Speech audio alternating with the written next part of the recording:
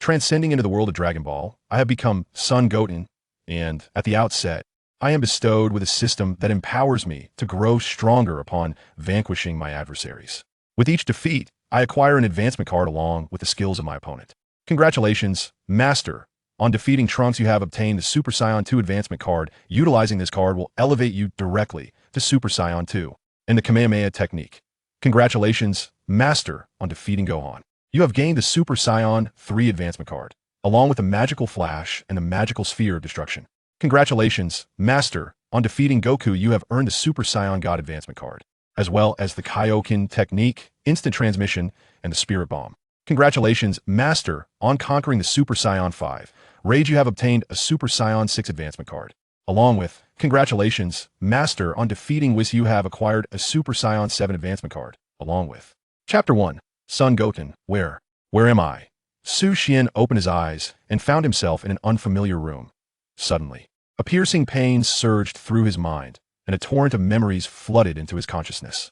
He had transcended, and not just anywhere, but into the world of Dragon Ball, becoming the second son of Goku, Son Goten. At present, he is 6 years of age, with just over 20 days remaining until he turns 7. This implies that he is less than 5 months before the emergence of Majin Buu, Ding, confirming host's bloodline without a doubt, commencing recognition. As Su Xian pondered this, an electronic, synthesized voice suddenly resonated in his ears. A system. Upon hearing this, Su Xian felt a surge of joy. Typically, those who transcend possess a system or a golden finger. The novels have not deceived me. In a brief moment, the recognition process completed and a blue interface materialized before Su Xian. Name, Son Goten. Gender, male. Age, 6 years. Bloodline, half Saiyan, half Earthling. Combat power, 20 million. Current time space, Dragon Ball Super Time Space. Dragon Ball Super Time Space. Indeed, Master. Then, dear system, what functions do you possess? Ahem. The system cleared its throat. I enable you to grow stronger by defeating your opponents. Grow stronger by defeating opponents? Precisely. As long as you vanquish foes of equal rank, you will receive an advancement card and their skills. An advancement card? Yes. For instance, should you conquer Trunks, who is a Super Saiyan 1, you will obtain a Super Saiyan 2 advancement card. Upon utilizing this card, your power will ascend to the level of Super Saiyan 2. How remarkable! Indeed. What if I defeat someone weaker than myself? Then you shall still acquire their techniques and abilities. Just then, a series of knocks echoed from outside the door. Goten, it is already 2 o'clock. It is time to rise. Understood. Su Xian responded promptly, swiftly climbing out of bed, silently affirming to himself. From this day forth, I am Son Goten. Subsequently, Son Goten proceeded to freshen up in the bathroom before making his way to the back mountain to train. Having just transcended, he was still unfamiliar with Goten's body and thus needed to adapt. Whoosh! Thud! Sun Wutian leapt into the air, his fists slicing through the air with the swiftness of the wind. How fast! As he exclaimed, he raised his right foot, executing rapid upward and downward kicks, then switched to his left foot for the same. After these simple exercises, Sun Wutian began practicing the technique of flight, inspired by the Dragon Ball anime he had watched. According to the anime, the essence of flight lies in focusing one's energy and spirit, allowing one to control their ki to soar through the skies. With unwavering concentration, Sun Wutian stood still for a moment, then gradually began to levitate. I did it! Filled with joy, he skillfully directed his ki and soared forward. In no time, Sun Wutian was flying faster than the birds in the sky. Whoosh! Thud! He returned to the ground, his hands clenched tightly. Ha! With a resounding shout, his hair and eyebrows transformed to a golden hue, the hair on his head standing tall except for his bangs, his irises turning a light green and a golden aura enveloping his entire being. This was the Super Saiyan transformation. Taking a deep breath, Sun Wutian reigned in the aura radiating from his body. In this Super Saiyan state, he began his training on the back mountain at Goku's home. Son Gohan was diligently working on his exam papers when he suddenly sensed the powerful ki emanating from Sun Wutian's training. What immense power! This energy feels reminiscent of Wutian's. Glancing at the test papers on his desk, he stood up and exited the room. Before long, Son Gohan arrived at the back mountain and beheld his younger brother transformed into a Super Saiyan. Whoa! Wutian! Son Gohan exclaimed in disbelief as he gazed at Sun Wutian. At merely 6 years old, Wutian had already attained the ability to transform into a Super Saiyan. It was worth noting that even he had only achieved this transformation at the age of 10, and that was after undergoing rigorous training. Sun Wutian nodded, pausing his training. Whoa, Wutian, when did you learn to transform into a Super Saiyan? When? Last year, during a battle with Mom. Last year, Son Gohan was taken aback once more. Are you saying you mastered the Super Saiyan transformation last year? Yes, Trunks managed to master it even before me. Trunks? And what did you mean by battling with Mom? Mom had previously taught me how to train, but during that battle, I transformed into a Super Saiyan. She said I had turned into a troublesome child and ceased her instruction. Is that so? Son Gohan chuckled. This must be because Mom has always disliked the hair and hairstyles of Super Saiyans. Is that so? However, I truly did not anticipate that she would teach you how to train. Son Gohan reflected, feeling a twinge of nostalgia. When he sought to train, Shishi had always been vehemently opposed. Wuqian, are you training? How about we spar together? But brother, aren't you supposed to study? It's all right, Goten, it won't take much time. Then, can you let me have a turn? Let you? Can't you transform into a Super Saiyan? Of course not. Why not? Because I haven't trained in a long while, but I can allow you 3 moves. Just 3 moves? Then how about 10? Could it be 100 moves? Son Goten grinned.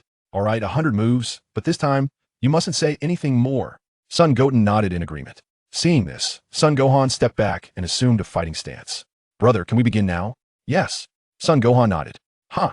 Son Goten shouted, dashing like the wind towards Son Gohan, launching a powerful strike with both fists. Whoosh. Swish. Son Gohan dodged while retreating. Son Goten shouted again, delivering a fierce blow with his right fist. Son Gohan raised his arms, stepping back several paces. At that moment, Son Goten's figure suddenly vanished, reappearing behind Son Gohan. Oh no! Son Goten leaped into the air, delivering a forceful kick to Son Gohan's back. Ah! With a cry, Son Gohan shot forward like a projectile, crashing heavily against a nearby mountain.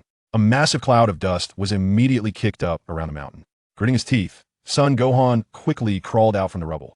At that moment, Son Goten gathered a golden energy wave in his right hand and directed it at Son Gohan. Boom! With a tremendous explosion, a significant portion of the mountain was obliterated. Who? Son Gohan gasped for breath, appearing in the sky to the right of the mountain. Son Goten was taken aback. Son Gohan's strength was beyond what he had anticipated. Just then, Son Gohan clenched his fists tightly and transformed into a Super Saiyan. Son Goten furrowed his brow slightly, but charged towards Son Gohan nonetheless. Chapter 2. Goten and Trunks. Soon, Goten dashed towards Gohan, launching a flurry of punches and kicks with astonishing speed. Gohan evaded and parried Goten's relentless assault. Goten, that was already 100 moves. Gohan reminded him. Upon hearing this, Goten said nothing further and pressed on with his offensive. Gohan clenched his fists tightly and counterattacked. Bam! With a powerful kick, Goten was propelled like a projectile into the mountains behind him, causing a cloud of dust to erupt. As the dust settled, Goten chose to concede. Though Gohan had not trained in a long time, he had once possessed the strength to defeat Cell. There was no way Goten could surpass him at his current level. Goten, you're actually quite formidable. When I was your age, I couldn't even transform into a Super Saiyan. Goten nodded in acknowledgement. It's getting late. I should return to my studies, or else Mom will scold me again. You should continue your training. Goten nodded once more. Seeing this, Gohan immediately turned and flew off into the distance. Goten watched Gohan's retreating figure and resumed his training. Time passed, and suddenly, a figure descended from the sky. It was Trunks. Whoosh. Thud. Trunks landed in front of Goten. Goten nodded in response. Who were you just fighting? My brother. Your brother? Really? Yes. Goten affirmed. How strong is he? Very strong. Is that so? I heard from my mom that Gohan defeated Cell, and his strength might surpass my dad's. Goten chuckled awkwardly. That was long ago. Gohan's strength has surely diminished compared to Vegeta now. So, Goten, what shall we do today?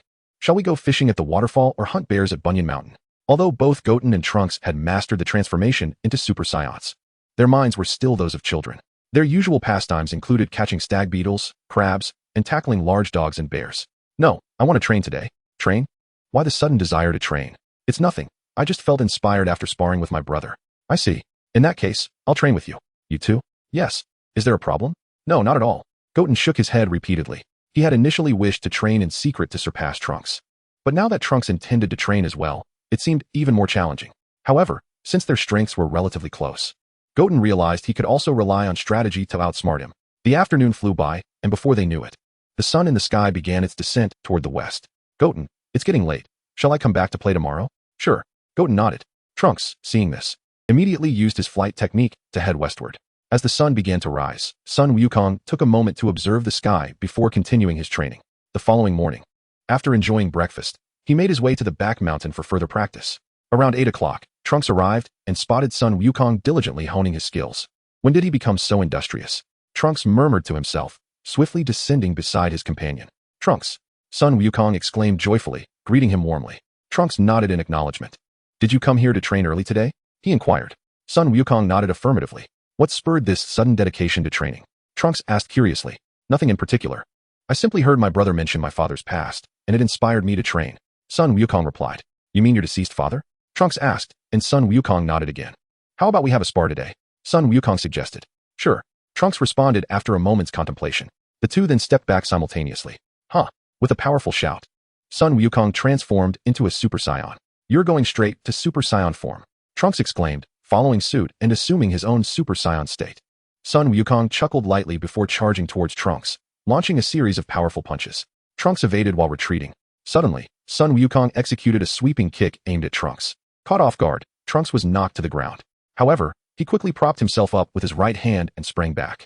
Just as Trunks felt a moment of relief, Sun Wukong appeared behind him. Trunks swiftly turned, swinging a powerful right punch. Whoosh! Trunks' fist struck nothing but air where Sun Wukong had been, his form instantly blurring into an afterimage. Trunks' expression shifted slightly. At that moment, the true Sun Wukong reappeared behind him, delivering a fierce kick. Trunks was propelled like a projectile into a nearby mountain, which erupted in a cloud of dust and debris. Damn it! Trunks growled, his body suddenly radiating a powerful aura that dispersed the surrounding dust. Sun Wukong narrowed his eyes at this display. Just then, Trunks' figure disappeared from view. Alarmed, Sun Wukong scanned his surroundings. Suddenly, a silhouette emerged behind him, delivering a swift kick. Bang!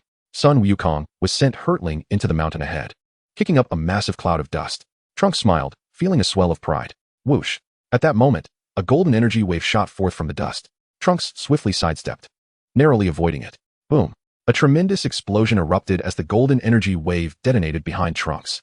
Trunks gazed at the dissipating sand ahead and realized that Goten's figure was nowhere to be found amidst the dust. What? Trunks exclaimed in surprise. In the next moment, a figure abruptly appeared behind him, launching an attack. With a swift sound, Goten's fist struck nothing but Trunks' shadow. A mere afterimage. Haha. A playful laugh emerged from behind Goten. Turning around, he caught sight of Trunks delivering a powerful kick. With a whoosh, Trunks' foot met nothing but Goten's fading silhouette. Another afterimage?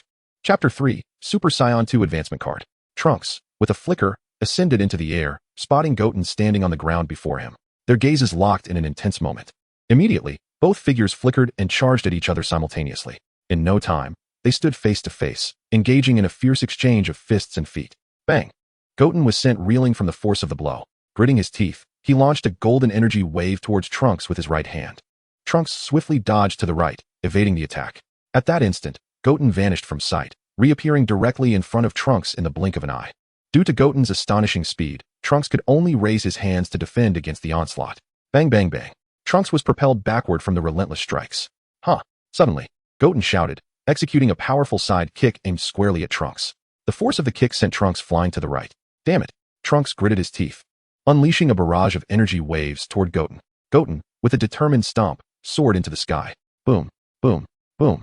With resounding explosions, the energy waves detonated upon impact with the ground. Seeing this, Trunks redirected his focus to the airborne Goten. Goten shouted once more, unleashing his own torrent of energy waves towards Trunks. Boom, boom, boom. The sky and ground were engulfed in a cacophony of explosions as their energy waves collided and detonated around them, filling the atmosphere with smoke and flames. After a moment, Goten suddenly ceased his barrage, bringing his hands together behind him. Kamehameha! A Kamehameha? Trunks exclaimed, mirroring Goten's action as he gathered his own Kamehameha wave. Wave! With a mighty shout, Goten unleashed his concentrated Kamehameha towards Trunks. In response, Trunks bellowed, launching his own Kamehameha at Goten. Bang! A tremendous sound erupted as their two Kamehameha waves clashed violently. Both gritted their teeth, staring intently at one another. Given their equal strength, the two waves met in a stalemate. Huh! Suddenly, Goten shouted, channeling even more energy into his Kamehameha. Trunks, startled, followed suit, infusing his own Kamehameha with additional energy. The two combatants unleashed their Kamehameha waves, resulting in a fervent clash. After a moment of intense confrontation, both waves dissipated simultaneously, exhausted of energy. Panting heavily, they exchanged glances. Once their breath steadied, Goten charged towards Trunks, who clenched his fists in anticipation. In no time, they stood face to face, engaging in a fierce battle. With a powerful strike, Trunks landed a blow that sent Goten reeling backward. A smirk of triumph graced Trunks' lips as he surveyed Goten. In that instant, Goten closed his eyes and placed his hands at either side of his forehead, declaring, "Solar flare." As soon as he uttered the words, his hands emanated an incredibly brilliant light. Unprepared for Goten's sudden move, Trunks found himself blinded by the radiance of the solar flare. Just as the dazzling light began to fade, Goten opened his eyes and charged at Trunks. Swiftly, he reached Trunks and delivered a powerful punch to his abdomen. With a pained cry, Trunks shot backward like a projectile, crashing into the mountain behind him, sending dust and debris swirling into the air. Ding! Congratulations, Master! You have defeated Super Saiyan Trunks and earned a Super Saiyan 2 advancement card, learning instant transmission and Kamehameha. Shall the Super Saiyan 2 advancement card be utilized? Yes. Very well, Master. Upon the command, an overwhelming surge of power coursed through Goten's body. As the dust settled around the mountain, Trunks, now returned to his normal state, expressed his irritation. Goten, didn't we agree to a friendly spar? Why did you strike so hard? My apologies. I accidentally hit too hard. Trunks huffed in response. By the way, where did you learn that technique? My brother taught me. Goten replied casually, knowing that Trunks would never approach Gohan about such matters. Your brother? I see. No wonder you suddenly wanted to fight me. Trunks remarked, as if a light bulb had gone off in his mind. Goten smiled at this revelation. Indeed, he had orchestrated this match against Trunks. But don't get too cocky, Goten. I was just careless this time. Next time, I will definitely defeat you. Next time? Goten echoed. Yes, you won this round with your technique, so I'll come up with a strategy to counter you when we meet again. Very well. So, Goten, shall we find a place to rest for a while? Trunks suggested. Goten nodded in agreement. Subsequently, they soared to a grassy patch, lying down to relax. A gentle breeze swept through, tousling their hair. It's so refreshing, Trunks exclaimed. Indeed. So, Goten, what will you do after we rest? Trunks inquired. I'm not sure. How about coming over to my house for a visit? Sounds great. After a brief respite, the two departed from Bowsy Mountain, heading towards West City. Time elapsed during their flight, and they soon arrived at Bulma's backyard, where she was engrossed in a magazine. Goten took the initiative to greet her. Aunt Bulma. Upon noticing Goten's approach, a smile graced her face. Goten, you've come.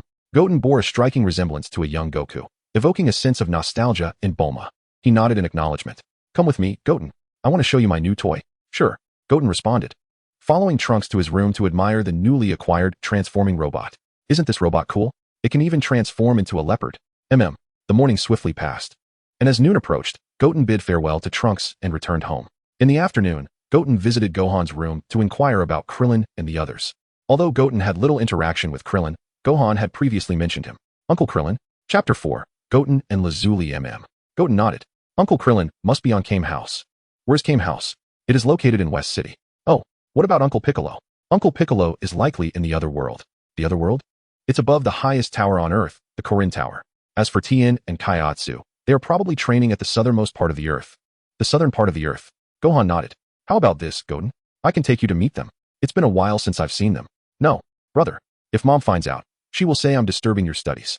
All right then. If you have no other matters, I will step out. Okay. Gohan nodded. With that, Goten promptly exited Gohan's room. On Kame House, Krillin was on the island with his daughter Marin. Suddenly, a figure descended from the sky. It was Goten. Are you Goten? Krillin paused momentarily upon seeing him. Though he had maintained little contact with Gohan over the years, he was aware that Gohan had a younger brother, 10 years his junior. Goten nodded. You must be Uncle Krillin? Yes, Krillin affirmed. Who is she? This is my daughter, Marin. Marin, this is your brother Goten. Brother Goten. Goten nodded in response.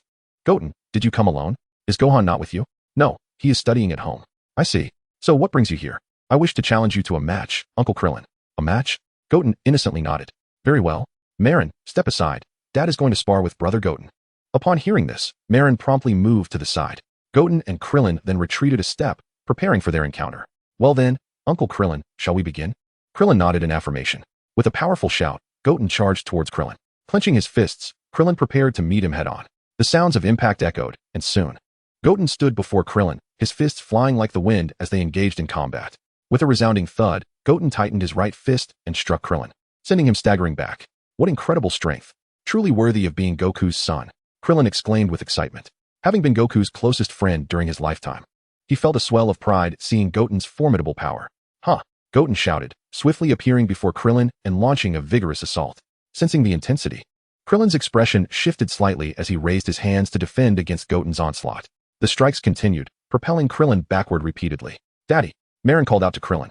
Hearing her voice, Krillin unleashed an astonishing aura that momentarily pushed Goten away. Suddenly, Goten vanished, reappearing behind Krillin. As Krillin turned, he found Goten poised with his right palm directed at him. I concede. Goten chuckled softly, nodding in acknowledgement. Just then, a voice from the system chimed in. Ding. Congratulations, Master, for defeating Krillin. You have learned the Spirit Slash and received 10 Senza Beans. Senza Beans?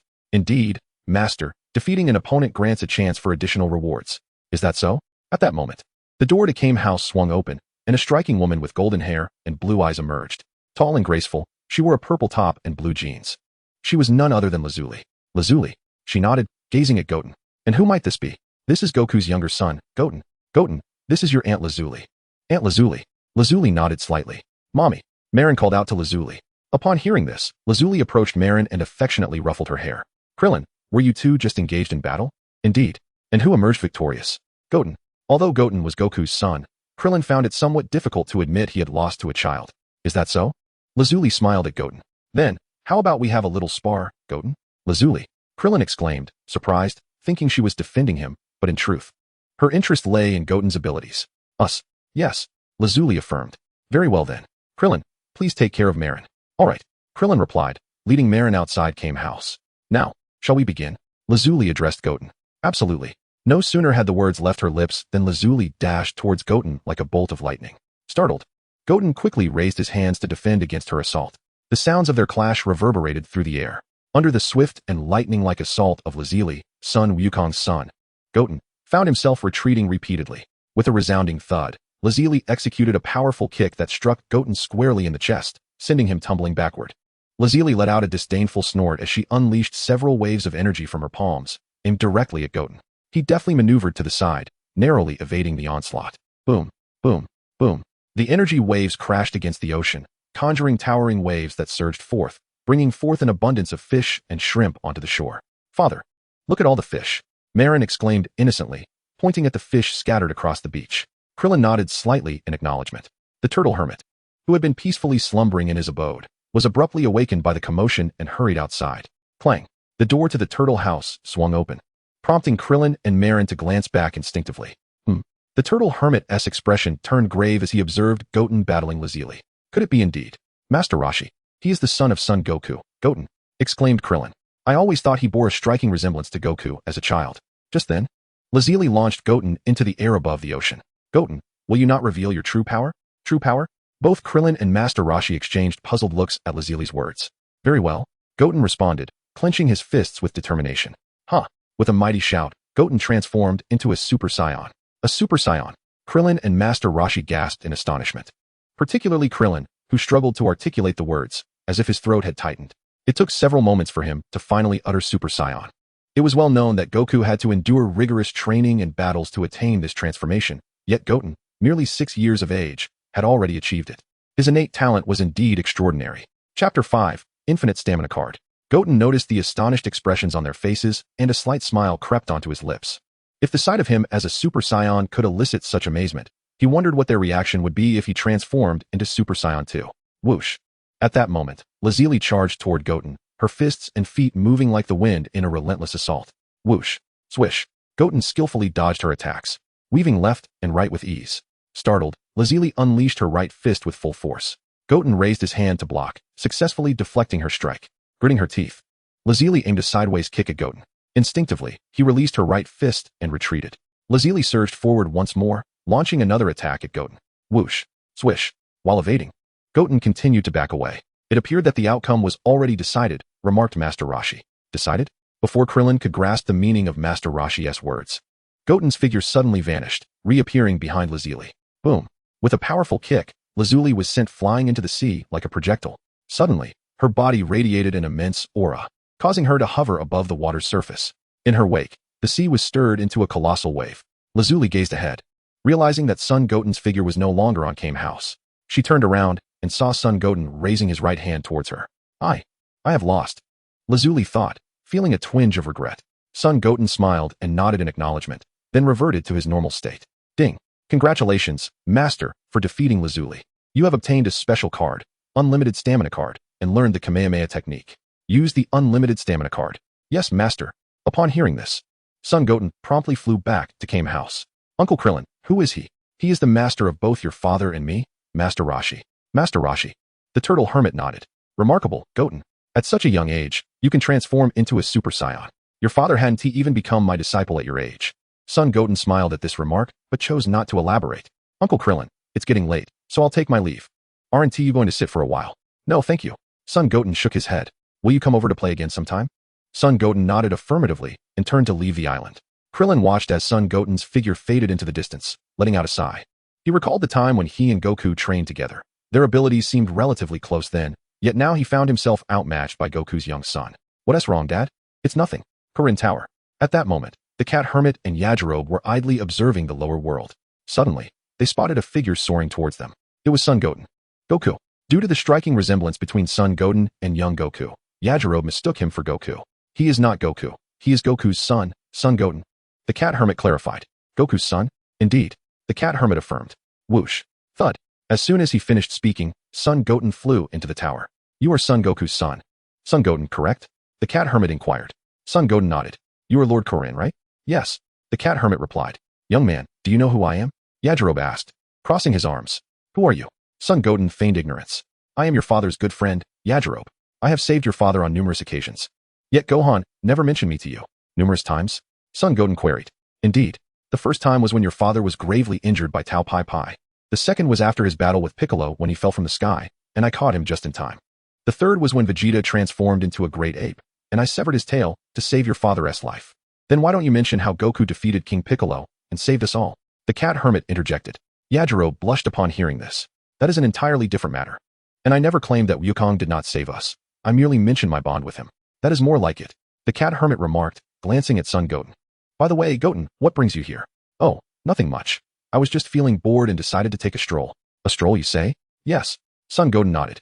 By the way, Lord Karen, do you have any senzu beans here? Although Son Goten had a few senzu beans, one can never have too many, and for them.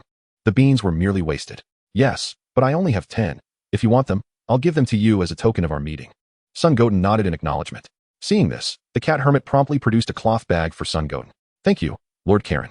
Now, if there is nothing else, I shall take my leave, along with Uncle Yajirobe? Yes. The two nodded.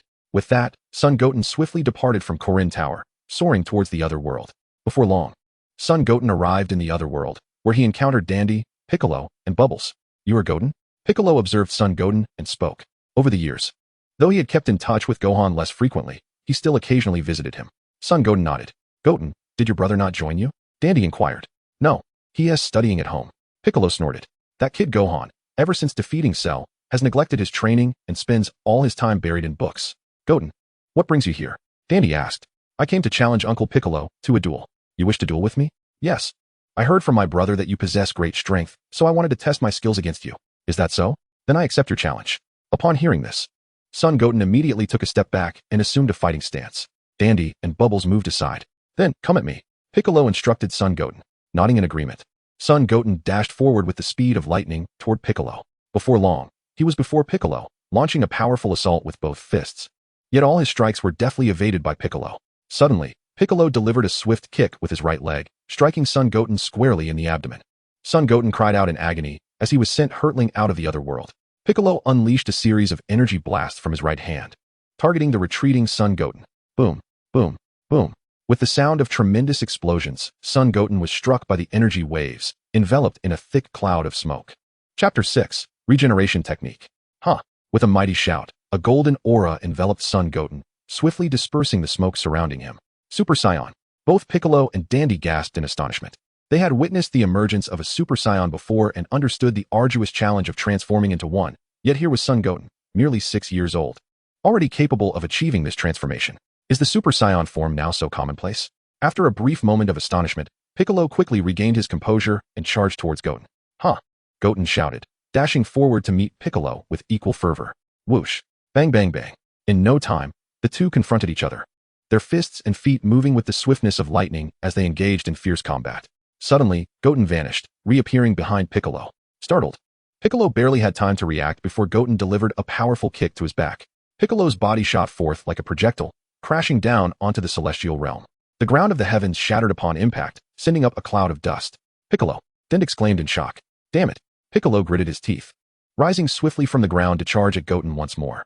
He soon found himself face to face with Goten, unleashing a flurry of rapid strikes. However, Goten adeptly evaded Piccolo's attacks with ease. Observing Goten's current prowess, Piccolo couldn't help but recall the moment when Gohan faced Cell.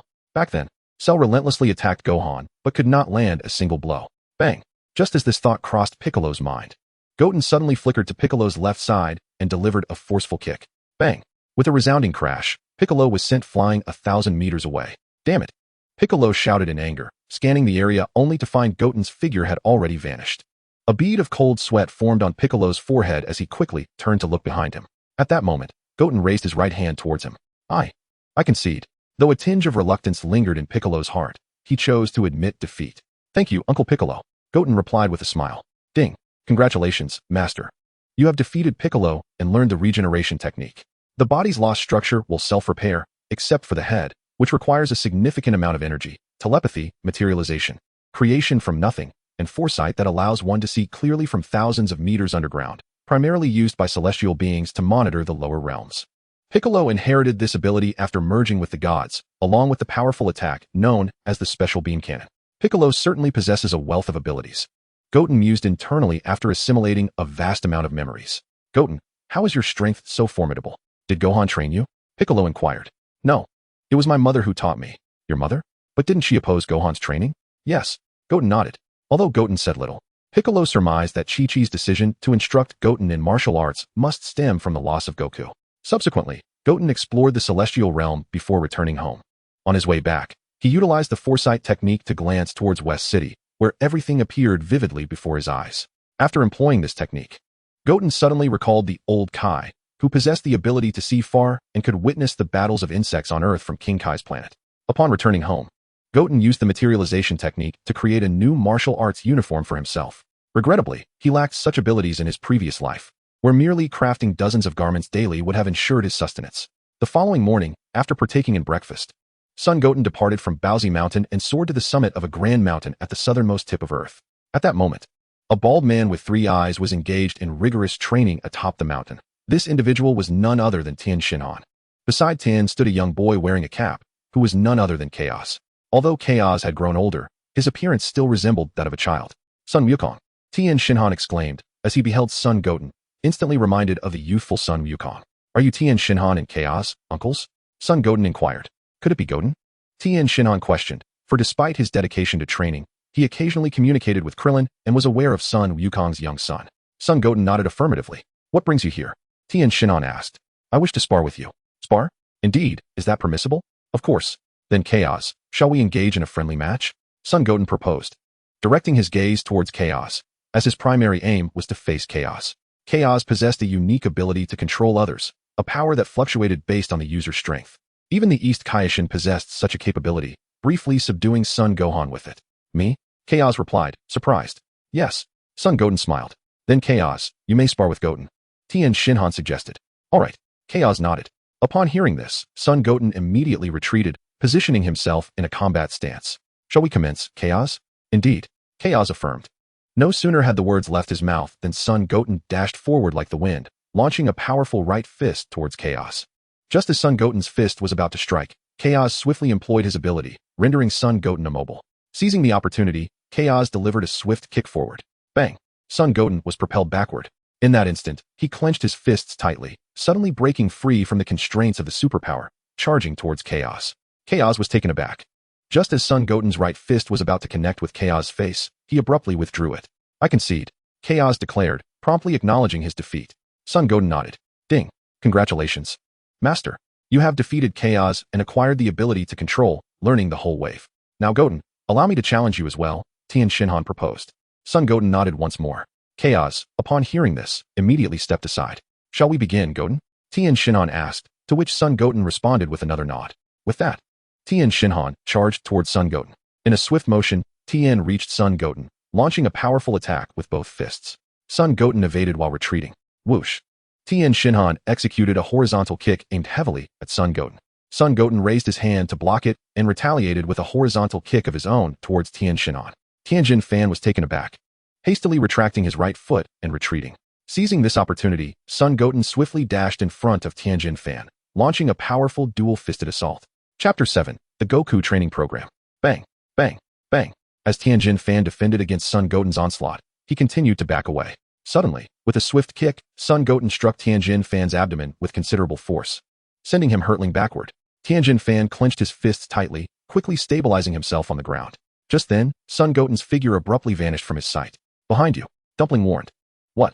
Tianjin Fan turned around to see Son Goten gathering a golden energy wave in his hands, directed at him. I concede. I yield, Uncle Tianjin fan. Son Goten proclaimed, dissipating the energy wave he had conjured. Ding. Congratulations, Master, on defeating Tianjin fan. You have learned the four-body fist and the magic seal wave. Tianjin fan nodded. Goten, is it your father Gohan who usually trains you? No, it's my mother who teaches me. Your mother. Both Tianjin fan and Dumpling were astonished.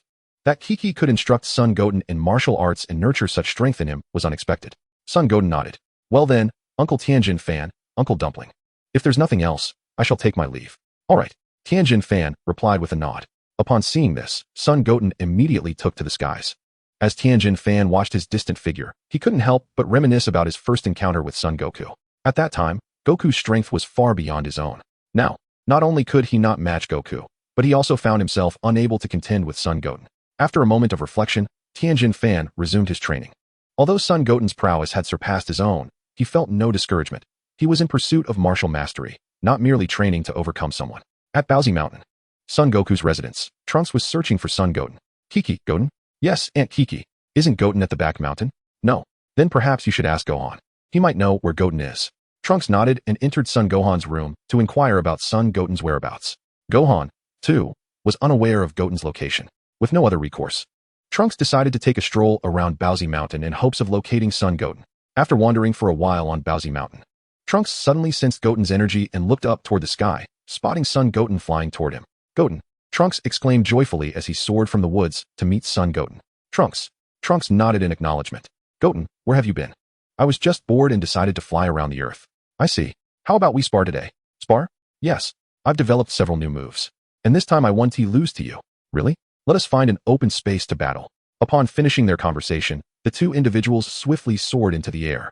After a brief flight, Trunks descended onto a spacious meadow, closely followed by Goten. With a soft thud, Goten landed just a few meters away from Trunks. Trunks turned to Goten and inquired, shall we begin? Goten nodded in agreement. Huh!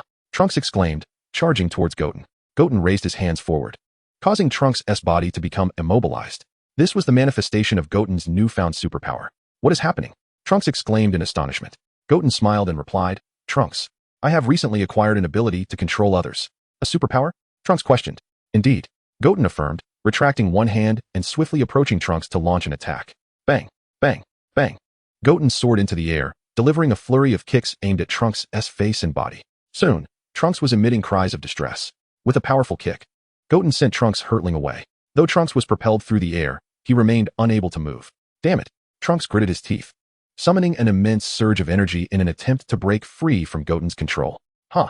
With a fierce shout, Trunks transformed into a Super Saiyan, liberating himself from Goten's grasp and charging at him with the speed of lightning. In no time, Trunks stood before Goten, unleashing rapid punches. Goten, while fending off Trunks' attacks, began to retreat.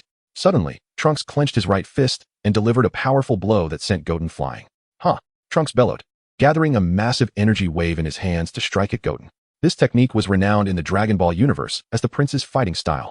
Seeing this, Goten immediately halted his descent and ascended into the sky. Boom, boom, boom.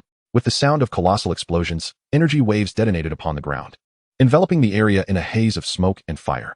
Trunks paused his assault and took to the skies as well. Goten clenched his hands tightly, transforming into a Super Saiyan amidst the clouds. At that moment, Trunks charged towards Goten, thrusting his right fist forward. Goten swiftly evaded, causing Trunks to strike nothing but air.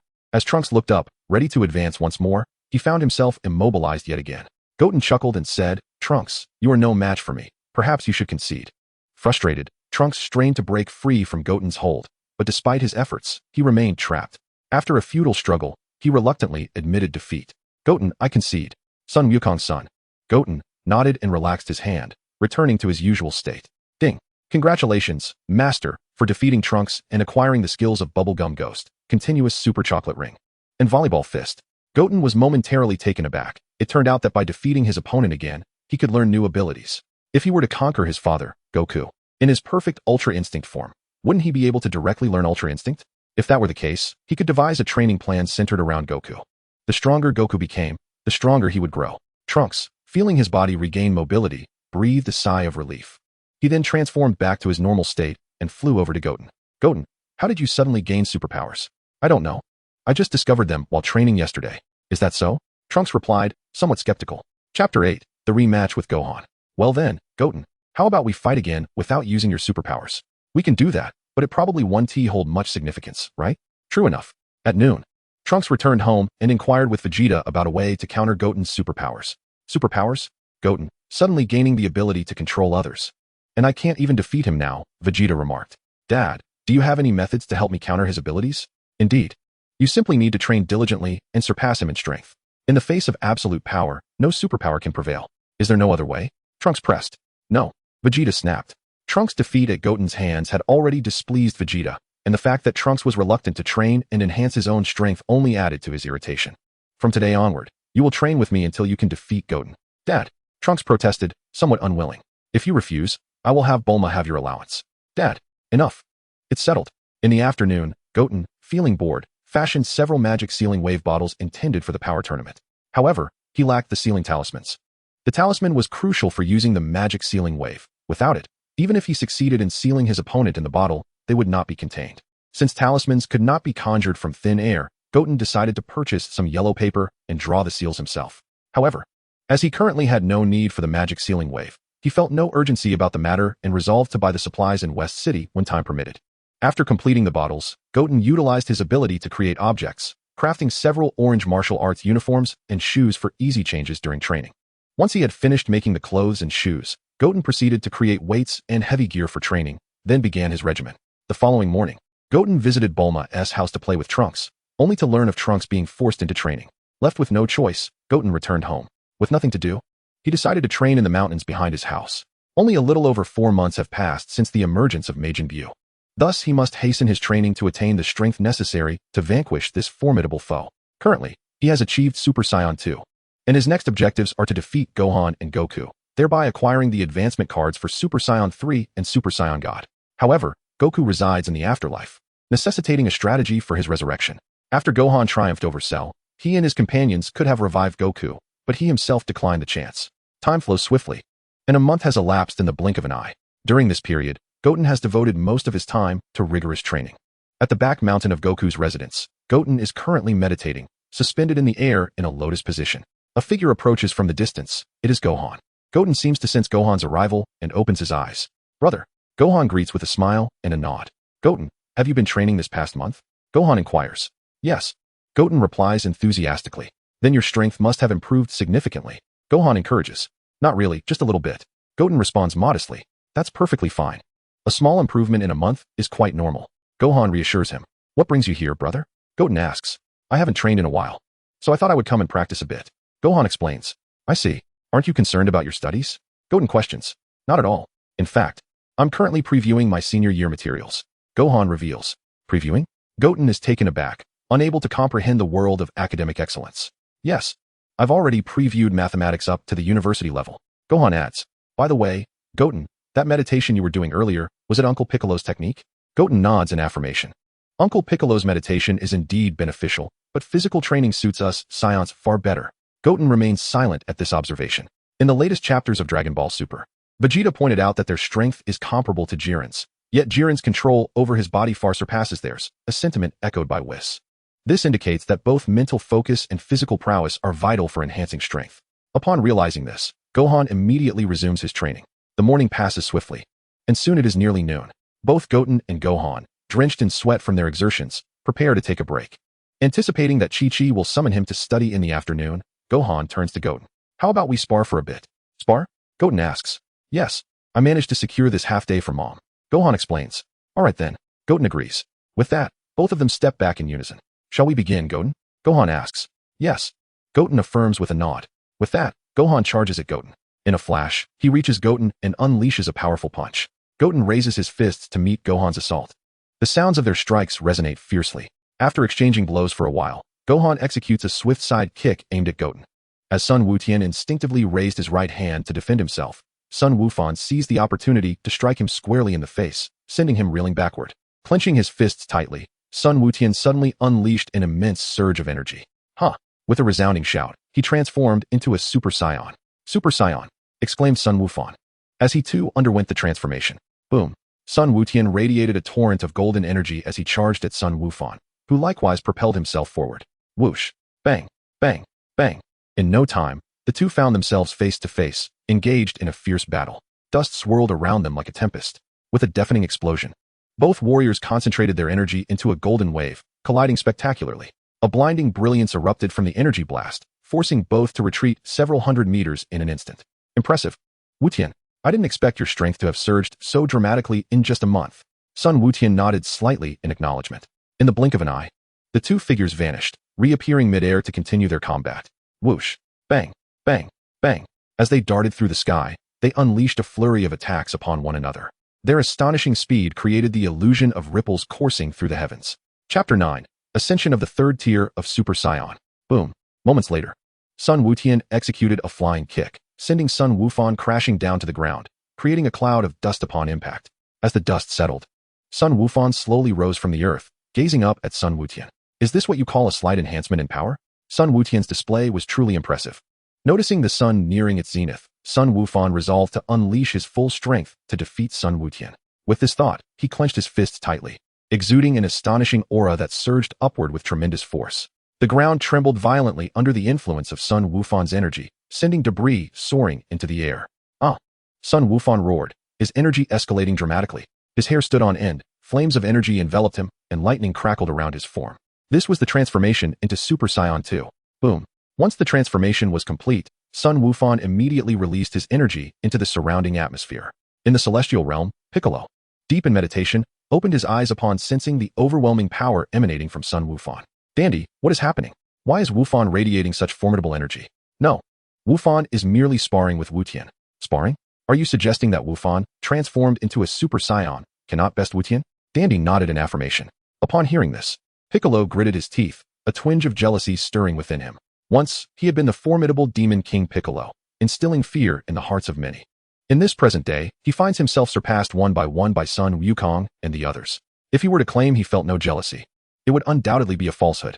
In West City, at Bulma's residence, Vegeta sensed Gohan's energy. However, he paid it no mind, for his own power had long transcended that of Gohan.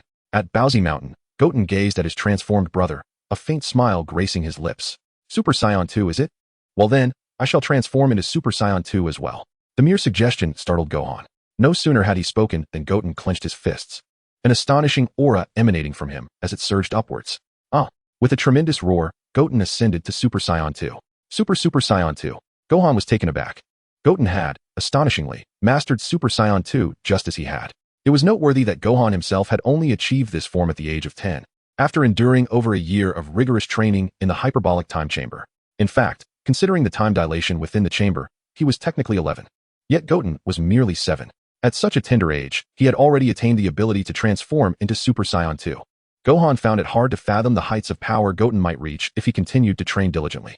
In the other world, Piccolo observed Goten's transformation into Super Saiyan 2, his expression immediately reflecting astonishment. It suddenly made sense why he had been unable to defeat Goten previously. Goten's strength had far surpassed his own. Back in West City, at Bulma's home, Vegeta, still training in the gravity chamber, sensed Goten's energy and displayed a flicker of surprise. Trunks, is that Goten's energy? It seems so, but why has his power grown so formidable? Could it be that he has undergone some intense training? Goten's energy now exceeds that of Gohan. Goten's energy surpasses that of Gohan. Vegeta nodded. That kid Gohan, ever since he defeated Cell, has not trained. He is now a shadow of his former self. Indeed, Vegeta affirmed. Thus, Trunks, you must not emulate Gohan. Trunks, upon hearing this, was momentarily at a loss for words, for he harbored a dislike for the monotonous rigors of training. In that moment, a twinge of resentment toward Goten stirred within him. If it weren't for Goten, he wouldn't have been dragged into this training regimen by Vegeta. At Bowsy Mountain, Gohan, after a moment of shock, called out to Goten in the sky, Goten, when did you master Super Saiyan 2? Just 3 days ago. Is that so? Then, brother, shall we continue our battle? All right, Goten replied, raising his left hand to employ his telekinetic powers, rendering Gohan unable to move. My body won't budge, Gohan exclaimed in surprise. In the next instant, Goten appeared before Gohan and delivered a powerful kick that sent him soaring. With a resounding crash, Gohan's body hurtled like a projectile into the mountain behind him. The mountain immediately crumbled, releasing a torrent of sand and stones. As the dust settled, Sun Wukong emerged from the rubble. Goten, what just happened? Why could I suddenly not move my body? That was a power of control. A power of control?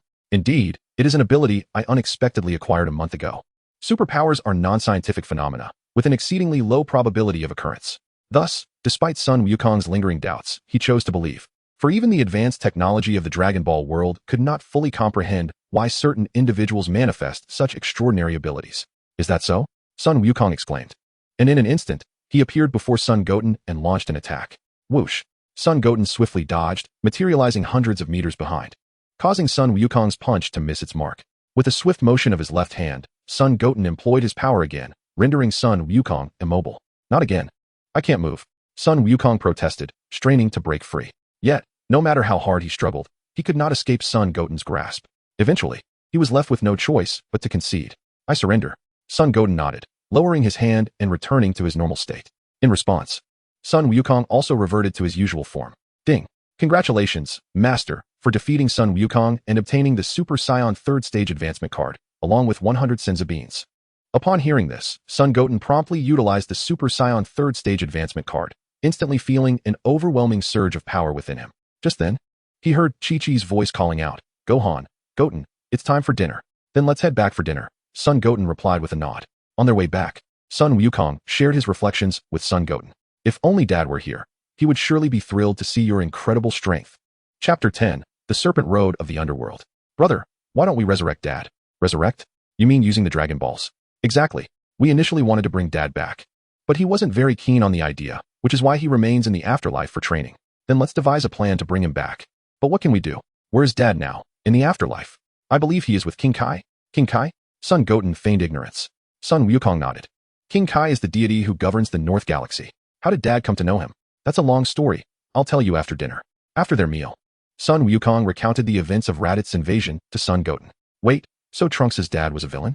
Sun Goten exclaimed. Indeed, but Uncle Vegeta has since reformed. Sun Goten nodded thoughtfully, then exited Sun Wukong's room and returned to his own. His strength had now ascended to the Super Saiyan 3rd stage, making it seemingly effortless to defeat Sun Wukong. However, he has experienced a rapid enhancement of strength. It is prudent to wait a month or two before challenging Sun Wukong. In the afternoon, upon awakening from his nap, Sun Goten encountered Trunks. Trunks, what brings you here? How can you ask? If it weren't for you, my father wouldn't have dragged me off for training. Trunks, you cannot entirely blame me. Your father simply has an overwhelming desire to excel. By the way, Goten, my father mentioned that you have surpassed the Super Saiyan level? Sun Goten nodded affirmatively. Goten, how have you trained to achieve such a sudden surge in power? I am not quite certain. Perhaps the latent potential within me has awakened. Potential? Trunks pondered, somewhat skeptical. Could you transform into Super Saiyan 2 for me to see? Of course. However, this place is not ideal. Let us proceed to the back mountain. Trunks nodded in agreement. After a short while, they arrived at the back mountain. Sun Goten clenched his fists, emanating an astonishing aura that rapidly ascended. Crackle. Boom. With an overwhelming surge of energy, Sun Goten transformed into Super Saiyan 2. Is this Super Saiyan 2? It looks so impressive. Trunks remarked, a tinge of envy in his voice.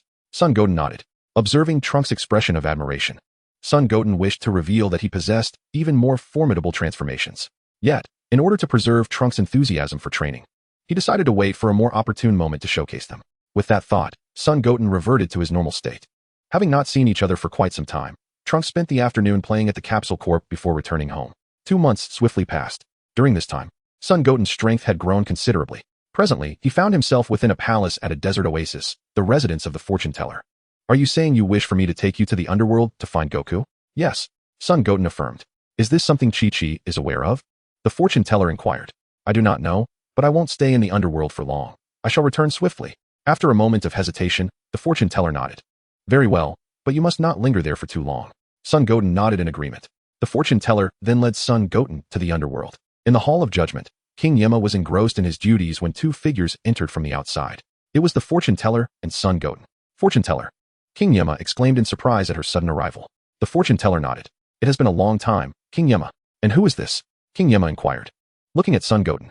He is the youngest son of Goku, Sun Goten. Sun Goten, and you brought him here for what purpose? He wishes to see Goku. Seeing Goku is not an issue, but can he manage to traverse the Snake Way? King Yema questioned. Rest assured, his current strength has surpassed Gohan. Surpassed Gohan. Yama, upon hearing this, was taken aback. Sun Goten appeared to be no more than 6 or 7 years of age, yet his strength had surpassed that of Sun Gohan. Indeed. The fortune teller nodded serenely. Can he now be sent to the Serpent Road of the Yellow Springs?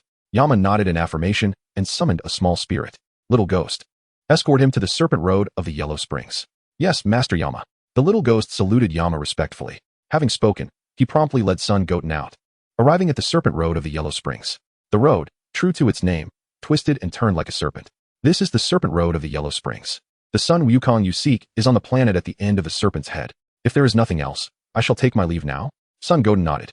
The little ghost turned and began to walk back. However, before he could take several steps, a sudden commotion arose behind him. Curiously, the little ghost turned to look back, only to find Son Goten had moved with the speed of a rocket, already several kilometers away. He had just mentioned his name was Son Goten. Meanwhile, in the North Galaxy, Sun Wukong was engaged in weighted training, adorned with a halo above his head. The North Kai and Babbers stood nearby, observing Sun Wukong's rigorous practice. Suddenly, Sun Wukong halted his training and gazed toward the Serpent Road of the Yellow Springs. The North Kai followed Wukong's line of sight toward the same direction. Abruptly, a beam of white light materialized, hurtling toward them at an astonishing speed. As the light drew nearer, Sun Wukong discerned a figure resembling his younger self. It was Son Goten. "That child bears a striking resemblance to Wukong," exclaimed the North Kai. No sooner had he spoken than Son Goten's form landed upon the North Kai's planet. "Who are you?" inquired the North Kai. "Hello, my name is Son Goten, and I have come to find my father." "Father? Are you truly Wukong's son?" Son Goten nodded, looking towards Sun Wukong. "You are my son?" Sun Wukong exclaimed in astonishment. Over the years, he had lost contact with Gohan and the others, thus unaware of the existence of another child. Son Goten affirmed with a nod. "What brings you here?" "I have come to discuss matters regarding resurrection." "Resurrection?" Son Goten nodded once more. "My brother and the others wish for your revival. I am quite well here. It matters not if you do not return." Chapter 11. Son Goten and Sun Wukong. "But your mother and the others miss you dearly. In a few days, I shall visit everyone." Sun Wukong replied. Upon hearing this, Son Goten approached the North Kai. "You must be the North Kai, correct?" "Indeed, I am the North Kai." "Then, North Kai, do you wish for resurrection?" "Resurrection." Upon hearing this, the North Kai recalled how other Kais mocked him for his demise. Ahem. The North Kai coughed. "Speak. What are your conditions?" "There is not much, just persuade my father to come back." "Wukong." The North Kai glanced at Sun Wukong. Sun Wukong has always been a free spirit, heedless of the opinions of others. However, to avoid ridicule from the other Kais, he decided to give it a try. "You know, Wukong, your revival might not be such a bad idea. After all, with your instant transmission, you can come here to train at any time," said the North Kai. "Oh, so you wish for Goten to assist in your revival?" inquired Sun Wukong. The North Kai expressed his frustration. "Indeed, I do wish to be revived. If it weren't for you bringing Cell to my planet, I would not have perished and faced the mockery of the West Kai and others." Since taking on Sun Wukong as a pupil, he had hardly enjoyed a moment's peace. "Regarding Cell, did I not apologize to you back then?" The North Kai snorted dismissively. If mere apologies held any weight, humanity would not require laws. "What exactly are laws?" Sun Wukong asked, puzzled. With a thud, the North Kai fell to the ground, exasperated. Laws are regulations established by humans to govern behavior. For instance, if a thief steals, they violate human law. "I see," nodded the North Kai. "Wukong, you must not spend all your time training. Occasionally, you should read as well." Sun Wukong agreed with a nod. "By the way, how is Gohan doing?" he asked Goten. "Brother?" "Yes. Has he been training diligently?" "No, he has been studying," replied Goten. "Studying? Doesn't that mean his strength hasn't improved?" "Indeed, I managed to defeat him," Goten exclaimed. Sun Wukong was taken aback. Despite not training much over the years, Gohan should still possess peak Super Saiyan power. Goten appeared to be only 6 or 7 years old. Yet he had already surpassed Gohan. Could it be that Goten's potential was even more remarkable than Gohan's? Sun Wukong pondered. "Goten, how about a spar with me?" he proposed. "A spar? Sure," Sun Wukong nodded. "But this place is quite small. If we fight here, might we not damage the North Kai's planet?" Hearing Goten's remark about his planet's size, the North Kai felt a twinge of annoyance. However, he understood that Goten was merely looking out for him, so he refrained from expressing his anger. "Don't worry, Goten. As long as Wukong is willing to be revived, I have no issue with you fighting here." "Revival? North Kai? When did I agree to that?" Sun Wukong asked, perplexed. "You haven't agreed yet. I merely stated that if you wish to fight here, you must agree to our terms for your revival." After considering this, Sun Wukong glanced at Goten. "North Kai, let us discuss the revival after I finish my battle." "That won't do. We must settle this now, or you may not fight on my planet." After some thought, Sun Wukong replied, "Very well, but North Kai? I will continue to train here after my revival." Of course. As long as you are willing to be revived, everything is negotiable." The North Kai laughed. With the prospect of revival, he could finally revel before the other Kais who had delighted in his misfortune, allowing him to vent his frustrations. Upon this thought, North Kai swiftly led Baburus and the others away from the two combatants. Gazing at Goten, Goku inquired, "Shall we commence?" Goten nodded in affirmation, assuming a combat stance with his hands. Observing this, Goku also prepared himself for battle. With a powerful shout, Goku surged forward like the wind, launching a fierce punch towards Goten. Goten deftly sidestepped to the right, evading the attack. Goku then lifted his right leg, delivering a forceful kick forward. Goten retreated, narrowly dodging once again. With a firm grip, Goku attacked Goten with blinding speed. As Goten evaded, he countered with an attack of his own. Bang! Goku's left fist connected with Goten's face, while Goten's right fist struck Goku's abdomen. Both fighters staggered back from the impact. Goku, looking at the Goten who had managed to push him back, revealed a faint smile. Just then, Goten unleashed an energy wave with his right hand towards Goku. Goku sidestepped to the left, avoiding the blast. Boom! A tremendous explosion resonated as the energy wave detonated in the sky behind him. Goku's figure flickered as he ascended into the heavens. Goten followed suit, soaring into the air. Soon, the two found themselves hovering several hundred meters above North Kai's planet. Pausing momentarily, exchanging glances, they darted towards each other with lightning speed. Whoosh! Bang! Bang! Bang! They collided in front of one another, their fists meeting with the swiftness of lightning. After a brief skirmish, Goku's figure abruptly vanished, leaving Goten's right fist to strike only air. Instinctively turning around, Goten was met with a rapid punch approaching him. The distance was too close for him to evade. The blow struck his chest, sending him plummeting like a shooting star towards North Kai's planet. With a thunderous crash, Goten's body crashed heavily onto the surface, creating a vast, spiderweb-like crater surrounded by a cloud of dust. Gritting his teeth, Goten quickly rose from the ground, transforming into a Super Saiyan. Ah, a Super Saiyan! Goku exclaimed, clenching his fists to also transform into a Super Saiyan. With a mighty roar, Goten erupted in a golden aura, charging towards Goku in the sky. Goku, too, ignited with energy, raced towards Goten. Goten's figure suddenly flickered, and in an instant, he was in front of Goku, executing a swift sidekick aimed at him. Goku retreated, narrowly evading the attack. Goten raised his fists, striking at Goku with the speed of lightning. Goku mirrored the action, preparing to counter. Chapter 12, the third level of Super Saiyan. Bang! Bang! Bang! Their fists collided with the ferocity of lightning, producing a series of resounding echoes. Whoosh! Bang! Suddenly, Son Goten executed a powerful kick, sending Son Goku staggering backward. Goku clenched his fists tightly, preparing to charge once more. But he was taken aback as he witnessed Goten's fists clenched, his aura rapidly surging upward. With a tremendous roar, Son Goten transformed into a Super Saiyan 2. Super Saiyan 2. Although Goku had anticipated that Goten's strength might have reached this level, witnessing it firsthand still left him astonished. At that moment, Goten's figure flickered and appeared behind Goku, delivering a forceful punch aimed at Goku's body. Bang! With a resounding impact, Goku was propelled like a projectile into a sea of yellow clouds. Since they were in the afterlife, apart from the Serpent Road and King Kai's planet, the surroundings consisted solely of vast, boundless space and clouds. Kamehameha. Goten clasped his hands behind him, a brilliant blue light blossoming in his grasp, coalescing into a wave of energy. With a mighty shout, Goten unleashed the Kamehameha towards the clouds. Observing this from within the clouds, Goku immediately activated instant transmission, teleporting behind Goten.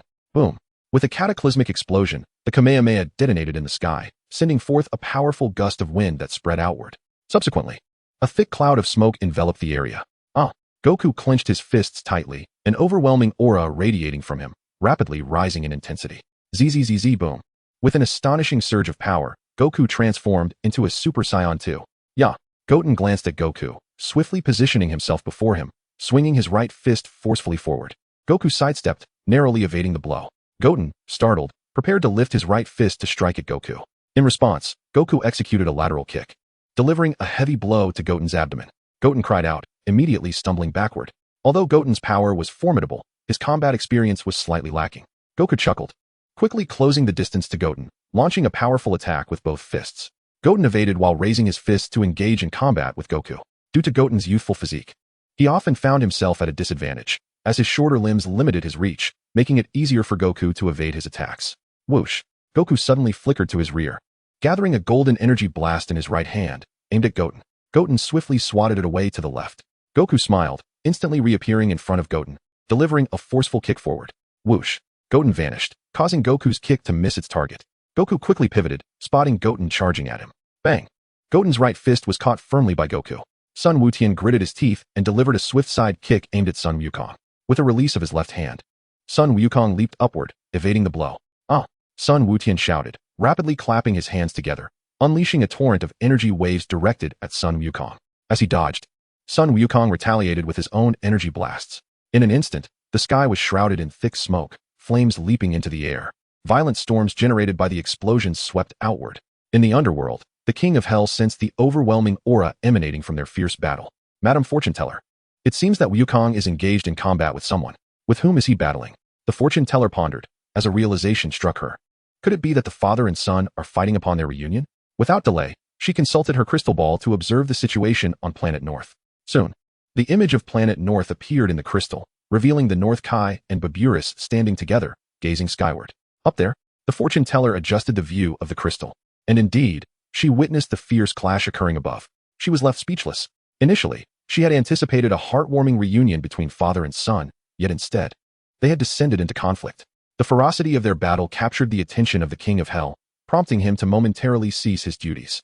The surrounding lesser spirits, wishing to alert him, were restrained by the older spirits who had been working longer.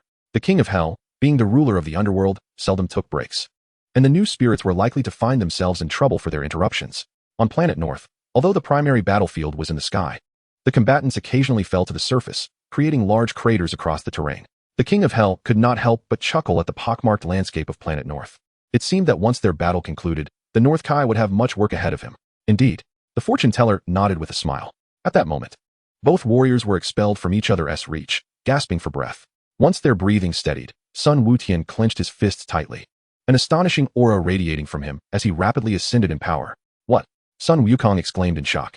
Sun Wutian was capable of further amplifying his energy.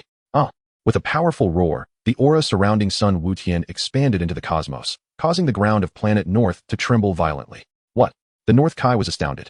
Sun Wutian's ability to transform into Super Saiyan 2 had already exceeded his expectations. But to discover that Super Saiyan 2 was not the pinnacle of Sun Wutian's power left him in disbelief. What manner of race were the Saiyans? Just then, Sun Wutian's energy reached the zenith of Super Saiyan 2. Could it be? Sun Wukong gazed at Sun Wutian in utter astonishment.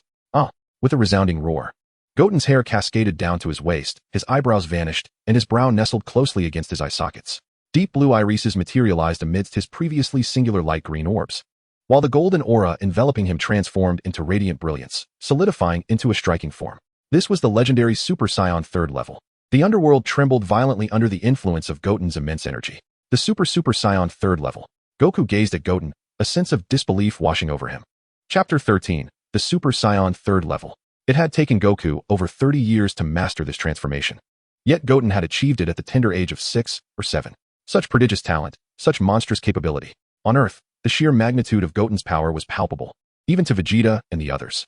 In West City, at Bulma's home, Trunks was training in the gravity chamber when he sensed Goten's overwhelming energy. A look of incredulity crossed his face. Could this truly be Goten's energy? No, it was impossible. How could Goten's power be so formidable? Upon hearing this, Vegeta clenched his teeth, leaving the gravity chamber in haste. Dad! Trunks shouted, following suit. At Goku's home on Mount Pozu, Gohan was diligently working on his studies when he felt Goten's energy and immediately paused, exclaiming, "Is this Goten's energy? No, it can't be. How could his power be so strong?" In the underworld, King Enma was taken aback by Goten's transformation into the Super Saiyan 3rd level. Baba, what is this transformation of Goten's? I am uncertain, but I suspect it is the Super Saiyan 3. Super Saiyan 3? Indeed, haven't they already achieved Super Saiyan 2? This must be the transformation of Super Saiyan 3. King Enma nodded thoughtfully. By the way, Baba, how old is Goten this year? 7. King Enma stroked his chin. To be so powerful at just 7 years old, I shudder to think how strong he will become. Baba nodded in agreement. By the way, King Enma, has Goku ever transformed in such a manner? I do not know. I have remained in the underworld. Perhaps only the North Kai can provide insight on this matter. At North Kai's planet, the North Kai beheld Goten in his Super Saiyan 3rd level state, utterly captivated. Goten was the most talented human he had ever encountered since assuming his role as Kai. In the sky, after transforming, Goten did not rush into action but instead addressed Goku. Dad, why don't you transform into Super Saiyan 3 as well? The Super Saiyan 3rd level was a designation bestowed by Goku upon this surpassing form of Super Saiyan, achieved after 2 evolutions beyond Super Saiyan 2. Thus, if Goten mentioned the Super Saiyan 3rd level, it might incite Goku's suspicions regarding his own capabilities. Goku chuckled. Goten, how did you know I could transform into Super Saiyan 3? I guessed. I see. Then I shall transform into Super Saiyan 3 just as you suggested. Super Saiyan 3rd grade. Goku nodded. This is the name I have bestowed upon Super Saiyan 3. Upon finishing his words, Goku clenched his fists with determination. An immensely powerful aura emanated from him, rapidly ascending. In the Kaioshin realm, both East Kaioshin and Kibito sensed the presence of Goten and the others. A human's aura can actually travel from Kaio's planet to the Kaioshin planet. Kibito exclaimed in disbelief. East Kaioshin nodded in agreement. If we can secure their assistance, we might locate Babidi even more swiftly. On Earth, at Goku's home on Mount Payaz, Vegeta had arrived with Trunks. Vegeta, Chi-Chi exclaimed, surprised by his sudden appearance. For it was his first visit to their home. Vegeta nodded. Where's Gohan? Gohan is in his room. I will go fetch him. Chi-Chi hurriedly dashed into Gohan's room to bring him out. Uncle Vegeta, Gohan greeted. And Vegeta was about to inquire about Goten's whereabouts when he suddenly sensed an overwhelming aura, the unmistakable presence of Goku. Kakarot. Father. Gohan gasped, astonished that he could feel Goku's energy from the afterlife while on Earth. In the North KO planet, amidst a tremendous roar, Goku transformed into Super Saiyan 3rd grade, resembling Goten. The North KO's expression turned grave as he witnessed both warriors achieve this formidable transformation. Although he had seen Goku in his Super Saiyan 3rd grade form before, he had never witnessed him engage in battle while transformed. This indicated that an intense confrontation was imminent. On Earth, as Goku's energy stabilized, Vegeta turned to Gohan. Gohan, where has Goten gone? Gohan glanced at Chi-Chi, hesitant to respond, yet he knew he could no longer conceal the truth. Goten, Chi-Chi exclaimed, shifting her gaze to Gohan. Goten has gone to see Lord KO. Vegeta snorted. So it is. This really is Goten's energy. That boy has hidden this from me quite well. To Lord KO? How did Gohan manage that? Chi-Chi inquired. Goten asked the fortune teller to take him. The fortune teller? So he has indeed ventured to the afterlife? Yes. But why would Goten want to go there? Vegeta probed. Goten wishes to see Father. He wants to persuade him to return to life. To resurrect Goku? Chi-Chi murmured. On the North KO planet, once Goku completed his transformation, he turned to Goten. Shall we begin, Goten? Yes. Goten replied, nodding enthusiastically. Upon concluding their words, the two figures simultaneously flickered, instantly appearing before one another, their fists propelled with great force towards each other. Whoosh. Bang. Bang. Bang. With a series of intense sounds. Their fists clashed like a tempest. Bam. Their right fists collided with each other's faces, causing their heads to jerk back. Son Goten thrust his right foot forward, only to be met by Son Goku's elevated hand, which blocked the strike. Subsequently, the two distanced themselves, gathering a substantial amount of energy in their hands to unleash upon one another. Boom, boom, boom. As the tremendous explosions resonated, their energy waves collided, igniting a spectacle of fire and smoke in the sky. Such an exhilarating battle. The North Kai could not help but exclaim, Kamehameha. Son Goku brought his hands together behind him, coalescing a deep blue energy wave. Observing this, Son Goten mirrored the action, gathering energy in his own hands. Wave. Son Goku bellowed, releasing the Kamehameha towards his opponent. Chapter 14. The Resurrection of Son Goku. Son Goten, with a powerful shout, unleashed his own Kamehameha. Boom. With a tremendous roar, their Kamehamehas collided fiercely. An incredibly violent gale erupted from the clash, spreading outward. The two gritted their teeth, fixed on one another. Huh. Suddenly, Son Goku shouted, infusing more energy into his Kamehameha, pushing it forcefully towards Son Goten. Smash. Gritting his teeth, Son Goten similarly channeled more energy into his Kamehameha, repelling Son Goku's attack. Thus, after a moment of stalemate in the sky, both Kamehamehas dissipated simultaneously as their energy was exhausted.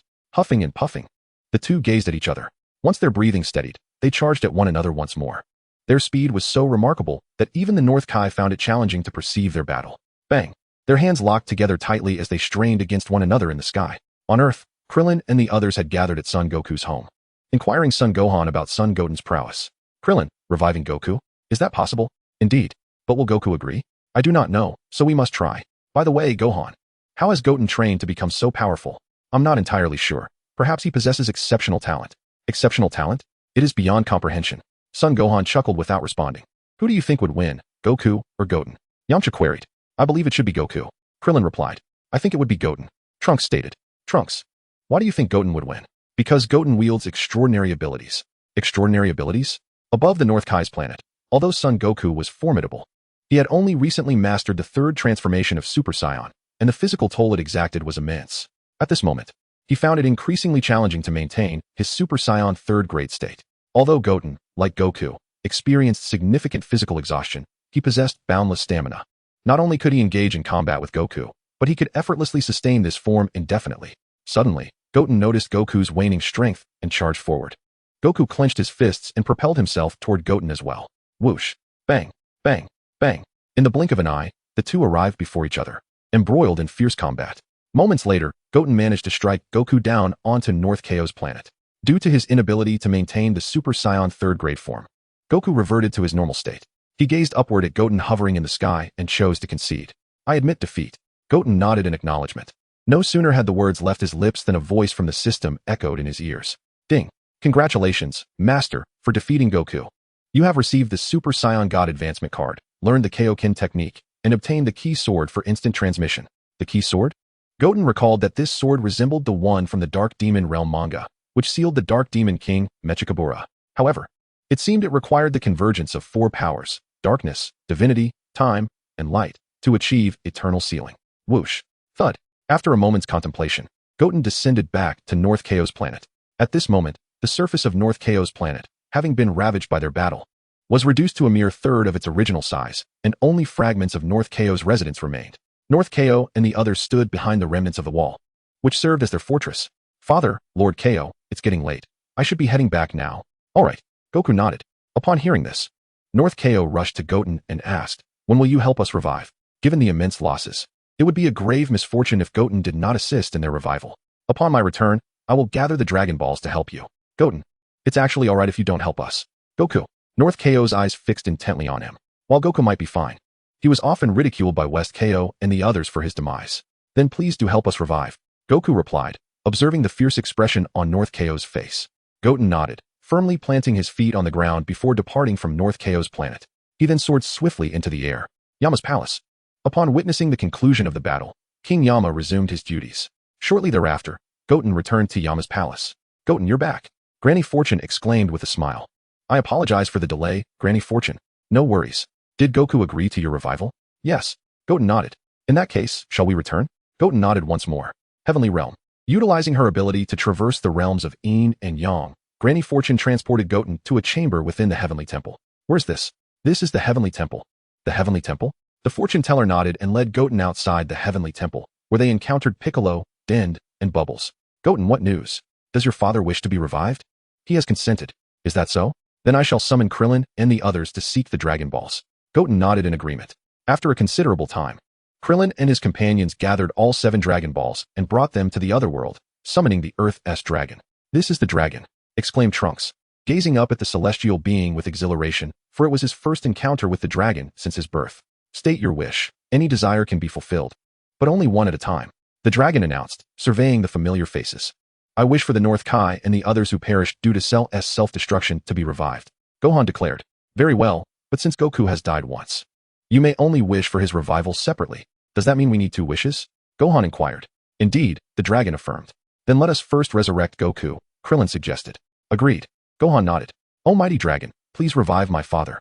However, Goku's soul is not here, so I can only restore him to the location of his spirit. This should pose no issue, correct? No, you simply need to bring him back. Very well. The dragon's eyes glowed red as, far away on North Kai's planet, Goku's halo vanished. Ah, the halo has disappeared, Goku. Is that so? Goku looked up, confirming that indeed, his halo had vanished. Now, is your second wish to revive the North Kai and the others? Yes, Gohan affirmed. Understood. Chapter 15, Goku's Resurrection. Everyone gathers together. Wonderful. We can be revived too. North Kai exclaimed, immediately dancing with Babidi and the others. Before they could revel for long, their halos also disappeared. Lord Kai, your halo has vanished as well. Really? North Kai said, his heart swelling with joy. In a few days, I shall visit West Kai and boast about this. No longer will they mock me with this joke. Goku chuckled lightly at this. Then, Lord Kai, I shall take my leave. North Kai nodded with a smile. After a brief moment of celebration, North Kai gazed at the devastated North Kai's planet and sighed. He then began to mend the damage done to his realm, on Earth and in the other world. After Gohan and the others made their 2 wishes, they refrained from making further requests, awaiting Goku's return. Suddenly, a figure appeared in the other world. It was none other than Goku. Goku. Goku. Father. Everyone beamed with joy upon seeing the revived Goku, especially Chi-Chi, who had single-handedly raised Gohan and Goten over the past 7 years, a feat not easily accomplished. Goku smiled and nodded. It's been a while. How has everyone fared? Well, they all replied in unison, nodding enthusiastically. Goku. At that moment, Kiki could no longer contain her emotions and tightly embraced Sun Wukong. Startled by such a sudden display of affection, Sun Wukong felt a wave of tension wash over him. Krillin and the others couldn't help but chuckle at the scene. Witnessing this, Sun Gohan's eyes suddenly glistened with tears. If it weren't for his reckless behavior back then, Sun Wukong would not have met his demise. Dad. Sun Gohan called out to Sun Wukong. Gohan. Kiki, sensing the shift, promptly released her tight hold. Dad, is he Goten's father? Trunks inquired. Vegeta nodded and approached Sun Wukong. Long time no see, Vegeta. Sun Wukong greeted him. Humph. Vegeta scoffed. Kakarot, the power you and Goten wield cannot possibly be Super Saiyan 2, can it? Indeed. It surpasses the 2nd level, reaching the 3rd stage of Super Saiyan. The 3rd stage of Super Saiyan, The Dragon Ball warriors were taken aback. They had previously assumed that the power displayed by the two was merely Super Saiyan 2, but it turned out to be the third stage. Vegeta clenched his teeth at this revelation. If Sun Wukong's strength were only Super Saiyan 2, the gap between them would not be insurmountable. However, if Sun Wukong had attained the third stage of Super Saiyan, the disparity in their power would be significant. So, who emerged victorious between you and Goten? Goten? What? Krillin and the others gasped in astonishment. Sun Wukong, a martial arts prodigy, should not be bested by Goten, even if he had achieved the third stage of Super Saiyan. Due to his vast combat experience. Could it be due to abilities? Son Gohan speculated. Abilities? Sun Wukong replied. Indeed, Goten possesses a unique ability that can immobilize others. Did he not use it against you? No. Sun Wukong shook his head. Goten, have you been concealing your true strength from me all this time? Trunks asked as he stepped in front of Goten. Not at all. Why would you say that? Goten responded, his expression betraying his unease. Then tell me, how did you train to become so powerful? I just trained a bit more seriously. A bit more seriously? Trunks scrutinized him intently. Over the past few months, he had diligently trained every day, yet he had not even reached Super Saiyan 2. Swear to me. If you are lying, we shall no longer be friends. All right. I swear that if I deceive you, we shall cease to be friends. Trunks reluctantly accepted this assurance. At that moment, Vegeta suddenly challenged Sun Wukong. Kakarot. It's been 7 years. Shall we have a spar? Allow me also to witness your third stage of Super Saiyan. A spar? Vegeta nodded. However, I just finished a match with Goten and have little strength left. Perhaps another day? Very well. I shall seek you out for our contest tomorrow. Tomorrow. Is there a problem? No, none at all. Sun Wukong shook his head repeatedly. He knew that if he did not agree, Vegeta would incessantly pester him. At that moment, the sound of Sun Wukong's growling stomach broke the silence. How about we gather at my house to celebrate Wukong's resurrection? Bulma proposed. Upon hearing this, Krillin and the others exchanged glances and nodded in agreement. Subsequently, the group departed from the other world and arrived at Bulma's residence. Bulma arranged for an abundance of delectable food to be brought in, and thus commenced the celebration of Sun Wukong's revival.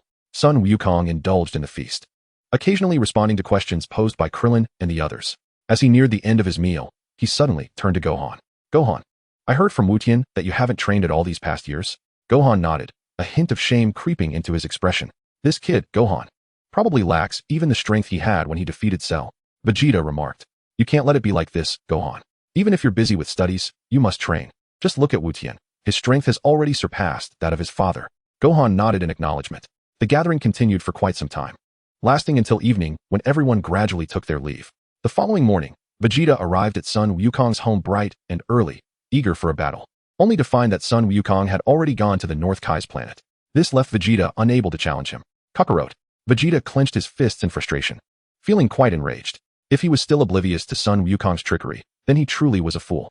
On the North Kai's planet, Achu, Sun Wukong, who was deep in training, suddenly sneezed. He then glanced at the recently repaired North Kai's planet. Lord Kai, your speed in restoring the planet is truly remarkable. The North Kai grimaced in anger. And it's all because of you. Because of me? Sun Wukong questioned. Have you ever considered who repairs the North Kai's planet every time you destroy it? Sun Wukong felt a wave of embarrassment wash over him. During the 7 years he spent on the North Kai's planet, he had nearly caused destruction on a daily basis.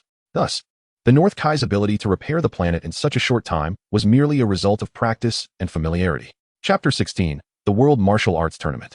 In the afternoon, after waking from his nap, Sun Wutian saw Trunks come to visit him. Trunks, what brings you here? Trunks responded with a frown. Wutian, it seems you're not particularly pleased to see me? Not at all. How could that be? My father no longer forces me to train all the time. I just need to train for an hour or two each day. Oh, really? That sounds quite good. Trunks replied, still somewhat glum. He was aware that he had been compelled by Vegeta to train because of Sun Wutian, and now that Vegeta was no longer insisting, it was also due to Sun Wutian. What is wrong, Trunks? Nothing. So, what shall we do next, Wutian? I don't know, you decide. How about we go fishing at the waterfall today? Let's do it. Trunks nodded in agreement. Time flew by, and before they knew it, over a month had passed. In a manner consistent with the original narrative, Son Gohan has successfully enrolled in Orange Star High School, where he has become classmates with Videl. At the foot of Mount Paozu, the sacred training ground of Son Goku, Son Goten stands upon a grassy expanse, engaged in intense practice. With a resounding roar, Goten's hair transforms into a vivid crimson, his eyes expanding to reveal distinct pupils, the colors of which shift to black and red. His entire being is enveloped in an aura reminiscent of solar flames, signifying his transformation into a Super Saiyan God. Due to the divine essence of this transformation, neither Gohan nor the others on Earth perceive Goten's newfound energy. Goten glances at his hair, then elevates his aura once more. With a thunderous surge, his hair, and eyebrows morph into a celestial blue, his irises deepening to a profound azure. He is surrounded by a blue aura, adorned with starry particles characteristic of divine energy.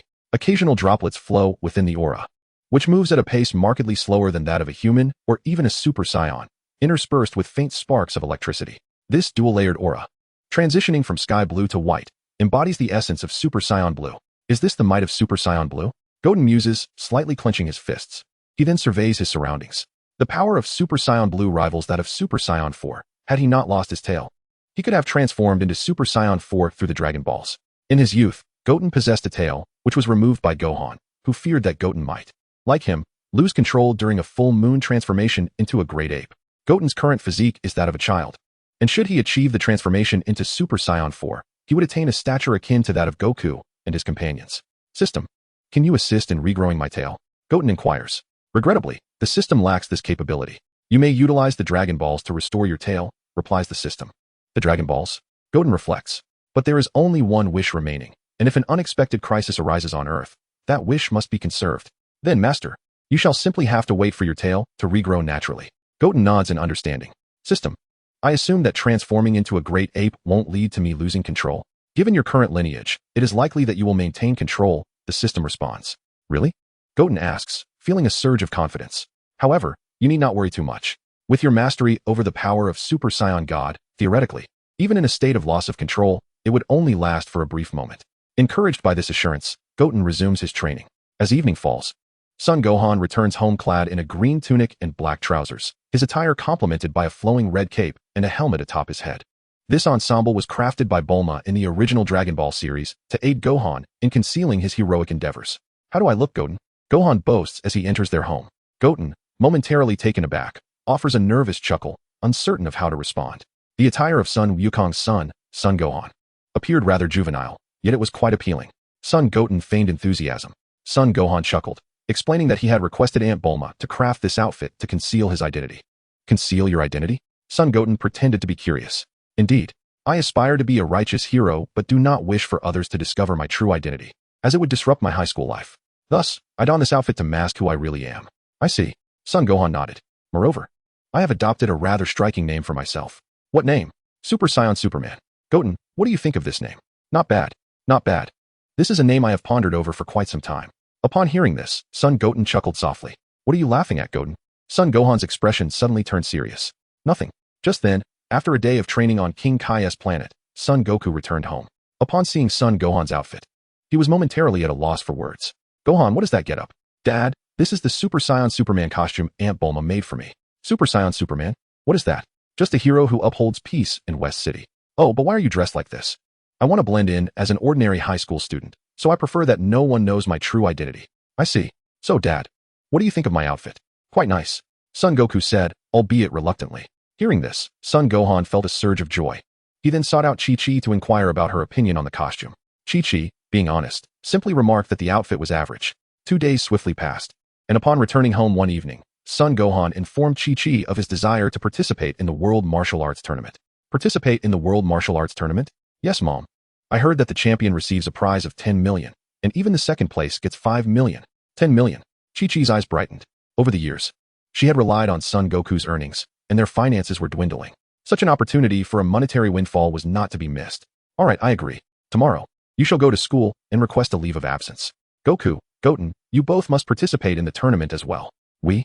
Well, Chi-Chi. I don't think Goten and I need to. Chi-Chi glared at Son Goku, her eyes blazing. Goku, you have been in the other world for so long that you have no idea how challenging it has been for me to raise Gohan and Goten. Moreover, we hardly have any money left. If you participate, we are almost certain to win the championship and the runner-up position. 10 million plus 5 million amounts to a staggering 15 million. If you refuse to agree, I shall no longer prepare your meals. Faced with Chi-Chi's ultimatum, Son Goku reluctantly acquiesced. Chapter 17, Registration.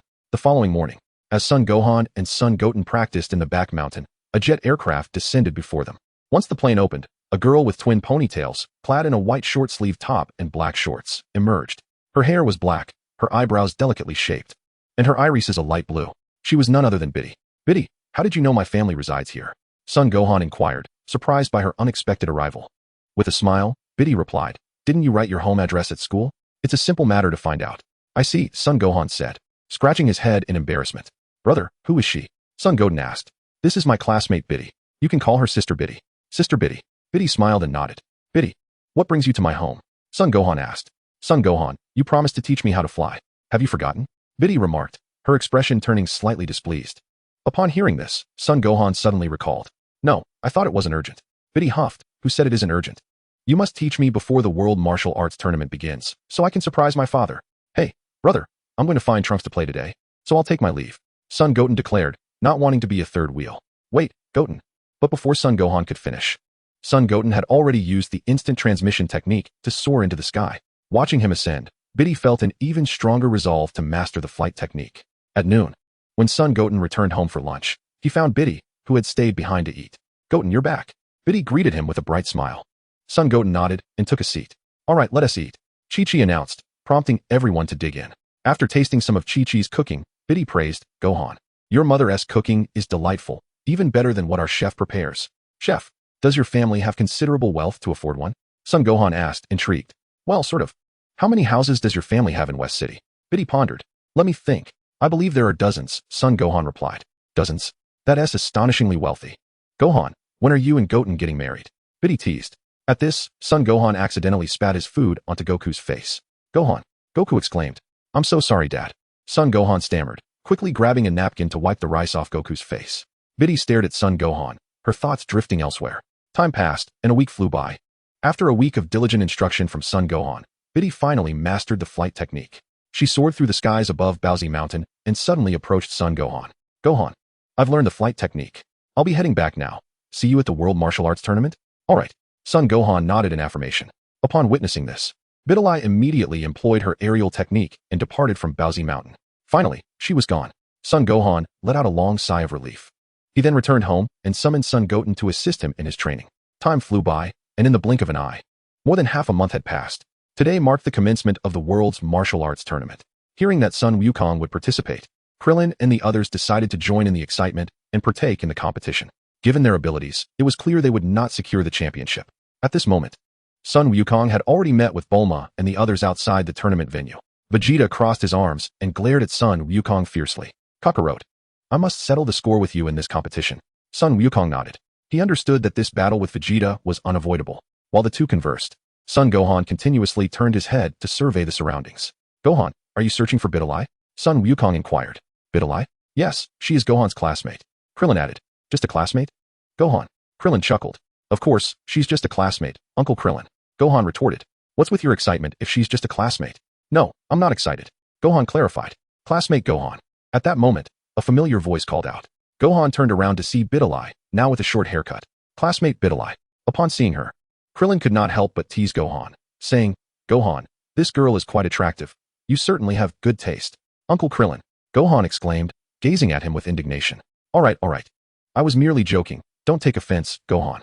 Then Uncle Krillin, please refrain from such jokes. Understood. Just then, Biddy approached Gohan. Classmate Gohan, who are they? They are friends of my father. This is Uncle Krillin, this is Uncle Yamcha, and this is Uncle Tien. Biddy nodded slightly. Hello, I am Gohan's classmate. My name is Biddy. Krillin and the others nodded in acknowledgement. So, Gohan, have you registered yet? Biddy inquired. Not yet. At that moment, a staff member with a megaphone shouted to the crowd, the registration for the youth division of the World's Martial Arts Tournament is here. Please come forward to register. Youth division? Yes, the tournament is divided into youth and adult divisions. Someone of Goten's age can only participate in the youth division. Is that so? Upon hearing this, Krillin and the others could not help but laugh. The mightiest, Son Goten, could only compete in the youth division due to his young age. So, Biddy, what is the prize for the youth division champion? Krillin asked. 10 million. Really? Then Wukong, Gohan, and Goten, if you secure the first and second places. That would amount to 25 million. Vegeta, upon hearing this, wore an expression of displeasure. Son Wukong acknowledged that Son Goten possessed considerable strength. Yet he remained skeptical about Son Gohan, who had not trained for 7 years, believing that he could not possibly defeat him. Well then, Goten, Trunks. You two should go and register, Son Wukong instructed. The two nodded in agreement. Given the limited number of participants in the youth division, Son Goten and his companions swiftly completed their registration. Chapter 18, Mr. Satan. After registering, Son Wukong and his companions followed suit. As the youth division's competition was to commence first, they made their way to the venue of the World Martial Arts Tournament to observe the match featuring Son Goten. At that moment, Son Goten was casually positioned on the competition stage, observing the young boy standing before him. The boy, bare-chested, provocatively posed with his arms outstretched like a heron. "If there are no objections, we shall begin," the referee announced. Upon hearing this, the boy promptly stepped back into position. "I hereby declare the first match of the youth division officially commenced." With that, the boy let out a boisterous shout and launched a powerful right punch towards Son Goten. However, before the boy's fist could reach Son Goten's face, Son Goten's right fist had already struck the boy squarely on the nose. The boy let out a pained scream, his body stiffening as he fell backward onto the ground. "Xiaowu," the boy's mother cried out. The referee, witnessing this, immediately began the countdown. 10, 9, 8, 7. The winner is contestant Son Goten. Son Goten, upon hearing the announcement, yawned in disinterest. Were it not for the enticing prize of 10 million, he would not have bothered to participate in such a tedious contest. After winning the match, Son Goten swiftly leaped off the stage to allow others to compete. The competition progressed rapidly, with Son Goten and Trunks effortlessly advancing to the finals. Ladies and gentlemen, we now present the final match of our youth division. The victor not only receives a prize of 10 million, but also earns the opportunity to challenge the world champion, Mr. Satan. The audience erupted in excitement upon hearing this. Many among them were fervent fans of Mr. Satan, and the prospect of witnessing his valiant presence filled them with elation. Meanwhile, in an ancient building adjacent to the tournament arena, Mr. Satan lounged leisurely in a chair, smoking a cigarette. Suddenly, a staff member entered the room. Upon noticing him, Mr. Satan quickly placed his feet down. "What is it?" he inquired. "Nothing much, Mr. Satan. I just wanted to ask if you would like to watch the final match of the youth division." Mr. Satan chuckled. "What is there to see in a children's match? Unless you have something else to discuss, kindly leave." "Understood, Mr. Satan." The staff member promptly exited the room. Once alone, Mr. Satan rose and gazed out the window towards the competition stage, where Son Goten and Trunks now stood. He regarded the two with a sense of familiarity, though he could not quite recall where he had previously encountered them. As for the participant Son Goten, "If Trunks has no further issues, shall we commence the match?" Both nodded in agreement. Subsequently, the two leaped towards each other, their feet striking the ground with the swiftness of the wind, launching a barrage of punches and kicks. Whoosh! Bang bang bang! They engaged in a fierce exchange while rapidly maneuvering around one another. Mr. Satan, resting in the second-floor lounge, was immediately taken aback by the sheer power exhibited by the two. Even if they were to compete in the adult category, they would undoubtedly secure commendable rankings. After a moment of astonishment, Mr. Satan recalled seeing Son Goku and Trunks during the Cell games. Could it be that they are the offspring of those golden-haired warriors? He swallowed hard. Years ago, he had witnessed the battle between Son Goku and Cell, and he was acutely aware that it was Son Goku and his companions who had vanquished Cell, not himself. He had only fabricated his tale for the sake of fame and fortune. If they truly are those individuals, then I surely stand no chance. Mr. Satan pondered. Should he be defeated, his deception regarding Cell's downfall would inevitably be exposed, rendering him the target of scorn. What a wretched predicament. What should I do? On the competition stage, Trunks found himself unable to mount an offense due to the overwhelming disparity in strength, forcing him to continuously defend against Son Goten's onslaught. Vegeta, perched atop the spectator's railing, could no longer bear to watch and opted to leave. "Vegeta, aren't you watching?" Son Goku inquired. "Not anymore. There's nothing worth seeing." In response to this, the perplexed Videl turned to Gohan. "Gohan, why does he say there's nothing entertaining about such a thrilling match between Goten and Trunks?" Gohan let out a nervous chuckle, momentarily at a loss for an explanation. The reason for Vegeta's disinterest was quite simple. Trunks was unable to best Son Goten. Had Trunks been victorious, Vegeta certainly would have remained to witness the match, perhaps even relishing the opportunity to gloat before Son Goku. "You'll find out shortly." Gohan chose to imply rather than state outright, mindful of potentially offending Bulma and Vegeta. "Shortly?" "Indeed," Gohan affirmed with a nod. Videl, upon hearing this, immediately shifted her gaze back to the competition stage. Bang! With a powerful strike, Son Goten sent Trunks soaring off the competition platform. Trunks was disqualified. Son Goten emerged victorious. Congratulations to Son Goten for winning the championship in this junior division. The referee announced loudly to the audience below. The spectators erupted in cheers upon hearing the news. Videl, witnessing this, seemed to grasp the situation.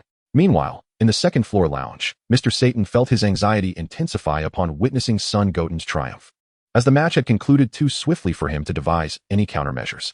Just then, a sudden knocking echoed from outside the door. "Mr. Satan, come in." He feigned calmness as he spoke. Upon hearing the announcement, the staff outside promptly opened the door and entered. "Mr. Satan, the champion of the youth division has been determined, and it is now your turn to compete against him." "All right, I understand. Please leave for now. I shall join you shortly." "Yes, Mr. Satan." With that, the staff exited the room. As Mr. Satan contemplated his next move, he was distracted by the resounding cheers from outside. "Satan! Satan! Satan!" Witnessing the audience's fervor, the pressure within him intensified. Nevertheless, he had no choice but to muster his courage and proceed. With determination, Mr. Satan took heavy steps toward the venue of the martial arts tournament. What should have been a brief journey felt exceedingly arduous in his heart. Chapter 19, The Cinematic Titan. Mr. Satan. Moments later, Mr. Satan arrived at the tournament venue. As he made his entrance, he became the focal point for a throng of spectators and reporters. Behold, our hero, Mr. Satan, who saves our planet. The crowd erupted in cheers. Hello, everyone, Mr. Satan shouted, raising his arms in enthusiasm. Father, he truly is something, Biddy remarked. Speechless. Just then, a multitude of reporters rushed to Mr. Satan for interviews. Mr. Satan, do you feel confident about this competition? Inquired a gentle-looking female reporter. Absolutely, he replied. Is there anything you would like to say to the viewers at home? On the competition stage, Goten, growing impatient, called out to Mr. Satan from below.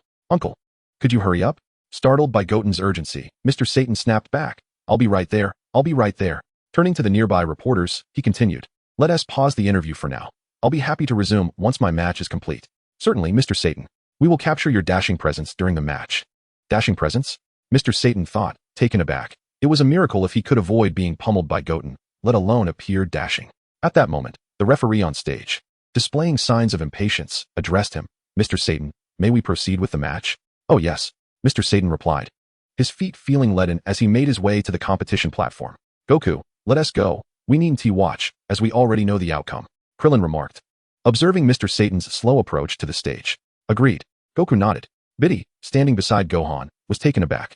Aren't you going to watch this match? It's the world champion, Mr. Satan, against Goten. It could be an extraordinary battle. Krillin waved his hand dismissively. With the spare time, I'd rather find a place to take a nap. Hearing this, Biddy glanced at Gohan, who chuckled awkwardly, wishing he could deliver a well-deserved punch to Krillin. At that moment, Mr. Satan finally stepped onto the competition stage. With his arrival, the match was about to commence. However, just as the referee was about to speak, Mr.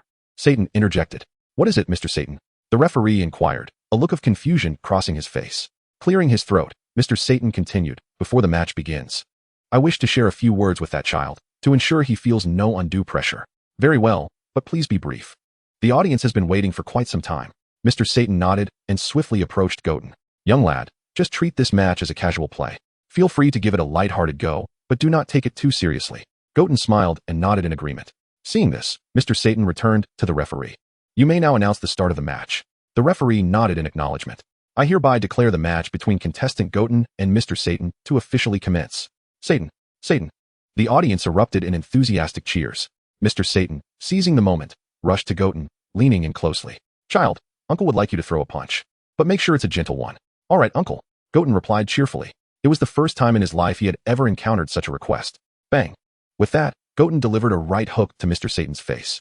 The impact contorted Mr. Satan's visage, sending him hurtling like the wind. Crashing against the wall of a nearby building, the arena fell into an eerie silence. Biddy Lee, witnessing the spectacle, was utterly flabbergasted. The father she held in such high regard had been effortlessly defeated by Goten's single punch. Down on the ground, Mr. Satan, who had just collided heavily with the wall, was overwhelmed with a throbbing headache. That little brat. I specifically told him to go easy, yet he hit me with such force. Mr. Satan silently lamented.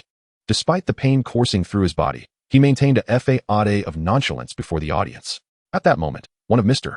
Satan's fervent fans seemed to have an epiphany, shouting excitedly, I understand now. Mr. Satan must have intentionally let that child win, as a means to encourage him. The surrounding audience members nodded in agreement, captivated by this interpretation. I knew it. How could the world champion Mr. Satan possibly lose to a child?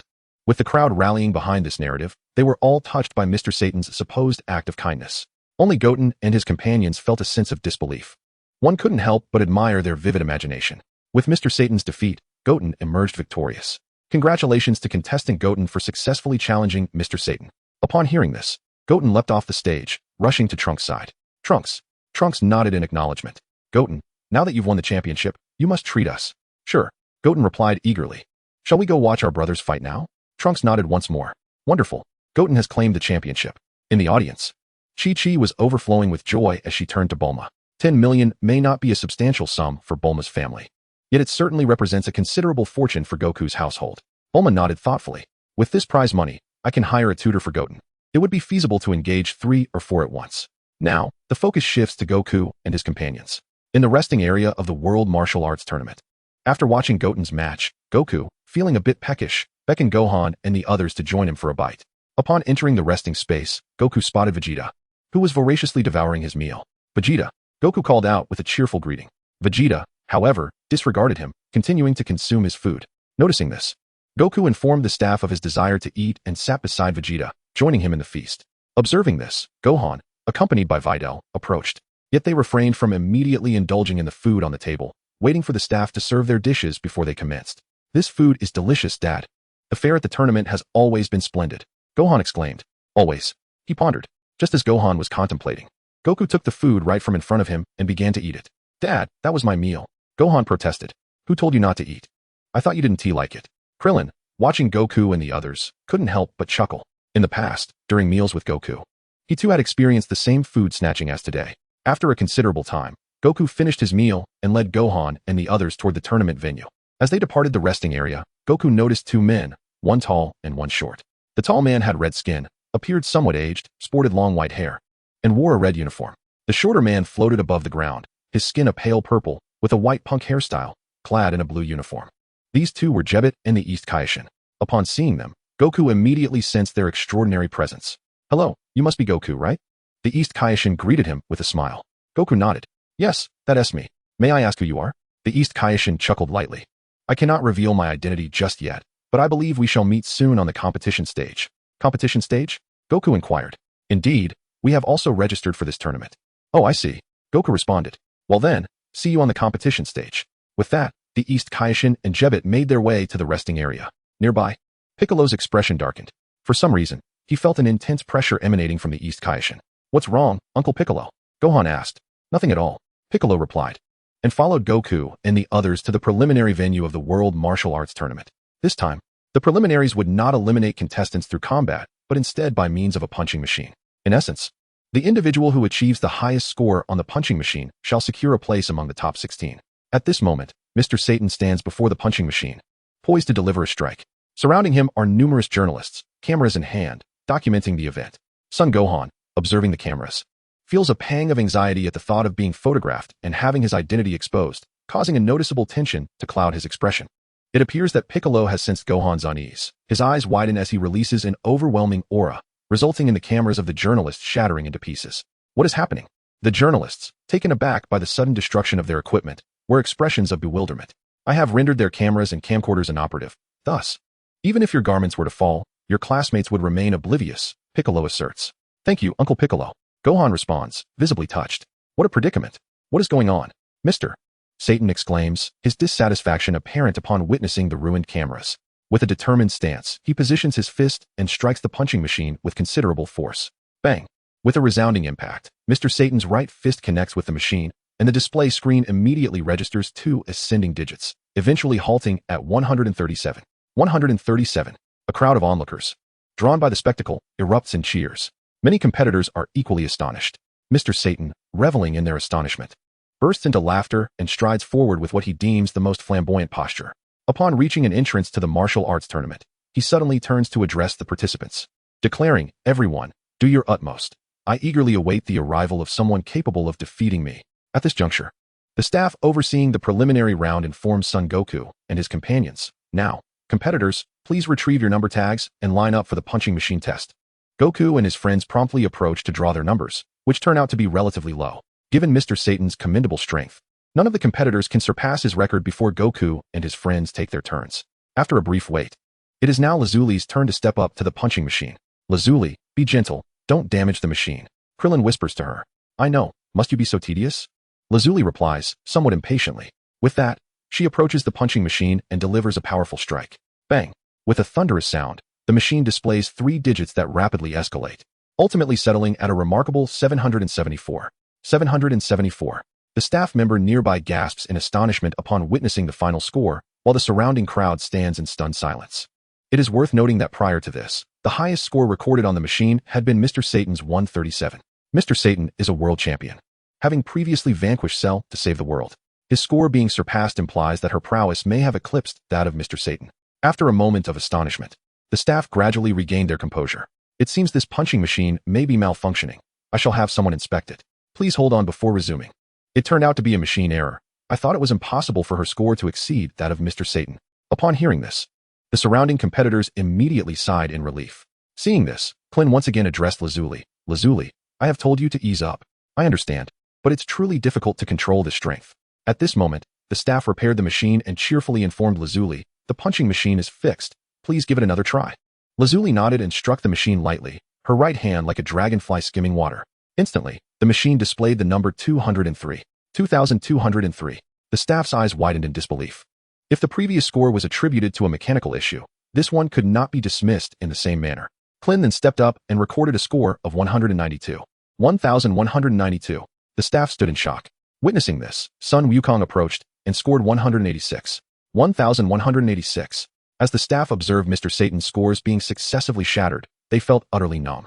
Then, Piccolo entered the arena and achieved a score of 210. The staff began to suspect further mechanical malfunctions, turning to their colleagues. This punching machine may indeed be broken. I suggest we switch to a new one. Just then, Vegeta took the stage, swinging his right fist with fierce intensity, obliterating the punching machine into fragments. The surrounding crowd and competitors were left utterly speechless, with some even opting to forfeit the competition in fear. Son Gohan, witnessing this, helplessly covered his face. He had intended to maintain a low profile in front of Biddy, but Vegeta's actions made that impossible. As anticipated, after Vegeta shattered the machine, Biddy was quickly drawn to the commotion. Chapter 21, Spabich. Biddy gazed at the debris of the punching machine in disbelief. Such a machine is not merely a punching bag. Even her father might not have been able to break it. Contemplating this, Biddy promptly turned to son Gohan. Gohan, who destroyed this punching machine. Gohan, momentarily at a loss for words, did not respond. However, even without his answer, Biddy could glean the truth from others regarding the recent events. Upon learning that Vegeta was the one who had wrecked the machine, doubts regarding Gohan and his companions' identities began to surface in her mind. Meanwhile, Son Goten and Trunks, constrained by their age, wandered outside, waiting for the competition to commence. Goten, why don't we join the contest as well? We? Yes. You can let me stand on your shoulders, and we can pretend to be adults participating in the match. I think it's best if we don't. Why not? They wouldn't be able to defeat me anyway. Trunks, listening to Goten's boastful claims, wore a disgruntled expression. Goten, do not become overly complacent. I shall undoubtedly grow stronger and surpass you in father, along with all others. Son Goten nodded in agreement. Shall we go watch the match of our brothers? Indeed. Trunks replied with a nod. Subsequently, the two made their way to the spectator stands, eagerly awaiting the commencement of the competition. As the preliminary rounds concluded, Goku and his companions successfully advanced to the top 16. In the first match, Krillin took to the stage and effortlessly defeated his opponent. In the second match, Goku also triumphed with ease over his adversary. In the third match, Piccolo faced off against East Kaishin. The announcer proclaimed the beginning of the third match of the World Martial Arts Tournament, inviting Piccolo and Shin to the arena. Upon hearing this, both Piccolo and East Kaishin leaped onto the stage. Piccolo and Shin, if there are no further issues, please commence the match. The two competitors nodded in acknowledgement. However, as the battle began, Piccolo intended to strike, but found himself inexplicably paralyzed, as if some unseen force restrained him. The audience, witnessing the lack of action, began urging the fighters to engage. What is going on? The match has started, yet they do not strike? Piccolo, Krillin, and the others observed with astonishment. On the stage, Piccolo was drenched in sweat, gazing intently at East Kaishin, who wore a serene smile in return. Thus, they remained locked in a standoff for an extended period.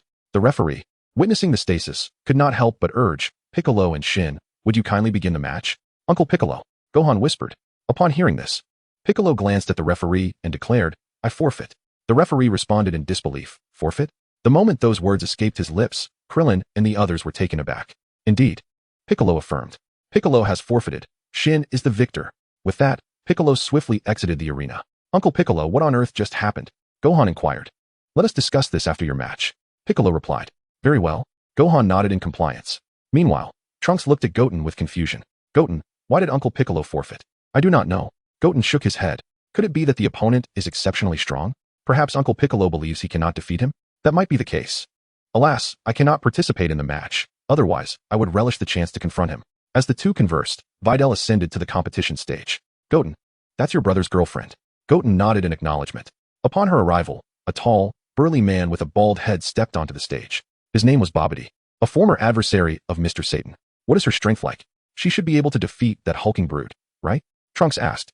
Her strength is decent, but whether she can conquer that giant remains uncertain. Is that so? On stage, the referee was currently introducing Videl to the audience. Ladies and gentlemen of the audience, allow me to introduce Bidalai, not only a participant in this competition, but also the champion of the youth division from the previous World Martial Arts Tournament, and the daughter of Mr. Satan. Just at that moment, a blond man seated in the audience rose to his feet, calling out to Bidalai with fervor. His name is Sharp, a classmate and suitor of Bidalai. Upon his stand, the teacher and classmates seated beside him erupted in cheers for Bidalai. In response, she waved back appreciatively. Referee, if there are no further issues, Bidalai and Spavich, please commence the match. They both nodded in agreement. Observing this, the referee promptly leaped down from the competition platform. With a fierce shout, Bidalai surged forward like the wind towards Spavich. In no time, she reached him, launching a powerful assault with her fists. Spavich raised his hands to defend against her strikes while retreating. Suddenly, Bidalai delivered a heavy kick, striking Spavich's neck with force. He immediately collapsed to the ground.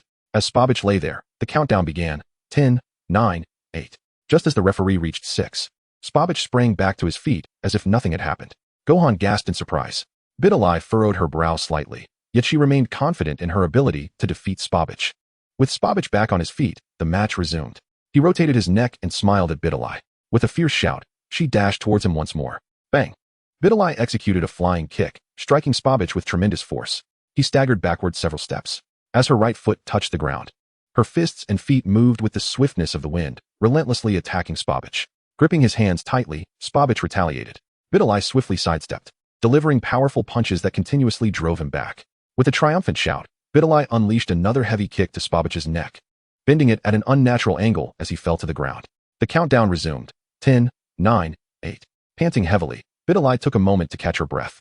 Just as the referee counted down to 3, Spavich, with his neck askew, stood up again. Is this guy impossible to defeat? Trunks remarked, observing Spavich's alarming resilience. In that instant, Spavich straightened his neck, grinning at Bidalai. Chapter 22. Gohan takes the stage. Gritting her teeth, Bidalai charged at Spavich once more. She forcefully planted her left foot and executed a flying kick with her right leg aimed directly at him. Having endured several of Bidalai's aerial strikes, Spavich was well prepared this time. As she kicked, he swiftly caught her right foot with his left hand. What? Bidalai exclaimed in surprise as she realized her foot had been seized. Spavich let out a light chuckle, forcefully slamming Videl to the ground with his left hand. Videl! Gohan exclaimed in shock. At that moment, Spavich's body suddenly came to a halt, though Videl was unaware of what transpired. She managed to break free from Spavich's grasp and landed on the ground.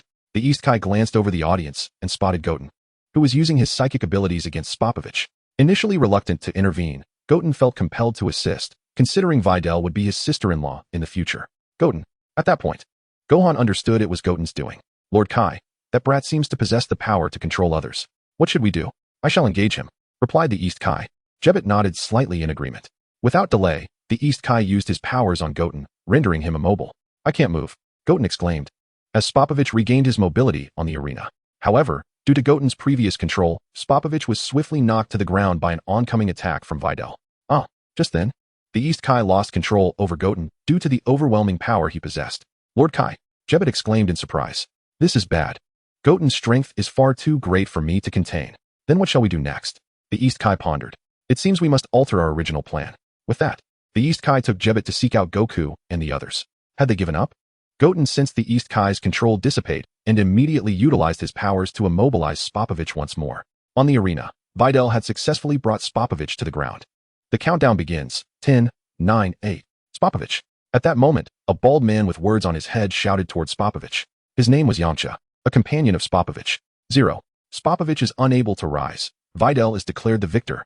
Upon witnessing this, Goten promptly released his hold on Spavich. I refuse to accept this. She cheated. Spavich exclaimed angrily as he rose from the ground.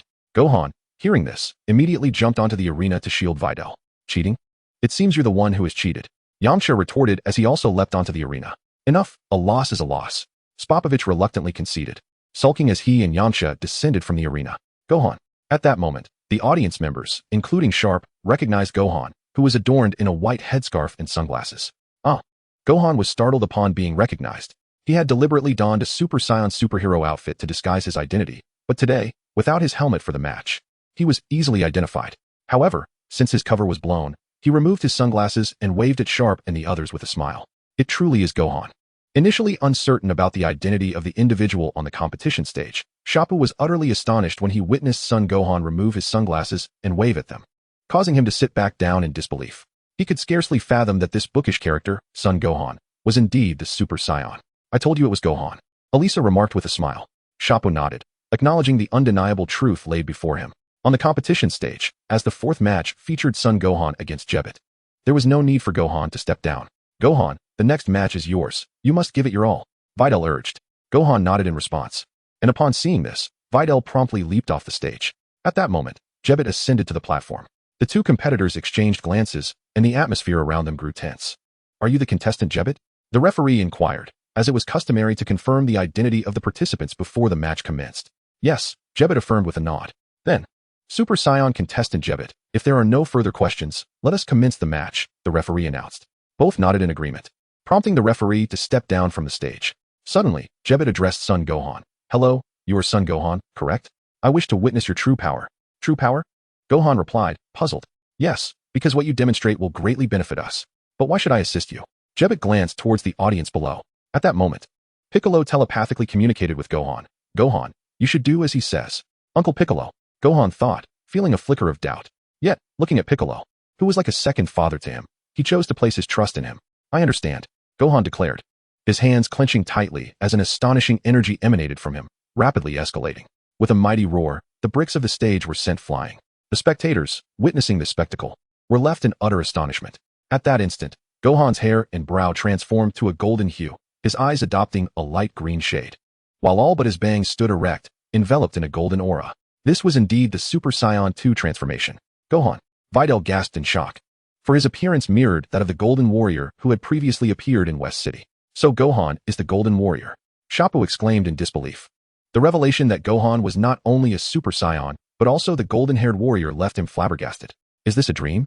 If so, may I awaken swiftly? Shappo mused, grappling with the surreal reality before him. Meanwhile, below the stage, Mr. Satan observed the transformed Super Saiyan Gohan and was immediately reminded of the golden-haired being who had defeated Cell 7 years prior. Could it be that this kid is from that same group?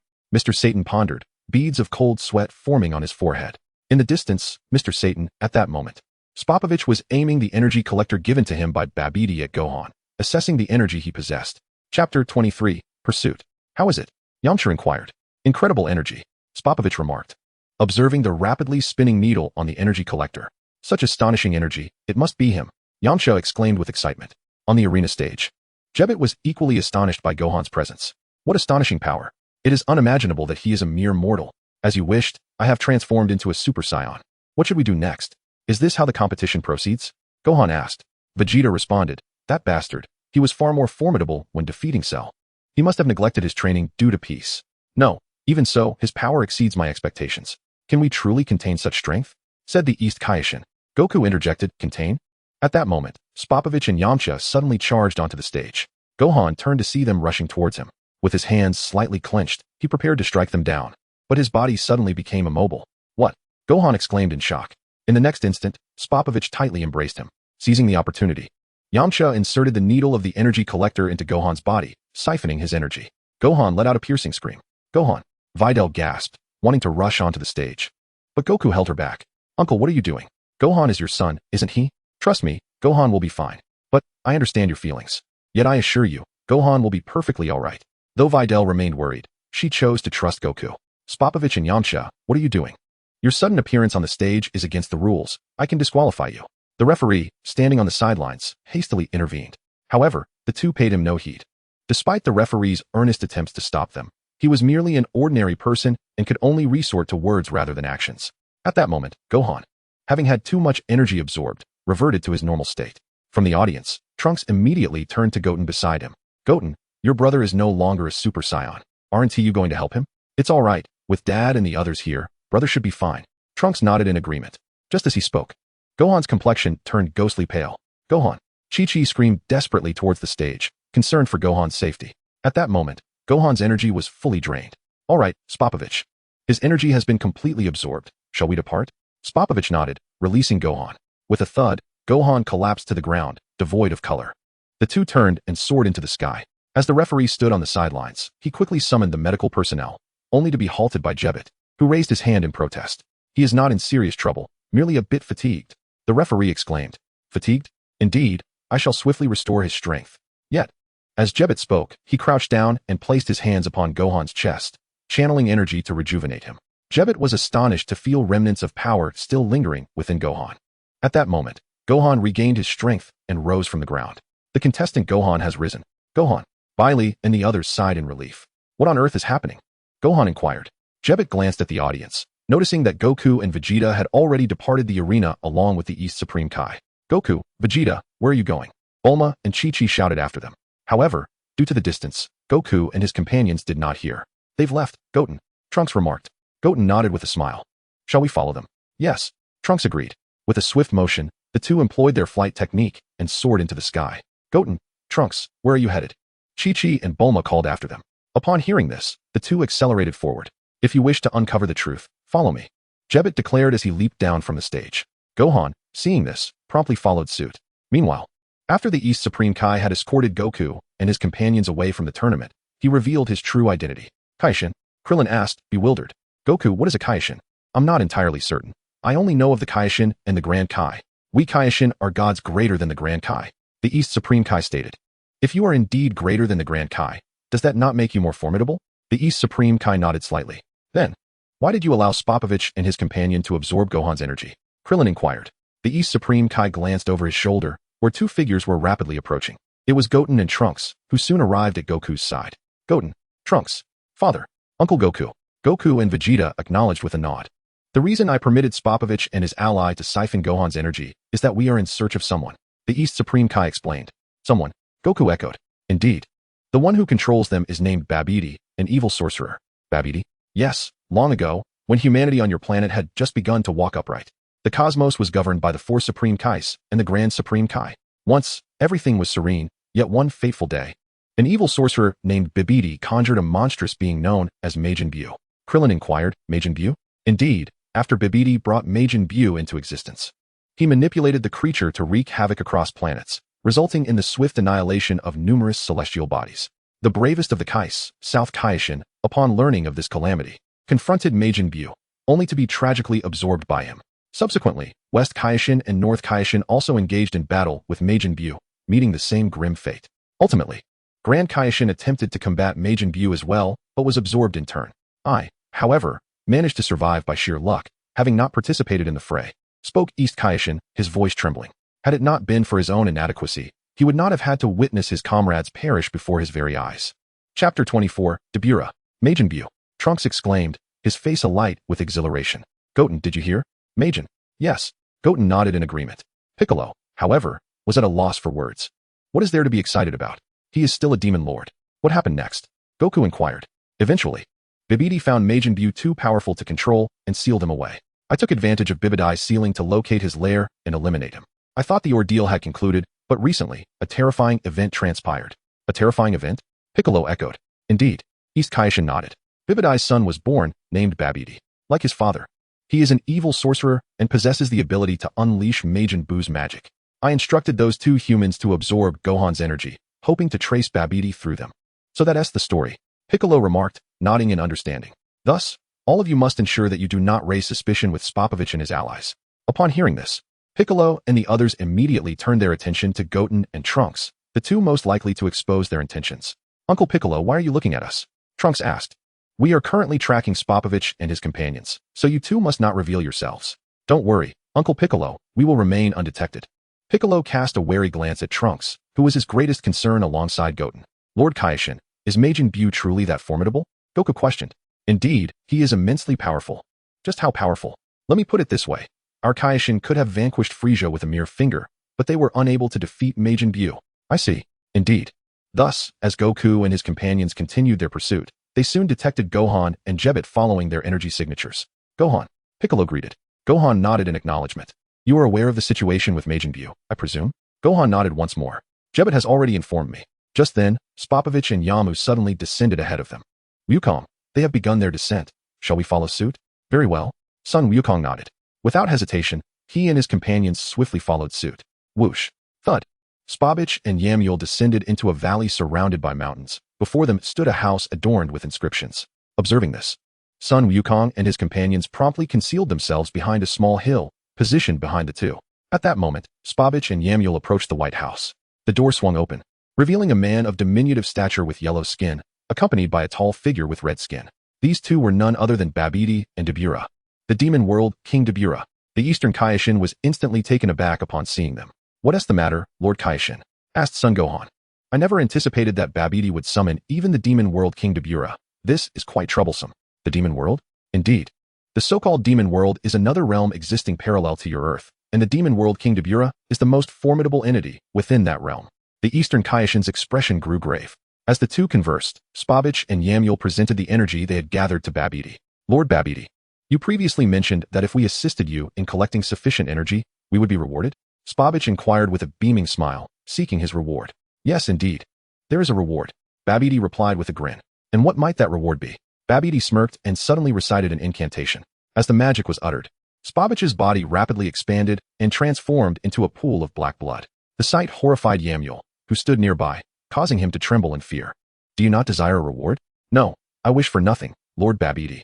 Babidi let out a cold laugh and invoked his magic once more, turning Yamul into a puddle of black blood as well. Concealed behind the small hill, Krillin was struck with terror. His fear did not stem from Babidi's strength, but rather from the sheer horror of his insidious method of execution. This is the malevolent magic of Babidi. However, it only affects those with evil in their hearts. So you need not be overly concerned. The Eastern Kaioshin reassured him. Upon hearing this, Krillin breathed a sigh of relief. These two useless fools didn't even realize they were being followed and still dared to seek a reward. Babidi remarked, glancing at the bloodstains on the ground. Dabura nodded in agreement.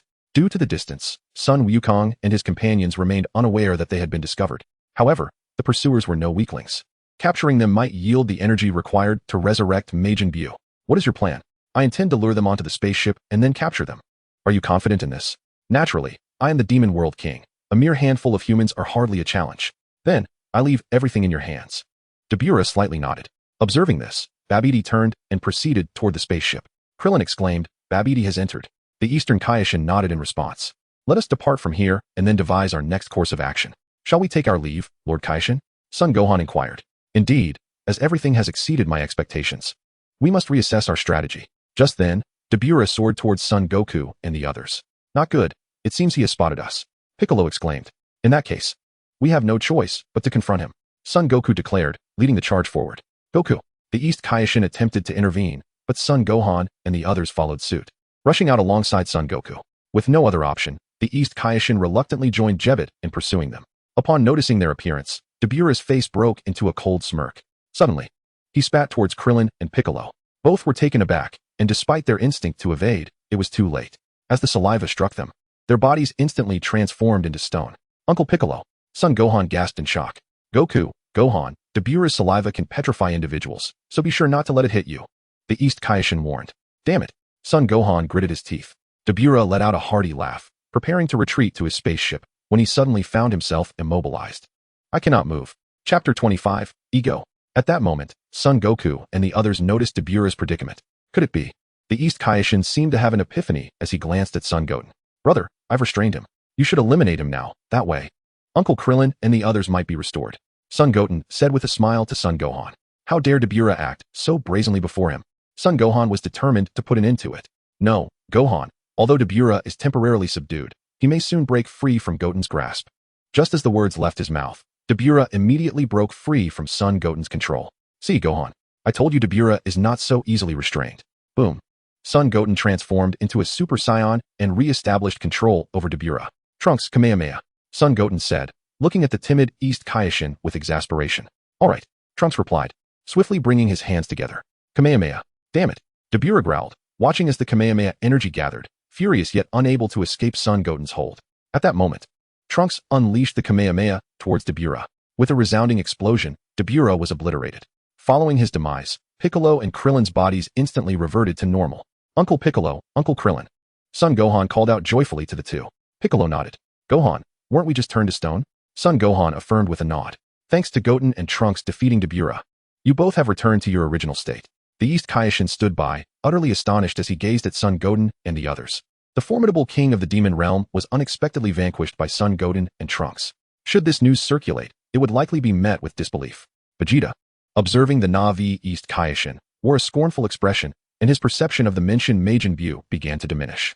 On Babidi's spaceship, Babidi gazed at the crystal ball displaying the obliterated Dabura with incredulity. Just before entering the spacecraft, Dabura had confidently asserted that he regarded mere humans with disdain. Yet, in an instant, he was annihilated by Son Goten and his companions. The rapidity of this humiliation likely surpassed even the speed of light. Nevertheless, despite his silent frustration, Babidi's foremost concern was to find a way to survive. With Dabura's demise, the East Kaioshin would undoubtedly lead Goku and the others into his lair, marking his impending doom. I must not follow in my father's footsteps, Babidi thought, glancing at the colossal egg of Majin Buu. Originally, he had intended to gather enough energy to resurrect him, but the current circumstances made it impossible to accumulate the necessary power. Outside Babidi's spaceship, the East Kaioshin, now emboldened by Dabura's defeat, led Goku and the others inside.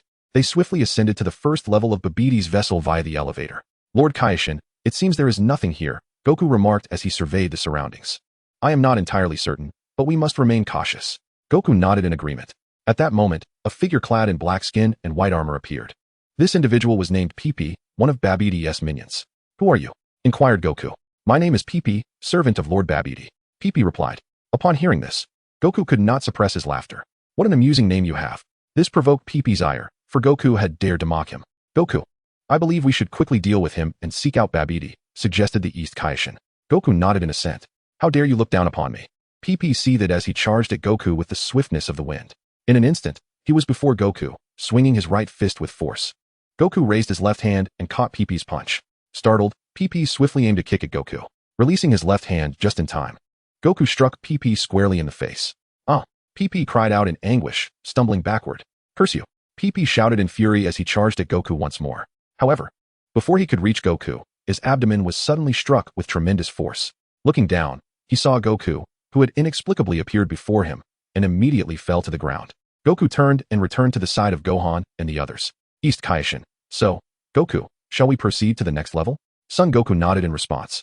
Observing this, East Kaioshin promptly led Goku and the others to the subsequent layer. Before long, they arrived at the second level. Much like the first, the second level was devoid of any presence. Son Goku, how peculiar. Why is there not a single soul here? Humph. Vegeta scoffed disdainfully. It seems that Babidi has little in the way of subordinates. Kakarot, once we deal with Babidi, you shall engage me in combat. Son Goku remained silent, for he knew that even if Vegeta were to challenge him, he would prove no match.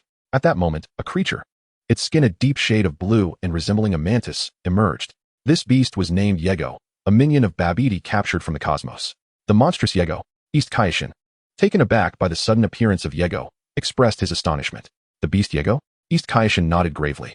Yego is a terrifying entity that instills fear throughout the universe. Goku, you must exercise caution. Son Goku acknowledged with a nod. Vegeta, however, wore an expression of disdain. Kakarot, you have just dealt with one. Allow me to handle this one. Very well. Son Goku acquiesced. Vegeta then advanced slowly towards Yego. With a mocking laugh, Yego forcefully propelled himself off the ground, leaping towards Vegeta. In an instant, Yego landed before Vegeta and launched an attack. Vegeta, unfazed, deftly dodged Yego's strike and delivered a powerful kick to Yego's torso. Bang! With a resounding impact, Yego was sent crashing against the wall behind him. Damn it! Yego seethed in fury, quickly regaining his footing. At that moment, Vegeta materialized before Yego, driving his right fist into Yego's chest. Bang! With a violent crack and a scream, Yego spat out a mouthful of bile. Chapter 26, The Resurrection of Majin Buu. How infuriating! Yego glared furiously at Vegeta. In that instant, Vegeta aimed his right hand at Yego's chest and unleashed a golden energy wave. Boom! A golden blaze surged through Yego's form. With a harrowing scream, Yego's body went limp, collapsing to the ground. Vegeta let out a cold snort as he approached Son Goku and the others. East Kaioshin, shall we proceed to the third level? Indeed. Son Gohan nodded affirmatively. In Babidi's control room, Babidi fumed as he witnessed Yego fail to last even a minute. He cursed Yego vehemently. However, his greatest ire was directed towards Spopovich and his cohorts, who had drawn Goku and the others to this confrontation. After venting his frustrations, Babidi recited an incantation to release the seal on Majin Buu's egg. It is worth noting that the egg did not necessarily require an accumulation of energy to break the seal. Babidi merely desired for Majin Buu to resurrect with full power.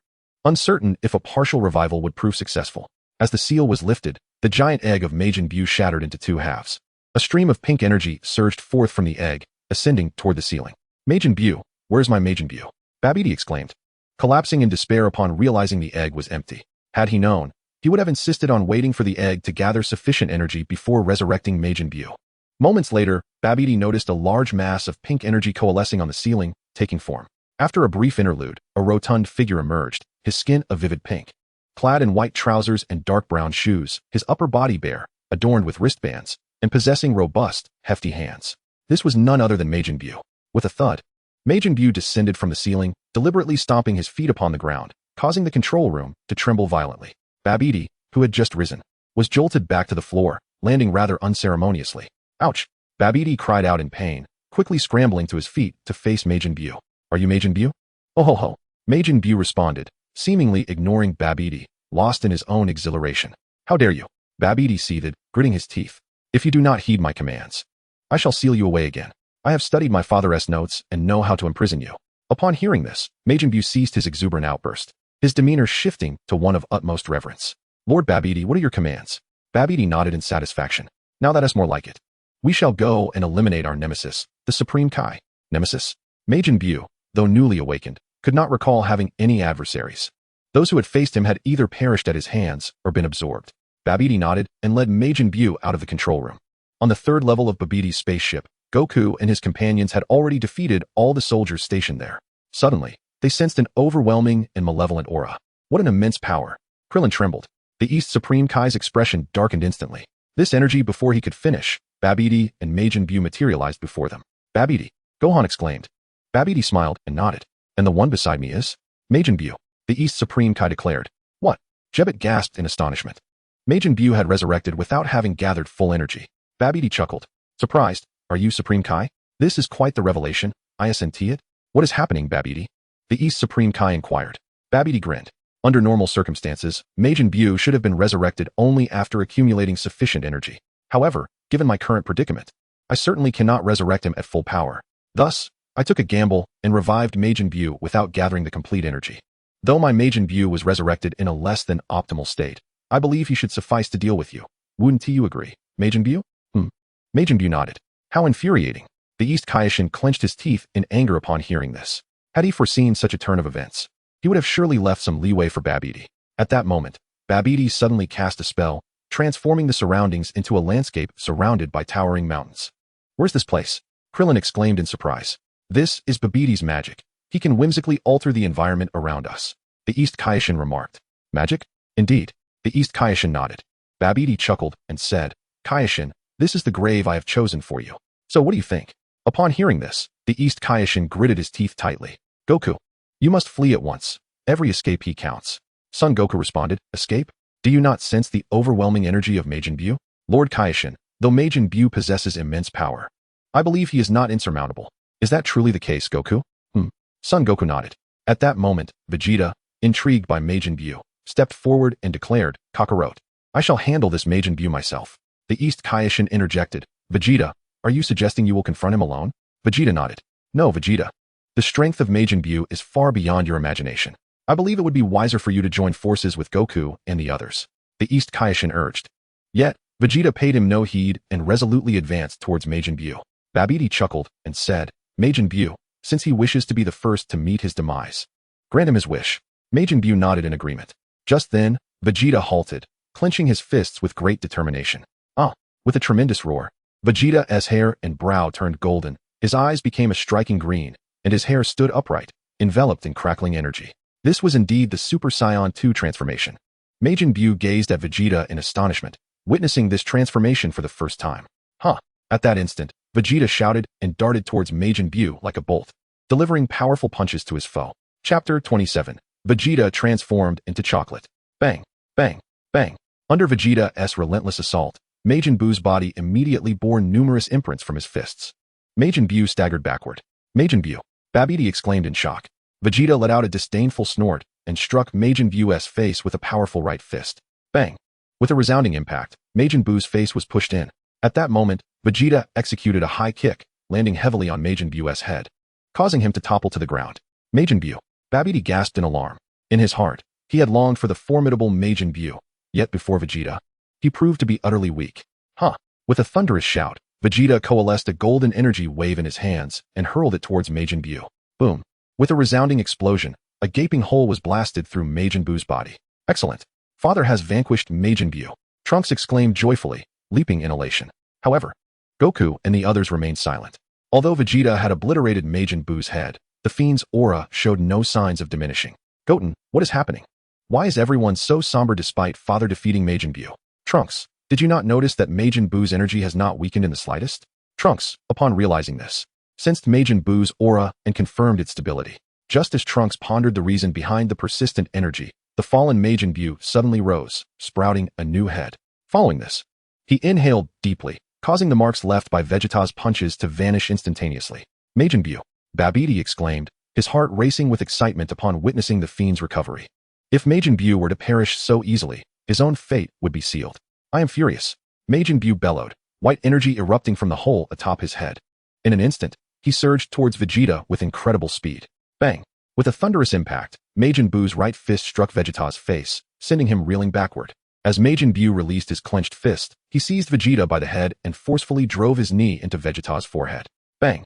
The force of Majin Buu's knee elicited a horrific scream from Vegeta. Subsequently, Majin Buu released Vegeta's head and unleashed a flurry of punches upon him. Bang! Bang! Bang!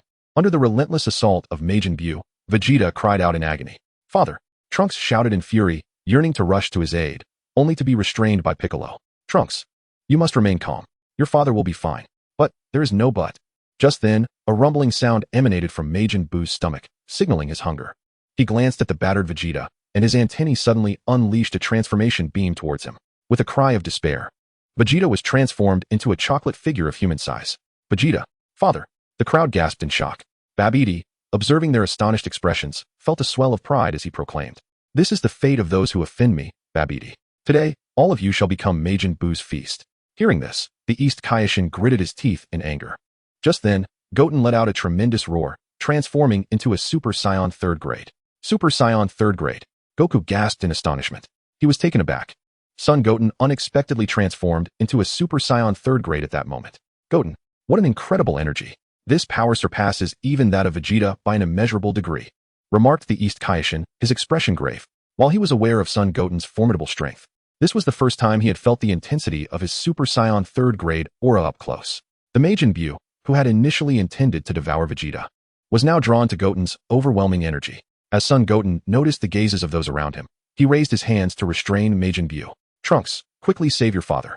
All right, Trunks replied, nodding, and swiftly dashed to where the chocolate-turned Vegeta lay, lifting him up. Dad, Trunks whispered as he carried Vegeta away. Majin Buu, what is wrong with you? Babidi inquired, noticing Buu's immobility. However, Majin Buu did not respond. Instead, he suddenly unleashed an astonishingly powerful energy, breaking free from Goten's grasp. Krillin, you all need to leave here immediately. I will handle him. Okay, but you must be cautious. Son Goten nodded in affirmation. Seeing this, Krillin promptly flew back with Piccolo and the others. Gohan, we should also depart, suggested the East Kaioshin. Gohan glanced at Son Goten, feeling a twinge of unease. Although Goten was indeed stronger than him, he was merely 7 years old and lacked combat experience. Gohan, you and Lord Kaioshin should go. I will ensure Goten's safety. Very well, but be careful. Understood. Son Goku nodded. Babidi, noticing Son Goku and the others attempting to flee, quickly commanded Majin Buu, do not let them escape. Majin Buu nodded and charged towards Son Goku and his companions. In a flash, Son Goten appeared before Majin Buu, delivering a powerful kick to his head. Bang! With a tremendous sound, Majin Buu was propelled like a missile, crashing violently into the mountain behind him, sending a cloud of dust billowing into the air. Seizing the opportunity, Gohan and the others made their escape from the battlefield. Swoosh! After kicking Majin Buu away, Son Goten instantly directed a powerful energy blast at Babidi. What? Babidi exclaimed in shock, hurriedly activating a protective barrier with his magic. However, the energy blast was too potent. Even with the barrier, Babidi was obliterated by Goten's attack. Ding! Congratulations, Master, you have defeated Babidi and acquired the dark magic skill. Just then, a pink energy wave erupted from the swirling dust. Son Goten swiftly dodged to the side. A figure suddenly appeared behind him. It was Majin Buu. Swoosh! Just as Majin Buu prepared to strike, Son Goten executed an instant transmission, reappearing behind Majin Buu. Instant transmission. Son Goku gasped in astonishment. He had never taught Goten this technique. How could he have mastered it?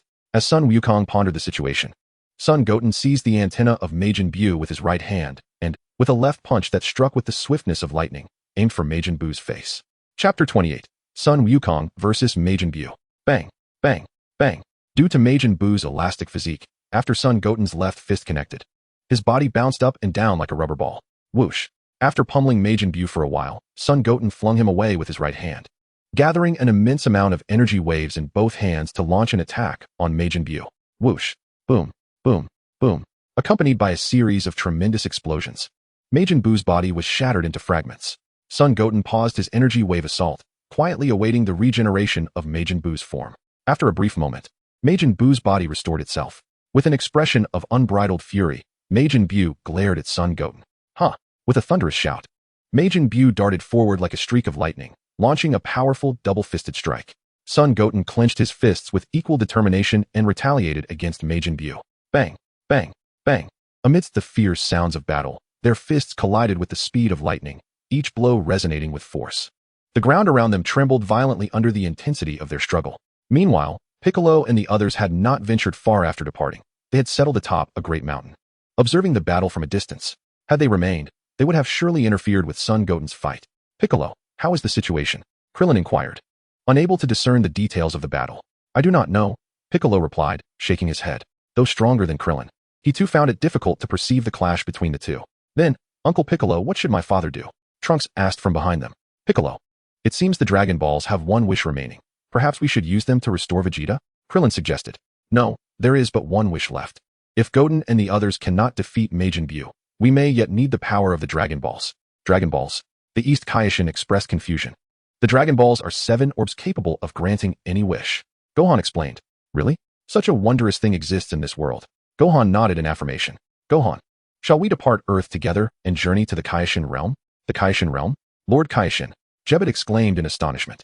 He was incredulous that the Kaishin would take a mere mortal like Gohan to his domain. The Kaishin realm is where I reside.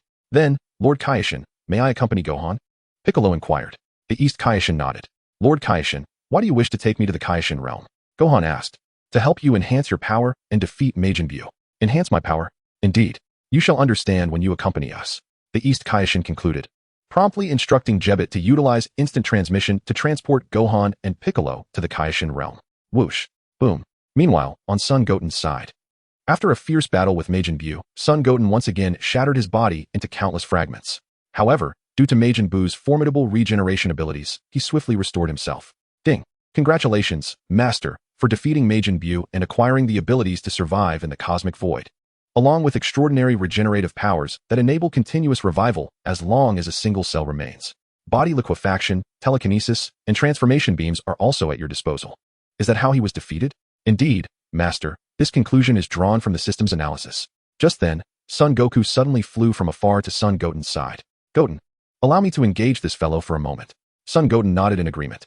Observing this, Son Goku clenched his fists tightly, unleashing an astonishing aura that rapidly ascended. With a resounding roar, Son Goku transformed into Super Saiyan 2.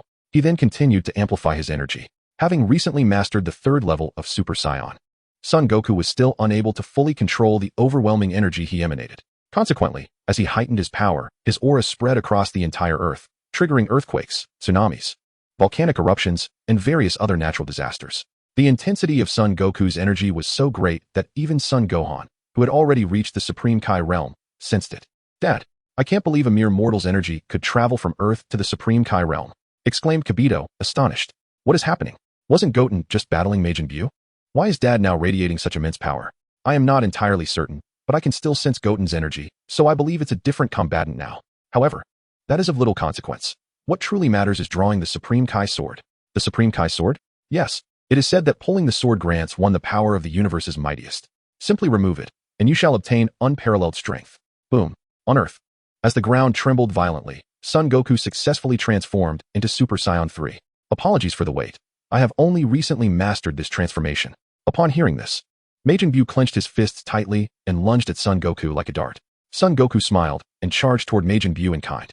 In the blink of an eye, they stood before each other, fists and feet colliding. Bang! Their right fists struck each other's faces simultaneously, causing their heads to jerk backward. Quickly retracting their right fists, they unleashed a flurry of blows that rained down upon one another. Bang! After exchanging strikes for a while, Son Goku delivered a swift side kick, sending Majin Buu hurtling away. Majin Buu clenched his fists and managed to stabilize himself on the ground. In that moment, Son Goku's figure darted towards Majin Buu, launching a powerful kick aimed at his abdomen. Bang! With a resounding crash, the formidable Majin Buu was propelled like a projectile, crashing into a towering mountain, which instantly erupted in a cloud of dust. Seizing this moment, Son Goku swiftly clasped his hands together, invoking the Kamehameha. A deep blue energy wave coalesced in his palms and surged towards Majin Buu. In no time, the Kamehameha struck its target, resulting in a tremendous explosion upon impact.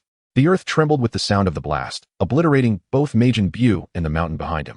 As the dust settled, numerous fragments of Majin Buu's form littered the ground. Chapter 29. the Kaioken sword. Son Goku surveyed the scattered remnants of Majin Buu, his expression shifting to one of grave concern. Could even the Kamehameha fail? Barely had he uttered these words when Majin Buu's form began to regenerate. I am enraged.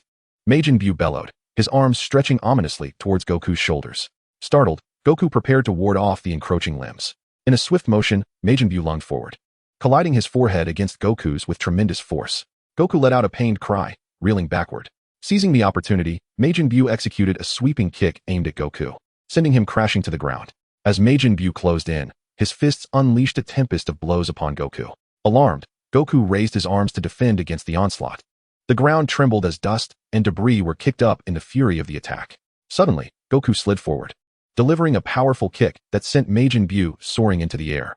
In that fleeting moment, Goku scrambled to his feet, gasping for breath. What is happening? My stamina shouldn't deplete this rapidly, especially after my revival. While Goku pondered this, Majin Buu hovered momentarily in the air, launching a barrage of pink energy blasts towards him. Goku responded with a cry, unleashing a flurry of golden energy waves in retaliation. The air crackled with energy as their attacks collided, resulting in a series of colossal explosions that illuminated the sky and engulfed the ground in smoke and flames. Meanwhile, in the KO realm, Son Gohan stood upon a stone pillar in the midst of a tranquil pond, guided there by East Kaishin. Embedded in the pillar was a sword, its hilt the only part visible. This was none other than the Kaioken sword. Gohan, this sword is the Kaioken sword. If you can pull it free, you may very well defeat Majin Buu. Gohan inhaled deeply, reaching for the hilt with determination and exerting all his strength to pull the sword from its resting place. From a distance, Piccolo watched with hope, wishing for Gohan to succeed in drawing the sword.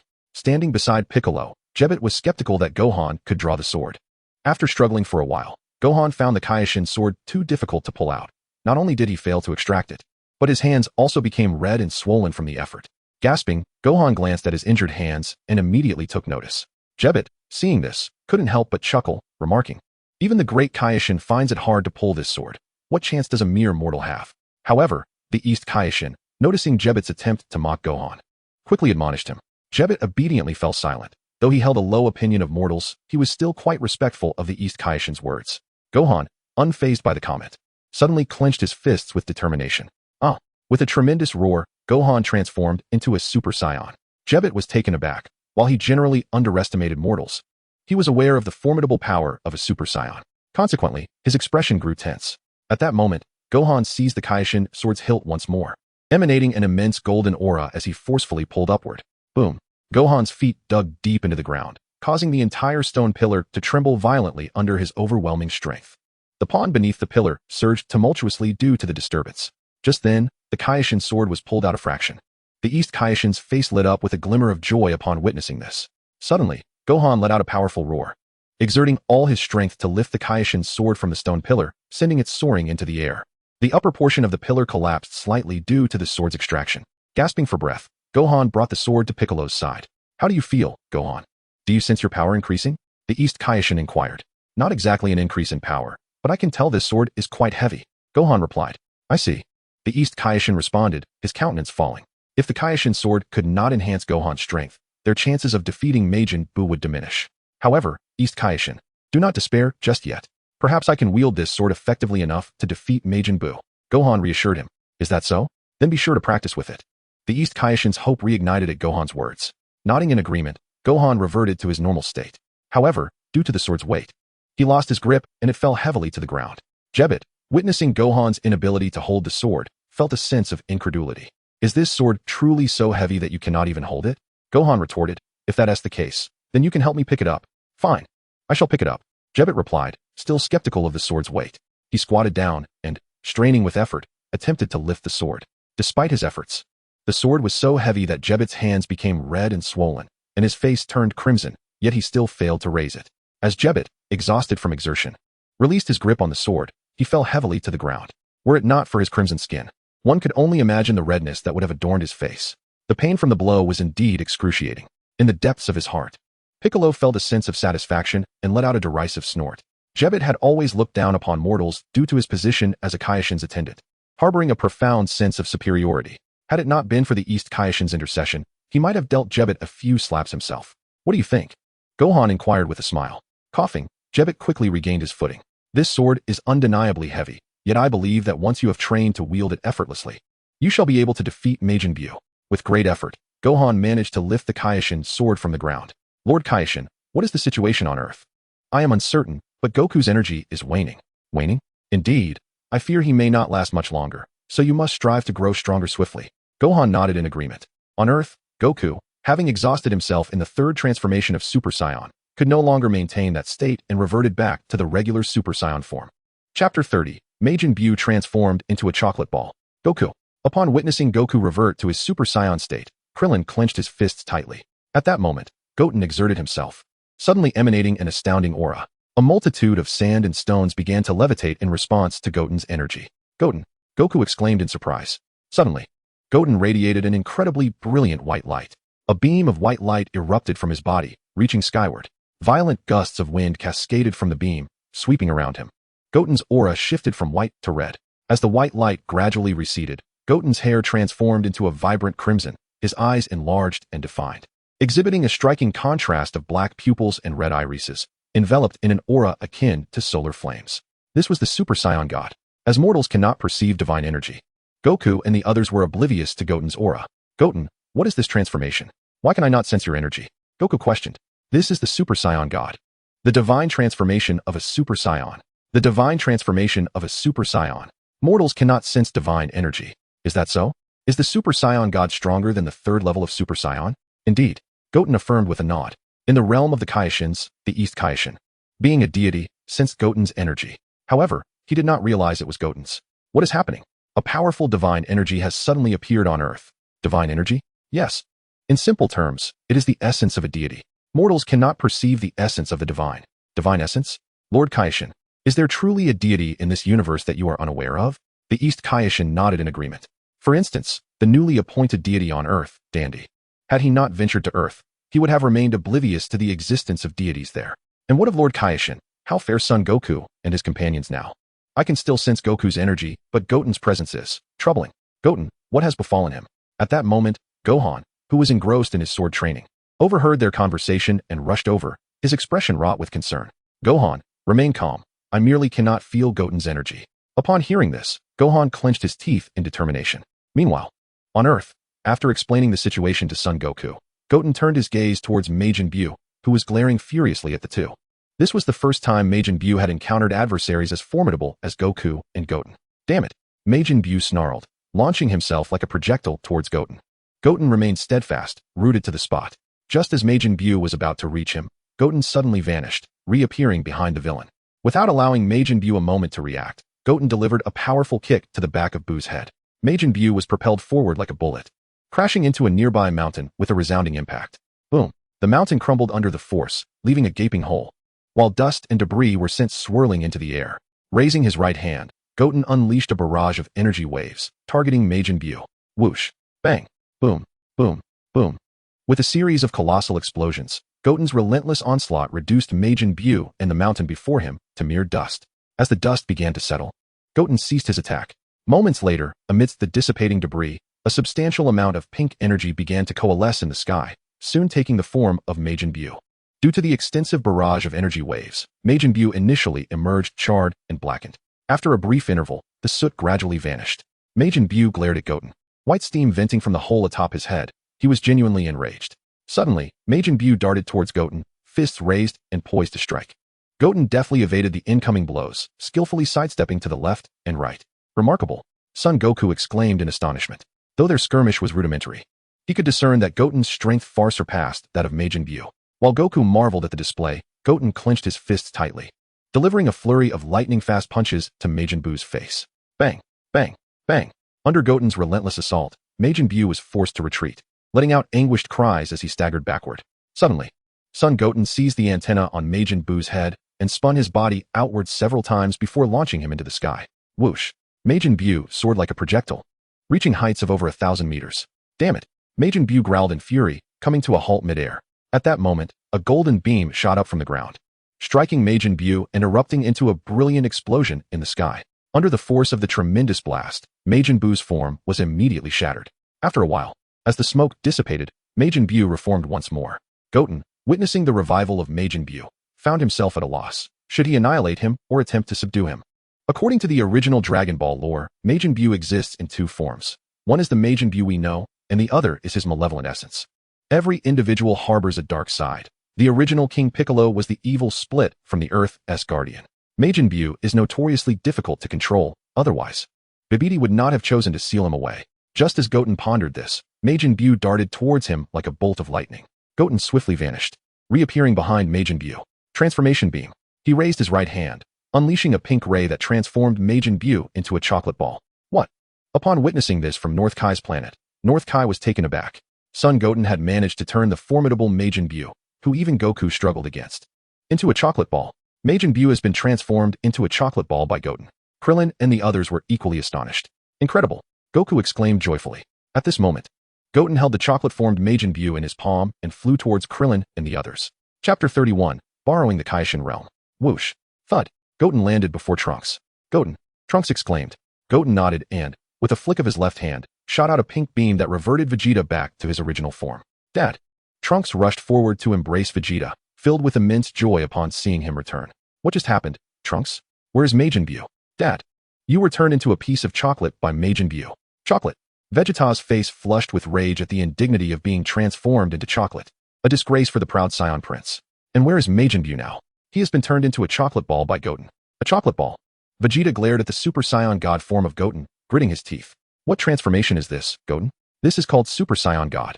The divine transformation of a Super Saiyan. Super Saiyan's divine transformation? Indeed. Goten affirmed with a nod. And Majin Buu? Goten raised his right fist, opening it to reveal a brown chocolate ball. This chocolate ball is Majin Buu. Goten, hand me that chocolate ball. Certainly, but Uncle Vegeta, you must not destroy it, or it will revert back to Majin Buu. Not destroy it. Are you implying that it is not yet dead? Goten nodded. It has merely been temporarily transformed into a chocolate ball by me. After some time, it will revert. If you destroy it, it will recover prematurely. Damn it. Upon hearing this, Vegeta clenched his teeth in anger. At that moment, he longed to rend Majin Buu to pieces, yet he understood that with his current strength, he could not possibly defeat Majin Buu. Then hand it over to me. I assure you I will not destroy it. After a moment of contemplation, Vegeta declared. Very well. Goten promptly placed the chocolate ball into Vegeta's hands. Vegeta, what are you planning to do? Krillin inquired. Ignoring Krillin, Vegeta hurled the chocolate ball to the ground and began to stomp on it with great fervor. He may not destroy the chocolate ball, but can he not trample upon it? Dad, I'll help you stomp on it. Trunks exclaimed, rushing forward to assist in crushing the already flattened chocolate ball. Krillin and the others were taken aback. Is this truly the aloof Vegeta? The ground beneath their feet erupted with loud thuds and clouds of dust as the two continued their assault. Enough, Trunks, stop stomping. After venting his anger, Vegeta quickly regained his composure. All right, Dad. Goten gazed at the chocolate ball, now flattened to a mere sheet, and silently marveled at its remarkable softness, seemingly impervious to damage. Now, Trunks, return the chocolate ball to Goten, would you? Trunks nodded and handed Goten a thin piece of paper, whose shape was unrecognizable. Upon receiving the paper, Goten reshaped it into a ball and held it tightly in his hands. By the way, Goten, how did you master Majin Buu's techniques? Vegeta inquired. I'm not quite sure. I merely glanced at his technique and was able to replicate it. Goten replied. You merely glanced? Vegeta pondered, half incredulous. For even a genius such as himself could not learn an opponent's technique simply by a glance, unless Goten had already known that technique beforehand. So, Goten, how did you know how to transform me back? Goten had seen Majin Buu employ the transformation beam, and his innate talent allowed him to learn Majin Buu's techniques, which was somewhat plausible. However, the fact that he transformed himself back without witnessing Majin Buu perform that technique made no sense. Uncle Vegeta, would you believe me if I said this was something I comprehended after mastering Majin Buu's techniques? I do not believe you. Vegeta shook his head. Oh well, if you choose not to believe, that is your prerogative. Goten chuckled. Regardless of Vegeta's belief, the truth remains that he transformed Vegeta back. Goten, you mentioned that Majin Buu will revert, correct? Goten nodded. This technique is Majin Buu's, and he likely possesses a method to undo it. It merely requires some time. In that case, why not simply eliminate him? Majin Buu possesses formidable regenerative abilities. Unless every trace of his cells is utterly obliterated, he will inevitably resurrect. By the way, what of my brother? He has been taken to the Kaishin realm by Lord Kaishin for training. The Kaishin realm? Indeed. Krillin nodded. Is that so? Then I shall go there as well. You too? Krillin expressed his confusion upon hearing this. Indeed. Goten declared, placing 2 fingers to his forehead and instantaneously teleporting to the Kaishin realm. Instantaneous movement. Krillin gasped in surprise. Goku, when did you teach him instant transmission? I did not. Nor do I know how he learned my technique. Vegeta gritted his teeth at this revelation. Could it be that Goten truly possesses extraordinary insight? In the Kaishin realm, Gohan was fervently wielding the Kaioshin sword upon a grassy expanse when a figure suddenly appeared beside East Kaioshin. It was none other than Goten. Goten! East Kaioshin exclaimed in astonishment. Piccolo and the others were equally taken aback, particularly Jebet. A mere mortal has managed to enter the Kaioshin realm. Goten nodded in affirmation. Goten, how is it that your aura has transformed into that of a deity? East Kaioshin inquired. This is my Super Saiyan God transformation. Super Saiyan God transformation? Yes, it is the transformation of a Super Saiyan into a deity. East Kaioshin continued. Then Goten, what you just performed was instant transmission, correct? Goten nodded once more. And what of Majin Buu? Why has his energy suddenly vanished? Upon hearing this, Goten relaxed his clenched fist. He has been transformed into a chocolate ball by me. You mean to say that this chocolate ball is Majin Buu? East Kaioshin gasped in disbelief. Indeed, Goten affirmed. Then why do you not eliminate him? It is not that I do not wish to destroy it, but if I were to obliterate this chocolate ball, Majin Buu's form would revert to its original state. Revert again. East Kaioshin was taken aback. What then shall we do? Lord Kaioshin, might I borrow the Kaioshin realm? Chapter 32, Subduing Majin Buu. East Kaioshin was astonished. In all his time as Kaioshin, he had never heard of anyone requesting to borrow the Kaioshin realm. Goten nodded. Yes, I have been battling Majin Buu for quite some time, and I fear that if he cannot defeat me, he may self-destruct and annihilate the earth. Hearing this, Gohan recalled the self-destruction of Cell. Had he not been so reckless back then, Goku might not have perished in Cell's explosion. Thus, upon hearing Goten's words, he felt a pang of guilt. Why had he not been as cautious as Goten? Self-destruction. East Kaioshin was once again taken aback. What if he were to self-destruct in the Kaioshin realm? No worries, your realm is mostly uninhabited anyway. Worst case, I can have Shenron restore the Kaioshin realm. Upon hearing this, East Kaioshin clenched his teeth resolutely. Very well, I understand. I shall lend you the Kaioshin realm. As the Supreme Kai, he understood the gravity of certain matters. Supreme Kai? Giobito exclaimed, astonished that the East Supreme Kai would acquiesce to Goten's request. Fear not, Giobito. If the Supreme Kai realm were to perish, we could simply recreate it. In comparison to all of humanity on Earth, it is of little consequence. Giobito nodded in agreement. Very well, Supreme Kai, you must hasten to Earth. Majin Buu will soon regain his strength. Understood, the East Supreme Kai replied. Go, Goten. I have grown stronger and wish to remain and fight alongside you. Gohan declared. No need, brother, I can handle him alone. Goten, calm down, Gohan. I believe it is best to leave this to Goten. The East Supreme Kai advised. Indeed, Gohan. Piccolo chimed in support. Very well, Gohan conceded, promptly departing the Supreme Kai realm alongside the East Supreme Kai. Gohan glanced at the chocolate ball in his hand, discarded it onto the ground, and reverted to his original form. Majin Buu, noticing his restoration, immediately turned to Goten. Why did you revert me back? I wish for you to mend your ways. Mend my ways? Yes, if you promise not to cause destruction, I will provide you with an abundance of delectable candies and cookies. Upon hearing this, Majin Buu's stomach rumbled insistently. He had not eaten since his release from confinement. Well? Goten inquired with a grin. Then give me the candies and cookies. Goten, responding to his request, produced a universal capsule and tossed it to the ground.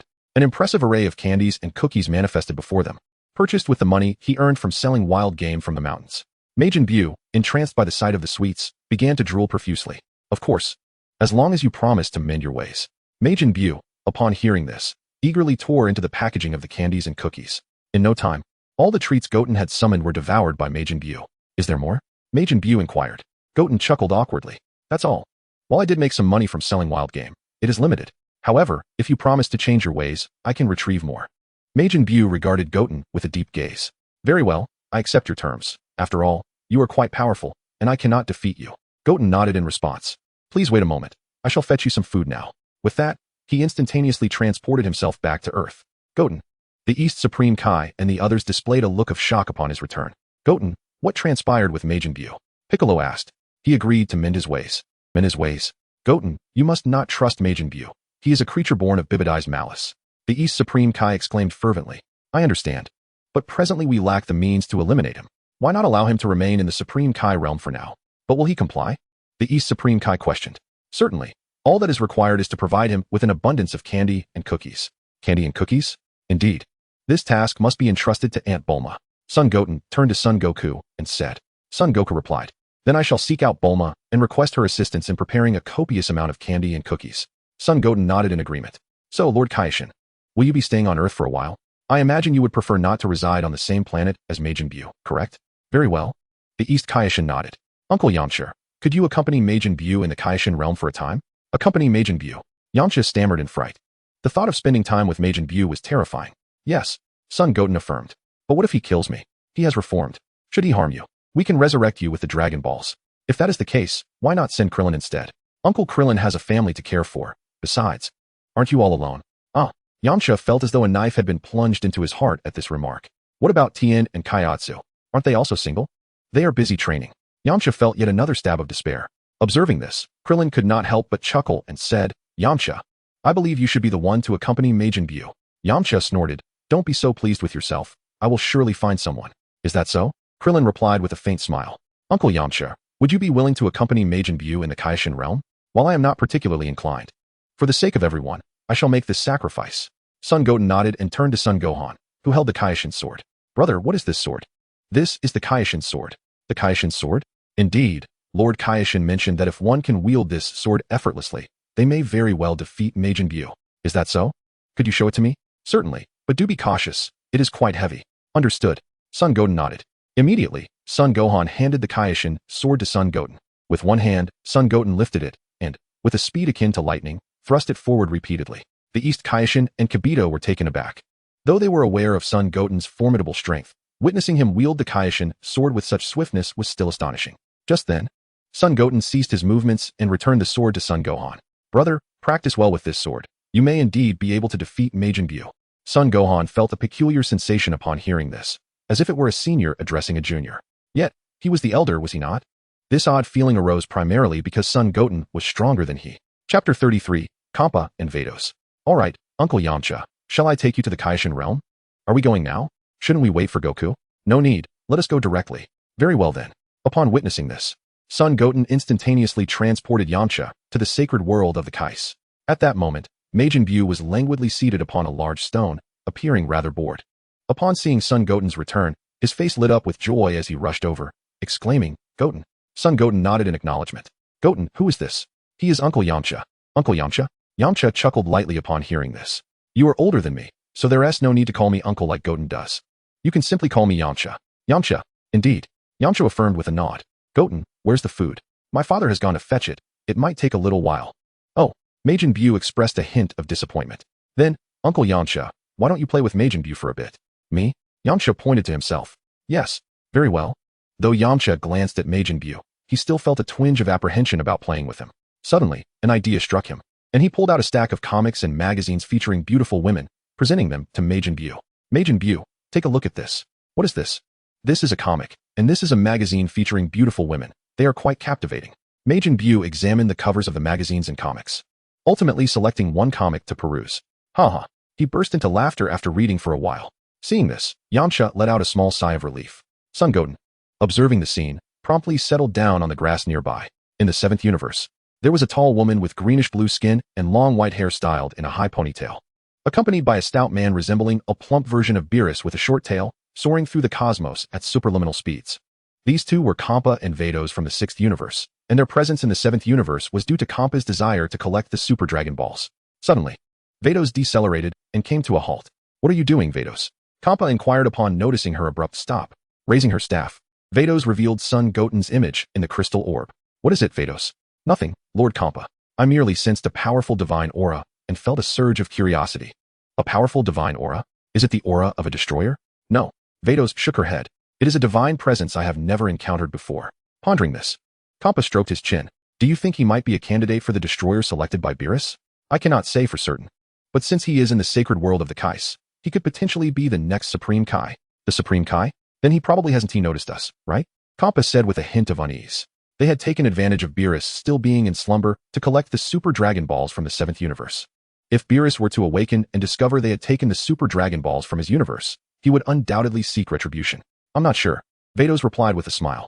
Lord Kampa, could it be that you fear he will inform Lord Beerus of your presence in the 7th universe? Kampa scoffed. If I were afraid of him, I would not have ventured into the 7th universe. Oh, if that is the case, shall we continue our search for the Super Dragon Balls? Kampa cleared his throat. You just mentioned that his divine aura is quite formidable. How about we pay him a visit? Visit? Indeed, to ascertain whether he is a candidate for the god of destruction of the 7th universe. Vados smiled. Lord Kampa, you are still afraid. I am not. I am merely curious about his strength. Kampa retorted stubbornly. Upon hearing this, Vados pointed her staff toward the cosmic void. In an instant, Vados' body propelled forward at superluminal speed, carrying Kampa along with her. In the Kaishin realm, Goten was seated on a patch of grass. gazing up at the cosmos. Due to the unique geographical position of the Kaioshin realm, numerous beautiful planets surrounded the tower. I wish I had my own planet, Goten murmured. At that moment, a figure suddenly appeared before him. It was Goku. Dad. Goku nodded. Goten, I brought the candies and cookies. Then you should give the candies and cookies to Majin Buu, Goku said, opening a capsule and tossing it to the ground. Boom. With a puff of white smoke. Tables laden with candies, cookies, and cakes appeared. Candies and cookies. Majin Buu, engrossed in his comic, immediately set it aside and rushed over, his interest in food outweighing that of the comic. Before long, Majin Buu reached Goku and began devouring the treats voraciously. Goku chuckled. Goten, this fellow has quite the appetite. Goten nodded, but suddenly felt an overwhelming energy approaching them, causing his expression to turn grave. Such a powerful divine aura? Could it be Beerus? No, it's impossible. Beerus won't awaken for another 5 years. Goten pondered inwardly. What's wrong, Goten? Goku inquired, noticing Goten's troubled countenance.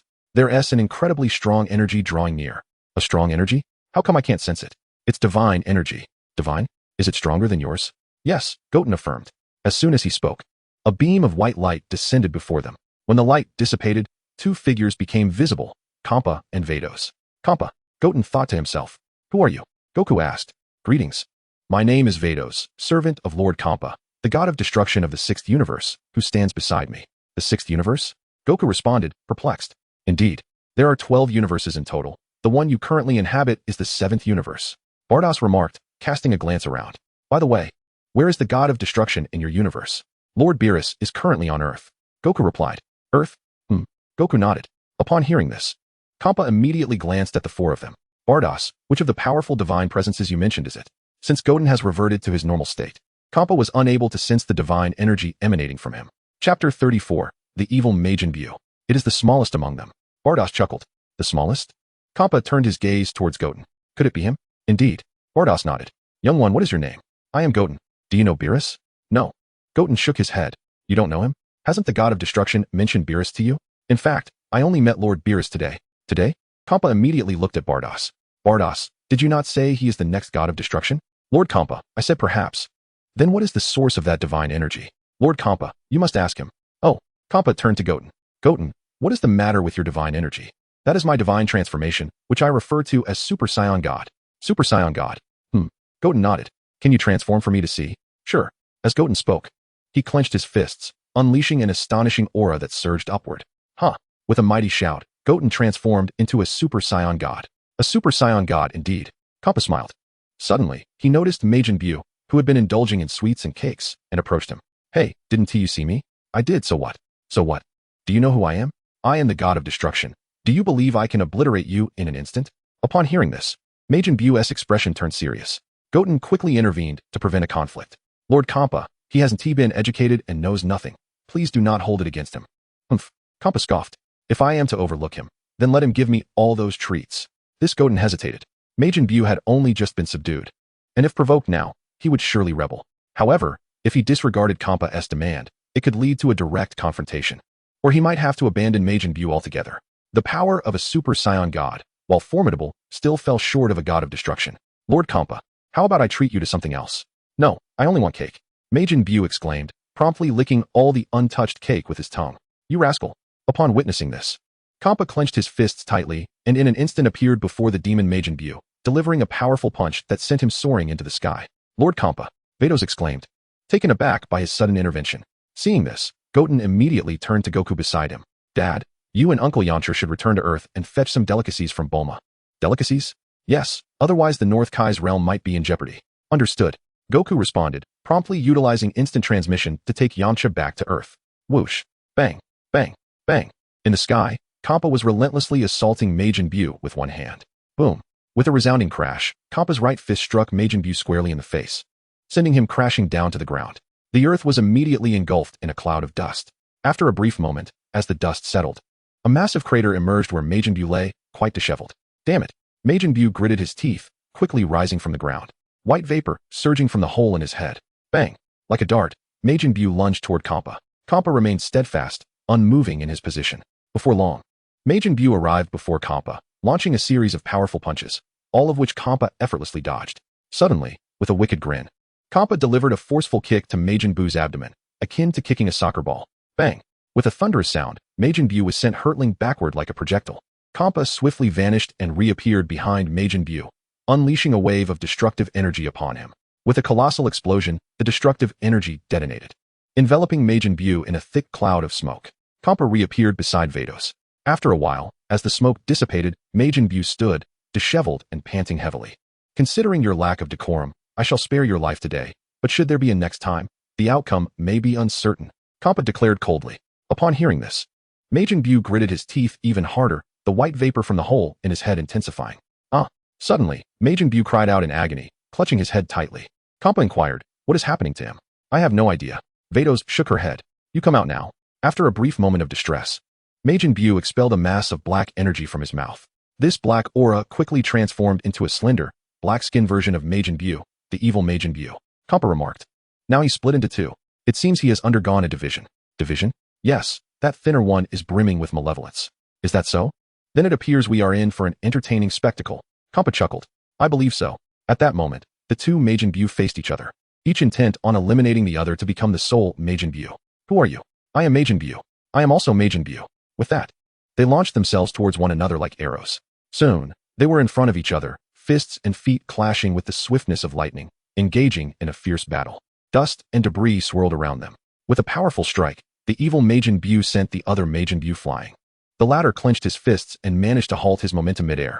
Just then, the evil Majin Buu appeared before him, delivering a fierce kick that sent him hurtling away. With a resounding crash, Majin Buu collided with the mountain behind him, sending clouds of dust billowing into the air. The evil Majin Buu brought his hands together, unleashing a pink energy wave towards Majin Buu. With a thunderous explosion, the mountain was obliterated, leaving Majin Buu charred. I didn't expect this lean fellow to possess such strength, Kampa remarked, to which Beerus responded with a smirk. Just like you against Lord Beerus. I am stronger than Beerus, Kampa retorted angrily. Chapter 35, Son Goten and Kampa. Suddenly, the evil Majin Buu shot a pink beam from his antennae towards Majin Buu. In response, Majin Buu fired a pink beam of his own. The two beams collided in a dazzling display of energy. Suddenly, with a fierce shout, the evil Majin Buu pushed Majin Buu back with his beam. With an electric crackle, Majin Buu transformed into a cookie.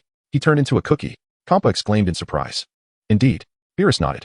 At that moment, Son Goten appeared before the evil Majin Buu in the blink of an eye, delivering a powerful kick that sent him flying. With a loud thud, the evil Majin Buu was propelled over 1,000 meters away. Son Goten then directed a pink beam towards Majin Buu, restoring him to his original form. The evil Majin Buu, teeth clenched in anger, glared at Son Goten. Interesting, Kampa chuckled. In that instant, the evil Majin Buu darted towards Son Goten like a bolt of lightning. Son Goten swiftly appeared beneath him, launching a rapid barrage of punches to the evil Majin Buu's abdomen. The evil Majin Buu let out a series of agonizing cries under Son Goten's relentless assault. With a final, powerful punch to the chin, Son Goten sent him soaring into the air, gathering energy with both hands. He proclaimed, Kamehameha? A deep blue wave of energy swiftly coalesced from Goten's hand, launching toward the malevolent Majin Buu hovering in the sky. Instantly, an immense blue orb of light materialized before the wicked creature, propelling him into the cosmos. Majin Buu howled in agony, desperately attempting to fend off the Kamehameha. Yet, beneath the overwhelming force, his efforts proved utterly futile. With a thunderous explosion, the Kamehameha detonated in the heavens, illuminating the sky with a brilliant azure glow. Subsequently, a colossal tempest surged forth, sweeping across the expanse of both the sky and the Kaishin realm. Majin Buu shrieked in despair, his form rapidly disintegrating under the might of the tempest. Majin Buu, I hope you can be a good person in your next life, Goten remarked, gazing at the imminent demise of the wicked entity. After a moment, as the smoke cleared from the sky, the malevolent presence of Majin Buu had completely vanished. Was Majin Buu truly obliterated? On North Kai's planet, the North Kai gasped in astonishment at the sight. Previously, Goku and Goten had been unable to vanquish Majin Buu. Yet Goten had now effortlessly dispatched another iteration of him. Was it that this version of Majin Buu possessed a weaker regenerative ability, or had Goten deliberately held back? Seeing this, Zampa approached Goten with a smile. Goten, your strength is impressive. Would you care to spar with me? Spar with you? Rest assured, I won't use my full power. Very well, Goten replied, stepping back. Shall we begin? Zampa beckoned to Goten. All right, Goten exclaimed, transforming into a streak of red light as he charged towards Zampa. In the blink of an eye, Goten stood before Zampa, launching a powerful double-fisted assault. Zampa deftly evaded, shifting left and right with ease. Goten shouted, unleashing a tremendous right punch. Zampa raised his left hand, effortlessly catching Goten's powerful strike. Gritting his teeth, Goten executed a horizontal kick aimed at Zampa. Zampa lifted his right leg, meeting Goten's kick in a fierce clash. A resounding crack echoed as sparks erupted from their feet. Zampa glanced at Goten and released his grip. Observing this, Goten swiftly retreated, clenching his fists tightly. Huh! With a mighty shout. Goten's hair and brows transformed to a celestial blue, his irises shifting to a deep azure. Surrounding him was an aura of blue energy, adorned with star-like particles unique to divine presence. Within this aura, droplets of water flowed intermittently, moving at a much slower pace than that of a human or Super Saiyan. Accompanied by faint electric sparks, the aura exhibited a dual layer, transitioning from celestial blue on the outside to white within. This was the essence of Super Saiyan Blue. What was this? This transformation, known as Super Saiyan Blue, is a state where one embodies the essence of Super Saiyan God. It sounds rather intricate, but in essence, it is indeed a more formidable transformation than the previous one, right? Yes. Goten nodded. If that is the case, shall we proceed? Certainly. As Goten spoke, he instantly morphed into a streak of blue light, charging towards Kampa. In the blink of an eye, Goten found himself before Kampa, launching a powerful assault with both fists. Kampa, taken aback by Goten's newfound speed post-transformation, had no choice but to defend himself against Goten's onslaught with both hands. Bang, bang, bang. Under Goten's relentless attacks, Kampa was forced to retreat. Cursed be it. Kampa gritted his teeth, unleashing a powerful surge of energy that sent Goten reeling backward. Goten clenched his fists tightly, quickly stabilizing himself on the ground. Just then, Kampa unleashed a wave of destructive energy aimed at Goten. Goten raised his hands to intercept the destructive force. However, he was still pushed back several hundred meters by its impact. That was quite the burn, Goten exclaimed, promptly hurling the destructive energy skyward. Boom. A tremendous explosion resonated as the energy detonated in the heavens. Not bad.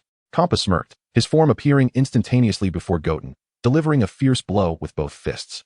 Due to Kampa's blinding speed, Goten had no time to react before the punches connected with his face. Goten let out a loud cry. Enduring a barrage of strikes to his face and body, gritting his teeth, he suddenly dodged Kampa's right fist, colliding his forehead against Kampa's in a fierce headbutt. Bang! With a loud crack, Goten sent Kampa staggering back. Cursed be it. Kampa seethed, rubbing his forehead.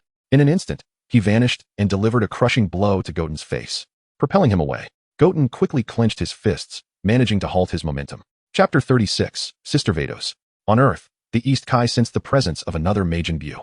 Lord Kai, what is happening in the Kai realm? Why are there two energies of Majin Buu? I am uncertain. The East Kai shook his head. However, it seems Goten is currently engaged in battle with the God of Destruction that Goku mentioned. God of Destruction? Lord Kai, do you know what kind of deity that is? I am not quite sure. The East Kai shook his head again. Back when the 5 great Kais were still present, his sole responsibility was overseeing the Eastern Galaxy. It was only after Majin Buu annihilated the great Kais that he became the sole Kai of Universe 7. Is that so? Then, Lord Kai, is this deity's energy very potent? Gohan expressed concern for Goten's safety. Very potent. It is the first time I have sensed such a powerful divine aura. Then, Lord Kai, is Goten in danger? I cannot say for certain. In the Kai realm, Goten and Kampa had transitioned from the ground to midair. At this moment, the two individuals were channeling energy waves with both hands, launching assaults at one another. Whoosh, boom, boom. The energy wave of Goten clashed with Kampa's destructive energy, resulting in a series of colossal explosions. In an instant, the sky was awash with explosions and the fiery light they produced. Suddenly, Kampa ceased his assault of destructive energy and instantly appeared before Goten. What? Goten was taken aback. In the next moment, Kampa's right fist came crashing towards Goten.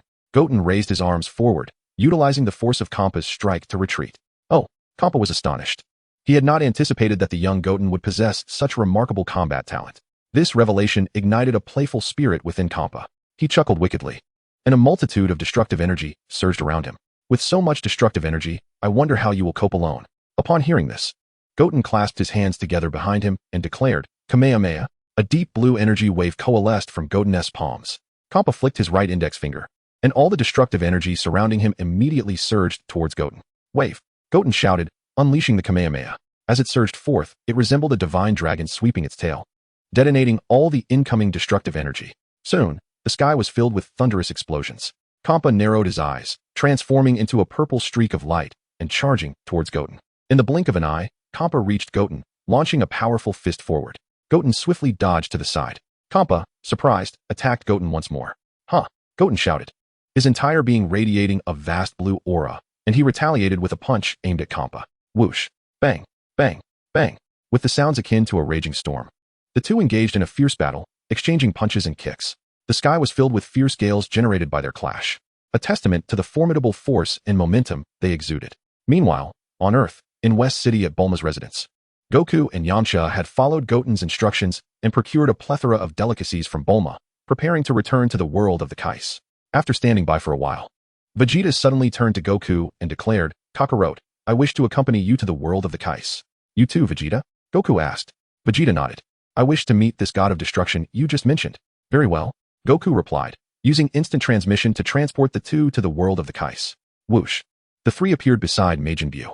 Upon seeing the creature that had transformed him into chocolate, Vegeta felt a surge of displeasure. However, he was soon captivated by the battle between Goten and Kampa. Kakarot, the one fighting Goten, must be the god of destruction, right? Yes, Goku affirmed with a nod. Vegeta, reflecting on this, recalled having encountered Beerus when he was very young. Before him stood Kampa, who bore a resemblance to Beerus, yet was undeniably distinct. Son Goku had already clarified that his name was Kampa. Could it be that they were brothers? Just as Vegeta contemplated this, Son Goten and Kampa clasped hands, exerting their strength against each other in the sky. With a mighty shout, Son Goten radiated a vast amount of blue energy, while Kampa, with a disdainful snort, emanated a significant purple aura. The two energies clashed like fierce flames in the heavens. After a brief standoff, Kampa exerted force, sending Son Goten hurtling away. Gasping for breath, Son Goten glanced at Son Goku, standing on the ground, and said, Lord Kampa, I'm feeling a bit fatigued. Shall we call it a day for our battle? Given that Son Goten was still a child, surely it was acceptable for him to playfully appeal to Kampa. No more fighting? He continued. Indeed, I'm feeling somewhat hungry. He chuckled. Observing that Son Goten was merely a child, Kampa softened his demeanor and retracted his aura. Very well. But do not breathe a word of our meeting to Beerus, and ensure they keep it a secret as well. Kampa cast a glance at Son Goku and the others. Son Goten nodded and reverted to his normal state. No more fighting? Son Goku inquired, and promptly, the two descended towards the ground, landing beside Son Goku and Whis. Dad, did you bring the delicious food from Earth? Son Goku nodded and tossed a capsule to the ground. With a resounding pop, a feast of several tables laden with delectable dishes materialized amidst a cloud of white smoke. Kampa's interest was piqued by the enticing spread brought by Son Goku, as was Majin Buu's. Goten, what are all these? May I have a taste? Majin Buu asked, drooling. You can, but you mustn't compete with Lord Kampa for the food. All right. Majin Buu nodded obediently. Humph. Kampa scoffed. I never said I wanted your food. Does Lord Kampa not wish to partake? Then I shall offer it to Sister Vados. Goten declared. Sister. Vados smiled at the mention. Even celestial beings, like angels, delight in being referred to as youthful. Of course, Vados' age far surpassed that of the Saiyan ancestors. Goten promptly handed a slice of pizza to Vados, saying, Sister Vados, this is pizza from Earth. Would you care to try it? Yes. Vados replied with a smile. Chapter 37, Kampa departs. Subsequently, Vados took the slice of pizza from Son Goten and began to enjoy it. Upon tasting the pizza, a look of sheer astonishment spread across her face. What is it, Vados? Lord Kampa, this dish called pizza is simply exquisite. Is that so? Kampa feigned calmness. Bardos nodded and swiftly finished the pizza in her hands. Observing this, Goten promptly fetched an array of delectable earth delicacies for Bardos. As she sampled the various dishes, her face continually expressed astonishment. Kampa, unable to restrain his cravings any longer, remarked, Bardos, are these foods truly so delightful? Indeed, Lord Kampa, each dish Goten brought from Earth is exceptionally delicious. Goten replied. Kampa turned to Goten, momentarily at a loss for words, having just declared that he would not partake in Goten's offerings. Sensing Kampa's internal conflict, Goten cheerfully offered him a slice of pizza. Lord Kampa, do try this pizza. It is truly exquisite. Kampa cleared his throat, conceding, since you insist. I shall give it a taste. With that, he took a piece of the pizza Goten had extended. Upon his first bite, an expression of sheer wonder illuminated Kampa's face, and he soon devoured the slice voraciously. Without further hesitation, he began to sample all the delicacies laid out on the table. Majin Buu, noticing Kampa competing for food, quickly increased his pace. While Goten had mentioned that he could not compete with Kampa for food, he had not indicated that he couldn't eat faster. Damn it, Kampa thought, feeling a surge of competitive spirit as he hastened his consumption. In no time, all the food brought by Goku was consumed by Goku, Kampa, Bardos, and Majin Buu. Kampa, still craving more, looked at Goten and asked, Goten, did you bring all this food from Earth? Goten nodded. Kampa then turned to Bardos. Bardos, can you show us where our Earth in Universe 6 is? Of course, Lord Kampa. Bardos responded. Is it possible that your universe also has an Earth? Goku inquired. As Universe 6 and Universe 7 are twin universes, thus, any planet present in one should also exist in the other. Indeed. But their scions do not possess the same strength as yours, Bardos explained, her staff as crystal orb revealing a desolate planet. What is this? Goten, is your Earth located in the North Galaxy? Yes, Sister Bardos, what is it? Nothing much, but it seems our Earth in Universe 6 resembles a dead planet. A dead planet? Kampa gasped. If their universe's Earth was indeed a dead planet, he would never experience the exquisite flavors found on Earth in Universe 7. I shall rewind time to uncover the reason behind our Earth's fate, Bardos stated. As the image of Earth within her crystal orb reverted to a time before it had become desolate. As time moved forward, it became evident that the humans of Universe 6 Earth had succumbed to war, leading their planet to transform into a lifeless sphere. Thus it is our Earth, within this universe, has been transformed into a desolate sphere due to the ravages of human conflict. War? Does this imply that the inhabitants of our Earth have failed to create a culinary paradise akin to that of the 7th universe? Indeed, Bardos nodded in agreement. Upon hearing this, Xiangpa stroked his chin thoughtfully, his desire to collect the Super Dragon Balls intensifying. Bardos, it grows late. We must prepare to return, said Xiangpa. Very well. Lord Xiangpa, Bardos replied with a nod, bidding farewell to son Goten. Well then, son Goten, we shall take our leave for now. Until we meet again. Until we meet again, son Goten responded. Bardos then pointed her staff toward the ground, and a radiant spectrum of light instantly enveloped their feet, whisking them away from the realm of the Kaishin. Son Goten sighed in relief upon witnessing this. Dad, shall we return to Earth as well? What about Majin Buu? Son Goku inquired. He will accompany us. Then place your hands on my back. Son Goten and the others nodded in agreement. In an instant, Son Goku teleported, bringing Son Goten back to Earth. With a whoosh, they appeared before the East Kaishin. Majin Buu. The East Kaishin gasped in astonishment at the sight of the returned Majin Buu. Fear not, Lord Kaishin, for Majin Buu has truly reformed. Isn't that right, Majin Buu? Indeed, Majin Buu affirmed. Goten, you must not trust him too easily. He is Majin Buu. The East Kaishin, still haunted by fear, found it hard to believe that Majin Buu could have changed so swiftly. Lord Kaishin, I assure you, he has genuinely turned over a new leaf. The East Kaishin remained skeptical, yet felt powerless in the face of Majin Buu. Thus, despite his doubts, he was compelled to accept this new reality. So Goten, what was the cause of the two distinct energies from Majin Buu earlier? That was the essence of his evil thoughts. Evil thoughts. Yes, I have eradicated them. And what of the Kaishin realm now? It has sustained minor damage, but all is well. Is that so? In that case, Jebet and I shall take our leave. Lord Kaishin, what of the Kaishin sword? Son Gohan asked. Since you have drawn it, it is yours to keep. We cannot wield it. Son Gohan nodded in gratitude. Farewell, everyone. Until we meet again, Jebet declared, teleporting the East Kaishin back to the Kaishin realm. Upon returning, the East Kaishin was greeted by the sight of a landscape marred by craters. The Kaishin realm, Jebet exclaimed. Earth, Son Goku said, turning to Majin Buu. So Goten, where do you intend to house him? Majin Buu possesses an insatiable appetite, and given the economic constraints of our family, it may prove challenging. Moreover, Chi-Chi would never consent to having Majin Buu reside with us. Uncle Yamcha, Son Goten turned his gaze towards Yamcha. Upon hearing this, Yamcha repeatedly waved his hand, saying, Goten, my financial situation is limited. He can stay with me, but I cannot provide for his meals. Chapter 38, Settling Majin Buu. Oh, I see. Son Goten then looked towards Piccolo. Uncle Piccolo, could Majin Buu reside in your other world for the time being? The other world isn't mine, it's Den's. Let me inquire with Den. All right. Son Goten nodded. Observing this, Piccolo immediately utilized telepathy to contact Den. Den, please allow Majin Buu to stay with you. Is that so? That would be splendid. Majin Buu looked at Son Goten with a puzzled expression. The other world? Yes, for today you will stay there. And tomorrow I will take you to a wonderful place. Okay. Majin Buu nodded in agreement. Then Goku, unless there are any other matters, shall we take our leave? Yamcha inquired. Yes, let's gather again at the next opportunity. Son Goku replied with a nod. By the way, we left the World Martial Arts Tournament without knowing how the competition is proceeding, Krillin remarked. He had come to participate alongside Lazuli, not only to compete, but also to win the tournament's prize money. They planned to leave Kame House and move to West City. I believe it must have concluded by now, Son Goku said. Son Goten chuckled. Uncle Krillin, Aunt Lazuli might have already secured the championship. The championship? Krillin exclaimed. You have certainly benefited from this.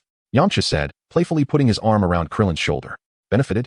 Krillin looked at Yamcha, uncertain whether he meant marrying Lazuli or her winning the tournament. Regardless of which, both were indeed beneficial to him. Indeed, the tournament's prize money is surely in the hands of your esteemed lady. Krillin nodded. Father, shall I take Majin Buu to the other world? Shall I accompany you? Sure. Son Goten agreed. Son Goku, upon hearing this, instantly transported the two to the other world. Goku then greeted Son Goku. Son Goku nodded in acknowledgement.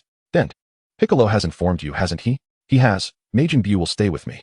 Majin Buu, while you reside here, you must obediently listen to Den. Son Goten instructed. Understood. Majin Buu nodded. Father, shall we return now? Son Goku nodded in agreement.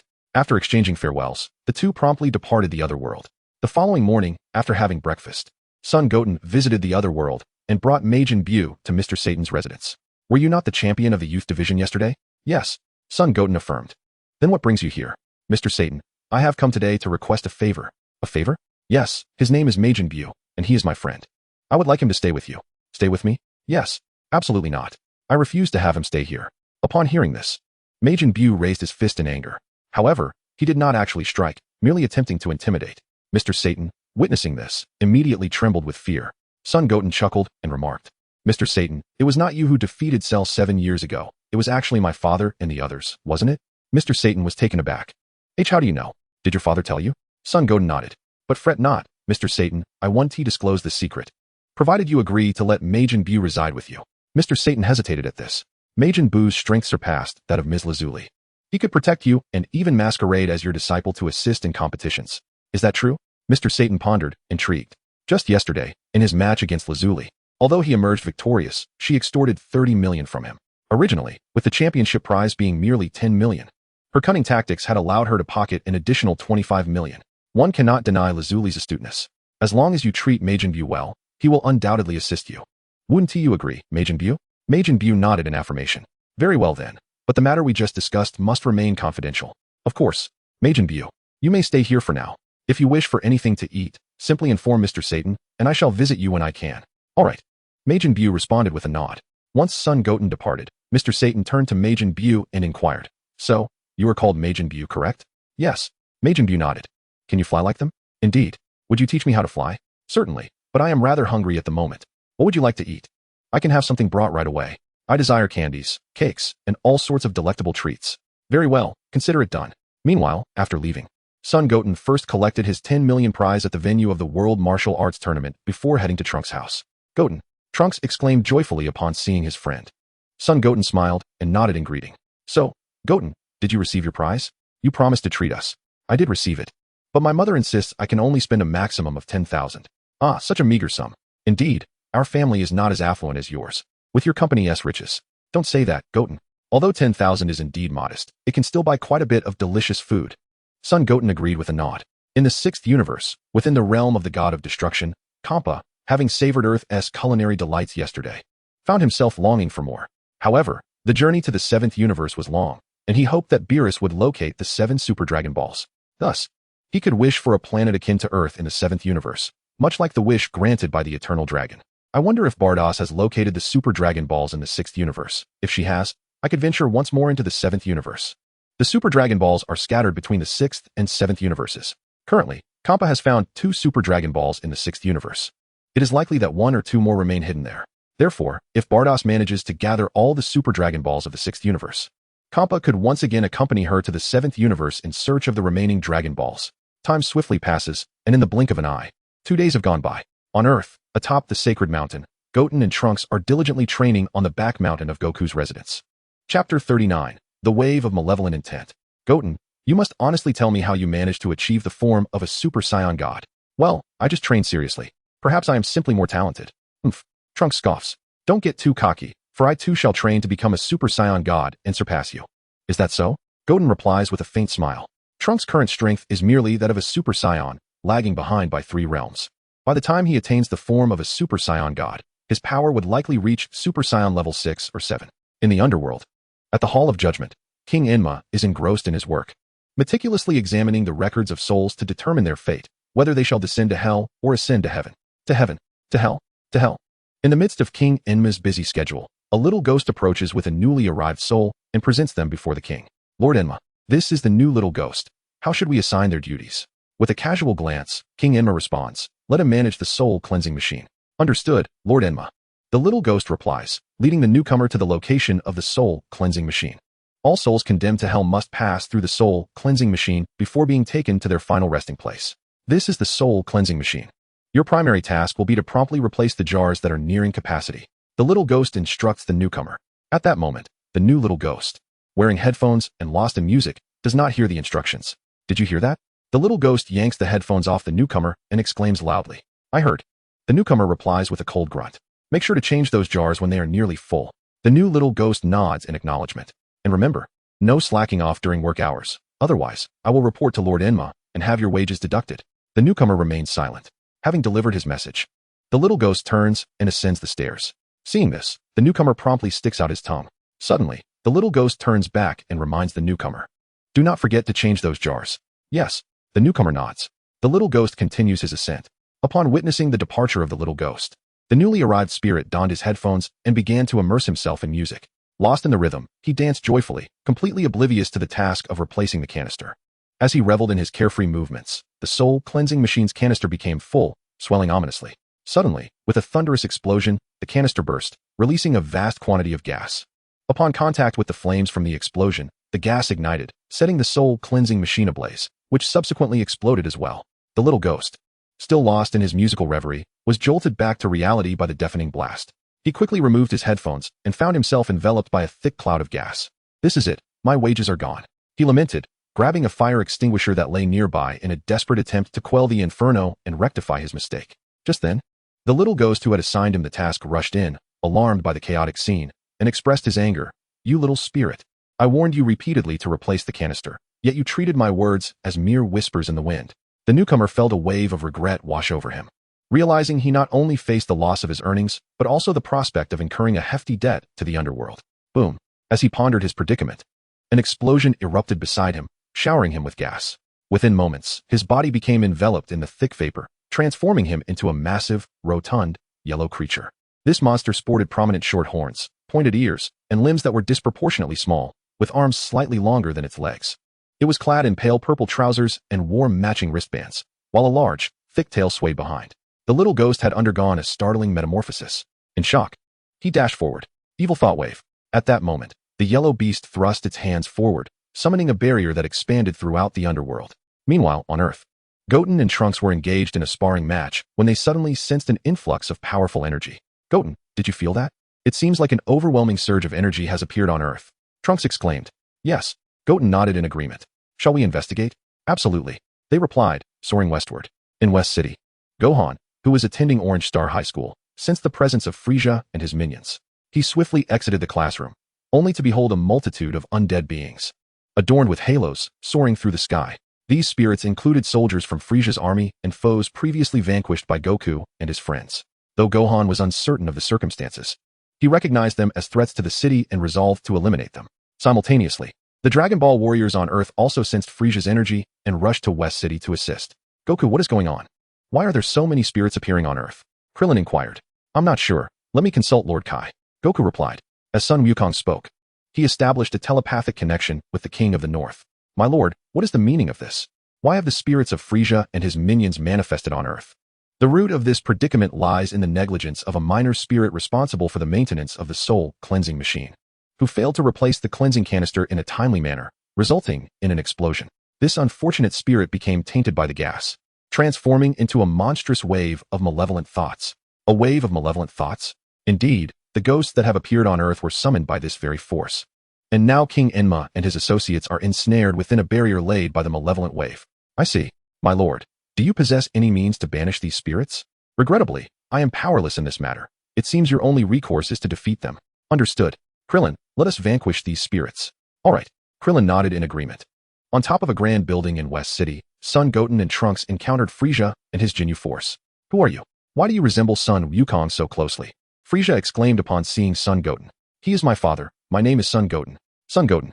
Frieza, upon hearing this, glanced at Trunks and noticed his resemblance to future Trunks, the one who had once severed him into several pieces. And who might you be? Frieza inquired of Trunks. My name is Trunks. And who is your father? Vegeta. Ah, so Vegeta is that traitor. Do you know my father? Of course, your father was once my subordinate. Subordinate? Trunks looked perplexed. Frieza chuckled. Has your father never mentioned me? My name is Frieza. Oh, so you are that villain Frieza. Vegeta indeed had never mentioned Frieza to Trunks. It was Bulma who had informed him about Frieza, as Vegeta's time under Frieza's command was not a matter of pride. Humph. Frieza scoffed. Jinyu Force, dispose of them. As you command, Frieza. Upon hearing this, Jinyu and his team charged at the two. Huh. Trunks shouted, swiftly darting in front of Jinyu and delivering a punch that pierced through his form. Bang. As Jinyu was currently in a spiritual state, Trunks' punch caused Jinyu's essence to dissipate like smoke. The others were taken aback but continued their assault on Trunks. He deftly dodged to the side, eliminating them one by one with precise punches and kicks. Damn it. Frieza gritted his teeth and charged at Trunks. At that moment, a figure suddenly appeared, delivering a kick that cleaved Frieza's body in two. This figure was none other than Son Goten. Witnessing his body split apart, Frieza's expression changed drastically, and like Jinyu and the others, he too began to evaporate into smoke. Frieza's army, witnessing this, turned to flee. "Don't run," Trunks shouted as he immediately pursued them. Son Goten followed suit in the chase. Chapter 40. The Malevolent Wave of Sun Wukong. After a considerable period, Sun Wukong and his companions vanquished the majority of the spirits and sought the Dragon Balls, hoping to restore everything through the power of the dragon. Sun Wukong inquired, "O dragon, can you return all the spirits currently on Earth to the underworld?" "I cannot," the dragon replied. "The spirits of the underworld are under the jurisdiction of King Yama, and I have no authority to intervene in his matters." "Ah, I see. In that case, we shall refrain from making a wish for now." The dragon nodded and transformed back into the 7 Dragon Balls, scattering across the earth. "What shall we do next, Wukong?" Krillin asked. "I am uncertain. How about we seek the guidance of Lord Kai?" Sun Wutian suggested. "Lord Kai? Indeed, since this predicament arose from the malevolent wave, we should venture to the underworld and confront it." "That makes sense. Wutian, hold on to my shoulder." "All right." Sun Wutian acquiesced. In an instant, Sun Wukong teleported, bringing Sun Wutian to the Kai's realm. "Wukong!" Lord East Kai exclaimed in astonishment at the sudden appearance of Sun Wukong. Sun Wukong nodded. "Lord Kai, you are aware of the situation in the underworld, are you not?" "I am, but that creature possesses immense power, and I am at a loss." "Then, Lord Kai, can you transport us to the underworld?" "To the underworld?" Lord Kai pondered. "That creature transformed into the malevolent wave due to a small spirit coming into contact with explosive gas. If we aim to defeat it and restore the underworld, we must act." "Very well, Jebet, send these 2 to confront the malevolent wave." "As you wish, Lord Kai." Jebet responded with a nod. "We are immensely grateful, Lord Kai." "Think nothing of it. It is my duty. Shall we depart?" Jebet asked Sun Wukong and his son. "Yes," Sun Wukong affirmed. With that, Jebet executed a teleportation, bringing the 2 into the malevolent wave's domain. Malevolent wave. Malevolent wave. At that moment, the malevolent wave, resembling a small monster, was dancing within the barrier. "Wukong, I can only take you this far. The rest is up to you." "Understood." Sun Wukong nodded. Jebet promptly used teleportation to exit. "Wutian, shall I engage the malevolent wave first?" "Sure." Sun Wutian agreed. Without hesitation, Sun Wukong charged towards the malevolent wave. In no time, he arrived before it, delivering powerful punches. The malevolent wave swiftly evaded, circling behind Sun Wukong and delivering a forceful kick to his rear. With a resounding crash, Sun Wukong was propelled like a projectile, crashing heavily against the barrier ahead. "Ouch, ouch, ouch." Sun Wukong groaned, gingerly rubbing his head. He quickly regained his footing and turned to face the malevolent wave. With a stern expression, Sun Wukong raised his hands and clenched them tightly. "Huh!" With a mighty shout, he transformed into a Super Saiyan. "Oh!" The malevolent wave displayed a hint of astonishment at the sight. Subsequently, a golden wave of energy erupted from his mouth, launching an attack towards Sun Wukong. With a swift movement, Sun Wukong darted forward, evading the onslaught. Boom! With a resounding explosion, the energy wave detonated upon impact with the ground. Sun Wukong let out a fierce roar, charging toward the evil thought wave, delivering a powerful blow with his right fist. Bang! The evil thought wave was struck, staggering backward a few steps. Evil thought wave! Evil thought wave! The evil thought wave, fixing its gaze upon Sun Wukong, transformed the scattered candy fragments on the ground into numerous smaller evil thought waves. Evil thought wave! Evil thought wave! Under its control, the diminutive evil thought waves hopped and bounded towards Sun Wukong. A clone? Observing this, Sun Wukong quickly gathered energy in his hands, launching it at the smaller evil thought waves. Boom, boom, boom. With a series of deafening explosions, the clones were swiftly obliterated. Sun Wukong chuckled, a hint of pride glimmering in his eyes as he regarded the evil thought wave. Infuriated by Sun Wukong's arrogance, the evil thought wave extended its arms, launching an assault. Startled, Sun Wukong leaped off the ground just in time. At that moment, the holes on the evil thought wave's body and its mouth simultaneously unleashed a barrage of energy waves. Dozens of energy projectiles surged into the air, targeting Sun Wukong. He raised his arms defensively against the oncoming onslaught. Boom, boom, boom. The energy waves collided with Sun Wukong's arms, resulting in explosive blasts. A thick cloud of smoke quickly enveloped him. Huh! Sun Wukong unleashed a tremendous surge of power, rebounding the incoming energy waves. He then charged toward the evil thought wave on the ground. At that instant, the evil thought wave forcefully struck downward with its right fist, creating ripples in the air that transported its punch directly above Sun Wukong. Taken aback, Sun Wukong had no time to evade, and the evil thought wave's fist came crashing down upon him. The ground erupted in a cloud of dust. Energy distortion space. Sun Wukong narrowed his eyes upon witnessing this. This technique resembled one used by Oniraza from Universe 3 of Dragon Ball Super. Damn it! In that moment of fury, Sun Wukong rapidly regained his footing and charged at the evil thought wave. The evil thought wave unleashed a flurry of punches to the sides, utilizing the energy distortion space to redirect its attacks towards Sun Wukong. Startled, Sun Wukong quickly dodged to the sides. Meanwhile, The evil thought wave unleashed a chaotic barrage of strikes in all directions. Attacks rained down from every angle, targeting Sun Wukong. Despite his formidable strength, he struggled to evade so many simultaneous assaults. Bang! With a violent crash and anguished cries, Sun Wukong was heavily struck in the back. Following this, additional attacks from the evil thought wave bombarded him, eliciting pained shouts. Bang! The evil thought wave brought its fists together, delivering a crushing blow that sent Sun Wukong crashing to the ground. Alas, witnessing this, Sun Wukong could not help but let out a sigh. It is well known that Sun Wukong has a rather unsavory habit of not revealing his full strength from the outset. At that moment, he rose from the ground, swiftly bringing his hands together behind him. Kamehameha. A deep blue energy wave began to coalesce between his palms.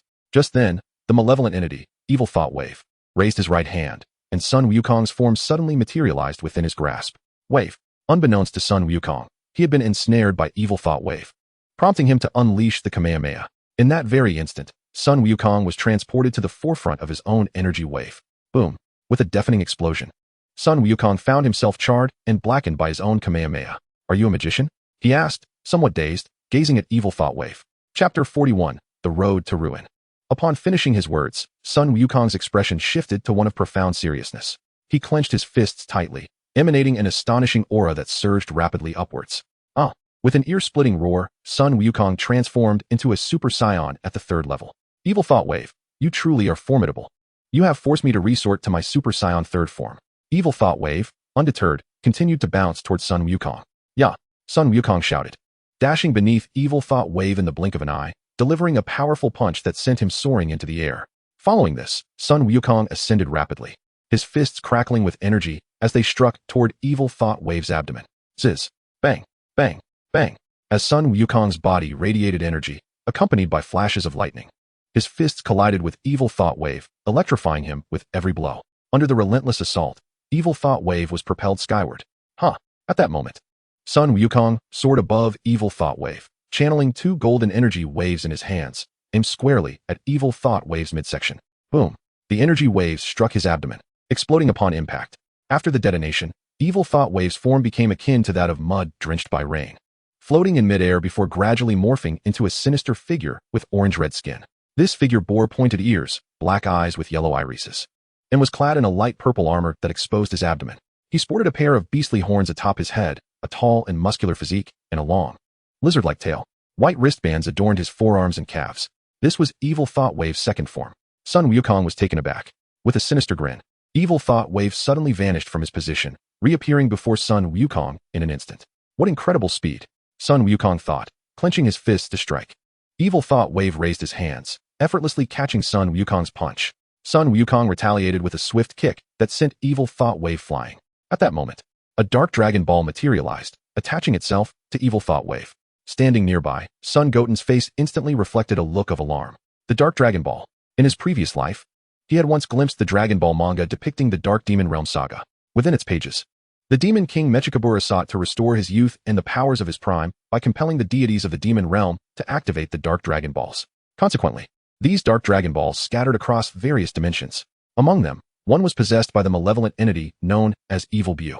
Just as Goten contemplated this, Evil Bu let out a thunderous roar, his egg-yellow eyes transforming into a deep black, as if he had succumbed to madness. Goku swiftly lifted his right leg and delivered a powerful kick forward. With a resounding crash, Evil Bu was sent sprawling. Yet, he quickly regained his footing and rushed towards Goku with alarming speed. In the blink of an eye, Evil Bu was upon Goku, unleashing a flurry of punches and kicks like lightning. Goku raised his fists to counter the onslaught. The two engaged in a ferocious exchange, their strikes colliding with the ferocity of a storm. However, empowered by the Dark Dragon Balls, Evil Bu soon overpowered Goku, sending him crashing to the ground. Witnessing this, Goten instantly transformed into a Super Saiyan God and charged at Evil Bu.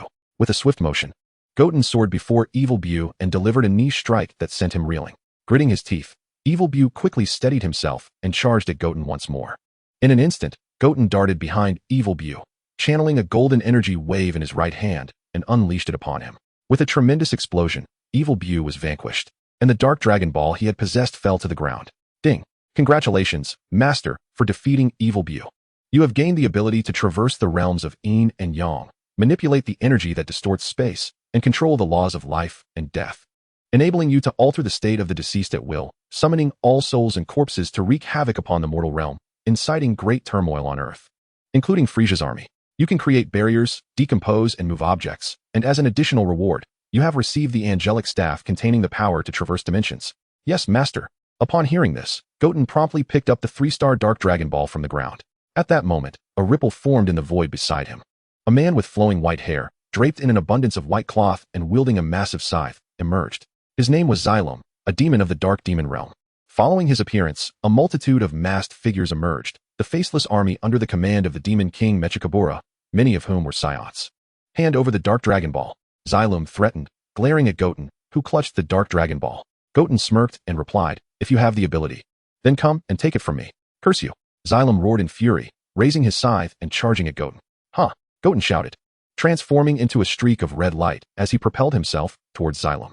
In a swift motion, Xylem lunged towards Sun Wutian, brandishing his dual scythes with remarkable speed. Sun Wutian adeptly evaded the assault while retaliating against Xylem. With a resounding impact, Sun Wutian executed a powerful kick, driving his right foot forcefully into Xylem, who staggered backward. Gritting his teeth, Xylem charged at Sun Wutian once more. The latter nimbly dodged and leapt to the sides, effortlessly avoiding Xylem's onslaught. Infuriated, Xylem intensified his attacks. With a cold scoff, Sun Wutian unleashed a sweeping kick, sending Xylem crashing to the ground. Subsequently, he concentrated a golden wave of energy in his right hand and launched it towards Xylem.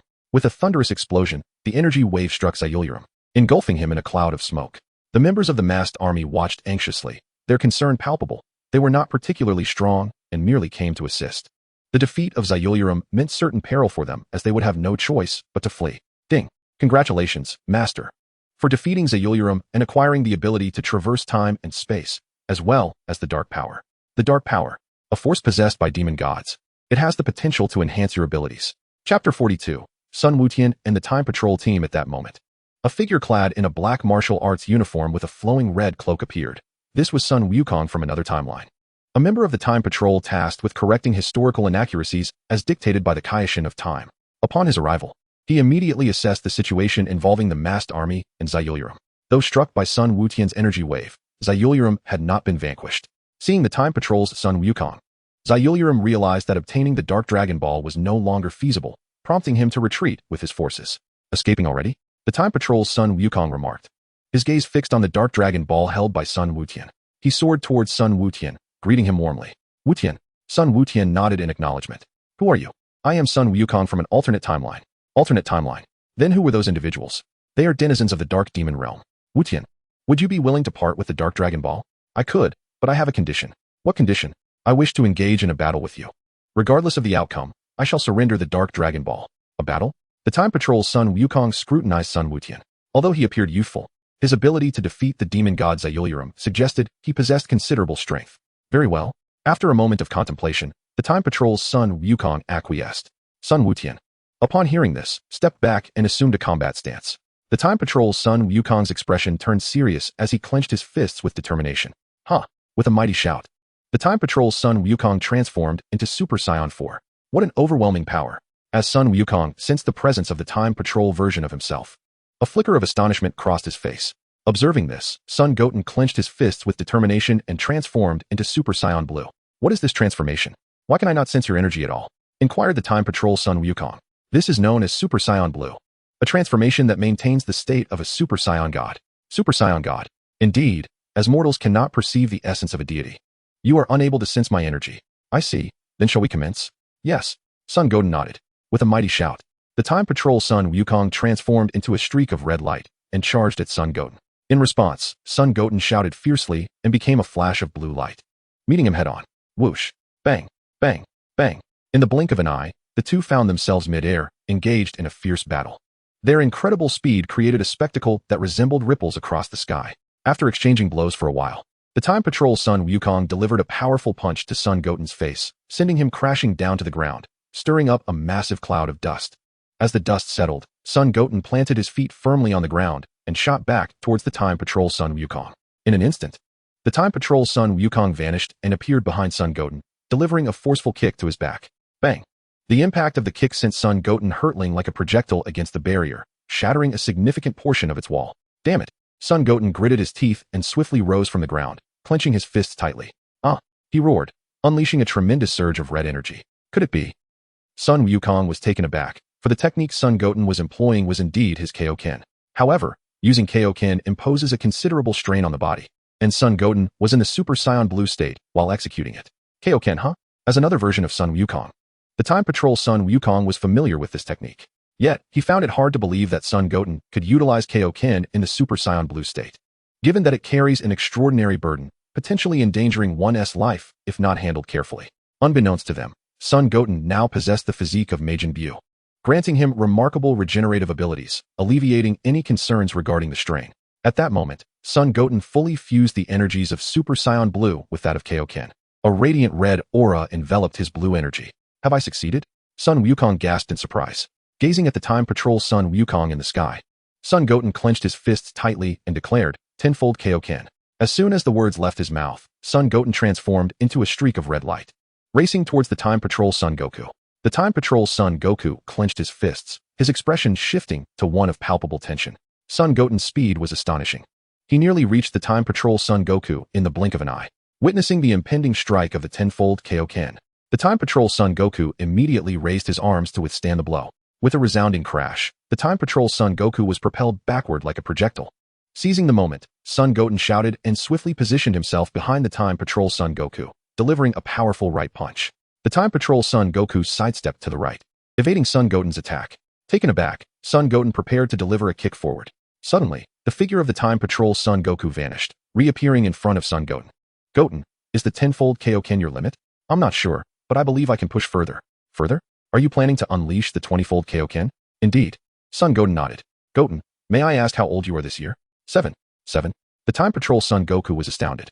At the age of 7, he had struggled to defeat Master Roshi, while this version of Son Goten had already attained Super Saiyan 4 prowess. The disparity between individuals was staggering.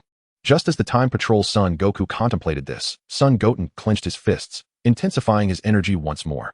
Observing this, the Time Patrol Son Goku's expression grew exceedingly grave. Soon, Son Goten elevated his Kaioken to 20-fold. 20-fold Kaioken. Son Goten shouted, his speed now significantly greater as he charged towards the Time Patrol Son Goku. Although the Time Patrol Son Goku was mentally prepared, the velocity of the 20-fold Kaioken was overwhelming, and he could not evade in time, receiving a blow to the abdomen. With a loud cry, the Time Patrol Son Goku was sent flying backward like a comet. Seizing the opportunity, Son Goten quickly clasped his hands together. Kamehameha. A deep blue energy coalesced in Son Goten's hands, launching towards the Time Patrol Son Goku. Seeing this, the Time Patrol Son Goku's face changed dramatically as he hurriedly raised his arms to block the Kamehameha. With a thunderous explosion, the Kamehameha struck the Time Patrol Son Goku, detonating in the sky. Following the explosion, an immense storm of energy erupted, sweeping outward. Thick clouds of smoke quickly enveloped the Time Patrol Son Goku's figure. After some time, as the smoke cleared, the Time Patrol Son Goku stood in midair, gasping for breath. As Sun Wutian beheld the Time Patrol Sun Wukong, who had yet to be vanquished, a solemn expression enveloped his countenance. The Time Patrol Sun Wukong, gazing at the grounded Sun Wutian, mirrored his gravity of demeanor. Although he had withstood Sun Wutian's 20-fold Kaioken, his body bore significant injuries. Should Sun Wutian unleash 2 or 3 more 20-fold Kaiokens, his body would likely succumb to the strain. Just as the Time Patrol's Sun Wukong contemplated this, Sun Wutian unleashed a mighty roar, his form radiating the aura of the Kaioken once more. Having long since attained the status of Super Saiyan 4, it would ordinarily be nearly impossible for Sun Wutian to best him. However, endowed with the essence of Majin Buu and boundless stamina, Sun Wutian could indeed wear down his opponent through sheer attrition. Upon witnessing Sun Wutian prepare to employ the Kaioken yet again, a flicker of alarm crossed the Time Patrol's Sun Wukong's visage. While the Kaioken was formidable, its toll on the body and energy reserves was immense. The fact that Sun Wutian had already executed it once left him astonished. He could scarcely believe he was about to continue. I shall see just how many more times you can perform this. Sun Wutian bellowed, activating the 20-fold Kaioken. In that instant, he transformed into a flash of light, racing towards the Time Patrol's Sun Wukong. With a shout, the Time Patrol's Sun Wukong surged forward to meet him. Bang! A thunderous collision resonated as their right fists collided with tremendous force, sending both combatants reeling backward. Startled, Sun Wutian swiftly employed the 20-fold Kaioken once more and charged at the Time Patrol's Sun Wukong. Whoosh! Bang! Bang! Bang! Amidst a cacophony of explosive sounds, the two figures became streaks of red light, relentlessly clashing in the heavens. After a fierce exchange, the Time Patrol's Sun Wukong began to falter under the relentless onslaught of Sun Wutian's 20-fold Kaioken. Boom! With a violent sound, the Time Patrol's Sun Wukong was sent crashing to the ground like a projectile, stirring up a cloud of dust and debris. Ding. Congratulations, Master, for defeating the Time Patrol's Sun Wukong. You have earned a Super Saiyan 5 advancement card, along with an additional reward of the ability to reverse time by 3 minutes. At that moment, the system's voice resonated in Sun Wutian's ears. A Super Saiyan 5 advancement card, Sun Wutian exclaimed, brimming with excitement. Indeed, Master. Would you like to utilize this advancement card? Yes. Very well, Master. No sooner had the words left the system's mouth than a brownish-yellow tail sprouted from Sun Wutian's rear. Instantly, an overwhelming surge of power coursed through his body. At that juncture, the Time Patrol's Sun Wukong rose from the ground, declaring, I concede, Wutian. Sun Wutian nodded and tossed a Senza bean to the Time Patrol's Sun Wukong.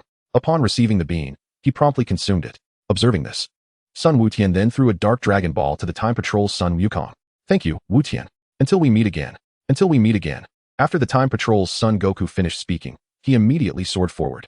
Upon witnessing this, Son Goten promptly produced 2 Senza beans, offering one to Goku and consuming the other himself. Goten, where did you acquire these Senza beans? I obtained them from Lord Karen. Lord Karen. Son Goten nodded, surveying the surrounding barrier. Subsequently, he raised his right hand and dispelled the barrier. The barrier has vanished. Shall we return now, father? Son Goku nodded. And with a swift instant transmission, he transported Son Goten back to Earth. With the barrier lifted, King Yama regained control of the underworld, summoning back the spirits that had been drawn to Earth. After the spirits dissipated, Son Goku and his companions gathered the 7 Dragon Balls once more, resurrecting the innocent souls who had perished due to the spirits. The Time Nest serves as the residence of the Supreme Kai of Time, a domain existing beyond all realms of time and space. Expansive and adorned with courtyards, training rooms, swimming pools, and offices, the Time Nest is a remarkable place. After acquiring the Dark Dragon Ball, Time Patrol's Son Goku returned to the Time Nest. In the office, a young girl with pink skin and short peach-colored hair, clad in a shoulder-bearing Supreme Kai uniform, sat at a desk, diligently flipping through a book. This girl is the current Supreme Kai of Time, Kane. Supreme Kai, I have returned. Time Patrol's Son Goku announced loudly as he entered the office. King glanced at him with mild interest. Goku, have you discerned the intentions of the Dark Demon Realm? Son Goku nodded, revealing the Dark Dragon Ball he held. I believe their aim is the Dragon Balls. The Dragon Balls. Once all 7 are gathered, any wish can be granted. I suspect they intend to harness the Dragon Balls to fulfill their desires. Are you suggesting that this orb can grant any wish? Indeed, Supreme Kai. If that is the case, we must not allow the Dark Demon Realm's forces to succeed. Son Goku nodded in agreement. By the way, Supreme Kai, during my recent journey through an anomalous timeline, I encountered Goten. There are many parallel timelines in existence. That is not surprising. No, Supreme Kai, I encountered Goten at the age of 7, and he managed to defeat me. You mean the younger Goten from the parallel timeline bested you? Yes, Supreme Kai. Chapter 44, Goten comes to Earth. Although it is impressive that the 7-year-old son Goten could defeat you, our paramount concern remains the Dark Demon Realm. As for the Goten you mentioned, I will investigate further when time permits. 2 days swiftly passed. On Earth, at Mount Pozu, Son Gohan, having honed his skills over the past few days, could now wield the Supreme Kai sword with ease. Goten, my strength has significantly increased. Would you care to spar with me? Son Gohan said, brandishing the Supreme Kai sword as he addressed Son Goten. Are you going to fight me with the God King sword? Asked Son Goten. Of course not. Your strength is so formidable that using the God King sword would only lead to my defeat. Son Gohan replied.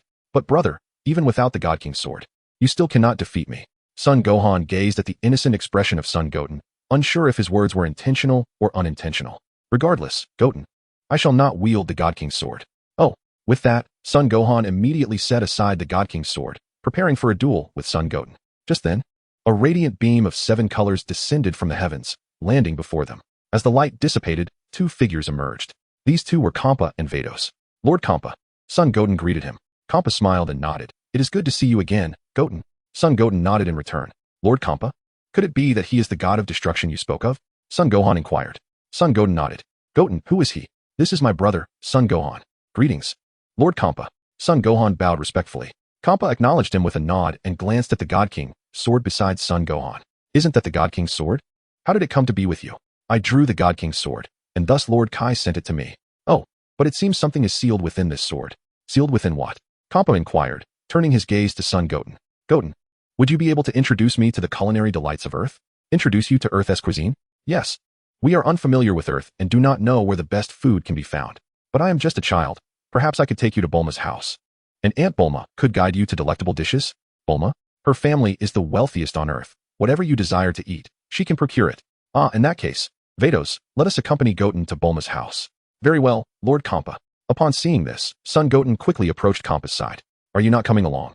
Vados asked Son Gohan, who remained still. No, you all go ahead. All right then. Goten, hold on to my shoulder.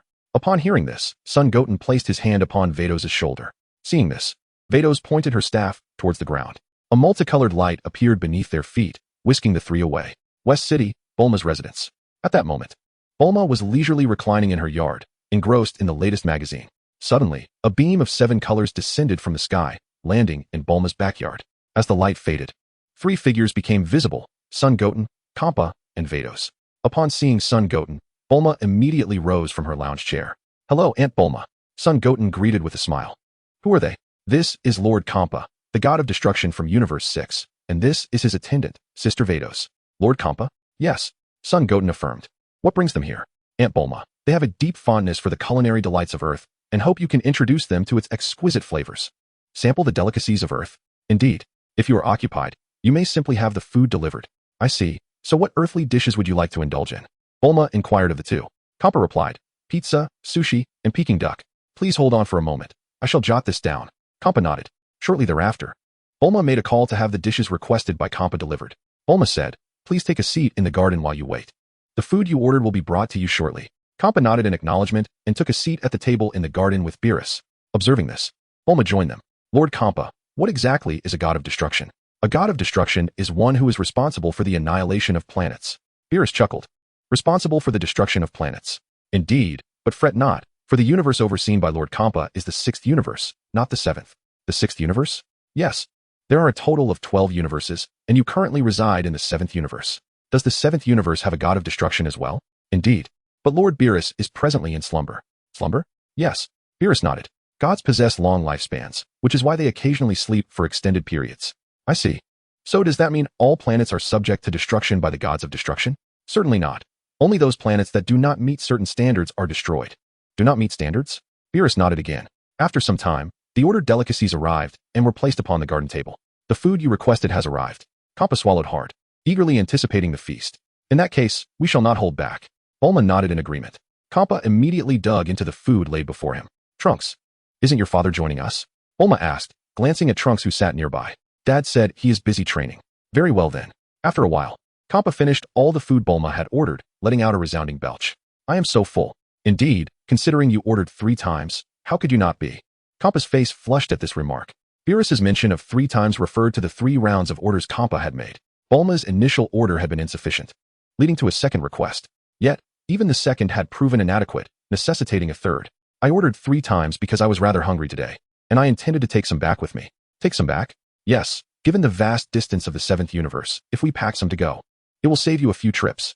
I see, but Lord Kampa, you are already quite portly. Perhaps you should consider a bit of dieting. I understand. Kampa replied dismissively. Chapter 45, Super Saiyan 5. Bulma, may we take the leftover food back with us? Beerus inquired of Bulma. Of course. I shall fetch some bags for you to pack it in. Thank you so much. After a short while, Bulma meticulously packaged the food on the table. With a flick of his staff, Babidi stored the provisions within its magical confines. Lord Champa, the food is ready. Shall we return? Champa nodded and rose from his seat. So, Bulma, shall we depart? Indeed. Bulma responded affirmatively. Observing this, Babidi pointed his staff towards the ground, and together with Champa, they vanished from Earth. Aunt Bulma, I am also about to head back. Goten bid farewell to Bulma. Goten, aren't you going to spend a little more time with Trunks? No, Aunt Bulma. Very well then. With that, Goten promptly exited Bulma's residence. In the dark magic realm, an elderly figure with pale blue skin and a mane of white hair stood before a pedestal adorned with 7 dark dragon balls. This man was Mechikabura, the ruler of the dark magic realm. After a fierce battle with the Time Patrol, they had ultimately triumphed, acquiring the 7 dark dragon balls. Let us commence. Mechikabura addressed a statuesque woman beside him. Her name was Tawa, the dark sorceress of the realm. As you wish, Lord Mechikabura, Tawa declared, invoking an incantation to summon the dark Shinran. As the spell was recited, a massive dark dragon materialized in the sky. State your wish, and any desire shall be fulfilled. But only one. Lord Mechikabura. Tawa glanced at him, and at that very moment, a figure abruptly appeared near the dark dragon balls. It was Goten. Who is this? Tawa observed Goten's sudden arrival, her expression shifting to one of acute vigilance. Goten chuckled lightly, coalescing a golden energy wave in his right hand and directing it at the dark Shinran. Not good. Tawa gasped, realizing too late her inability to intervene. With a thunderous explosion, the dark Shinran was obliterated. Ding! Congratulations, Master. You have defeated the Dark Shinran and obtained its powers. How dare you? Mechikabura's fury ignited upon witnessing the destruction of the Dark Dragon Balls he had painstakingly acquired. Tawa, eliminate him. As you command, Lord Mechikabura. Tawa responded, propelling herself towards Goten with astonishing speed. Goten clenched his fists tightly, emanating an overwhelming aura as he ascended rapidly. With a powerful roar, Goten transformed into an adult-sized form, his body, aside from his head, limbs, and chest, covered in a thick layer of red fur. His long black hair cascaded over his shoulders, and his golden eyes shone with a crimson hue. He wore no shirt, donning yellow trousers and black shoes. This was Super Saiyan 4. Upon witnessing Goten's transformation, Tawa's eyes widened in shock, yet she charged at him nonetheless. Goten, with a light-hearted smile, deftly evaded her attack. Lady Tawa, upon witnessing the scene, the artificial being Mira, created by Tawa, charged forth towards Son Goten without hesitation. Cursed be it! Tawa exclaimed in fury, raising her wand and launching a frenzied assault at Son Goten. Like a flash of light, Son Goten swiftly maneuvered through the skies, evading her strikes. Whoosh! Boom! Boom! Boom! With each colossal explosion, the energy waves emitted from Tawa's wand detonated in the heavens. Seeing that Tawa's attacks failed to reach Son Goten, Mechikabura immediately directed the 5 other demon gods. Salusa, Putine, join me. Eliminate that wretch. Yes, Lord Mechikabura. They replied in unison, charging towards Son Goten. 6 against 1. Is it? Son Goten remarked, unleashing a flurry of punches at his surroundings. Instantly, ripples formed, transmitting his attacks towards Salusa and the others. This was the energy distortion ability of the evil thought wave. Caught off guard by Son Goten's unexpected power, Giribi, Putine, and Dubra were struck by his sudden assault, their bodies plummeting towards the ground. Meanwhile, Salusa and Shulam, having evaded Son Goten's attack, charged at him with fury etched upon their faces. Son Goten remained motionless, awaiting their approach. Soon, the two stood before him. One raised a wand, while the other brandished a scythe, preparing to strike.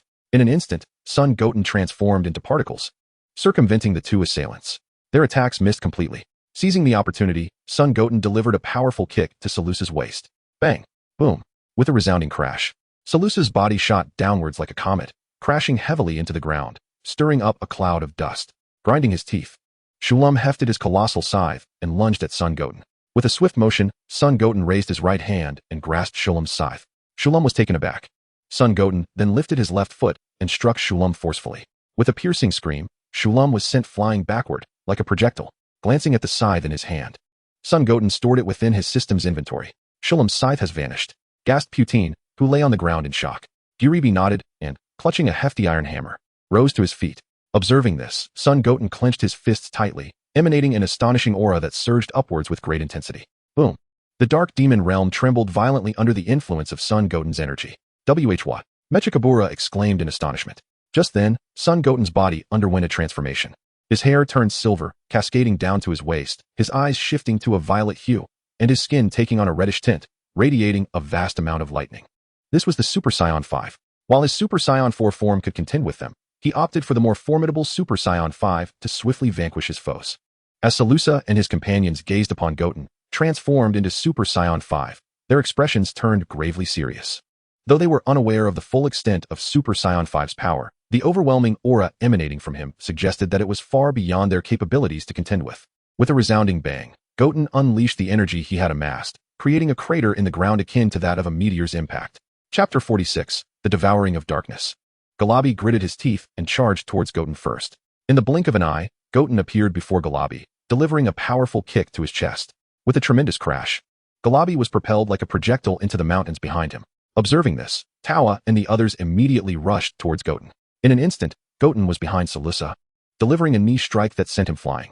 He then swiftly appeared before Shulram, Putine, and Debura, dispatching each with a punch or a kick.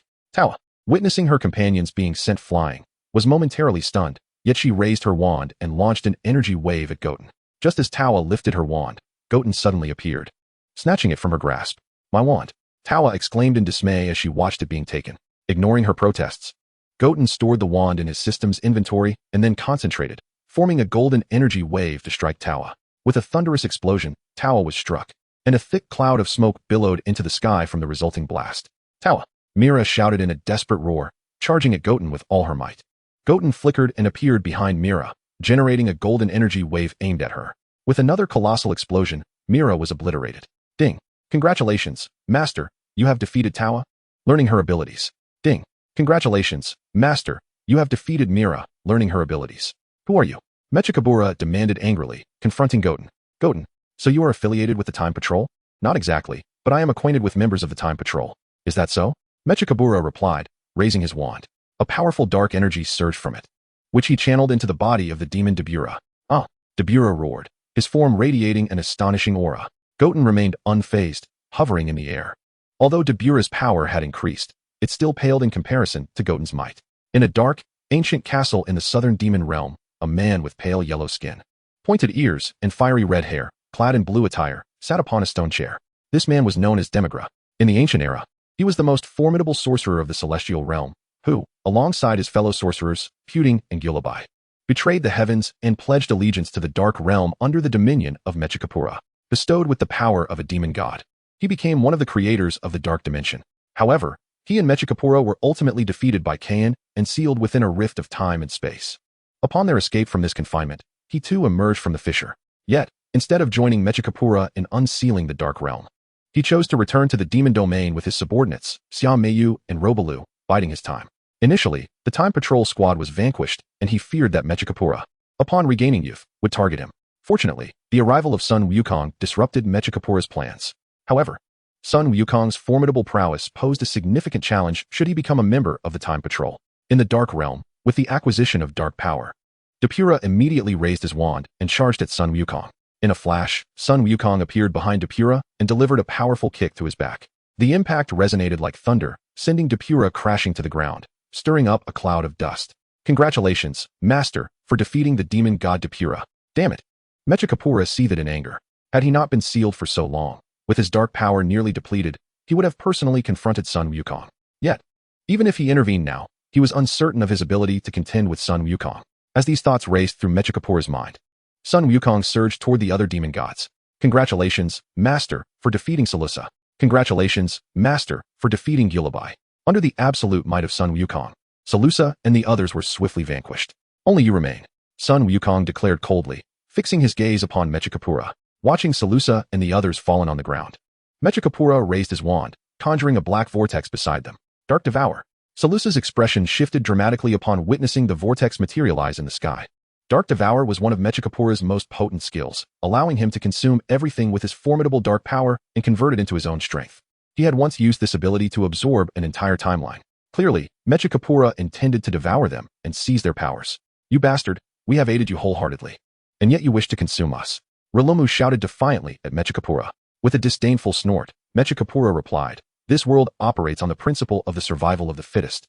Blame yourselves for your weakness. Self-destruction, is it? Sun Wukong retorted, charging at Mechikabura, as Sun Wukong's speed was unparalleled. Mechikabura had no time to react before being struck by a powerful punch that sent him flying. With a thunderous blast, Mechikabura hurtled through the air like a projectile, crashing heavily against the towering mountain behind him. A cloud of dust and sand erupted from the impact. Sun Goten thrust his hands forward, unleashing a barrage of energy waves aimed at Mechikabura. Boom, boom, boom. As the deafening explosions echoed, Mechikabura was struck by the energy waves, emitting anguished cries. At that moment, the dark force of Mechikabura consumed Salusa and his companions, transforming them into an augmentation of his own power. After absorbing their strength, Mechikabura's aura intensified significantly, yet it remained a far cry from his peak prowess. Though he had acquired their abilities, his body still bore the frailty of old age. Empowered by this newfound energy, Mechikabura promptly raised his wand, launching a series of energy waves towards Sun Goten. With a swift motion, Sun Goten raised his right hand, deflecting the incoming attacks with ease. Boom, boom, boom. Chapter 47, The Old Supreme Kai. Amidst the cacophony of colossal explosions, the energy waves detonated in the sky. In an instant, Mechikabura's figure flickered, appearing directly before Sun Goten, his wand thrusting forward in a fierce assault. Sun Goten swiftly vanished, reappearing behind Mechikabura. Startled, Mechikabura turned just in time to see a fist barreling towards his face. He was propelled backward like a bullet. Seizing the opportunity, Sun Goten clasped his hands together. Kamehameha. A deep blue energy wave coalesced from his palms, hurtling towards Mechikabura. Panic-stricken, Mechikabura attempted to evade, but it was too late. Bang! With a violent crash, the Kamehameha struck Mechikabura, sending him flying backward. Following this, an enormous explosion erupted in the sky, unleashing a tremendous vortex that swept outward. As the tempest raged, Sun Goten concentrated, forming a translucent shield to withstand the fierce winds. After a moment, as the chaos subsided, A notification from the system echoed in his ears. Ding. Congratulations. Master, you have defeated Mechikabura and learned the techniques of Dark Body, Dark Energy Sphere, and Dark Devour. Upon hearing this, Son Goten turned his gaze forward. As the thick smoke gradually cleared, Mechikabura's battered form became visible. He gasped for breath, his clothing torn and tattered, looking exceedingly ragged. An immortal being, perhaps?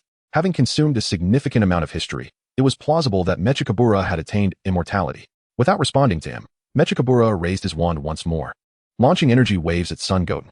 With a deft sidestep, Son Goten effortlessly dodged the attack. Just then, the Time Patrol, led by Son Goku, arrived with Kain and the others. Goten, called Son Goku. Son Goten nodded, reverting to his normal state. Since you have arrived, I shall leave this fellow in your capable hands. Wait. Kain spoke to Goten with an expression of utmost seriousness. What is it? Who are you? How is it that you can traverse time and space? I am Goten. As for why I can traverse time and space, I cannot divulge that information. Until we meet again. With that, Goten promptly opened a portal through time and departed from the Dark Demon realm. Lord Kai, shall we pursue him? Inquired Gohan of the Time Patrol. No need. Let us first deal with the matter at hand. Upon hearing this, the Time Patrol team, led by Goku, immediately turned their attention to Mechikabura. Lord Kai. Mechikabura clenched his teeth upon hearing this. Subsequently, the Time Patrol engaged in an intense battle with Mechikabura. Ultimately, he was sealed away forever by the Time Patrol using the Key Sword. Main timeline. Goten returned to the main timeline. With little to occupy his time at home, he borrowed Gohan's Kai Sword. He found himself on the back mountain, wielding the Kai Sword. After a while of swinging the sword, Goten transformed into Super Saiyan 4, gripping the blade's edge with determination and bending it outward. With a resounding crack, the Kai Sword shattered into two halves. Goten surveyed his surroundings, only to find emptiness. After a moment, an elderly figure clad in Kai attire suddenly appeared behind him. It was the old Kai. Did you rescue me? The old Kai inquired. Yes. Goten nodded. What is your name? My name is Goten. Goten, how did you come to know that I was trapped within the sword? Lord Kampa informed me. You mean the god of destruction from Universe 6? Indeed. How did you come to possess the Kai Sword? Upon hearing this, Goten recounted the events concerning Majin Buu to the old Kai. Once Goten finished, the old Kai regarded him with a calm expression. I see, so. It was your brother who drew the Kai Sword? Yes. This complicates matters, as my original intention was to reward the one who drew the sword. Reward? Yes, after all. I am a Kai. I understand the importance of gratitude. Are you powerful? Of course. How about a sparring match then? The old Kai coughed lightly. What I mean by powerful is quite different from your understanding. Different? When I say powerful, I refer to my ability to elevate a person's strength beyond their limits. Do you comprehend that? Oh, could you then engage in a match with me? The old Kai was left speechless. I have already mentioned that I am not adept at combat. My prowess lies in my abilities. Do not worry, Lord Old Kai. I will not use my full strength. Once more, the old Kai was at a loss for words. Is this a matter of using full strength or not? Goten, considering my advanced age, do you truly believe I can still engage in combat with you? Why not? Master Roshi is still capable of battling my father. Who is Master Roshi? He is my father's mentor.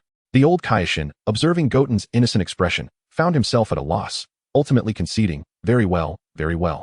But I am merely an old man now, so do not strike too hard. All right, Goten replied with a smile. The old Kaioshin, seeing the beaming countenance of Goten, resolved that as soon as the battle commenced, he would promptly surrender. Then Goten, please attack. Okay. No sooner had the words left his lips than Goten's right fist struck the old Kaioshin squarely in the face.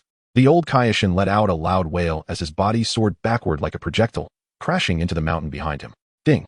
Congratulations, Master. You have defeated the old Kaioshin and earned the ability to see Earth from King Kai's planet, alongside an additional reward, a crystal ball for mastering instant transmission. Oh, the pain. At that moment, the old Kaioshin clasped his head and cried out, Goten, I told you to go easy on me, yet you hit me so hard. Seeing this, Goten rushed over and presented him with a senzu bean. I apologize, esteemed old Kaioshin. This is a senzu bean. If you consume it, your injuries will heal instantly. A senzu bean? Yes. Goten nodded affirmatively. Chapter 48, Beyond Limits. The old Kaioshin hesitated for a moment before consuming the senzu bean, and immediately, his wounds began to mend. Goten, where did you acquire this miraculous bean? It's quite extraordinary. I obtained it from Master Karen. Master Karen? Who is he? He is a sage residing atop Karen Tower. I see. Well then, Goten, if there is nothing else, I shall take my leave. Where are you headed? Back to the Kaioshin realm, of course. Oh, please extend my gratitude to your brother. Thank my brother? Indeed. After all, he was the one who extracted the Kaioshin sword. Then, esteemed old Kaioshin, could you assist me in repairing the Kaioshin sword? Absolutely not. The old Kaioshin shook his head. That sword has sealed me for so long. How could I possibly mend it? Why not? No reason. With that, The old Kaioshin promptly utilized instant transmission and departed from Earth. In the Kaioshin realm, the East Kaioshin stood upon a grassy field, gazing into the cosmos, when suddenly, a figure materialized before him. It was none other than the old Kaioshin. The East Kaioshin lowered his gaze towards the old Kaioshin and inquired, "Who are you, sir?" "I am likely the 15th Kaioshin before you." "The 15th? The East Kaioshin exclaimed in astonishment. "Indeed. So you are my venerable ancestor?" "Yes," the old Kaioshin affirmed. "Then, venerable ancestor, what brings you to appear so suddenly?" "This is a long story. To summarize, I was previously sealed within the Kaioshin sword." "The Kaioshin sword? Isn't that in Gohan's possession?" "Indeed. Today, Goten practiced with the sword and inadvertently broke it. He broke the sword. Indeed, otherwise I would remain sealed within. Initially, I presumed that it would be a deity of the Kai who would wield the Kaioshin sword, but to my astonishment, it turned out to be a mere human.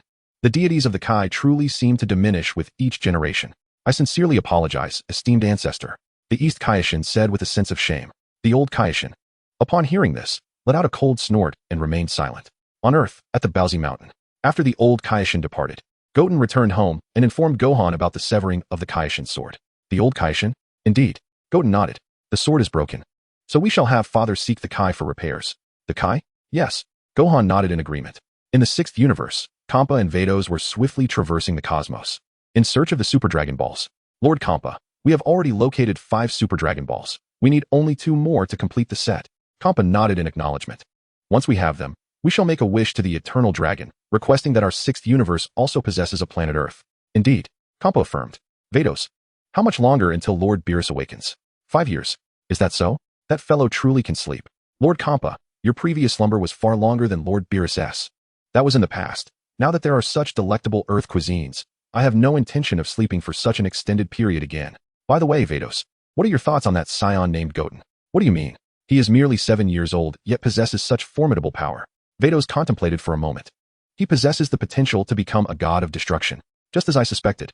So, Lord Kampa, do you intend for him to succeed you?" "Not at the moment. I have no desire to relinquish my position as god of destruction. I merely find his strength impressive. He may surpass me in the future." Time swiftly passed, and in the blink of an eye, half a month had gone by. During this period, everything remained tranquil. At the back mountain of Goku's home, Goten was practicing when a figure suddenly appeared before him.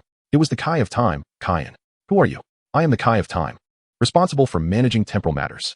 "What brings you here?" "I seek to inquire about time travel. Generally, only demon gods and Kaioshins possess the ability to achieve it. Even Goku and the others from the Time Patrol can only open the temporal gates with my assistance." "So who exactly are you?" Goten chuckled. "Did I not previously inform you? My name is Goten.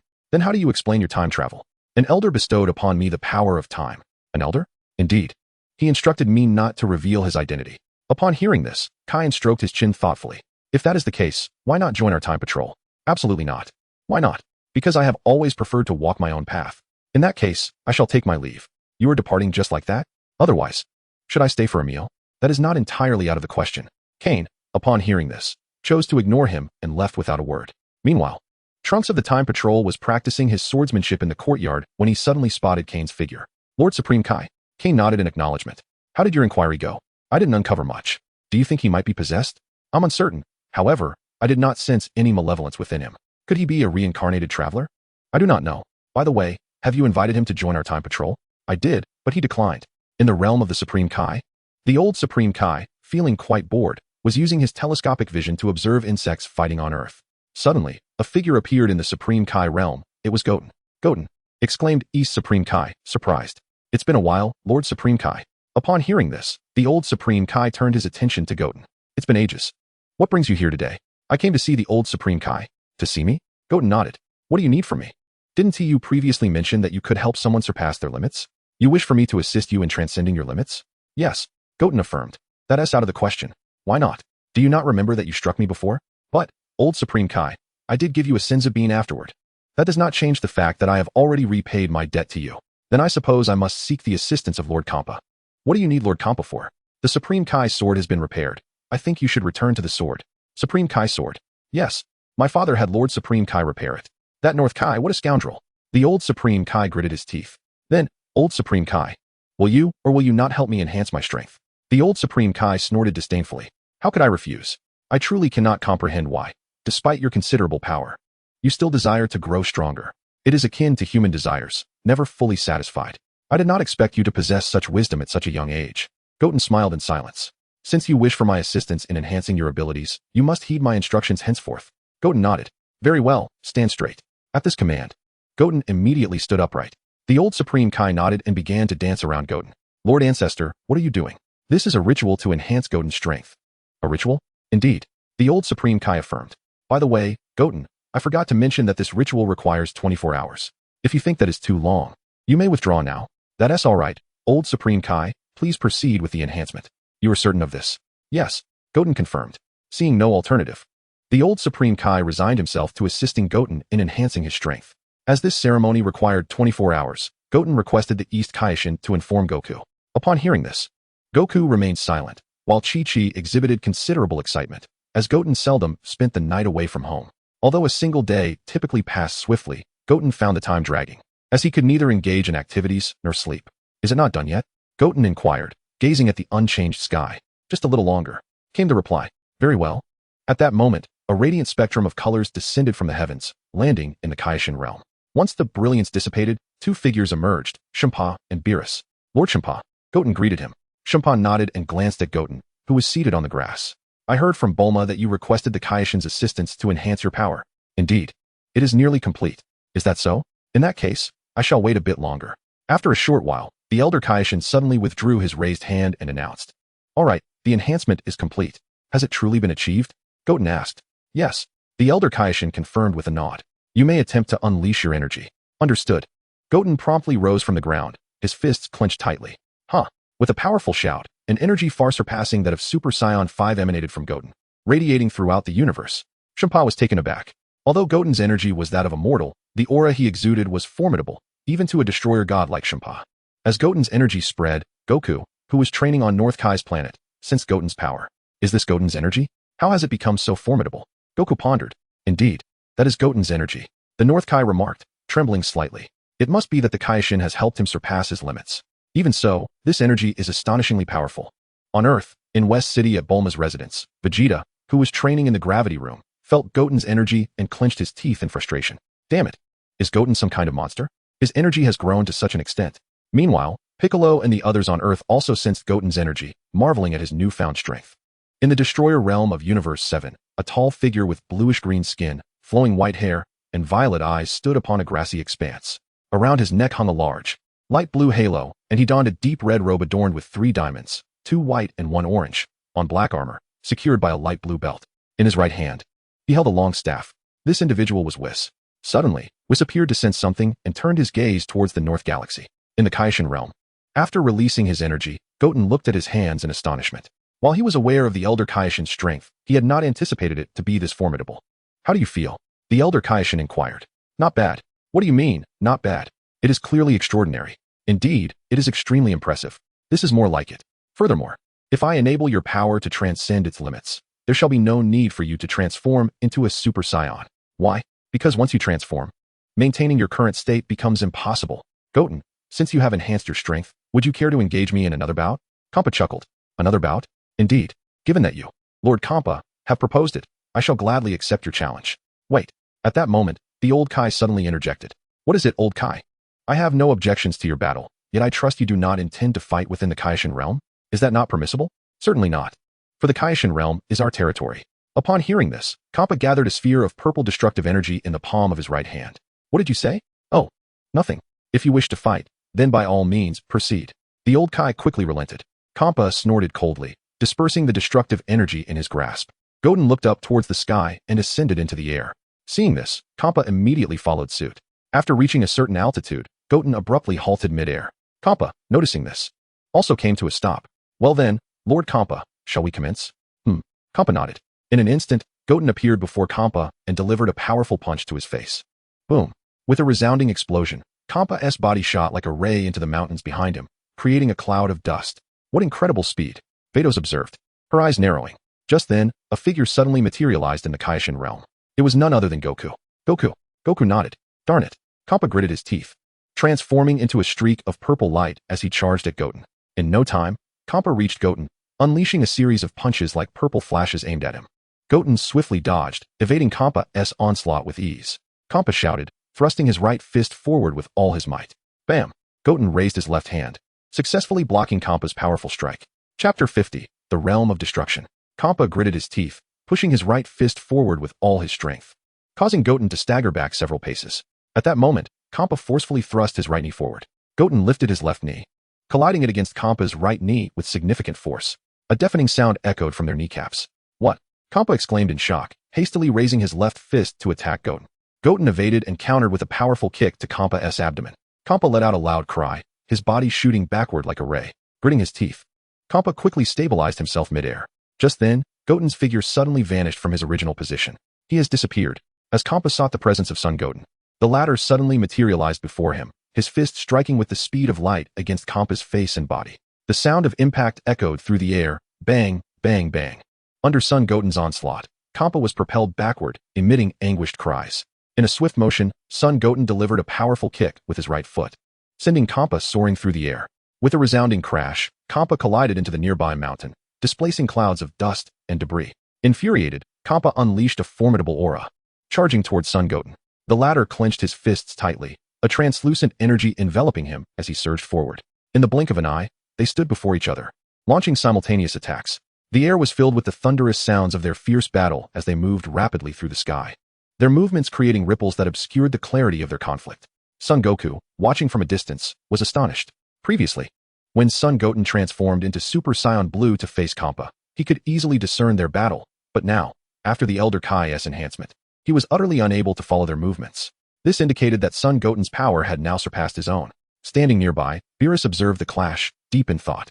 Son Goten had evidently reached the realm of destroyers, yet not long ago, there had been a significant disparity between his strength and Kampa's. Contemplating this, Beerus turned to the Elder Kai, pondering whether it was due to his influence.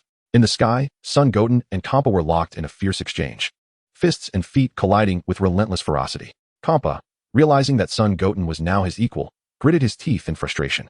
Just a short time ago, their confrontation had shown Son Goten to be no match for him. How could he have advanced to such a level so swiftly? Was it possible that Son Goten had not been utilizing his full potential during their previous encounter? As these thoughts raced through Kampa's mind, Son Goten's right fist landed squarely on Kampa's face, sending him reeling. Kampa clenched his fists tightly, quickly stabilizing himself midair. In that instant, Son Goten darted towards him, his fists flashing like lightning as he struck at Kampa's body. With a fierce roar, Kampa unleashed an overwhelming surge of energy, forcing Son Goten back. The latter raised his arms, halting his momentum in the sky just in time. Kampa, seizing the moment, unleashed a torrent of destructive energy towards Son Goten. The latter swiftly maneuvered through the air, evading the attack.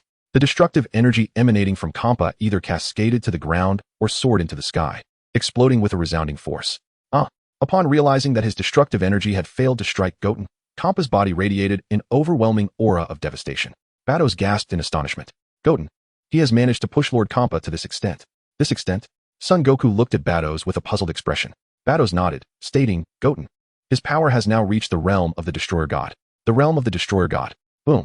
Just as the two conversed, Kampa lunged towards Goten with the speed of light. In the blink of an eye, Kampa was upon Goten, his fist striking like flashes of lightning. Goten raised his fist defensively while retreating. Suddenly, Kampa bellowed, launching a powerful kick forward. Goten was struck heavily, his body propelled backward like a projectile. Kampa raised his right hand, gathering an immense surge of destructive energy, aiming it at the retreating Goten. With a firm grip, Goten halted his momentum midair, narrowly evading the attack. As he dodged, the destructive energy detonated behind him, sending shockwaves that reverberated throughout the entire realm of the Kais. Immediately following, a colossal purple storm swept across the realm. Witnessing this, Goku and the others shielded their eyes. How infuriating, seeing that Goten had evaded his energy. Kampa exuded a terrifying aura of destruction as he charged at Goten. Clenching his fists tightly, Goten emanated a translucent flame and met Kampa head-on. Whoosh! Boom! Boom! Boom! With thunderous clashes, the two figures collided in the sky like blinding flashes of light. After a moment of fierce confrontation, both were propelled outward from the realm of the Kais. Their incredible speed brought them swiftly beyond the boundaries of the realm, where they paused in the atmosphere. 1,000 meters apart, gazing at one another. Goten, your strength is truly formidable. How about becoming the Destroyer God of our 6th universe? The Destroyer God of the 6th universe? Well, I suppose I must decline, as I do not particularly enjoy destruction. Is that so? Then there is nothing more to be done. With that, Kampa transformed into a beam of purple light, charging toward Goten. Goten smiled and mirrored Kampa's advance. In an instant, they stood face to face, fists and feet moving like flashes of light as they unleashed powerful strikes upon one another. Whoosh! Bang! Bang! Amidst the fierce sounds of battle, Both their faces and bodies bore numerous marks from the relentless exchange. Chapter 51, A Fierce Battle. Bang! Their right fists collided against each other's faces simultaneously, causing both to tilt backward. Swiftly, they retracted their fists, resuming their assault against one another. Bang! With a powerful headbutt, Sun Wukong struck Shimpa on the forehead. Shimpa let out a cry of pain as he staggered backward. Seizing the moment, Sun Wukong swiftly advanced towards Shimpa, launching a barrage of punches at his body. Bang! Bang! Bang! Under the relentless assault from Sun Wukong, Shimpa was forced to retreat step by step. Suddenly, with a fierce thrust of his right fist, Sun Wukong sent Shimpa flying backward like a shooting star. Taking advantage of the opportunity, he quickly brought his hands together and called out, Kamehameha! A deep blue wave of energy coalesced in Sun Wukong's hands, hurtling toward Shimpa. Startled, Shimpa realized it was too late to evade. Boom! With a deafening sound, the Kamehameha struck Shimpa, propelling him backward. Damn it! Shimpa growled in fury, emanating a tremendous aura of destruction that neutralized Sun Wukong's Kamehameha. However, despite dispelling the attack, Shimpa had expended considerable energy and was now gasping for breath. What? Sun Wukong exclaimed in astonishment. While he was aware of the formidable nature of destructive energy, he had not anticipated its overwhelming power. It was no wonder that some referred to the god of destruction as the pinnacle of the universe. Not only were they immensely powerful, but the destructive energy they wielded was also exceedingly difficult to counter. Once Shimpa's breathing became steadier, he cast a pale gaze at Sun Wukong. Initially, he had been curious about how much strength the old Kai had bestowed upon Sun Wukong, prompting him to engage in battle. Had he known the extent of the enhancement, he would have refrained from fighting him, having fought Sun Wukong with nearly all his might without a clear victor emerging. The thought of losing to him was a source of great shame. With this in mind, Shimpa raised his right hand, gathering an immense amount of destructive energy to unleash upon Sun Wukong. Seeing this, Sun Wukong swiftly brought his hands together once more, calling out, Kamehameha! A deep blue wave of energy formed in his hands, aimed at the incoming destructive energy. Boom! The Kamehameha collided fiercely with the destructive energy, creating a violent clash. With all his strength, Sun Wukong pushed the Kamehameha forward, causing the destructive energy to be forced back. Gritting his teeth, Shimpa exerted equal effort to push forward with his hands. The Kamehameha was immediately pushed back in retaliation. Ah! Sun Wukong shouted, summoning all his strength to propel the Kamehameha forward. In response, Shimpa let out a roar, exerting every ounce of power to thrust his destructive energy ahead. As the two forces clashed, invisible ripples emanated from the collision, spreading throughout the cosmos. The uninhabited planets near the Supreme Kai's realm were reduced to cosmic dust under the assault of these ethereal waves. This is the end. The entire universe is doomed. The old Kai despaired upon witnessing the devastation. What has happened to our ancestor? The East Kai inquired. Can't you see? The universe is already home to numerous planets. Yet some have vanished due to the fierce conflict between the two. Vanished? Indeed, for the energy they wield has begun to overwhelm the cosmos itself. What shall we do? Esteemed ancestor, should I implore Goten to cease his battle? Do you truly believe you can restrain them? The East Supreme Kai fell silent. Although he held the title of Supreme Kai, his prowess paled in comparison to that of Goku and his companions. Thus, he lacked the confidence that Goten would heed his words. How much longer can the universe endure their clash, venerable ancestor? Upon hearing this, the old Supreme Kai raised 3 fingers. 30 minutes? No, 3 times. 3 times. Yes, 3 instances of that same level of assault. Ah!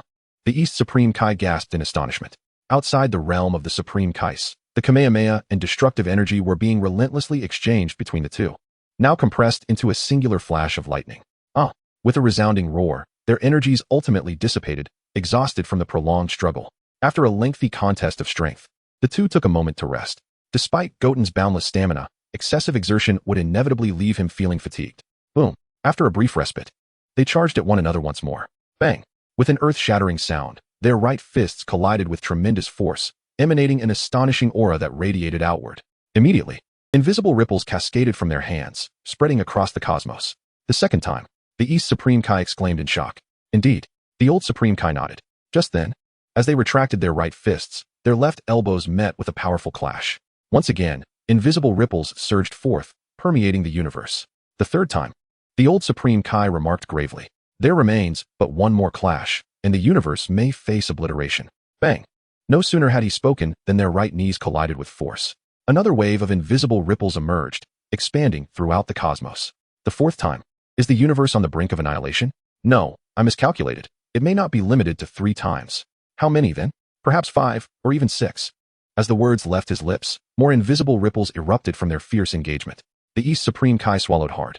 If the old Supreme Kai spoke truthfully, they had only 2 clashes remaining before their doom. Boom! Within the atmospheric layers of the Supreme Kai realm, Goten and Kampa were now locked in a fierce grapple, straining against one another. With a mighty shout, Kampa unleashed a torrent of violet energy. Observing this, Goten responded with an equally forceful shout, radiating a substantial amount of translucent energy. As their auras intertwined, they transformed into dragons and tigers, battling amidst the cosmos. Boom. After a brief stalemate, Goten summoned his strength, propelling Kampa away. Cursed be this.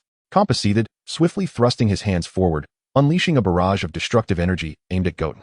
In this moment, the renowned strategy of the prince in the Dragon Ball universe was unleashed.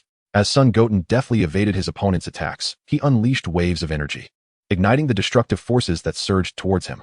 The atmosphere of the Supreme Kai realm was filled with explosions and the billowing smoke they produced.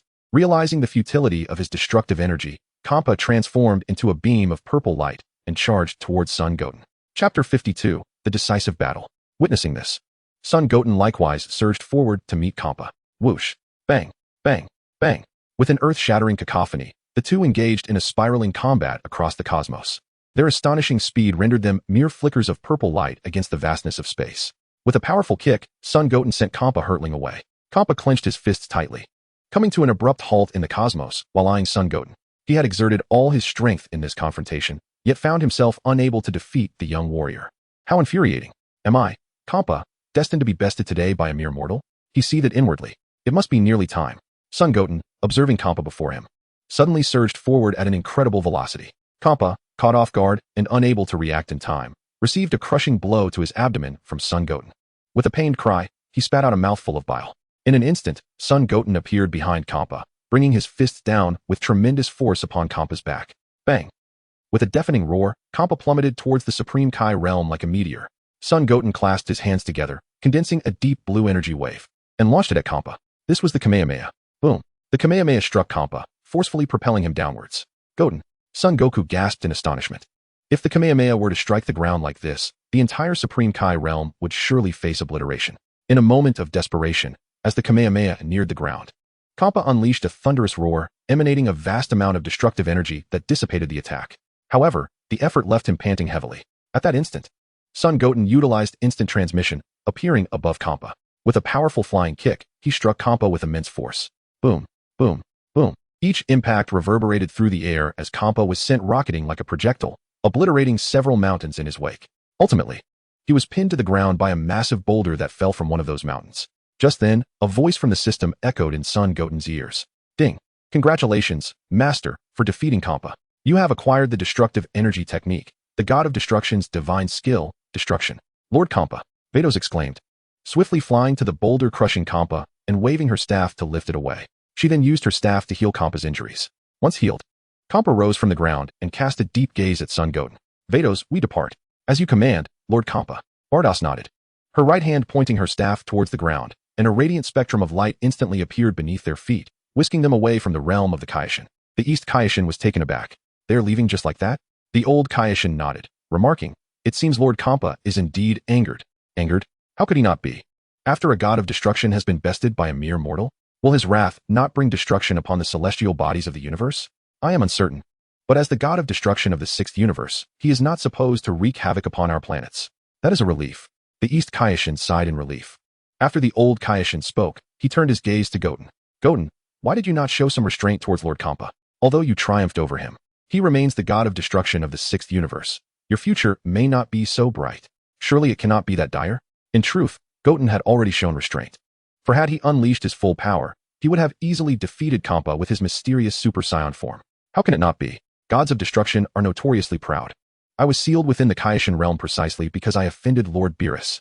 Grand Ancestor, you were sealed by Lord Beerus? Indeed. But Grand Ancestor, it is too late for regrets. There is no point in lamenting now. Who says there is no point? Goten fought Lord Kampa this time. But should he face Lord Beerus in the future and emerge victorious, he might very well bring about the annihilation of a significant portion of the universe. A significant portion of the universe. Yes, Lord Beerus is the god of destruction of our universe. He does not ponder such matters. But did you not say Lord Beerus is currently in slumber? Although Lord Beerus is asleep, he will eventually awaken. The East Kaioshin then turned to Goten. Goten, should Lord Beerus seek you out for a battle, you must absolutely avoid engaging him. Understood. In the seventh universe, Kampa and Bardos were on their way back to the sixth universe. Lord Kampa, your defeat in this battle is not as dire as it seems. I have heard that there exists a human in the 11th universe who surpasses the gods of destruction. A human who surpasses the gods of destruction? Bardos nodded. Are you truly saying that this boy, Goten, is merely a human child? I believe that to be the case. Believe? Indeed. I have examined his soul and found no flaws. By the age of 7, his strength already surpassed mine. Who knows how much he will grow? Bardos.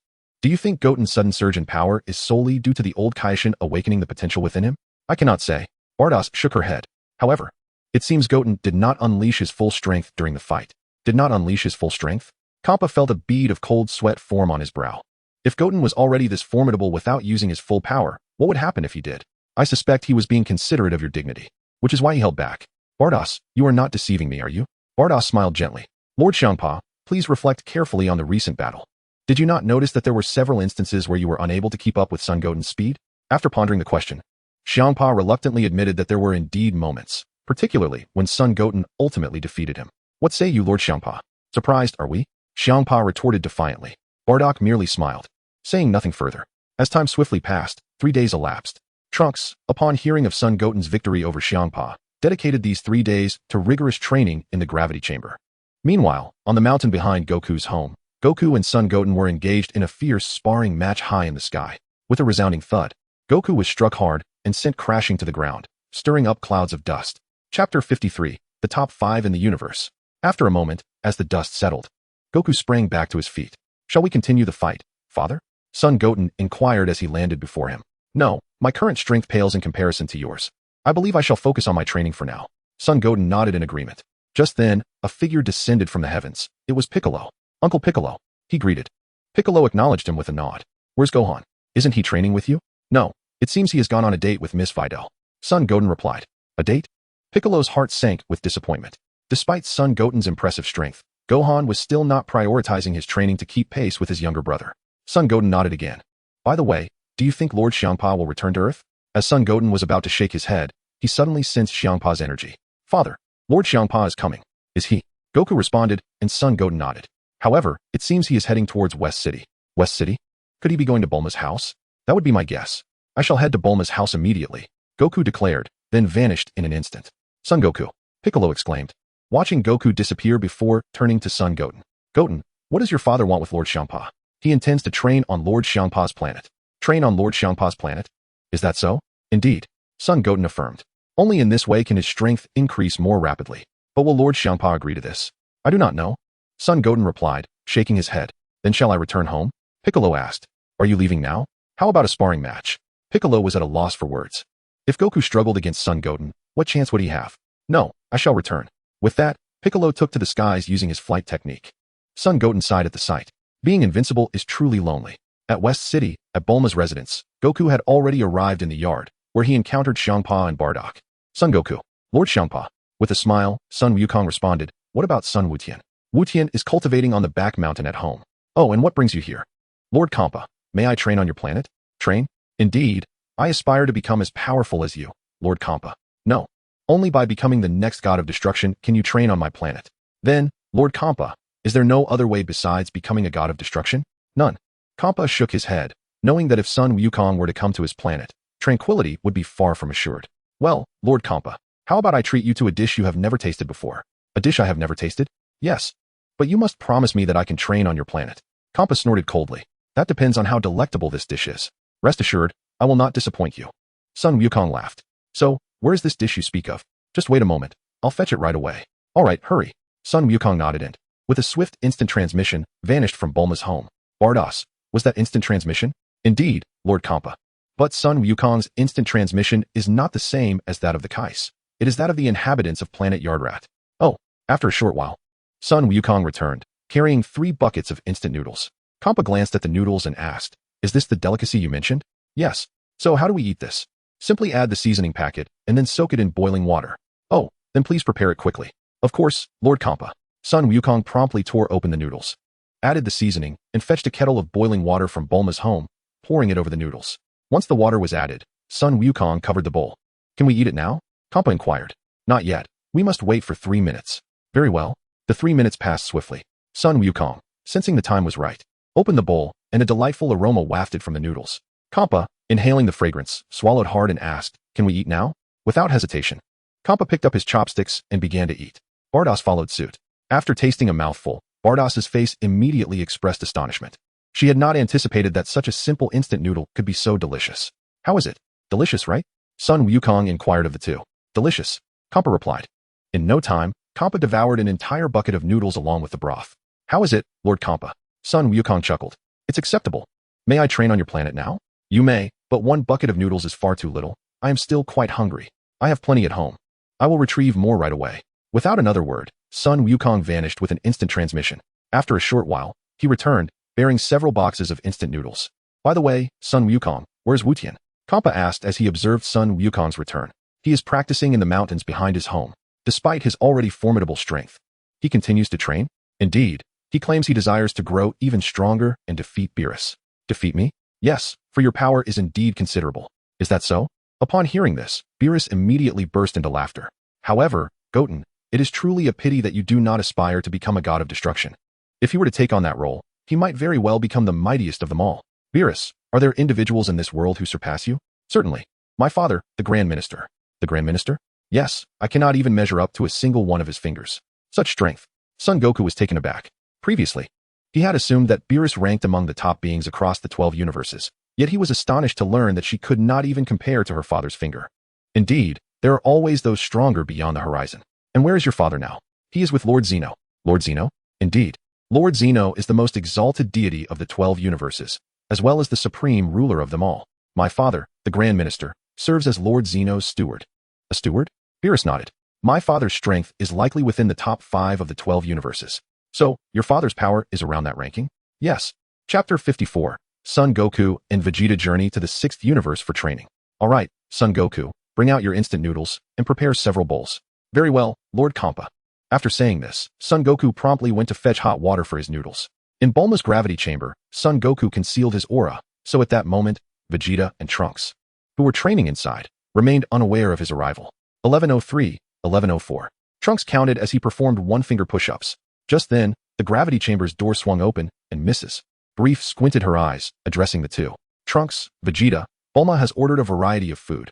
Would you like to pause your training and join me for a bite? Food. Trunks perked up at this. However, upon seeing Vegeta's serious expression, he quickly dismissed the thought. No thanks, Grandma. My father and I will wait until we finish our training to eat. Is that so? I was hoping you would join Goku for a meal. Uncle Goku, Kakarot is here? Vegeta turned to Mrs. Brief. Yes, the god of destruction has also arrived. Lord Kampa? Indeed. Mrs. Brief nodded. Upon hearing this, Vegeta immediately looked at Trunks. Trunks, let us first eat something, and then we can resume training. All right, Dad. Trunks nodded. After Vegeta spoke, he restored the gravity chamber to normal levels and led Trunks out of the chamber. In the backyard of Bulma's home, Son Goku and Kampa were seated at a large table, savoring the delectable dishes that Bulma had just ordered. While instant noodles were enjoyable, they were rather monotonous. Thus, after consuming a few bowls, Kampa requested Bulma to order some more diverse delicacies for delivery. As Sun Wukong indulged in a feast, he suddenly caught sight of Vegeta and Trunks approaching from a distance. Vegeta, Trunks, Sun Wukong called out to them. Uncle Wukong. Trunks responded politely, while Vegeta remained silent. Soon, the two reached the front of Sun Wukong and his companions. Bulma smiled and remarked, Vegeta, I thought you wouldn't come. In response, Vegeta ignored Bulma and directed his gaze at Sun Wukong, asking, Kakarot, what brings you to my home today? I came to see Lord Kampa. Sun Wukong replied. Looking for Lord Kampa? Kakarot, I am already preparing to train in our universe. Bardos interjected. Training? Are you saying that Kakarot intends to train on Lord Kampa's planet? Yes. Sun Wukong nodded with a smile. Then, Lord Kampa, may I also train on your planet? No. Kampa shook his head. Why not?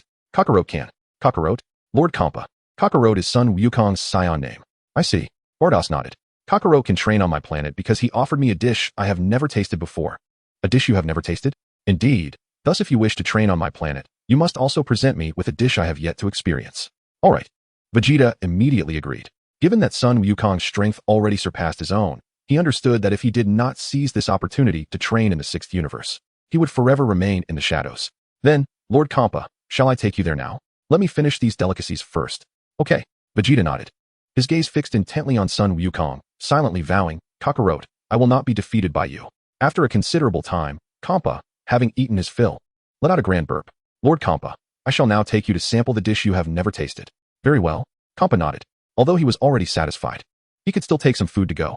Observing this, Vegeta promptly led Kampa and his companions to West City to savor culinary delights. Initially, the dishes Vegeta mentioned were ones Kampa had already tried. Fortunately, as Kampa and his entourage had not spent much time on Earth, Vegeta ultimately succeeded in enticing Kampa with a bowl of street food beef tendon balls, securing Kampa's agreement for training on his planet. Fantastic! Vegeta exclaimed joyfully, dancing with excitement upon hearing Kampa's consent. Subsequently, Son Wukong and Vegeta returned home to gather their belongings, preparing to accompany Kampa back to the 6th universe for training. Meanwhile, at noon, Gohan returned home after a meeting and learned from Goten about Son Wukong's journey to the 6th universe for training. Chi-Chi, infuriated by Son Wukong's secretive departure, simmered with anger. Thus, during lunch, Goten and Gohan remained silent, fearing that Chi-Chi might unleash her wrath upon them. In the 6th universe, in the realm of the gods of destruction, Son Wukong and Vegeta had now arrived at the divine domain. However, due to Xiangpa's need for an afternoon nap, he wished to avoid any disturbances from Son Wukong and his companions, thus instructing them to practice later in the afternoon. The realm of destruction in the 6th universe is quite similar to that of the 7th universe, with their palaces perched atop magnificent purple trees. Son Wukong and Vegeta, unable to train at the moment, took a short nap in the room arranged by Beerus. In the afternoon, upon awakening, the two quickly got up to freshen themselves and made their way to a grassy area within the realm of destruction. At that moment, Beerus stood upon the verdant expanse. Beerus, please organize our training, they implored. With a flick of his staff, Beerus conjured 2 stone locks before them. Are we to lift these? Son Wukong inquired, eyeing the stone locks. Indeed, you are to raise them with both hands and then complete 3 laps around the realm of destruction. However, you are forbidden from transforming into Super Saiyans. Understood. Son Wukong responded eagerly, stepping forward to grasp the stone lock with both hands. Yet, the weight proved formidable, and despite his efforts, he struggled to lift it. Is it truly that heavy? Vegeta observed with a serious expression, stepping forward to attempt it himself. Like Son Wukong, he found the stone lock equally challenging, his face reddening from the exertion. At that moment, Son Wukong finally managed to hoist the stone lock. I've lifted it, he exclaimed triumphantly. Vegeta, unwilling to be outdone, also succeeded in raising his lock. Now advance. Should you fail to move forward, the path behind you shall vanish, plunging you into another dimension, from which I cannot rescue you, Beerus said with a smile. What? Vegeta gasped, alarmed. While training requires strictness, this was exceedingly perilous. Just as Vegeta pondered this, Beerus waved his staff forward, causing the purple pathway behind them to begin disappearing. Seeing this, the two hastily moved ahead. Chapter 55, half a year later. In the 7th universe, on Earth, at the Baozi Mountain, Son Goten lounged leisurely upon the grass, gazing at the sky. In truth, it was Son Goten's idea for Son Wukong to train in the 6th universe. He wished for his father to grow stronger swiftly and master the Ultra Instinct technique. Then, he could defeat Son Wukong and directly attain that mastery. After a brief respite, Son Goten suddenly spotted a figure soaring towards him in the distance. It was Trunks. Upon seeing Trunks, Son Goten sprang to his feet. Moments later, Trunks descended from the sky, landing before Son Goten. Trunks nodded in acknowledgement. Goten, you certainly seem relaxed. Are you not training today? Training is futile. No matter how hard I strive, I cannot catch up to you. Do not say that, Trunks. With diligent effort, there is still a way for you to surpass me. Spare me the comfort, Goten. My father trains tirelessly every day and still cannot catch up to you. So what hope do I have? Trunks, you need not set me as your target. Focus solely on surpassing yourself. Trunks nodded in agreement. Goten, do you think Lord Zampa's planet is far from Earth? Goten affirmed with a nod. I heard from Sister Bardos that it takes her several minutes to reach Earth. Is that so? It's a pity I can't leave Earth. Otherwise, I would love to visit Lord Zampa's planet. By the way, Goten, aren't you capable of instant transmission? Could you take me to Lord Zampa's planet? My instant transmission requires sensing energy to work, and besides, Lord Zampa's planet isn't in our universe. Although Goten had mastered God-level instant transmission, using it now would be rather difficult to explain. I see, Trunks replied, slightly disheartened. If you wish to visit Lord Zampa's planet, I can ask Lord Kaishin to take you. Lord Kaishin? Yes. Doesn't he have a subordinate named Jebit? I could ask him to accompany us. All right, but since my father and the others just visited Lord Zampa's planet, perhaps we should wait for a while? Goten nodded in agreement. Time passed swiftly, and half a year went by in the blink of an eye. During this time, Goku and Vegeta had primarily been training in the 6th universe. After 6 months of rigorous training, both had significantly improved their strengths. Yet they were still far from the realm of the gods. In the 7th universe, at the Kaishin realm, Goten was demonstrating his mastery of God-level instant transmission to East Kaishin and others. With a swift motion, Goten vanished from the Kaishin realm and appeared on a desolate planet. The elder Kaishin and his companions observed through a crystal ball, witnessing Goten's arrival on the deserted planet. Goten has truly mastered our instant transmission, Jebet exclaimed, astonished. A few months prior, Goten had approached the Kaishin realm, expressing his desire to learn East Kaishin's god-level instant transmission. However, this technique could only be taught to those who agreed to become the next Kaishin. Goten had declined, opting instead to remain in the Kaishin realm and observe Jebit and others employing the technique. Today, Goten had successfully mastered it. Indeed, and he achieved this in a mere 3 months. East Kaishin remarked, gritting his teeth. When I was still an apprentice Kaishin, it took me over a year to grasp it. The elder Kaishin nodded in acknowledgement. It's a shame he is unwilling to become a Kaishin, otherwise, he would undoubtedly be the strongest. Yes, East Kaishin concurred. In an instant, Goten reappeared before the three. How was it, Lord Kaishin? This is indeed our Kaishin's instant transmission. Goten, have you really considered not becoming a Kaishin? I have not. If there is nothing else, Lord Kaishin, I shall take my leave now. Very well. Upon witnessing this, Son Goten executed a swift instant transmission, arriving at the realm of the god of destruction in Universe 6. There, he encountered a middle-aged man with green skin, a stout physique, and several upright strands of white hair atop his head, clad in the attire of a god of destruction. This individual, named Fua, stood upon a grassy expanse within the divine realm. Human, Fua exclaimed, startled by the sudden appearance of Son Goten. For it was rare for an ordinary human to reach such a place. Greetings, my name is Son Goten, a friend of Lord Kampa. Lord Kampa. Upon hearing this name, Fua scrutinized Son Goten, who, to Fua's eyes, appeared merely as a child. It was difficult for him to fathom that Kampa would befriend someone so young. That was instant transmission you just performed, wasn't it? Indeed. Son Goten nodded. Are you a god of destruction from another universe? Not at all. Then how did you manage to use instant transmission? I learned it in secret from Lord God. Learned it in secret, Fua thought to himself, astonished that such an act of clandestine learning could be regarded with pride, and that Son Goten would openly admit to it. Did you truly say that Lord Kampa is your friend? Yes, Son Goten affirmed. Then what brings you here? I recently mastered instant transmission and came from Universe 7. Universe 7. Could you inform me of the location of Lord Kampa's planet? Fua hesitated for a moment, but ultimately divulged the whereabouts of Kampa's world. Lord Kampa's planet is located at. Thank you, Son Goten exclaimed before vanishing from the realm of the gods. In Universe 6, within the realm of destruction, Beerus stood upon a grassy field, gazing at the cosmos when a figure suddenly materialized in the divine realm. It was none other than Son Goten. Goten. Son Goten smiled and nodded. Goten, how did you arrive here? I utilized Lord Goddess instant transmission to come here. God of destruction. Have you been chosen as the next god of destruction? Not at all. I learned it in secret from Lord God. Is that so? Did he not inform you that one should not traverse into other universes without caution? No. Son Goten shook his head. He was fully aware of the impropriety of wandering through universes indiscriminately, yet he reasoned that given his familiarity with Kampa and the others, a brief visit would pose no issues. Are you aware of this now? I am. Chapter 56. Whis arrives on Earth. Are you here to seek Goku? Yes. Son Goten nodded. Goku and Vegeta are currently mowing the lawn. Mowing the lawn? Beerus nodded. Goten, would you like to join us in training? I think I shall pass. Beerus chuckled. Do you not wish to defeat me? Defeat you? Indeed, it was Goku who mentioned your desire to surpass me. Dad. Son Goten felt as though he had been sold out by Goku. Indeed. Beerus nodded. That was merely a casual remark. Was it truly just a casual remark? Bardoss smiled as she looked at Goten. Goten, feeling a twinge of nervousness, nodded slightly. Shall we take you to meet Goku and the others? Yes.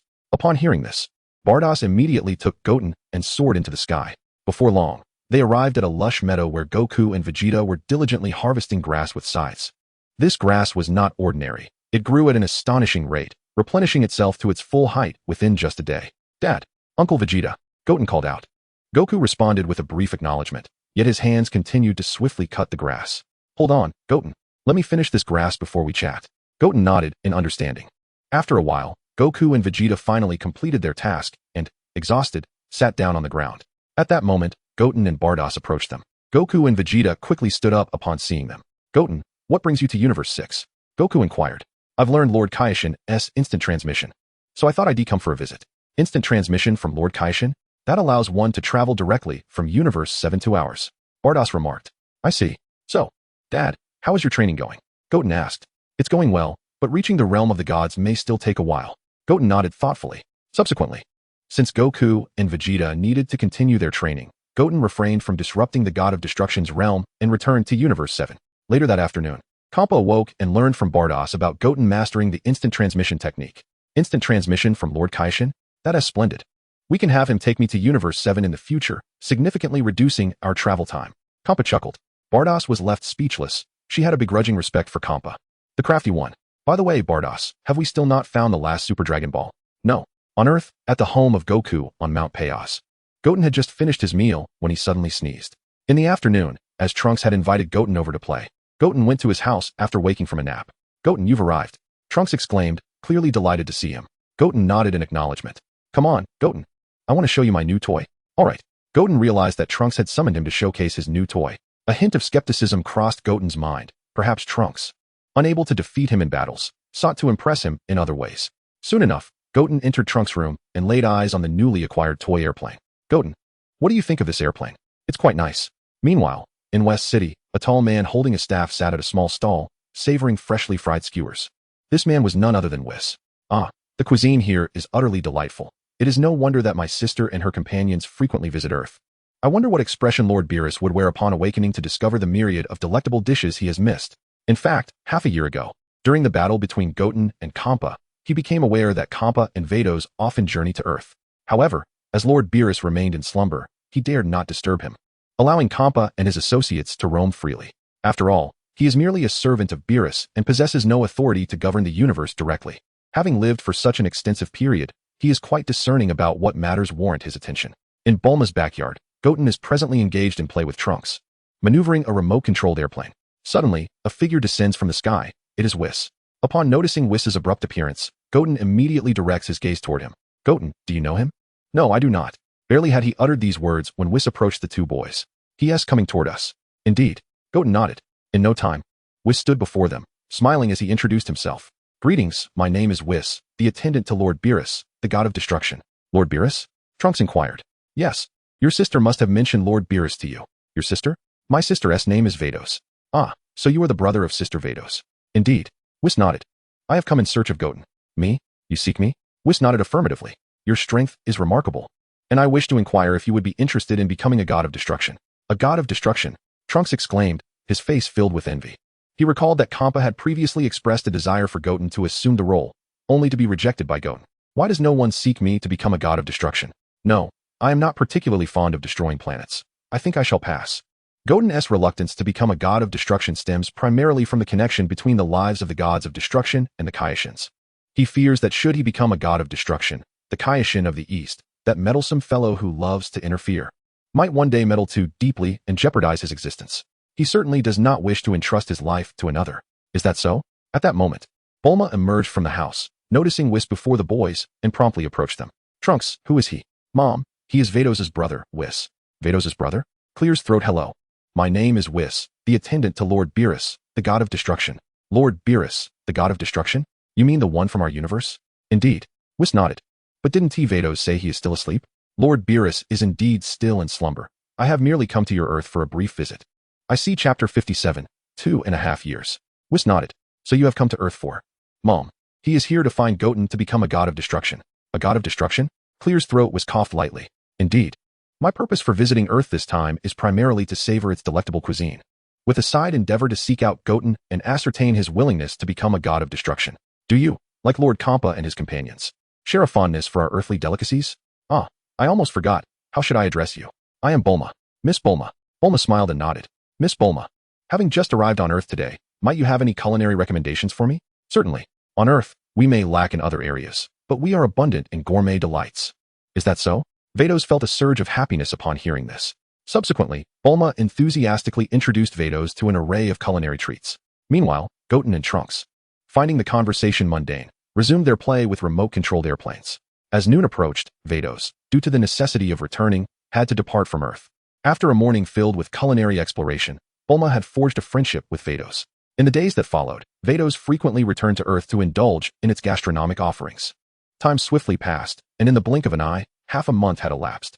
Kampa, having long yearned for Earth's cuisine, brought Goku and others back to the 7th universe's Earth. At this moment, Vados happened to be on Earth as well. Given that angels and their staffs possess a sense of proximity, it wasn't long before Beerus learned of Vados' presence at Bulma's residence. "Lord Kampa, Vados has come to Earth." "Vados?" "Indeed. After your intense battle with Goten, he must have sensed our arrival. So what if he did? After all, Beerus remains in slumber."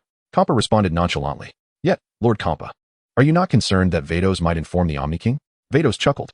Her words were intended to instill a bit of fear.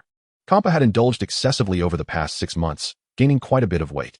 Now that Vados was present on Earth, she seized the opportunity to intimidate him into reducing his visits. "The Omni King." Kampa's expression changed at the mention. While he was unafraid of Vados, he certainly feared the Omni King. Vados nodded knowingly. Surely, Vados would not report such a trivial matter? One cannot be certain. Then what shall we do? Kampa inquired. Shall we return? No. We've come this far. We cannot turn back now. Are you not afraid of the Omni King? Kampa clenched his teeth in response. I refuse to believe that Vados would disclose such a minor issue to the Omni King. Is that your assertion? Indeed. Kampa affirmed with a nod. Seeing her attempt to intimidate him fail, Vados resigned to escorting Kampa and his party to Bulma's home. Lord Kampa's sister, upon spotting Kampa and the others in Bulma's backyard, where Vados was savoring exquisite dishes, she greeted them warmly. The two acknowledged one another with a nod. Vados, Beerus must still be in slumber, correct? Kampa queried. Indeed. Still asleep. Vados replied, glancing at Goku and Vegeta. You two must be Goku and Vegeta, am I correct? You know us. Goku asked. I share a friendship with Bulma, and she has divulged all your matters to me. So this is how it is. Whis nodded. Lord Kampa, although Lord Beerus remains in slumber, will surely be displeased to learn of your frequent visits to our Earth in the 7th universe upon awakening. Kampa and Beerus have always had a contentious relationship, often resorting to conflict upon meeting.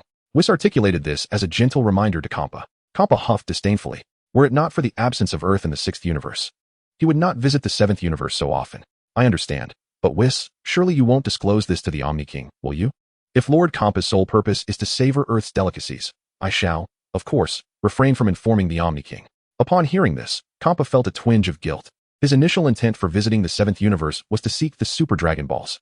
Nevertheless, despite his internal unease, Kampa feigned composure and declared, I am certainly here solely for the culinary delights of Earth. Whis, somewhat skeptical, listened intently. Father. At that moment, Trunks dashed out from his home. Vegeta nodded. Trunks. Where's Goten? Goku inquired. Goten is at home training with Gohan. Gohan. He expressed a desire to grow stronger. Is that so? Goku responded with delight. Initially fearing that Gohan had become complacent. At Bowsy Mountain, the backyard of Goku's residence, Gohan and Goten were engaged in a fierce sparring match. Whoosh. Swish. Due to Goten's superior strength, Gohan's strikes failed to land. Bang. With a powerful punch, Gohan was propelled like a projectile into the nearby mountain, which stirred up a cloud of dust. Cursed be it. Gohan exclaimed in frustration as he quickly emerged from the rubble. Brother. It seems that Lord Kampa has arrived on Earth. Lord Kampa? Father and Vegeta may have returned as well. Shall we go greet Father? Indeed. Goten nodded enthusiastically. In West City, at Bulma's residence, Goku and his companions had settled down in the backyard to dine with Whis. Suddenly, two figures materialized in the yard, Gohan and Goten. Father. Gohan called out to Goku. Gohan, Goten. The two nodded in acknowledgement. Gohan, I heard from Trunks that you and Goten were training in the back mountain. Gohan confirmed with a nod. With everyone training, I certainly do not wish to be the weakest among us. Among the 5 Saiyans on Earth, Gohan currently ranks below everyone except for Trunks. Goku nodded in agreement. How about we spar after dinner? Sounds good, Father. Gohan replied eagerly. Following their meal, Goku returned to Bowsy Mountain with Gohan and the others, where he engaged in a sparring match with Gohan. Time swiftly passed, and before long, 2.5 years had elapsed. After 2.5 years of rigorous training, Sun Wukong and Vegeta have finally entered the realm of the divine. However, during this span, Kampa and his companions have yet to locate a single Super Dragon Ball. Recently, Kampa learned from Sun Wukong about the existence of the Dragon Ball radar. He initially intended to enlist Bulma's assistance in creating a Super Dragon Ball radar to help him find the last elusive Super Dragon Ball. Yet, due to Whis' unpredictable presence on Earth, he refrained from seeking Bulma's help, fearing that Whis might uncover his quest for the Super Dragon Balls in the 7th universe. Chapter 58. The Mysterious Gohan and Mysterious Trunks. In the 7th universe, on Earth, within the hyperbolic time chamber, Son Goten is currently performing a ritual to awaken the latent power within Trunks. This ritual is the very one that the Elder Kaioshin once employed to enhance Son Goten's abilities. Over the past 2.5 years, to motivate Trunks, Son Goten had utilized the power of the Dark Dragon Balls to help him unlock his potential, significantly boosting his strength. Does this ritual really require a full day? Trunks inquired, observing Son Goten's animated movements. Indeed, Son Goten affirmed with a nod. Very well then.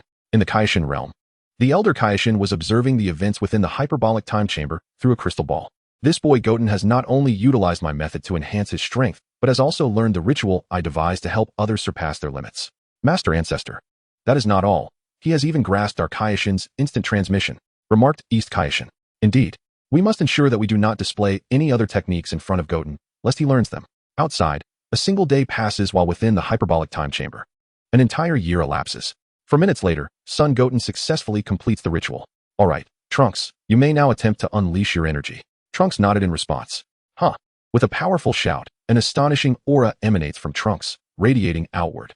Since the two are still within the hyperbolic time chamber, Piccolo and the others remain unaware of Trunks' newfound energy. How impressive, Trunks thought, glancing at his hands in disbelief. Son Goten nodded in agreement. Shall we step outside now? Absolutely, Trunks replied, and with that, the two swiftly exited the hyperbolic time chamber. In the Kai realm, Gohan stood alongside Den, Popo, and Piccolo at the forefront of the celestial grounds. Suddenly, he sensed the energies of Son Goten and Trunks. Den, it's Goten and Trunks. Gohan nodded in acknowledgement. In a short while, Son Goten and Trunks approached them. Brother, Gohan greeted, turning to Trunks. Trunks, your energy seems to have surged significantly. Trunks nodded in agreement. How about we spar for a bit? Sounds good. Trunks assented once more. Just over 10 minutes prior, Son Goten had also assisted Gohan in enhancing his strength.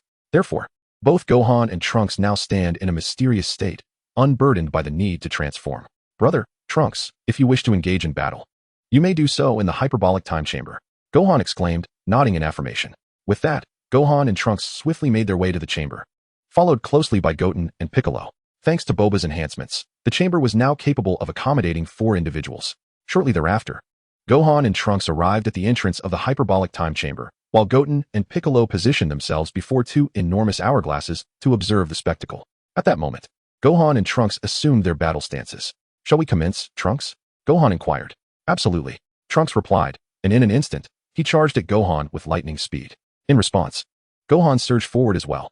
Before long, Trunks found himself in front of Gohan, unleashing a flurry of punches with remarkable speed. Gohan clenched his fists, meeting Trunks' strikes head-on. Ha! Trunks laughed heartily as they fought. Suddenly, Gohan executed a swift horizontal kick aimed at Trunks. Trunks deftly evaded the attack, soaring backward. In unison, the two ascended into the sky, where the battle intensified. The air was soon filled with the sound of their fierce exchanges. Their rapid movements created the illusion of ripples in the heavens above. Piccolo, observing the nearly indistinguishable figures, felt a bead of cold sweat form on his brow. To his astonishment, Trunks, having significantly enhanced his power with Goten's assistance, had become so fast that even Piccolo struggled to track his movements. With a thunderous crash, their fists collided, generating an astonishing gust of wind that radiated outward. Gohan tightened his right fist, forcing Trunks back several dozen meters. Damn it! Trunks gritted his teeth, swiftly thrusting his hands forward, unleashing a barrage of golden energy waves toward Gohan. With a swift descent from the air, Gohan retaliated by launching a multitude of energy waves at Trunks. Startled, Trunks dodged while simultaneously firing his own energy waves, resulting in an explosive clash. Boom, boom, boom. The sky and ground erupted with the sound of tremendous explosions, enveloping the area in thick smoke. Seizing the cover provided by the chaos, Gohan stealthily maneuvered behind Trunks. He has vanished, Trunks thought, his heart racing with caution. In that instant, Gohan executed a flying kick, striking Trunks squarely in the back. Bang! Boom! With a resounding crash, Trunks shot downward like a comet, crashing heavily into the ground. The earth erupted in a cloud of dust as a sizable crater formed upon impact. As the dust settled, Trunks lay in the crater, a considerable amount of sand resting upon him. Trunks firmly planted his hands on the ground, swiftly rising from the depths of the pit and soaring into the air. Gohan, with a smile, descended gracefully to the earth. At that moment, the thick smoke surrounding them dissipated. Trunks gazed at Gohan, his right index finger tracing a circle in the air, conjuring a radiant golden ring that shimmered above them. With a powerful shout, Trunks unleashed an astonishing force, directing the golden ring towards Gohan. Gohan leapt upward, narrowly evading the attack. Did I miss? Trunks exclaimed, bringing his fists together and stretching them outward. The glittering ring expanded dramatically beneath Gohan. Startled, Gohan looked on as Trunks lifted the golden circle, encircling him. With a mischievous grin, Trunks clapped his fists together, causing the shimmering ring to constrict sharply, ensnaring Gohan's form. Chapter 59. Goten faces off against Super Saiyan Blue Goku. What? Gohan exclaimed, taken aback. With a fierce cry, Trunks launched himself at Gohan, who suddenly emanated an overwhelming aura. Gohan roared, shattering the golden ring with his hands. In that instant, Trunks propelled himself towards Gohan, his right fist striking like lightning. Bang! Trunks' fist connected forcefully with Gohan's face, sending him hurtling backward. Trunks quickly pursued, aiming a powerful kick at Gohan. Just as Trunks' foot was about to connect, Gohan vanished, causing Trunks to miss entirely. Trunks scanned the surroundings and spotted Gohan above him, prompting him to charge upward. Gohan, noticing Trunks' approach, executed a flying kick aimed at Trunks. Reacting swiftly, Trunks halted and shifted to the left. Gohan decelerated, managing to stop just before landing. He then looked up to see Trunks unleashing a barrage of energy blasts towards him. Swish, swish, swish. As the energy waves rained down like a storm, Gohan sprinted forward. Trunks followed suit, launching his energy blasts ahead. Boom, boom, boom. The ground erupted with massive explosions as Trunks' energy waves created deep craters. Suddenly, Gohan vanished from the ground, reappearing directly in front of Trunks. Realizing this, Trunks ceased his energy wave assault and charged at Gohan. In the blink of an eye, they stood before each other, fists and feet colliding like a tempest, delivering powerful strikes.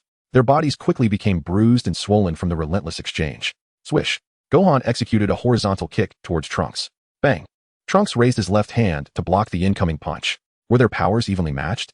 Piccolo remarked, observing that Trunks had yet to be defeated after such a lengthy bout. Not quite. My brother has not yet fully unleashed his true strength. True strength. Piccolo turned his gaze to Gohan, who hovered in the air. Gohan slowly retracted his right leg, and in an instant, his figure vanished, reappearing to Trunks' left side. Trunks was taken aback. The next moment, Gohan delivered a powerful kick toward Trunks. Trunks' body plummeted to the ground like a shooting star, creating a cloud of dust and debris upon impact. After a brief interval, as the dust began to settle, a silhouette suddenly emerged behind Gohan. It was Trunks. Gohan swiftly turned, launching a fierce right punch at Trunks. Ah! Trunks cried out in agony, clutching his abdomen as he staggered backward. Gohan, I concede. I surrender. Surrender? Very well. Gohan responded, promptly retracting his energy. Piccolo, witnessing the conclusion of their battle, turned to Goten. Goten, could you assist me in enhancing my strength? Uncle Piccolo, do you wish for me to help you with that ritual? Indeed. Piccolo nodded. Perhaps another day? I am quite exhausted from assisting Trunks and the others with that ceremony. Piccolo nodded once more. At that moment, Trunks and Gohan approached.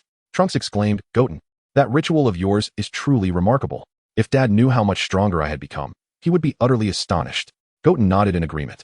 So, Goten, do you have a way to further enhance my strength? Trunks was treating him like a mere tool. Yes. What is the method? Diligent training. Trunks was at a loss for words. Gohan chuckled, saying, Trunks, Goten is right. Only through hard work can one accelerate their growth and strength. Trunks nodded in acknowledgement. 2 days later, Goku and Vegeta returned to Earth with Kampa and others, learning of Gohan and Trunks' advancements in strength.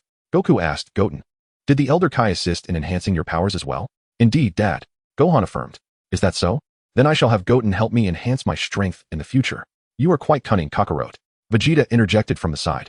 Goku chuckled, saying, Vegeta, you too can have Goten assist you in strengthening your abilities. Humph. Vegeta scoffed. I certainly do not wish for Goten to perform such a ritual on me. Subsequently, Goten learned from Goku that both he and Vegeta had already trained to the realm of the gods. After spending some time at Bulma's house, Goku returned to the Capsule Corporation with Goten and the others. Since Goku devoted his days solely to training, neglecting to contribute financially at home, he was bound to face Chi-Chi's reprimands upon his return. After dinner, Goten proposed a sparring session with Goku, and the two made their way to the back mountain of their home. Goten, over the past 2 years, your strength must have significantly improved, right? Goku inquired. Gazing at his son, Goten nodded in response. While he had indeed grown stronger, the enhancement was not as substantial as one might expect, primarily relying on external aids for his progress. Observing this, Goku assumed a battle stance, declaring, Then let us commence. Indeed, Goten affirmed. With a boisterous shout, Goku charged towards Goten. In a swift motion, Goku closed the distance, launching a barrage of punches with the swiftness of the wind. Goten deftly evaded Goku's strikes, shifting left and right with ease. Gritting his teeth, Goku unleashed a powerful right punch. Goten raised his right index finger, effortlessly blocking the fierce blow. From a distance, Gohan watched in astonishment as Goten managed to deflect such a rapid punch with merely a single finger. Ah! Goku realized the disparity between them and roared as he transformed into a Super Saiyan. With renewed vigor, he unleashed a flurry of lightning-fast punches at Goten. In an instant, Goten vanished, reappearing behind Goku, and struck him in the back with his elbow. With a resounding crash, Goku was sent sprawling to the ground, stirring up a cloud of dust as he fell. Is it possible, Goten, that he now possesses the ability to fight without transforming? Chapter 60, Android 21.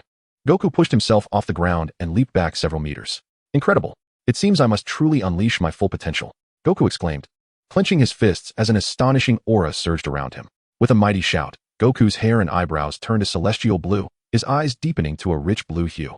Surrounded by a cosmic aura adorned with star-like particles, the energy flowed with a gentle shimmer, moving at a pace slower than that of a human or even a Super Saiyan, yet crackling with faint sparks of electricity. This magnificent display was none other than the Super Saiyan Blue form. Super Saiyan Blue, Gohan exclaimed. Observing this transformation, Goten remained composed. Goten, are you not going to transform? No need. I have mastered the ability to unleash my full power without transformation.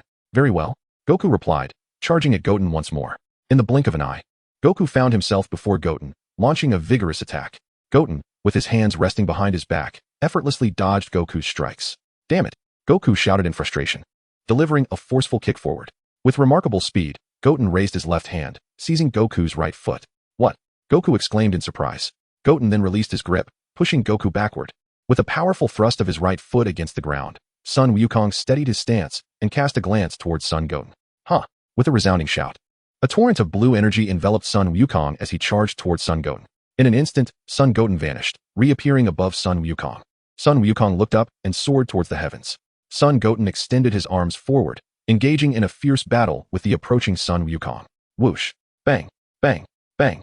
As the conflict raged, Sun Wukong's strength surged, yet the gap between him and Son Goten remained insurmountable. With a thunderous kick, Sun Wukong was propelled downward like a comet, crashing heavily into the earth. The ground erupted in a cloud of dust. Once the dust settled, a sizable crater revealed itself, with Sun Wukong lying within. Gazing up at Son Goten in the sky, Sun Wukong conceded, "I yield, Goten." Son Goten nodded in acknowledgement. At that moment, a voice resonated in Son Goten's ears. Ding! Congratulations, Master, for defeating Sun Wukong. You have obtained the Super Saiyan 2 advancement card. Would you like to use it? Yes. Very well, Master. As the words echoed, a wealth of memories regarding the transformation into Super Saiyan God 2 flooded Son Goten's mind. The transformation into Super Saiyan God 2, while significantly enhancing power, bore similarities to the Super Saiyan transformation.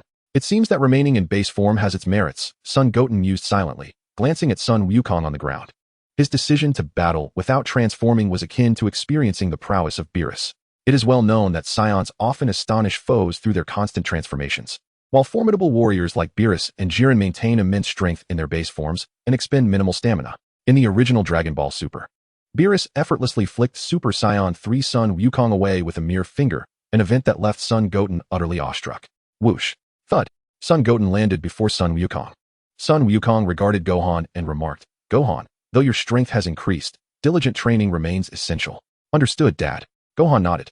Time flew by, and a month passed in the blink of an eye. Kappa, unable to seek Bulma's assistance for the Super Dragon Balls, sought out a brilliant scientist in Universe 6, who crafted a Super Dragon Ball radar, leading him to the final Super Wish Ball. To his astonishment, this last ball was located on an unnamed planet. Vados nodded. So, Lord Kampa, what wish do you intend to make? What else could it be? Naturally, to restore the Earth of our Universe 6, so we won't have to keep traveling to Universe 7. Vados nodded in agreement. Subsequently, Vados summoned the Eternal Dragon, wishing for the restoration of Universe 6 Earth, elevating its civilization to match that of Universe 7. Once the wish was granted, the Eternal Dragon reverted to the 7 Super Dragon Balls, scattering them across Universes 6 and 7. After fulfilling her wish, Shinpa's first action was to take Bardos to Earth in the 6th universe for a lavish feast. Time swiftly passed, and in the blink of an eye, a year and a half had gone by. Now, there were merely 4 months remaining until the arrival of Beerus. On a deserted island in the vast expanse of the sea, thousands of miles south of West City on Earth in the 7th universe, there lay a secret research facility. A woman with tousled brown hair cascading over her shoulders, clad in a white lab coat and adorned with large earrings, sat before a computer, intently observing the numerical data displayed on the screen. Her name was Android 21, a scientist once employed by the Red Ribbon Army and acquainted with Dr. Gero. After the demise of the Red Ribbon Army, she had gone into hiding, continuing her research on androids while diligently collecting data on Goku and his companions. When Majin Buu emerged, she had managed to extract cells from him, subsequently transforming herself into an android using those very cells, adopting the name Android 21. Her motivation for this transformation was straightforward: to attain immortality and persist in her research until she could create the ultimate android. Tap, tap, tap. With the rapid keystrokes on the keyboard, a golden version of cell materialized on the computer screen. This golden cell represented the strongest android that Android 21 aimed to create. Not only did this golden cell surpass the original in strength, but it also contained the cells of Majin Buu, signifying that it could regenerate even when shattered to pieces. Additionally, the golden cell possessed absorption abilities. However, despite being the ultimate android conceived by Android 21, it harbored a significant flaw: time. Like the original cell, the golden cell was cultivated from cells, implying that it would require 20 years to fully develop. 20 years. As Android 21 gazed at the image of the golden cell on her computer, she fell into deep contemplation. 2 decades was no trivial matter. By the time she succeeded in creating the golden cell, she might still be unable to defeat Goku and his allies. Chapter 61, Call Me Brother. Just as Android 21 was lost in thought, an excruciating pain suddenly surged through her mind, giving rise to a destructive impulse. "Ah!" she cried out in agony. As a dark aura erupted from her body, transforming into a woman with pink skin, disheveled hair, adorned with golden bracelets and red irises surrounded by black scara. Clad in a black bustier and white trousers, with a golden belt cinching her waist and a long tail extending behind her, this figure represented Android 21's dark desires. Her current appearance was that of Android 21 transformed into a Magen. Who are you? I am you. The malevolent Android 21 licked her lips and replied, You are me? Yes, to put it another way, I am the manifestation of your innermost thoughts. Thoughts. Do you not wish to create the most formidable artificial being to dominate the world? To rule the world? Upon hearing this, Android 21 seemed to ponder something deeply. Could it be that you are the malevolent thought within my heart? The sinister Android 21 chuckled. As I just mentioned, I am the innermost desire. Together, you and I can claim this world as our own. No, I refuse to join forces with you. Upon hearing this, the wicked Android 21's expression turned icy. If that is the case, I shall have no choice but to eradicate you. In response, Android 21 immediately turned to flee. The malevolent Android 21, seeing this, swiftly gave chase. Before long, the two had departed from the laboratory and soared above the ocean surrounding a distant island, halting midair. Haha. The evil Android 21 gazed at Android 21, a cold laugh escaping her lips. Android 21, filled with fury, clenched her fists tightly. With a powerful roar, Android 21 transformed into a state akin to that of the wicked Android 21. However, her aura was considerably weaker. Seeing Android 21's transformation, the malevolent Android 21 charged towards her. Startled, Android 21 quickly prepared for combat. Bang! With a violent sound, the wicked Android 21 forcefully struck her knee against Android 21's abdomen. Android 21 screamed in agony as she was propelled backward, landing 1,000 meters away. Clutching her abdomen, she barely had a moment to react before the evil Android 21 appeared before her in an instant. Without giving Android 21 a chance to respond, the wicked Android 21 unleashed a flurry of punches towards her face and body. Bang! Bang! Bang! Under the onslaught of the malevolent Android 21, Android 21 was forced to retreat, letting out cries of pain. Suddenly, the wicked Android 21 delivered a powerful front kick, sending Android 21 flying backward. Raising her right hand, she released a pink energy wave directed at Android 21. Boom. With a tremendous explosion, the energy wave struck Android 21, erupting above the surface of the ocean. A thick cloud of smoke quickly enveloped the area. Splash. Utilizing the cover of the smoke, Android 21 plunged into the sea. Upon hearing the sound of her entering the water, the evil Android 21 immediately unleashed energy waves towards the ocean. Boom, boom, boom. With each explosive sound, massive waves erupted from the sea. Android 21 was hit by the energy waves launched by the wicked Android 21, yet her formidable regenerative abilities, akin to those of Majin Buu, allowed her injuries to heal swiftly. Splash. Just as the evil Android 21 also plunged into the ocean, she moved with lightning speed towards Android 21. Android 21, with both hands clenched tightly, charged fiercely towards the malevolent Android 21. Whoosh. Bang, bang, bang. In no time, they stood face to face, engaging in a fierce battle of fists and feet. The surrounding ocean swirled violently, creating massive whirlpools as a result of their intense clash, which added considerable resistance to their confrontation. Bang! Android 21's right fist struck the malevolent Android 21 squarely in the face, sending her hurtling backward to crash against a colossal rock. The impact caused the upper portion of the rock to crack and tumble down toward Android 21. Swiftly, she dodged to the side. Meanwhile, the Dragon Ball warriors on Earth sensed the formidable energy emanating from the two androids. In West City, at Krillin's home, Krillin, upon perceiving the ominous energy, turned to his companion, Lazuli, and remarked, What an overwhelming presence. Could it be that a powerful foe has emerged on Earth once again? I'm not certain, but those two possess immense strength, definitely beyond your capability to handle. Back at the battlefield, whoosh. Boom, boom, boom. The malevolent Android 21 and Android 21 ascended from the ocean, battling fiercely in the sky. Amidst their intense struggle, a figure suddenly appeared. Goten. Goten. Android 21 exclaimed, her eyes lighting up as if she had spotted a savior. Do you know me? Of course I do. This being is my dark counterpart. Could you assist me in eliminating her? Absolutely. Just call me brother. Android 21, taken aback, found it absurd that she, being older than Goku, was expected to address him as brother. Just as she hesitated, the malevolent Android 21 delivered a powerful kick, sending Android 21 tumbling backward. Brother. Amid her flight, Android 21 shouted without hesitation toward Goten. In a flash, Goten appeared behind her, steadying her by placing his hand on her waist to halt her backward momentum. The malevolent Android 21 scoffed, Goten, if you insist on meddling, I will eliminate you as well. Goten smiled, so if I don't save her, you want to eliminate me? Oh, I will eliminate you regardless. The malevolent Android 21 declared, charging towards Goten. In an instant, she was upon him. unleashing a flurry of punches and kicks like flashes of light aimed at Goten. Goten gripped his hands tightly, retaliating with equal fervor against the malevolent android 21. Chapter 62. The Annihilation of the Malevolent Android 21. In the blink of an eye, they stood before each other, fists and feet colliding in a dazzling display of combat. The sky echoed with the sounds of their fierce battle. Bang! After a brief exchange, Goten's right fist struck the malevolent android 21 squarely in the abdomen. The malevolent android 21 let out a piercing scream as she staggered backward. Gritting her teeth, she charged once more at Goten. With a cold snort, Goten clenched his fists tightly, radiating an astonishing aura that surged upward with remarkable speed. Huh! With a mighty shout, Goten transformed into an adult form. His body was adorned with an abundance of red body hair, save for his chest, head, palms, and soles. He sported a cascade of long black hair, while his golden irises gleamed and the rings around his eyes turned a vivid red. His upper body was bare, and he wore yellow trousers paired with black shoes, secured at his waist with a blue cloth strip. This was the manifestation of Super Saiyan 4. Android 21 was taken aback, but still lunged toward Goten. With a powerful swing of his left fist, Goten collided with Android 21's right fist. The impact resonated with a thunderous sound, sending Android 21 reeling. She has grown larger. Android 21 marveled at Goten, who had transformed from a mere child into a tall and handsome figure, astonishment filling her heart. Goten surveyed his form. Although his mysterious state granted him immense power, he preferred his adult physique. With longer limbs, he could strike his opponent without needing to close the distance. Seizing the moment of Goten's distraction, Android 21 charged at him. Goten smiled, vanishing in an instant and reappearing behind her. Startled, Android 21 abruptly halted and turned, only to find a foot aimed at her face. The speed was overwhelming, and before she could evade, the kick struck her squarely, sending her crashing backward. Despite the force of the blow, Android 21 managed to steady herself. However, in that very moment, Goten delivered another powerful kick to her face, forcing her to retreat once more.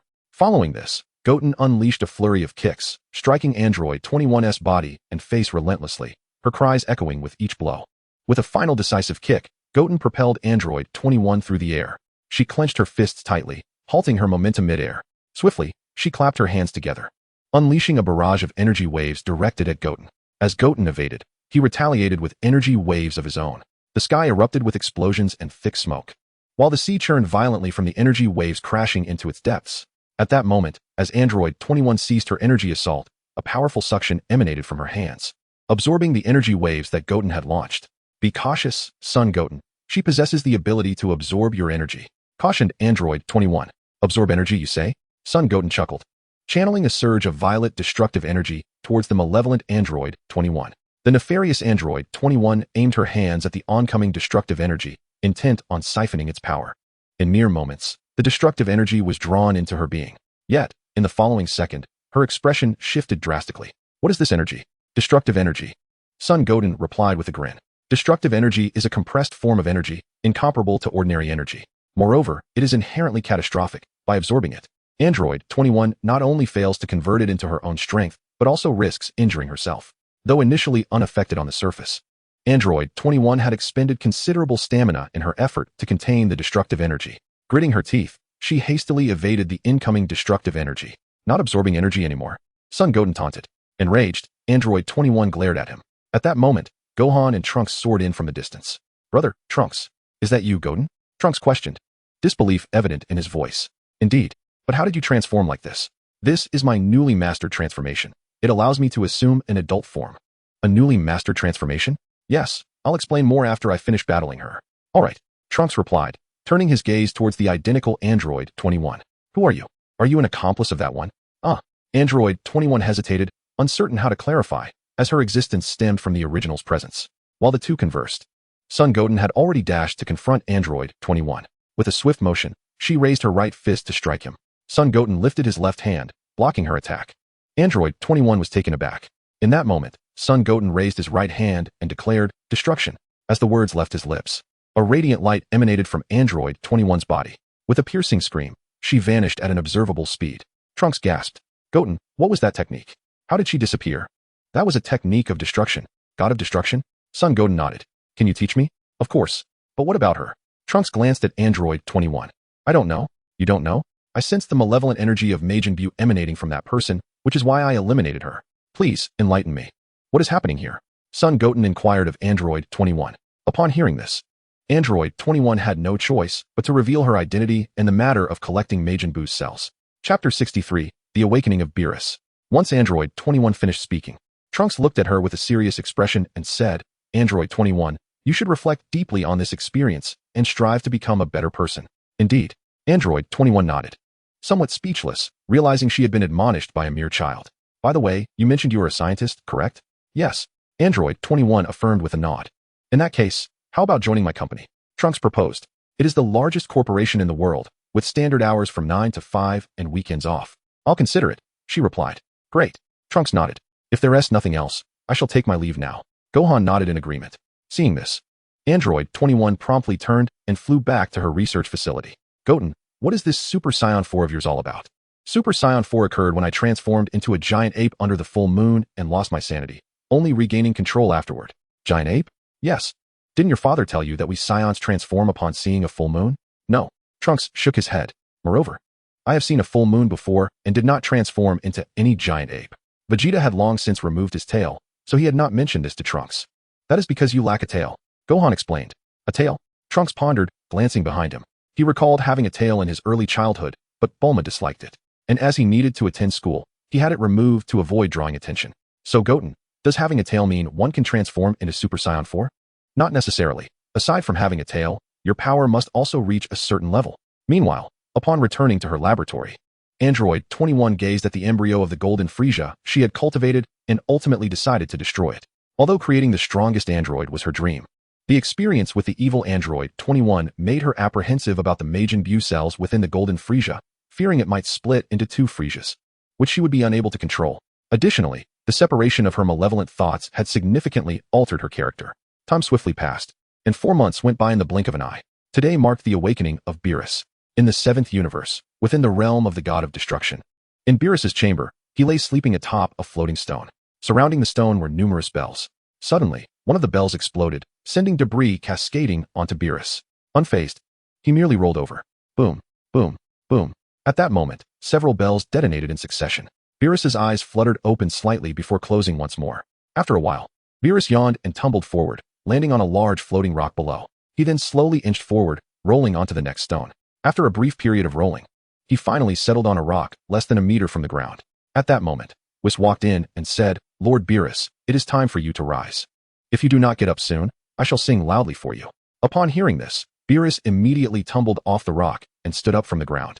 Yawning as he asked, Whis, is the hot water ready? I would like to take a bath first. It is indeed ready, Lord Beerus. Whis replied, Is that so? Beerus responded, still looking drowsy as he made his way out of the room. Moments later, Beerus entered the bathroom, submerging himself in a steaming hot tub while Whis stood nearby, responsible for adding water. How is the water temperature, my lord? Whis inquired. This temperature is just about right. Any hotter would be unbearable. Understood, Lord Beerus. Whis said, promptly ceasing the addition of water. Whis, I had a dream in which I battled Kampa, and nearly caused the destruction of the entire universe. Oh, is that so? Whis chuckled awkwardly. He had previously wondered how the commotion from Goten's battle with Kampa had not awakened him. It turned out that it was Beerus's own dream of fighting Kampa. Lord Beerus, it appears that Kampa has come to our universe and is engaged in combat with a Saiyan named Goten. What? Beerus exclaimed in astonishment. Now he understood why he had dreamt of Kampa. It was due to the battle occurring in his universe. Saiyan, did I not instruct Frieza to eradicate the Saiyans? Has he failed to follow my orders? No, my lord. Frieza has indeed destroyed planet Vegeta. This Goten is the son of a surviving Saiyan. I see. But a mere Saiyan should be easily dealt with by Kampa. Not quite. In these past 10 years, the Saiyans have mastered a new transformation known as Super Saiyan. Whis explained, as a projection of Goku transforming into a Super Saiyan appeared within the crystal ball of his staff. Super Saiyan. Beerus mused, stroking his chin. Is that Super Saiyan particularly strong? The ordinary Super Saiyan is average, but there exist transformations beyond that. Super Saiyan 2, Super Saiyan 3, and Super Saiyan Blue. Oh. And what of Goten's strength in his battle against Kampa? He surpasses Super Saiyan Blue. Surpasses Super Saiyan Blue, who emerged victorious in the end. Goten. What? Beerus exclaimed, springing up from the tub in excitement. Kampa, a god of destruction, was defeated by a mere human. At that moment, Whis suddenly became quite bashful. Lord Beerus, your lower half. Prompted by Whis's reminder, Beerus quickly glanced down and hastily returned to the water. How old is the Goten who defeated Kampa? He is 12 years old. 12? Then he is still just a child. Indeed. Whis nodded. He vanquished Lord Kampa at the tender age of 7. Indeed, Whis inquired. Is this boy named Son Goten truly a Saiyan? Without a doubt, he is a Saiyan. Yet he is a hybrid of Saiyan and Earthling. A hybrid? Whis nodded. By the way, Lord Beerus, why did you awaken so soon from your slumber? Because of a prophetic dream. A prophetic dream? The oracle fish once told me that my formidable foe would emerge in 39 years. However, it seems that your prophetic dreams, Lord Beerus, have never come to fruition. Whis chuckled. Chapter 64, The Prophetic Dream. Humph. Beerus snorted. Who says they have not been fulfilled? Did not Son Goten defeat Kampa? I believe he must be the adversary from my dreams. Whis smiled knowingly.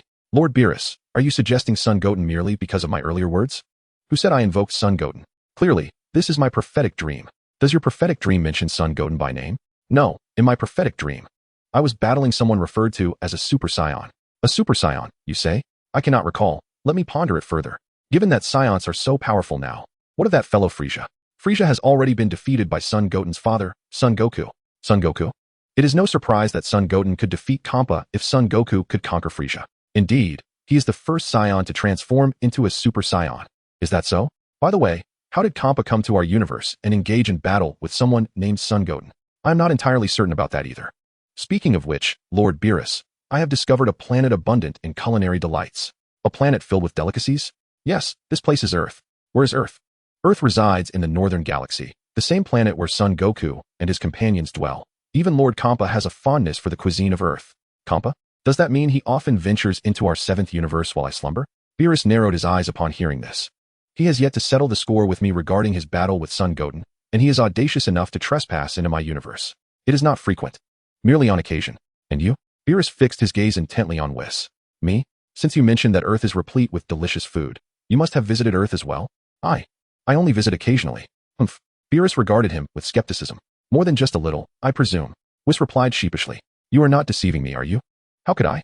Since you claim to have sampled the delicacies of Earth, did you bring any back? Of course, I brought some back. I was aware of your awakening today, Lord Beerus, so I made a special trip to Earth yesterday to retrieve some culinary treasures. Now that is more like it.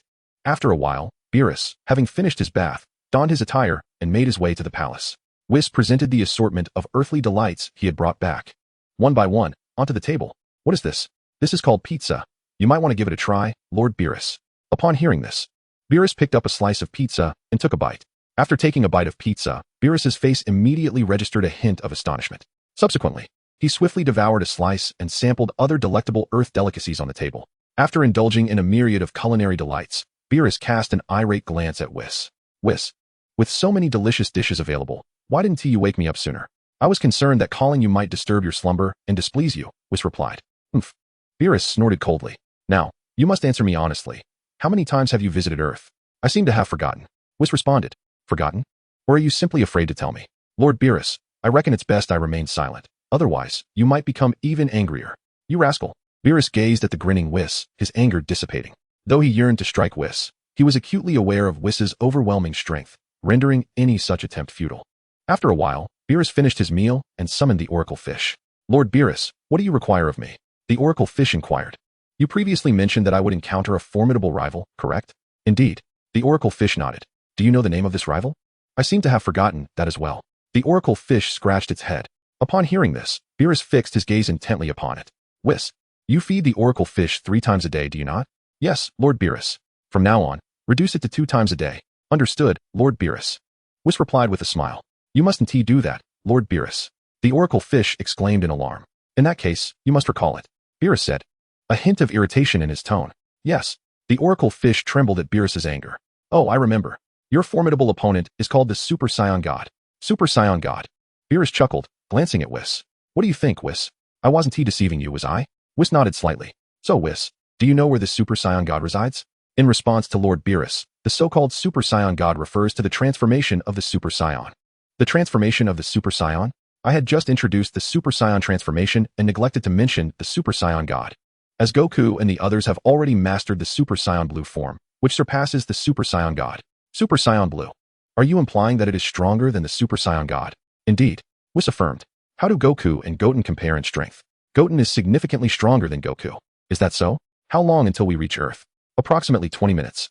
That's quite a while. We could watch an episode of an animated series in that time. What's the matter, Lord Beerus? Are you eager to battle Goten? Beerus nodded. Although Goten has defeated Kampa, his strength surpassing Kampa does not guarantee victory over Goten. Very well. Whis said as he led Beerus away from the palace and towards Earth. On Earth, at the Bowsy Mountain, Goten was leisurely lying on a patch of grass, basking in the sun. A golden-haired, blue-eyed little girl descended from the heavens, landing gracefully beside son Goten. This enchanting child was Marin, the daughter of Krillin. Now at the tender age of 9, she stood taller than when son Goten first encountered her, despite her petite stature. Son Goten, being exceptionally gifted, was frequently spoken of by Krillin, and thus, after a few playful encounters, Marin found herself quite fond of their companionship. Marin, brother Goten. Son Goten nodded in response. What brings you here today? Nothing much, I was just bored at home, so I came to play with you. What about your father? He is at work. Brother Goten. Why are you lying here, basking in the sun? Shall we go gather wild fruits in the mountains? That sounds dull. Then what do you suggest we do? Why not find Trunks to play with? Brother Trunks isn't home. Upon hearing this, son Goten silently lamented Trunks' absence. How about I take you to meet the flying dragon? What do you think? The flying dragon? Is he a dinosaur that can fly? Marin pondered for a moment before nodding in agreement. Seeing her enthusiasm, son Goten took her hand and soared into the sky. Shortly thereafter, they arrived at the entrance of a cave. Flying dragon. Son Goten called out loudly into the cave. Initially, there was no response, but after a brief moment, a dinosaur with yellow skin in front and pale skin behind, adorned with a pair of wings, emerged. This was indeed the flying dragon, a cherished companion from Gohan's childhood. It was through Gohan's tales that son Goten had come to know of the flying dragon. Flying dragon. Upon hearing his name, the creature immediately licked son Goten's hand with its tongue. Flying dragon, this is Marin. Hello. Marin greeted the creature with a bright smile. The flying dragon let out a cheerful roar, gazing at Marin with delight. Then, he approached her, lowering his head. Brother Goten, what is he doing? He is showing you kindness, inviting you to pet his head. Oh, I see, Marin exclaimed, reaching out to gently stroke the flying dragon's head. The creature responded with a joyful lift of its head and affectionately licked Marin's hand. Meanwhile, in Universe 7, Beerus and Whis were en route to Earth. Having slumbered for an extended period without fulfilling his duties, Beerus took the opportunity to obliterate a few planets along the way. In the Kaishin realm, the old Kaishin had sensed Beerus's awakening and was making his way toward them. Master Ancestor, what troubles you? The East Kaishin inquired, noticing the old Kaishin's furrowed brow. Lord Beerus has awakened. Lord Beerus. Indeed, the old Kaishin nodded. In just a brief moment, a multitude of planets have been destroyed by Lord Beerus. What shall we do? Master Ancestor? Nothing much. Huh. Lord Beerus is the god of destruction. His role is to annihilate planets. We can only hope he spares a few. My greatest fear at present is that Lord Beerus may seek out Goku and his companions. Goku? Indeed, you are well aware of how troublesome those Saiyans can be. On Earth, after becoming familiar with the swift dragon, Marin was seen soaring through the skies upon its back. Upon witnessing the joy of the girl and the dragon, Goten quickly settled down to join in their merriment. Suddenly, he sensed an overwhelming aura of destruction. Could it be Beerus? On King Kai's planet, Goku, weary of Chi-Chi's incessant nagging, had returned to the 7th universe for a period of training. 2001, 2001. With over 100 tons of weight on his back, Goku was performing one-finger push-ups as part of his regimen. Abruptly, he felt an immensely powerful aura of destruction. Such a potent energy. Could it be that Lord Beerus has awakened? Indeed. King Kai nodded in affirmation. Goku, should Lord Beerus arrive, you must not provoke him. Why not? Lord Beerus is the god of destruction of our universe. Should you offend him, he may indeed obliterate planets. Rest assured, King Kai, I am well aware of the stakes. Nevertheless, King Kai felt a twinge of concern. Meanwhile, Beerus and Whis had arrived in the northern galaxy. Whis, how much longer until we reach Earth? 5 minutes. However, Lord Beerus, Goku, who defeated Frieza, is currently not on Earth, but rather on King Kai's planet. King Kai? Yes, King Kai is essentially Goku's mentor. The fact that King Kai would take a Saiyan as a disciple is remarkable. Let us proceed to King Kai's domain. As you wish, Lord Beerus. 4 minutes later, Beerus and Whis arrived at King Kai's planet. Lord Beerus. King Kai approached them with evident enthusiasm upon their arrival. Beerus nodded and surveyed the surroundings. King Kai, your planet is rather diminutive. Whis, standing nearby, couldn't help but chuckle at this remark. Lord Beerus, have you forgotten? King Kai's planet was not always this small. It diminished in size due to your previous wrath. Is that so? Indeed. Whis affirmed. At that moment, Goku approached them with a warm smile. Greetings, Lord Beerus.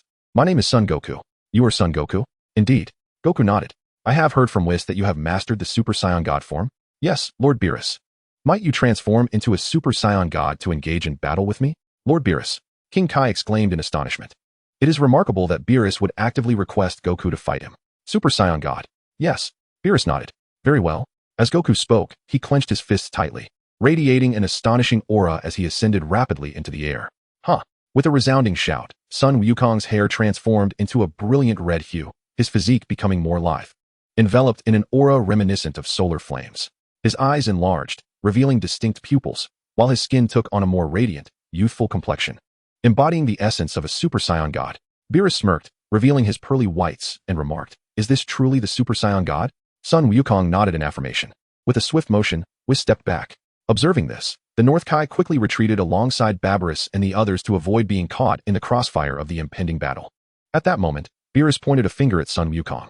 With a mighty roar, Sun Wukong lunged forward, his right fist propelled with the swiftness of light toward Beerus's face. Whoosh! With a deft sidestep, Beerus evaded the strike. Huh! Sun Wukong bellowed, unleashing his fist with all his might. Surprised, Beerus raised his left hand to block the blow. Bang! The impact resonated violently, forcing Beerus several steps back, uprooting patches of grass beneath his feet. In that instant, Sun Wukong surged towards Beerus. Leaping into the air to deliver a powerful side kick, Beerus swiftly retreated to avoid the attack. As Sun Wukong landed, he charged at Beerus once more. Chapter 66, Sun Wukong vs. Beerus. Beerus stomped his feet against the ground, propelling himself towards Sun Wukong. Whoosh! Bang, bang, bang. In the blink of an eye, the two faced each other, their fists colliding with the speed of light. The ferocity of their clash sent the grass of the North Kai's planet soaring into the air, leaving the landscape barren. My North Kai's planet. The North Kai felt a pang of anguish at the sight. Given the destructive capabilities of Sun Wukong and his companions, the fate of his planet was grim. On Earth, Son Goten sensed his father had transformed into a Super Saiyan God and promptly retrieved a crystal ball to observe the battle on the North Kai's planet. "Goten, what are you watching?" Marin inquired as she dismounted from the flying Nimbus. "I'm watching my dad fight Lord Beerus." Son Goten replied. "Who is Lord Beerus?" Marin asked. "He is the god of destruction of our universe." "Is that so? Then I want to see too," Marin declared, sitting beside Son Goten to gaze into the crystal ball. "Goten, why can't I see anything?" Marin asked, perplexed. "It's because Dad and the others move too swiftly for you to catch a glimpse." "Oh, I see." Back on the North Kai's planet, due to its diminutive size, both combatants ascended into the sky, pausing at a distance of 1,000 meters apart at the same altitude.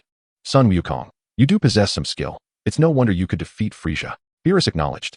"Thank you for your praise, Lord Beerus. However, if your strength is merely this, you will not triumph over me." Sun Wukong replied with a smile. "I do not expect to triumph over Lord Beerus. I merely hope to exchange a few blows with him." Upon hearing this, Beerus appeared slightly disappointed. Although the power of Son Goku's transformation into a Super Saiyan God is formidable, it pales in comparison to the Super Saiyan God of his dreams. "By the way, Son Goku, I heard from Whis that you have mastered a transformation beyond that of the Super Saiyan God, correct?" "Lord Beerus, are you referring to the Super Saiyan Blue?" "Indeed." Beerus nodded. "Since you have said so, I shall transform into Super Saiyan Blue."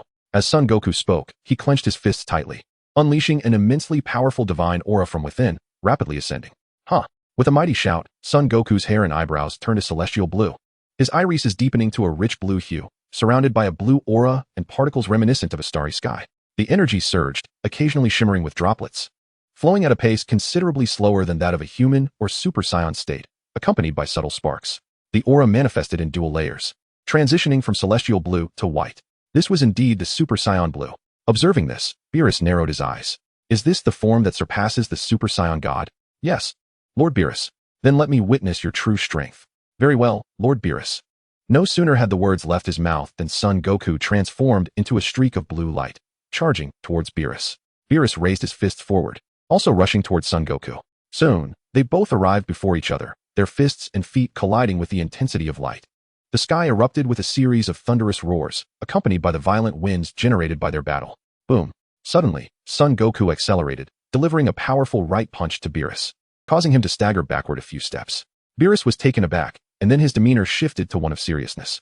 "Huh!" Son Goku shouted, unleashing a barrage of energy waves towards Beerus.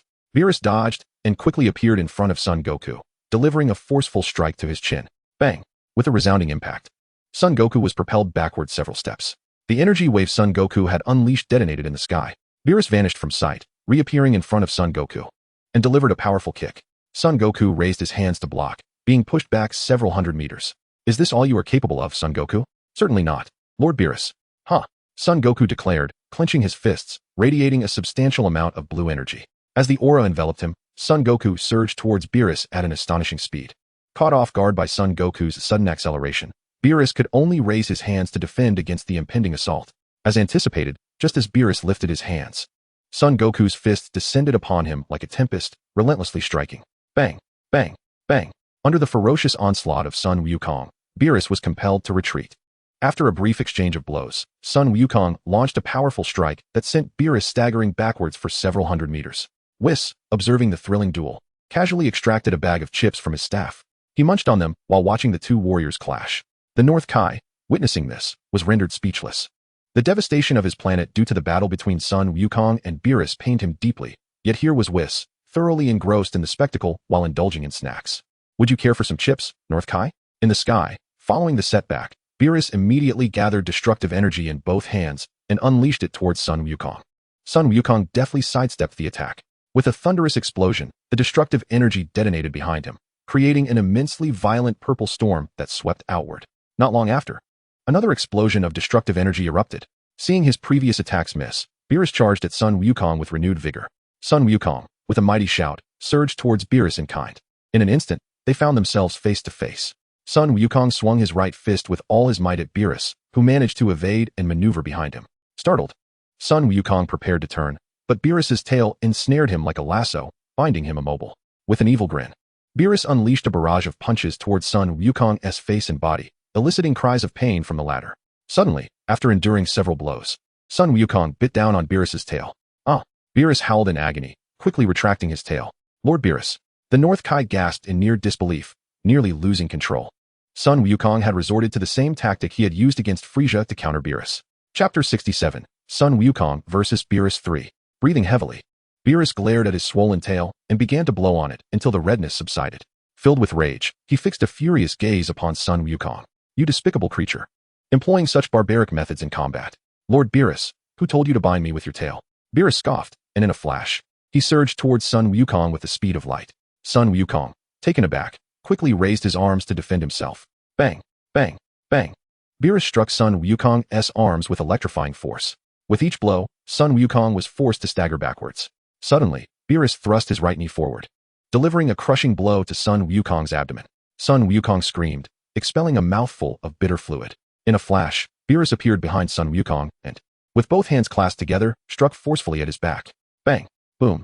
With a resounding explosion, Sun Wukong's body darted through the air like a beam of light, creating a vast chasm in the surface of North Kai's planet, reducing it by a third. My North Kai's planet! The North Kai exclaimed, his heart racing with agitation. Just then, as Sun Wukong continued his descent, he clenched his fists tightly, slowing his fall beneath the North Kai. Upon raising his gaze, he discovered that Beerus's figure had vanished from above. Where has he gone? He pondered, but before he could finish his thought, Beerus's silhouette suddenly appeared beneath him. Sun Wukong glanced down to see Beerus gathering a sphere of destructive energy in his right hand, aimed directly at him. Alarmed, Sun Wukong realized it was too late to evade. Boom! A tremendous explosion reverberated through the sky as the destructive energy detonated, unleashing a colossal purple tempest that swept outward. The explosion obliterated a significant portion of North Kai's planet. In the final moment before the blast, Whis had conjured a protective barrier with his angelic powers, shielding the North Kai and the others. Watching the devastation of his planet, now reduced to half its size, the North Kai felt a tumult of emotions. With a disdainful snort, Beerus unleashed another wave of destructive energy into the billowing smoke. Boom! Another deafening explosion erupted, and a piercing scream echoed from within the haze. The already battered North Kai's planet trembled violently from the shockwave, causing the North Kai to stumble and fall. After a brief interval, as the smoke cleared, Sun Wukong stood in the air, disheveled and panting heavily. Beerus smirked and descended towards the remnants of North Kai's planet. Observing this, Sun Wukong immediately pursued him. Soon, they hovered above the planet, exchanging glances before launching themselves at one another with blinding speed. Whoosh! Bang! Bang! Bang! The air resonated with the sounds of their fierce collisions, their forms transforming into brilliant blue and purple lights as they clashed in the sky, creating numerous circles of color from their violent encounters. After a time of battling, they grasped each other's hands, exerting their strength against one another. Due to Beerus's superior power, he quickly began to push Sun Wukong backward. Ah! Sun Wukong roared, unleashing a torrent of blue energy that pushed Beerus back. Gritting his teeth, Beerus retaliated, emanating a wave of purple energy that forced Sun Wukong to yield. The surrounding space convulsed from the collision of their energies, and fierce winds erupted from their beings, sweeping outward. Boom! After a stalemate, Beerus exerted force with both hands, sending Sun Wukong flying away. Panting heavily from their immense exertion, both warriors took a moment to recover. After a brief respite, Beerus conjured 6 clones, encircling Sun Wukong. Sun Wukong was taken aback, his expression turning grave. At that moment, 7 of Beerus's doppelgangers simultaneously concentrated destructive energy and launched it towards him. Wukong clenched his teeth tightly. Boom. With a resounding explosion, the destructive energy erupted, creating a thick cloud of smoke in the sky. It hit. Beerus laughed joyfully, summoning all his clones back into his main body. Huh. Just then, a powerful shout emerged from within the smoke. What? Beerus was startled to see Sun Wukong. Fists clenched tightly, charging out of the haze. In no time, Wukong reached Beerus's front and forcefully swung his right fist forward. Beerus raised his arms to block Wukong's attack.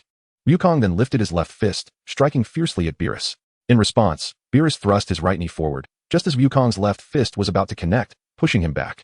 Wukong looked up and saw Beerus gathering destructive energy in his right hand aimed directly at him. Beerus grinned, unleashing the destructive energy. Wukong swiftly sidestepped to evade the attack. Boom. With another tremendous explosion, the destructive energy detonated in the sky. Gritting his teeth, Wukong prepared to charge at Beerus once more, only to see Beerus enveloped in an immense concentration of destructive energy. What? Wukong gasped in shock. Beerus waved his right hand forward, and all the destructive energy instantly surged towards him. In response, Wukong swiftly brought his hands together. Kamehameha. A deep blue energy wave coalesced from Wukong's hands, countering the incoming destructive energy. The Kamehameha wave, akin to a divine dragon's tail, detonated all the destructive energy. A thick cloud of smoke filled the sky from the resulting explosions. Observing the devastation, Beerus raised his right index finger, concentrating an enormous amount of destructive energy. What? King Kai of the North was alarmed. If this destructive energy were to strike, his North Kai's planet would surely be obliterated. Wukong, witnessing Beerus's amassed destructive energy, clenched his teeth tightly. Beerus chuckled lightly, directing the destructive energy towards Wukong. Kamehameha. Wukong once again brought his hands together, forming another deep blue energy wave to combat the incoming attack. Bam! With a violent clash, the Kamehameha wave collided with the destructive energy. However, due to the overwhelming size of the destructive energy, the Kamehameha was pushed back. Sun Wukong let out a powerful roar, unleashing an astonishing amount of energy that pushed the destructive force forward slightly. Chapter 68. Beerus arrives on Earth. Beerus opened his eyes wide, pressing down forcefully with his right hand. Wukong immediately felt an immense pressure and cried out. This is the end for you, Sun Wukong. Beerus chuckled softly, applying even more force with his right hand. Damn it. Wukong gritted his teeth, emanating a vast amount of blue energy. Kaioken. With a resounding shout, a red aura emerged alongside the blue energy emanating from Sun Wukong's body. What? Beerus exclaimed in astonishment. Kaioken x10. Sun Wukong bellowed, his energy surging dramatically as he pushed back the destructive force. Gah!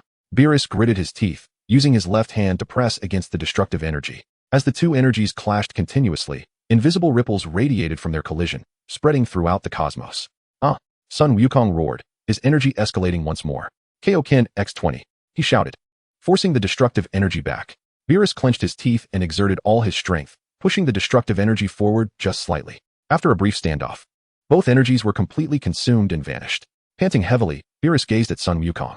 Had he known Sun Wukong possessed such a hidden ace, he would have held nothing back and defeated him outright. Now, he had to contend with Sun Goten in battle, which would undoubtedly take a toll on his stamina. At that moment, Sun Wukong also panted heavily, eyeing Beerus.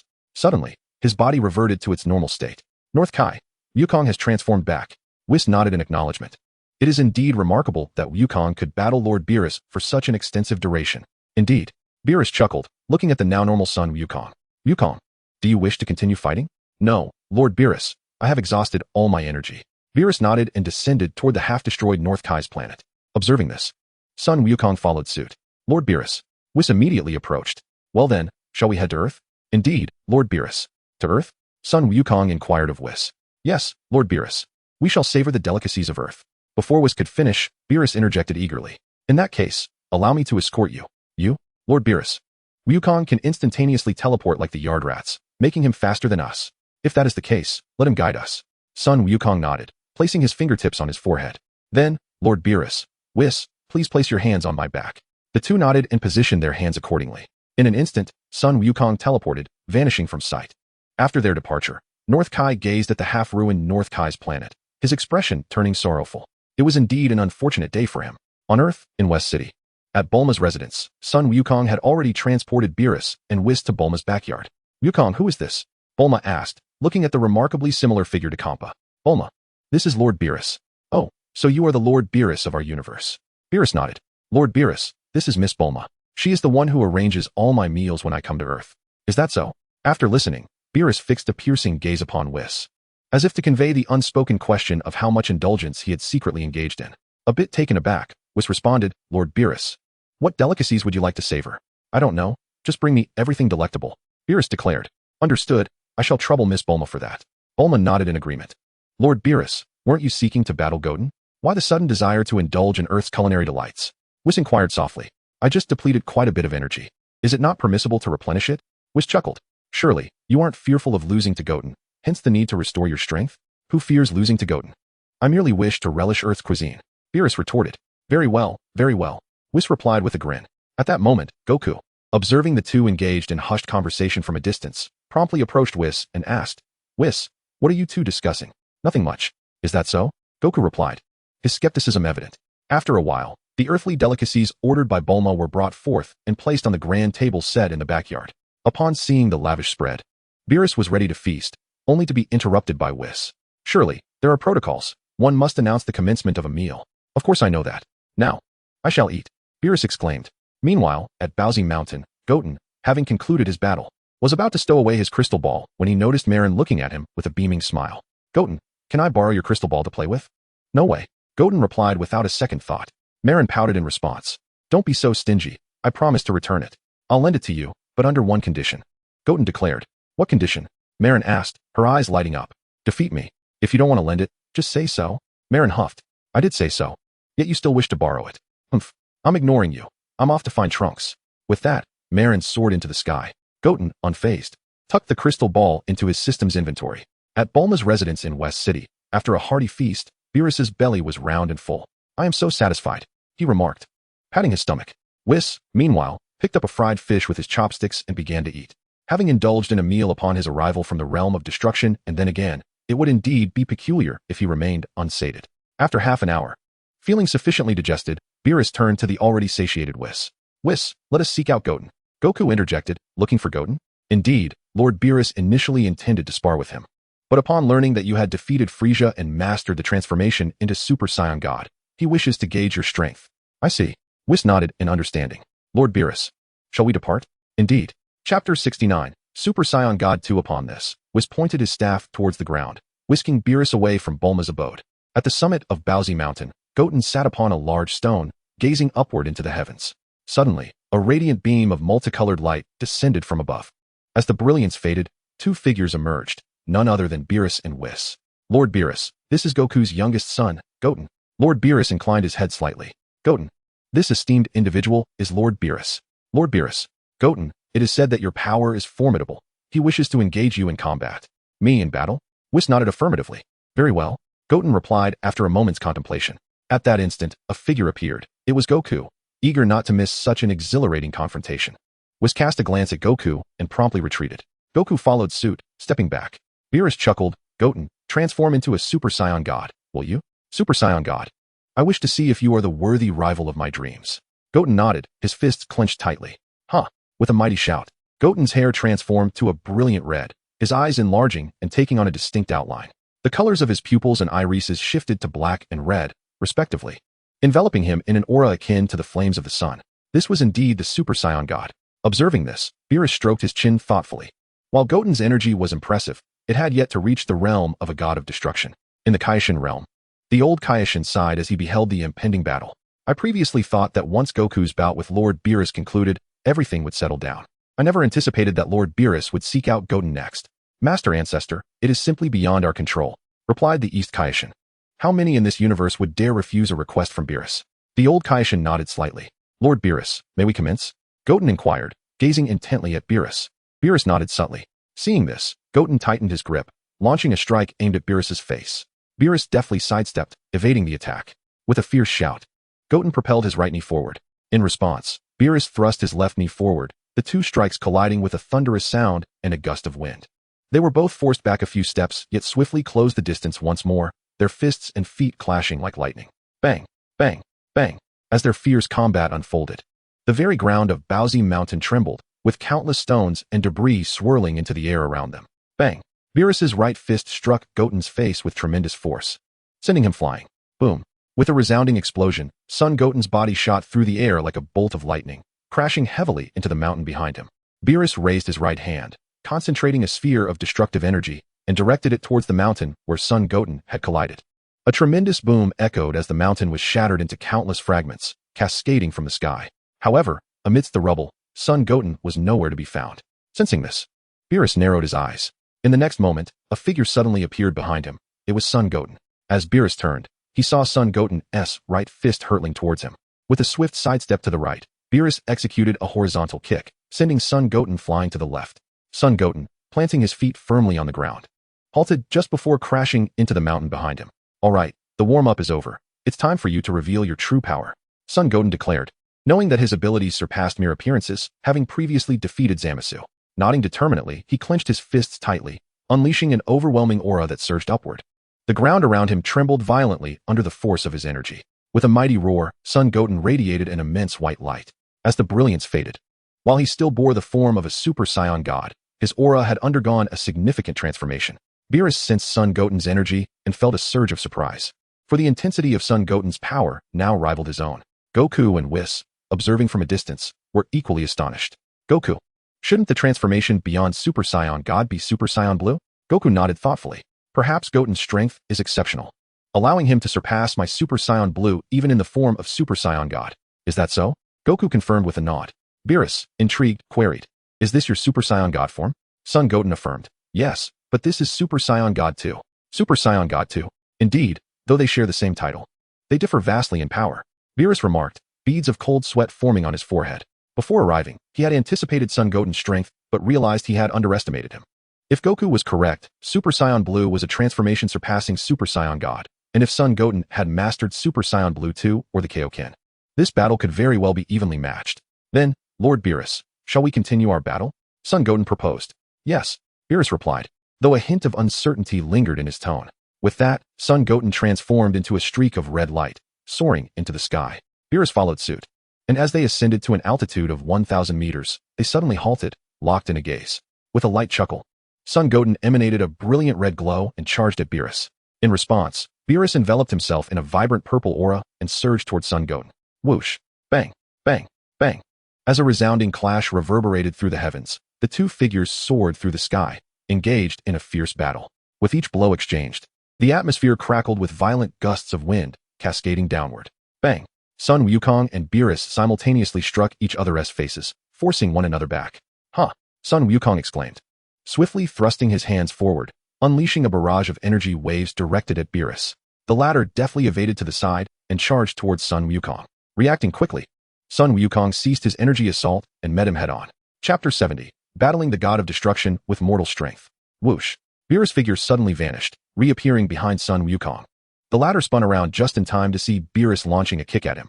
Instinctively, he raised his left hand to block, stumbling backward a few paces. Beerus let out a disdainful snort and lunged forward with a clenched fist. Sun Wukong tightened his own fists, retaliating against Beerus' advance. Whoosh! Boom! Boom! Boom! Beerus sidestepped, narrowly avoiding Sun Wukong's fierce onslaught. In response, he raised both fists to counterattack. Sun Wukong nimbly dodged to the side, evading Beerus' strike. Gritting his teeth, Beerus concentrated destructive energy in his right hand and hurled it at Sun Wukong. Startled, Sun Wukong swiftly maneuvered out of the way. With a tremendous explosion, the destructive energy detonated behind him. The two combatants flashed through the air, ascending while their fists collided with tremendous force. Bang! After a series of exchanges, their hands locked together, each radiating red and purple auras, resulting in an intense clash. The surrounding void trembled violently under the strain of their power. Soon, invisible ripples emanated from their bodies, spreading throughout the cosmos. The oceans of Earth surged tumultuously under the influence of these unseen waves, leaving humanity to experience varying degrees of discomfort, accompanied by headaches and nausea. Nearby, a desolate planet was instantly obliterated, reduced to cosmic dust by the onslaught of the invisible ripples. With a mighty shout, Sun Wukong pushed Beerus back a few steps. Beerus gritted his teeth and retaliated, sending Sun Wukong reeling. Bang! After a brief stalemate, both warriors were hurled away from each other, panting heavily. Suddenly, a faint smile appeared on Beerus' face. Indeed, this is the Super Saiyan God I envisioned in my dreams, albeit slightly shorter. Dream? Sun Wukong feigned ignorance. Yes. Do you understand why I sought you out for this battle? Is it merely because of my superior strength? That is not the sole reason. The primary motive is my prophetic dreams. Prophetic dreams? In simple terms, I dreamt of battling the Super Saiyan God, whose strength matched mine. Unfortunately, we never resolved the outcome before I awoke. I see. Beerus nodded in understanding. Certainly, there exists a most significant reason that he refrained from articulating. And that reason is face. Initially, a prophetic dream, even if it were false, would not bear much consequence. However, he had previously confided in Whis about his numerous prophetic dreams, and each instance had proven to be inaccurate, undoubtedly inviting ridicule from Whis. Although he had demonstrated the might of a Super Saiyan God in his battle against Sun Wukong, there remained a disparity between that and the Super Saiyan God of his dreams. Therefore, engaging in combat with Sun Goten was essential to unequivocally validate the authenticity of his prophetic dreams and deliver a resounding rebuttal to Whis. Very well, Lord Beerus. Let us continue our battle, Sun Goten declared, immediately transforming into a blazing arc of fire as he charged toward Beerus. With a thunderous roar, Beerus unleashed a powerful strike with his right fist. Bang! A cataclysmic sound reverberated as their fists collided, emanating an astonishing aura that spread outward. Instantly, invisible ripples radiated from their hands, cascading throughout the universe. Boom! After a brief standoff, Beerus clenched his right fist, forcefully repelling Sun Goten several paces back. Raising his index finger, Beerus concentrated a massive sphere of destructive energy, directing it toward the ground. Sun Goten, taken aback, swiftly positioned himself beneath the impending energy, rapidly channeling his own power. Kamehameha.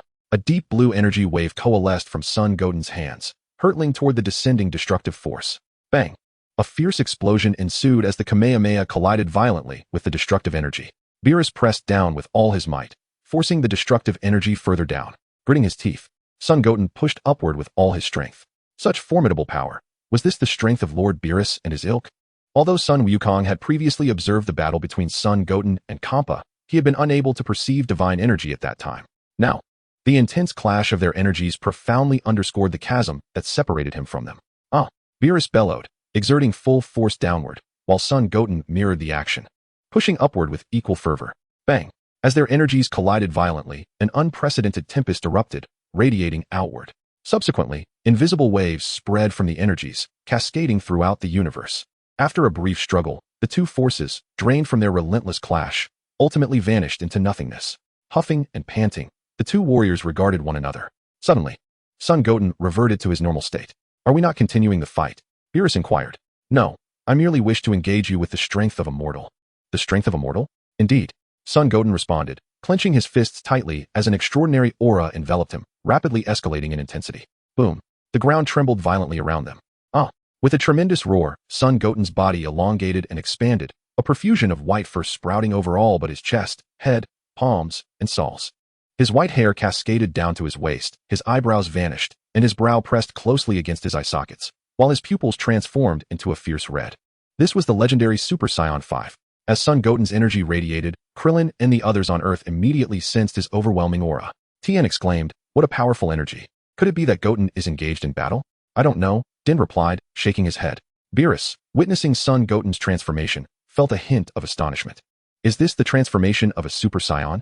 Sun Goten nodded affirmatively. Although Super Saiyan God 2 could indeed defeat Beerus, he, as a mortal, wished to overcome Beerus with the strength of a mere mortal. "Is that so? Then allow me to witness your power." Sun Goten nodded in response and transformed into a streak of white light, charging towards Beerus. In the blink of an eye, he arrived before Beerus, his fists moving like beams of light as he launched a ferocious assault. Beerus evaded while raising his hands to block Sun Goten's blows, retreating under the sheer force of the attack. Chapter 71. The Full Power of Super Saiyan 5. Sun Goten shouted, delivering a powerful right punch forward. Bang! His fist collided with Beerus's chest, sending him hurtling back hundreds of meters. At that moment, Piccolo and Trunks arrived. "Uncle Piccolo, is that Goten?" Trunks, having witnessed Sun Goten's Super Saiyan 4 transformation, was uncertain about the identity of the figure before him, especially from their elevated vantage point.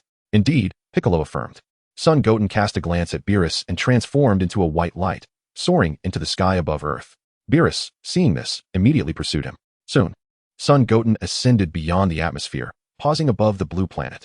He gazed downwards, admiring the azure earth below. At that instant, Beerus flew in front of him and halted. Sun Goten chuckled lightly, raising his hands suddenly towards Beerus. Beerus's eyes narrowed slightly at this gesture. With a mighty shout, Sun Goten surged forward, enveloped in white light.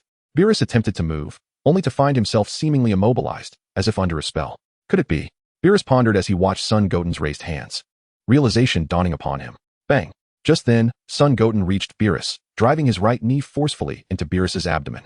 Beerus let out a loud scream, spitting out a mouthful of bitter liquid. Son Goten swiftly maneuvered behind Beerus, his hands clasped together as he struck Beerus's back with tremendous force. Bang! With an explosive sound, Beerus was propelled like a meteor towards Earth. Seizing the opportunity, Son Goten swiftly brought his hands together. Kamehameha. A deep blue energy wave coalesced from Son Goten's hands, hurtling towards Beerus. What? Beerus exclaimed in shock. Boom. The Kamehameha struck Beerus, causing him to plummet more rapidly toward the Earth. Goku, witnessing the Kamehameha heading towards the planet, felt a surge of concern within him. Damn it! Beerus exclaimed, emanating an aura of destruction that was terrifyingly potent, gradually dissipating the Kamehameha before him. However, despite nullifying the technique, Beerus had expended considerable energy in the process. The Kamehameha has vanished. Goku gasped in astonishment. Whis nodded in acknowledgement. The god of destruction can indeed transform energy, Goku. Have you not learned this after your extensive training with Lord Kampa? I didn't know, Goku replied. Though his time training with Kampa had not involved much combat. Just then, Goten clenched his fists tightly, radiating an astonishing energy that surged upward. What? Beerus's expression shifted as he sensed Goten's energy escalating rapidly. He had already exerted all his strength in his previous battle with Goten, only to realize that Goten had concealed his true power. While Goten's energy remained concealed, Beerus's own energy had waned due to fatigue. Goten had transformed twice, and rather than diminishing, his energy had only intensified. Was this truly a human? Suddenly, Goten ascended to full power as a Super Saiyan 5, releasing the energy that had accumulated around him. Beerus clenched his teeth in frustration. Goten's strength surpassed his expectations. If he continued to fight, he might genuinely be defeated by Goten. Yet to withdraw would imply fear of the young warrior. He found himself at a difficult crossroads. Then let us do this, Beerus declared, transforming into a streak of purple light as he shot toward space. Goten, witnessing this, immediately soared out of the atmosphere, heading back for Earth. With a tremendous sound, Goten descended while Beerus ascended, their fists colliding with great force. A violent gust of wind erupted from their clash, rippling outward.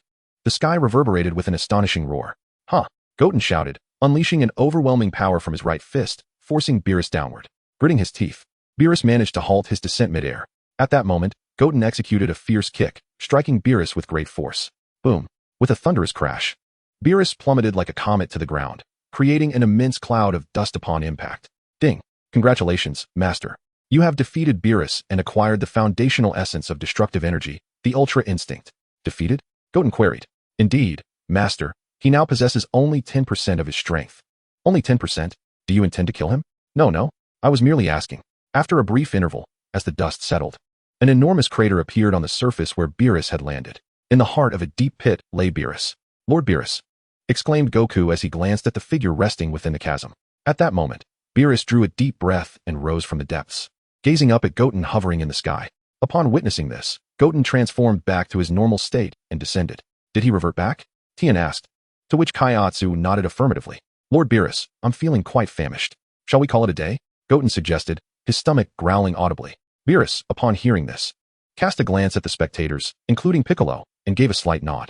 Having lived for millennia, Beerus was well aware that Goten was intentionally providing him an exit. Whis, observing the situation, swiftly approached to mend the injuries of both fighters. Goten, that ability you used to immobilize me earlier, was it a supernatural power? Goten nodded in affirmation. Beerus, recognizing this, turned to Whis and remarked, Whis, my prophetic dream was indeed accurate, wasn't it? Goten truly matches my strength.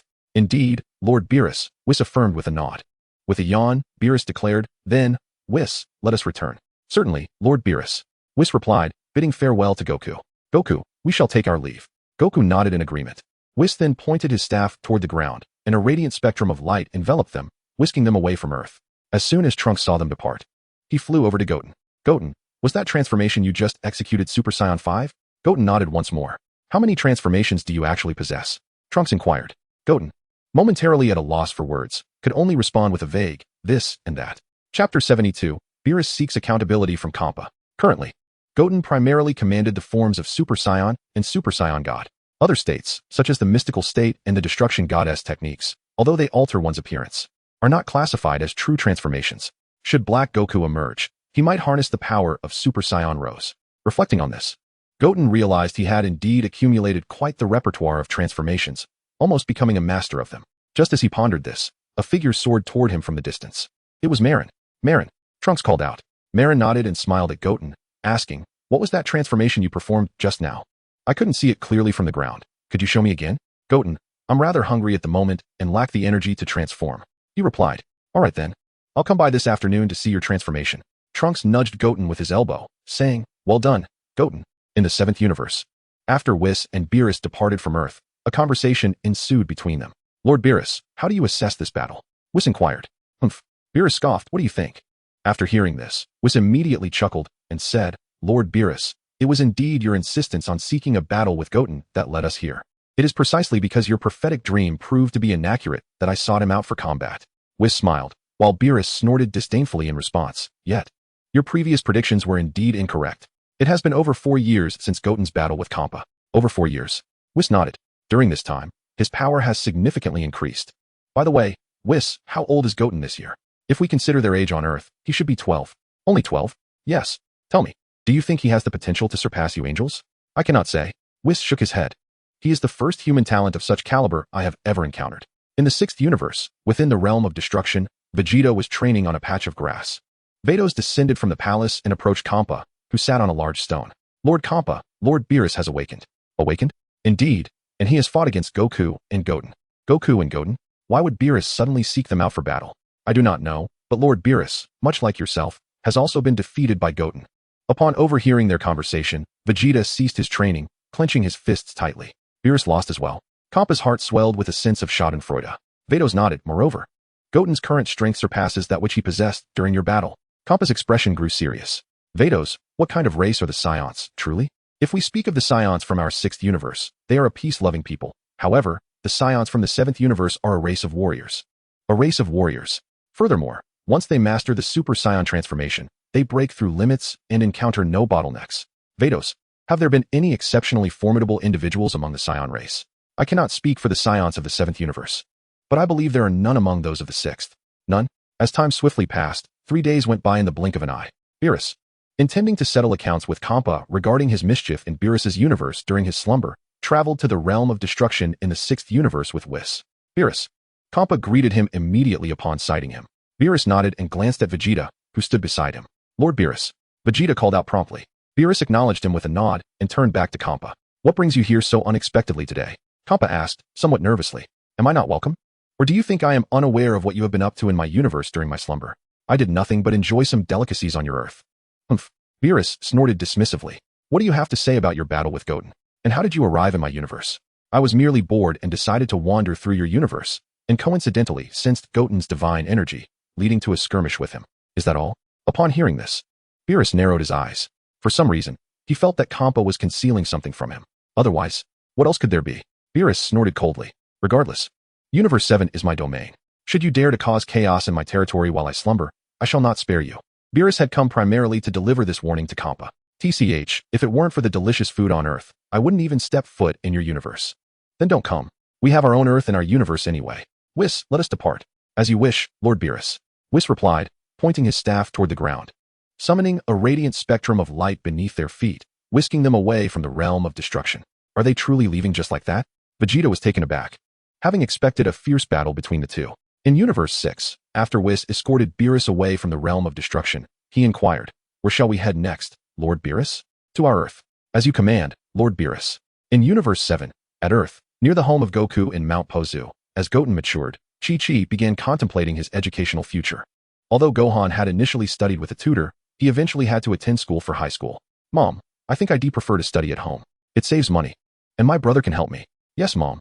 Gohan chimed in. "No, if you study at home, you'll surely just play every day." "I won't, Mom. You can have Gohan supervise me." "That won't work. Gohan has graduated from university and will soon be working. He won't have time to oversee you." "But Mom, I heard that Bulma dropped out of school at 16. She's from a super rich family, while we are not." Chapter 73, The Pilaf Gang. "So, if our family becomes very wealthy, does that mean I won't need to study?" "How would we become very wealthy? Through your father?" "Moreover, wealth and education are 2 separate matters. Even the wealthy must pursue their studies." "Oh." Just then, a knock echoed from outside. Chi-Chi opened the door to find a golden-haired, blue-eyed girl standing there. It was Marin. "Marin." "Hello, Aunt Chi-Chi." Marin politely greeted Chi-Chi. Chi-Chi nodded. "Are you here to see Goten?" "MHM." Marin nodded earnestly. "Then Goten, since Marin is here to see you, you should play with her for a while." "All right, Mom." Goten replied, leading Marin outside to a grassy area on Mount Pozu, where they sat down. "Goten, could you transform into Super Saiyan 5 for me?" "Super Saiyan 5? Indeed. Did you not promise to transform into Super Saiyan 5 for me to behold?" "Is it true?" "Of course it is. You mentioned that you were hungry. So come by in the afternoon. North Kai's planet. After 3 days of labor, the North Kai finally restored his planet to a near-complete state. Goku gazed at the revitalized North Kai's planet and cheerfully addressed the North Kai. Lord Kai, you truly are remarkable to have repaired the planet so swiftly. Humph. The North Kai scoffed. You have the audacity to say that. If it weren't for you, my planet would not be in such disarray. But this time it was Lord Beerus who insisted on battling me. Even if Lord Beerus had not sought you out for a fight, you still managed to wreak havoc on my planet. By the way, why aren't you training with Vegeta in Universe 6? Didn't Lord Beerus awaken? That is why I decided to train on Lord Beerus's planet. Lord Beerus. Indeed, I had already discussed this with Whis. Ah, that explains it. I was wondering why you had not been training in Universe 6 for some time. As the two conversed, Goku suddenly sensed Beerus's presence. Lord Beerus is here, he exclaimed, instantly teleporting back to Earth. Earth, West City, Bulma's home. At that moment, Beerus and Whis had already arrived in the backyard of Bulma's residence. Lord Beerus, Whis. Bulma greeted the two. Whis nodded in acknowledgement. Miss Bulma, Lord Beerus wishes to sample the culinary delights of your planet. Would you be so kind as to arrange this? Of course, no problem. Bulma replied with a smile. Just then, a figure appeared in Bulma's backyard. It was none other than Goku. Bulma, he called out. Bulma nodded at him and turned to Beerus. Lord Beerus. Beerus acknowledged him with a nod. Goku, what brings you here? Bulma inquired. Goku. You usually have no reason to come over without a purpose. I came to find Whis to train on Lord Beerus's planet. Training on my planet? Beerus looked at Whis. Whis smiled and explained, Lord Beerus, I believe Goku has considerable potential, hence I agreed to mentor him. Upon hearing this, Beerus narrowed his eyes. Whis, did you receive any benefits from him? Absolutely not, Lord Beerus. Whis replied, his expression betraying a hint of guilt. He had indeed accepted some favors from Goku. Don't play coy with me. I know you must have received something in return for agreeing to train him. I assure you, there is nothing, Lord Beerus. Beerus scoffed. While I won't interfere with your training, you must not disturb my slumber. Rest assured, Lord Beerus. Whis responded, casting a glance at Beerus. His greatest concern was indeed Whis's unpredictable nature. In Universe 6, at the God of Destruction's realm, Kampa sat languidly atop a large stone, boredom etched across his face. Vados, why hasn't Goku come to train with Vegeta? He asked. Lord Kampa, it seems Goku intends to train under Lord Beerus. Beerus? Indeed. It is because Lord Beerus is relatively nearby. Humph. Xiangpa let out a cold snort. In that case, have you not taught him in vain? Lord Xiangpa, do you hold Goku in high regard? Bardos chuckled. Not at all. I was merely asking casually. At this moment, within the vast expanse of the 7th universe, a colossal spaceship was soaring through the cosmos.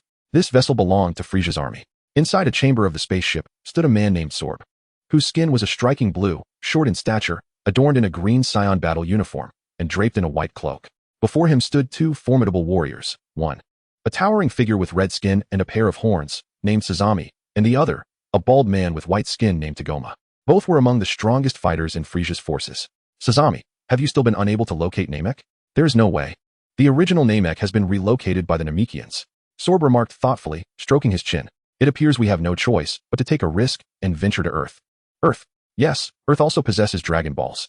To resurrect King Frisia and restore our army, we must seek the Dragon Balls on Earth. This operation will only involve the three of us, to avoid detection by the Saiyans. Just the three of us? Sazami inquired. Indeed. Sorb nodded. 2 days later, the trio arrived at a mountain on Earth. Is this really Earth? Sazami gazed at the azure sky. Sorb nodded. Without further ado, let us hasten our actions. Very well. Sazami agreed with a nod. Sorb then promptly retrieved the Dragon Ball radar to commence their search for the Dragon Balls. After a prolonged search, they managed to locate 4 Dragon Balls. We still need 3 more. Sorb observed the radar in his hand.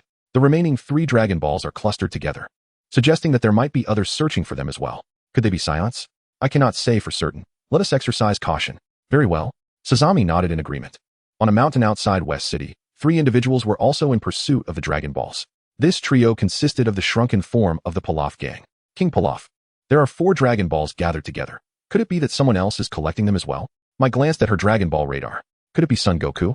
For the Pilaf gang, Goku was their greatest fear, a lifelong adversary. At the mention of his name, Pilaf broke into a cold sweat. Do not speak such nonsense. Our last Dragon Ball collection was quite successful, was it not? Regardless of whether it is Goku or not, we must remain vigilant. Very well. Mai and Asu nodded in agreement. After a considerable time, Sorb, accompanied by Tagoma and others, finally located the gang of Pilaf. Upon realizing they were not Saiyans, Sorb immediately exhaled in relief and declared, hand over the Dragon Balls, or do not blame us for being ruthless. Pilaf the Great, Asu and Mai, upon seeing the imposing figure of Tagoma, turned their gaze towards Pilaf. Recognizing the trio as formidable adversaries, Pilaf gritted his teeth and commanded, Asumai, surrender the Dragon Balls to them. Yes, Pilaf the Great.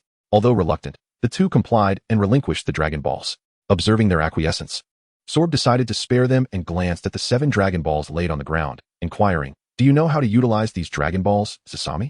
No. Sasami shook his head. Master Sorb, do you not know how to use them? Uncertain. Sorb replied, then turned to Pilaf's group. Hey, do you know how to use these Dragon Balls? The gang of Pilaf was immediately struck with fear.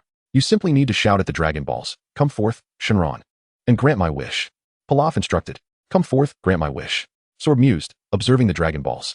No sooner had he spoken than the entire sky darkened, and a magnificent azure dragon materialized in midair, the Earth's Shenron. State your wish. Any wish may be fulfilled, but only 3 can be granted. 3. Such a number? Sorb exclaimed. Indeed. Shenron nodded. Then, for my first wish, please resurrect King Frieza. I can do that, but Frieza's body was shattered. So I can only restore his fragmented form. Fragmented form? Indeed. Shenron confirmed with a nod. Master Sorb, we can utilize the latest regeneration devices from Frieza's army to reconstruct his body, Tagoma suggested. Indeed, I nearly forgot about that. So, Shenron, would you provide us with Frieza's body fragments? Very well. Shenron replied, his eyes flashing red. Instantly, numerous fragments descended from the sky. Sorb hastily enlisted Tagoma and the others to gather Frieza's remains. Meanwhile, Asu and Mai, witnessing their actions, shouted towards Shenron, Shenron, I wish for 1 million. Shenron, I wish for 10 million.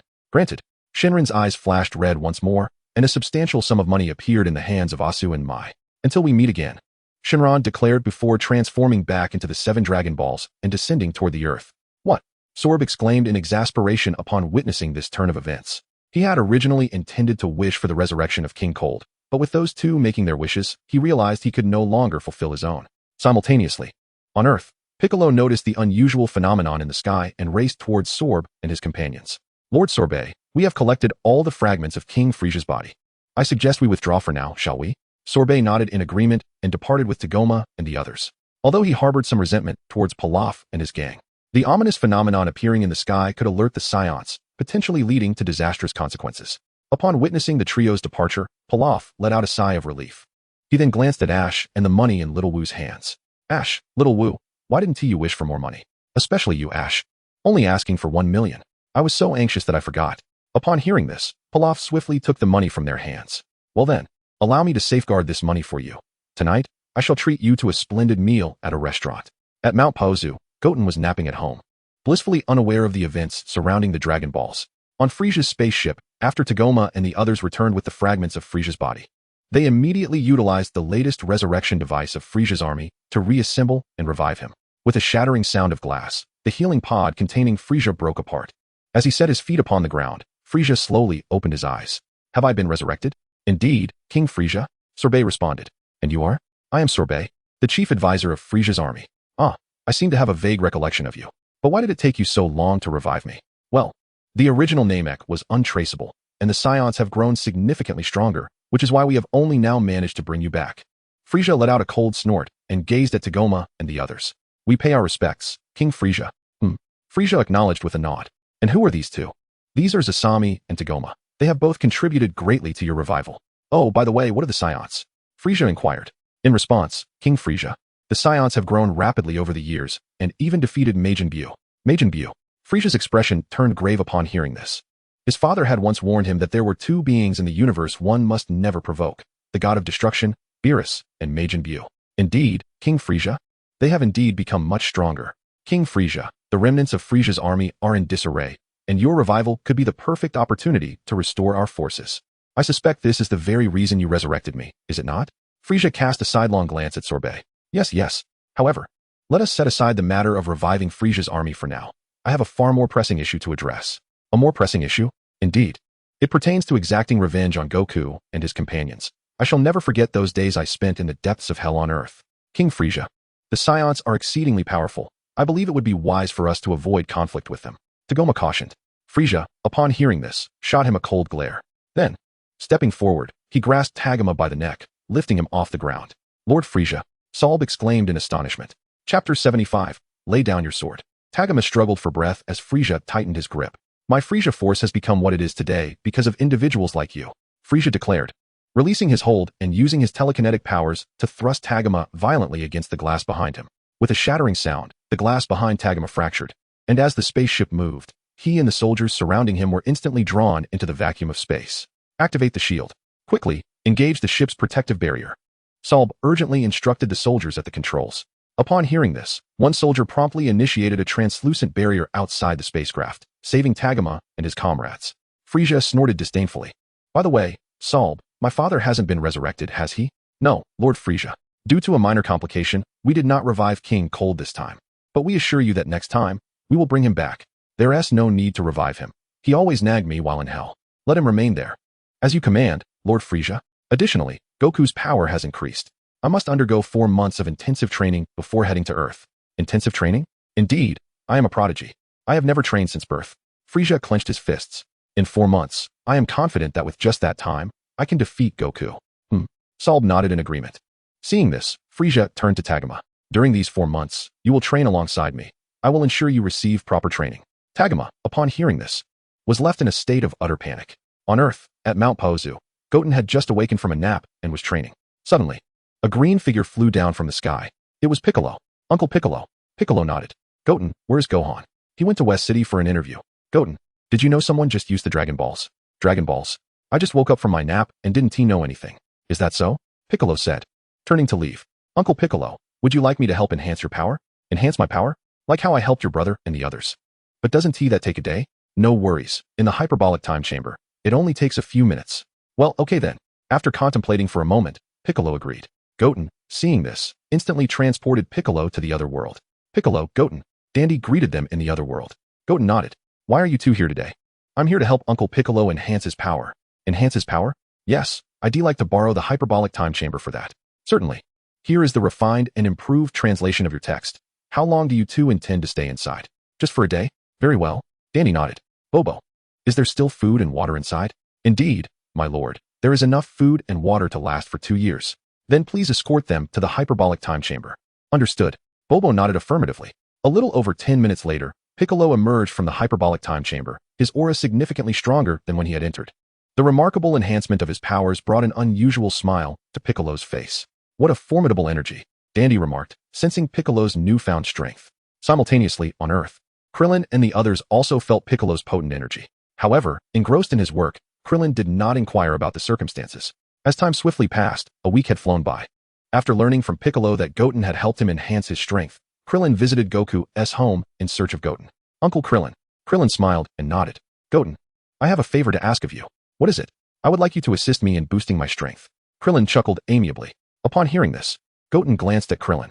While Krillin was the mightiest earthling in the Dragon Ball universe with commendable strength, he was still merely a human, and thus, his potential for enhancement was limited. Otherwise, Goten would have already assisted him. Very well, but the ritual to awaken your latent potential is exceedingly time-consuming. I shall consult the Elder Kai to perform the ceremony for you. The Elder Kai? Yes. Goten nodded and, with a swift instant transmission, arrived at the Kaishin realm. Goten. Goten acknowledged with a nod. Lord Kaishin. Goten, what brings you here? I seek the Elder Kai's assistance. You're looking for me. The Elder Kai, who had been engrossed in a book, set it aside. Indeed, I would like you to help Uncle Krillin awaken his potential. Absolutely not. I am far too busy. Goten, being quite capable himself, need not rely on the Elder Kai. With a playful smile, Goten replied, by the way, Elder Kai, I have also mastered the technique that Lord Beerus used to seal you. Are you threatening me? The Elder Kai retorted, his face contorted with anger. In a flash, Goten vanished. Shortly thereafter, he reappeared, wielding the repaired Z-sword. Upon seeing the restored weapon, the Elder Kai's expression shifted to one of alarm. All right, I will assist you. Just put down the sword. Goten promptly complied, setting the sword aside. Shall I bring Uncle Krillin? Yes. The Elder Kai nodded. With that, Goten executed another instant transmission, bringing Krillin along. Lord Elder Kai. The Elder Kai acknowledged with a nod. Uncle Krillin, if you have no further matters, I shall return for you tomorrow. Indeed. Krillin nodded. Please inform Marin and the others. Goten responded with a nod before executing an instant transmission, departing from the Kaishin realm. As time continued to flow, for months passed in the blink of an eye. In the 7th universe, the realm of the gods of destruction awaited. At this moment, Sun Wukong was engaged in battle with Whis on a grassy field. After 4 months of rigorous training, he had elevated his power to Super Saiyan Deep Blue. However, despite this advancement, he found it impossible to land a strike on Whis due to Whis's overwhelming strength. Suddenly, Whis gestured for a pause, exclaiming, "Stop." Upon hearing this, Sun Wukong immediately ceased his attack. What is it, Whis? He inquired. Your speed is still insufficient. You are relying on your mind before taking action, which restricts your velocity. You must first feel, then transmit from your brain to your nerves. By the time this reaches your body, it takes too long. If each part of your body could self-assess and act autonomously, it would be ideal. Achieving this is incredibly challenging. Even Lord Beerus cannot attain perfection in this regard. Chapter 76, The Arrival of Frisia. Sun Wukong nodded, somewhat comprehending. On Earth, in West City, Bulma was leisurely seated in her backyard, sipping coffee. Meanwhile, Goten and Trunks were playing in the yard. A small spacecraft descended from the sky, landing softly on the ground. As the hatch opened, a purple-skinned alien with a blue face and eyes resembling salted egg yolks emerged, clad in a white Galactic Patrol uniform. This individual was named Gak, a member of the Galactic Patrol from Universe 7. Upon seeing the spacecraft, Goten and Trunks rushed over, scrutinizing Gak as he stood on the ship. With a swift leap, Gak landed before them and asked, "Hey, is this Bulma's house?" Trunks nodded in response. "Who are you?" "I am a friend of your mother, and I have important matters to discuss with her." "A friend of Mom's," Trunks exclaimed, pointing ahead. "Mom is right there." Following Trunks' gesture, Gak spotted Bulma, who was enjoying her coffee while reading a magazine. "Bulma," he called as he approached her. "Is that you, Gak?"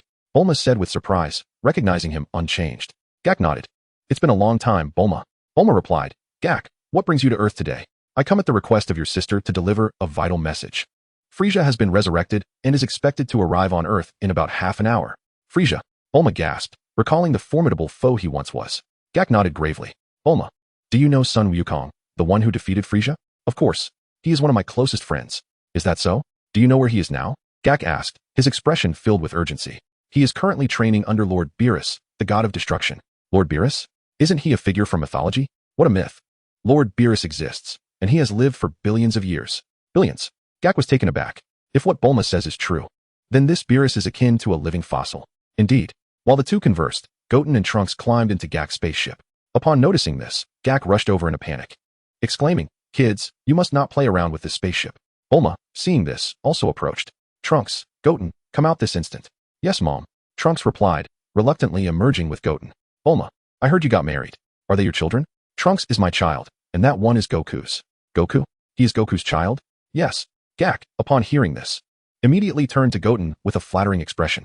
"You can look around the spaceship, just don't break anything." "And Bulma, who is your husband?" "Vegeta." "Vegeta?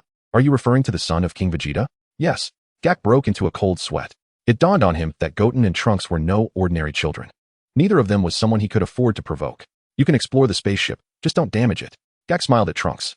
"All right." Trunks nodded. Possessing a genius intellect akin to Bulma's, Trunks was indeed fascinated by Gak's spaceship. Seeing this, Gak let out a sigh of relief. "Bulma, you just mentioned that Goku is with Lord Beerus? Can you call him back?" "I can, but for what purpose?" "What purpose?" "To defeat Frisia, of course. But even if Goku is not here, we still have Goten, right?" "Goten?" "Yes. Goten's power surpasses that of Goku. Even Lord Beerus is no match for him." "You say Goten's strength exceeds that of Goku?" Gak was astonished. Bulma nodded. "I believe that except for Whis, no one can rival him." "Is that so?" Gak, upon hearing this, felt a chill run down his spine. He had just treated such a formidable powerhouse as an ordinary child. Fortunately, he had not offended him. Otherwise, he would be in grave trouble. With Frisia arriving on Earth in half an hour, Bulma swiftly informed Krillin and the others of the situation. Upon learning of Frisia's impending arrival, Krillin and his companions gathered to prepare for confrontation. Half an hour later, they arrived on an island. "I sense Frisia's energy," Krillin said gravely. Piccolo nodded in agreement. After a brief moment, Frisia's spaceship descended from the sky, hovering above the island where Krillin and the others stood. The spaceship opened, and a multitude of soldiers poured out. Frisia, seated upon a flying chair, appeared in the sky alongside Sorbet and the others. "Frisia." Klein immediately recognized Frisia in the sky. As Frisia glanced at the island where Klein and others were situated, he discerned several familiar faces. Isn't that bald fellow the one I killed long ago? Could he have been resurrected with the Dragon Balls? And that Namekian, the child bears a striking resemblance to Son Goku. He must be Goku's offspring, I presume." Upon seeing Trunks, Frisia's pupils suddenly constricted. "How does this little brat resemble the one who once cleaved my body into pieces?" At that moment, Tagoma, standing behind him, stepped forward. "Lord Frisia, should we attack now?" "Not yet. I have a few questions for them first." "Understood, Lord Frisia." Tagoma replied respectfully, retreating. Frisia then directed his gaze toward Klein and the others. "I ask you, where's Son Goku? Why isn't he here?" "Son Goku is currently training with Lord Beerus." Klein replied. "Lord Beerus?" Frisia exclaimed in shock. He never imagined Goku would have any association with Beerus. If Goku shared a deep bond with Beerus, he would not dare to act against him lightly. Chapter 77, Piccolo vs. Frisia. Klein nodded. So what is the relationship between Goku and Beerus? It's nothing significant. Goku is merely training under Lord Beerus. I see. Frieza sighed in relief. When will he return? I don't know. Klein shook his head. You don't know? Indeed. Even in Goku's absence, Goten can handle you, right Goten? Son Goten nodded. Goten, you truly are Son Goku's child. By the way, I seem to recall Goku has another child. Where is he? I am here. It has been a long time, Frieza. Son Gohan stepped forward. You are that little brat from before? I see. You have grown up. No wonder I didn't recognize you. It has indeed been a long time. Back when Son Gohan battled Frieza on Namek, he had a mushroom hairstyle. Now he sported a style reminiscent of Nobita. Since Son Goku isn't returning, I shall deal with you first, Frieza declared, waving his hand, prompting his army to charge at Klein and the others. Son Goten swiftly clapped his hands together, unleashing a barrage of energy waves toward the advancing soldiers. Boom, boom, boom. With the sound of massive explosions, a significant portion of Frieza's army was obliterated. Klein and the others, momentarily stunned, then gathered their energy and retaliated against Frieza's forces. Boom, boom, boom. Amidst the thunderous blasts, all of Frieza's army, except for Sal's, Tagoma, and Sorbet, fell to Klein and his companions. Frieza's army had been utterly decimated. Sorbet gasped in shock. Clap, clap, clap. Frieza chuckled, applauding. As expected of the Scions. Their strikes are decisive. Sal's, Tagoma, you two go and eliminate them. Yes, Lord Frieza. Upon hearing this, the two individuals immediately charged towards Krillin and his companions. Piccolo stepped forward, declaring, Goten, leave those two to me. Son Goten nodded in agreement. Observing this, Piccolo swiftly advanced towards the two adversaries, Sisumai and Tagoma. Startled by Piccolo's approach, threw punches in his direction. Piccolo deftly dodged, delivering a powerful blow with his right fist to Sisumai's abdomen. Sisumai let out a loud scream, collapsing onto the ground behind him. Damn it! Tagoma exclaimed in fury, launching a full-force punch at Piccolo. With a swift motion, Piccolo raised his left hand and grasped Tagoma's fist. What? Tagoma gasped in surprise. In the next moment, Piccolo forcefully thrust his right knee forward, striking Tagoma in the abdomen with a resounding impact. Tagoma screamed in agony, spitting out a mouthful of bile. Piccolo then raised his right hand, unleashing a golden energy wave directed at Tagoma. With a tremendous explosion, Tagoma was struck by the energy wave, and a thick cloud of smoke enveloped the sky. Tagoma! Salb exclaimed in shock. After a brief moment, as the smoke cleared, Tagoma's presence had entirely vanished from sight. Tagoma! Sisumai, filled with rage upon witnessing Tagoma's demise, charged at Piccolo.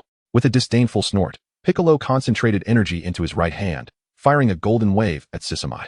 With another explosive sound, Sisumai was obliterated. Sisumai! Salb watched in horror as his companions fell one after another, a sense of dread creeping in as he pondered his own fate at the hands of Krillin and his allies. Son Goten, witnessing the two adversaries being vanquished, scanned the surroundings. Suddenly, he spotted a green frog. Is that Jinyu? He wondered. Without hesitation, he extended his right index finger, firing a beam at the frog. Bang! The beam struck the frog, instantly reducing its body to ashes. Ding! Congratulations, Master, you have defeated Jinyu. So it really was Jinyu. Goten thought, initially motivated by mere curiosity, yet surprised by Jinyu's reckless approach. Goten, do you enjoy roasted frogs? Trunks inquired, observing the charred remains of Jinyu. Not really. I was just bored and decided to attack that frog. Goten replied with a chuckle. Oh, I see. I thought you had a penchant for roasted frogs. Krillin and the others turned their gaze towards Frieza. Upon witnessing the destruction of Tagoma and his companions, Frieza not only remained unfazed but even sported a faint smile. I remember you. You are that Namekian who fought me before. Indeed, Frieza. I failed to eliminate you then, but I shall make it my mission this time. Ha ha ha. Frieza laughed heartily in response. You Namekians certainly have a knack for humor. Damn it. Piccolo gritted his teeth, launching a golden energy wave at Frieza's hovering chair. Startled, Frieza quickly rose from his seat and leapt into the air. Boom. With a resounding explosion, the flying chair was obliterated.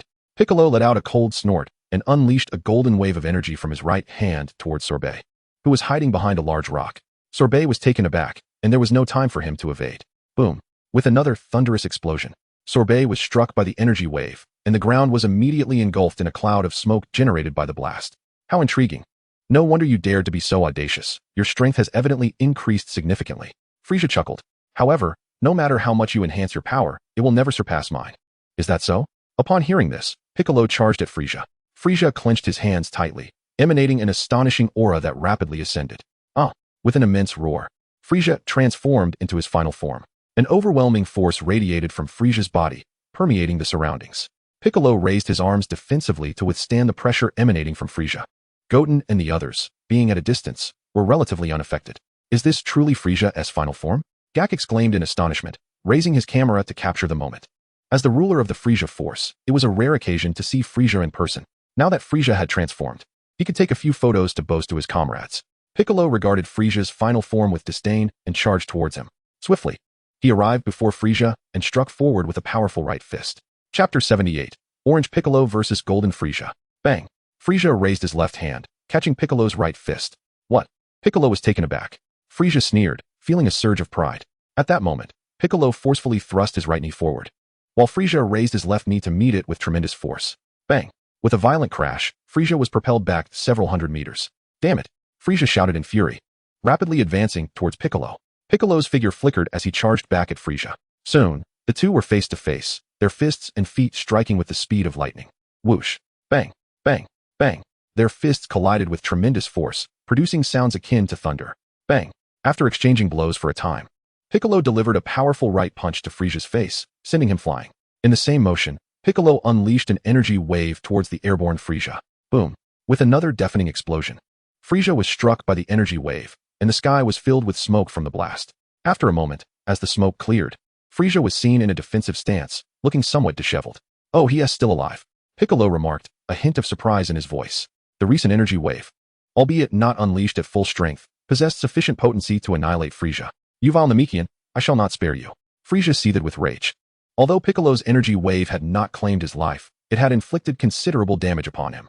Unlike Goku, Piccolo would not show mercy towards Frisia. As Frisia spoke, he clenched his fists tightly, emanating an astonishing aura that surged upwards. Boom! The ground within a radius of several tens of thousands of miles trembled violently under the influence of Frisia's energy. What an overwhelmingly powerful aura! Krillin exclaimed in astonishment. He had sensed Frisia's escalating energy from the outset, yet he was taken aback by the extent of Frisia's transformation.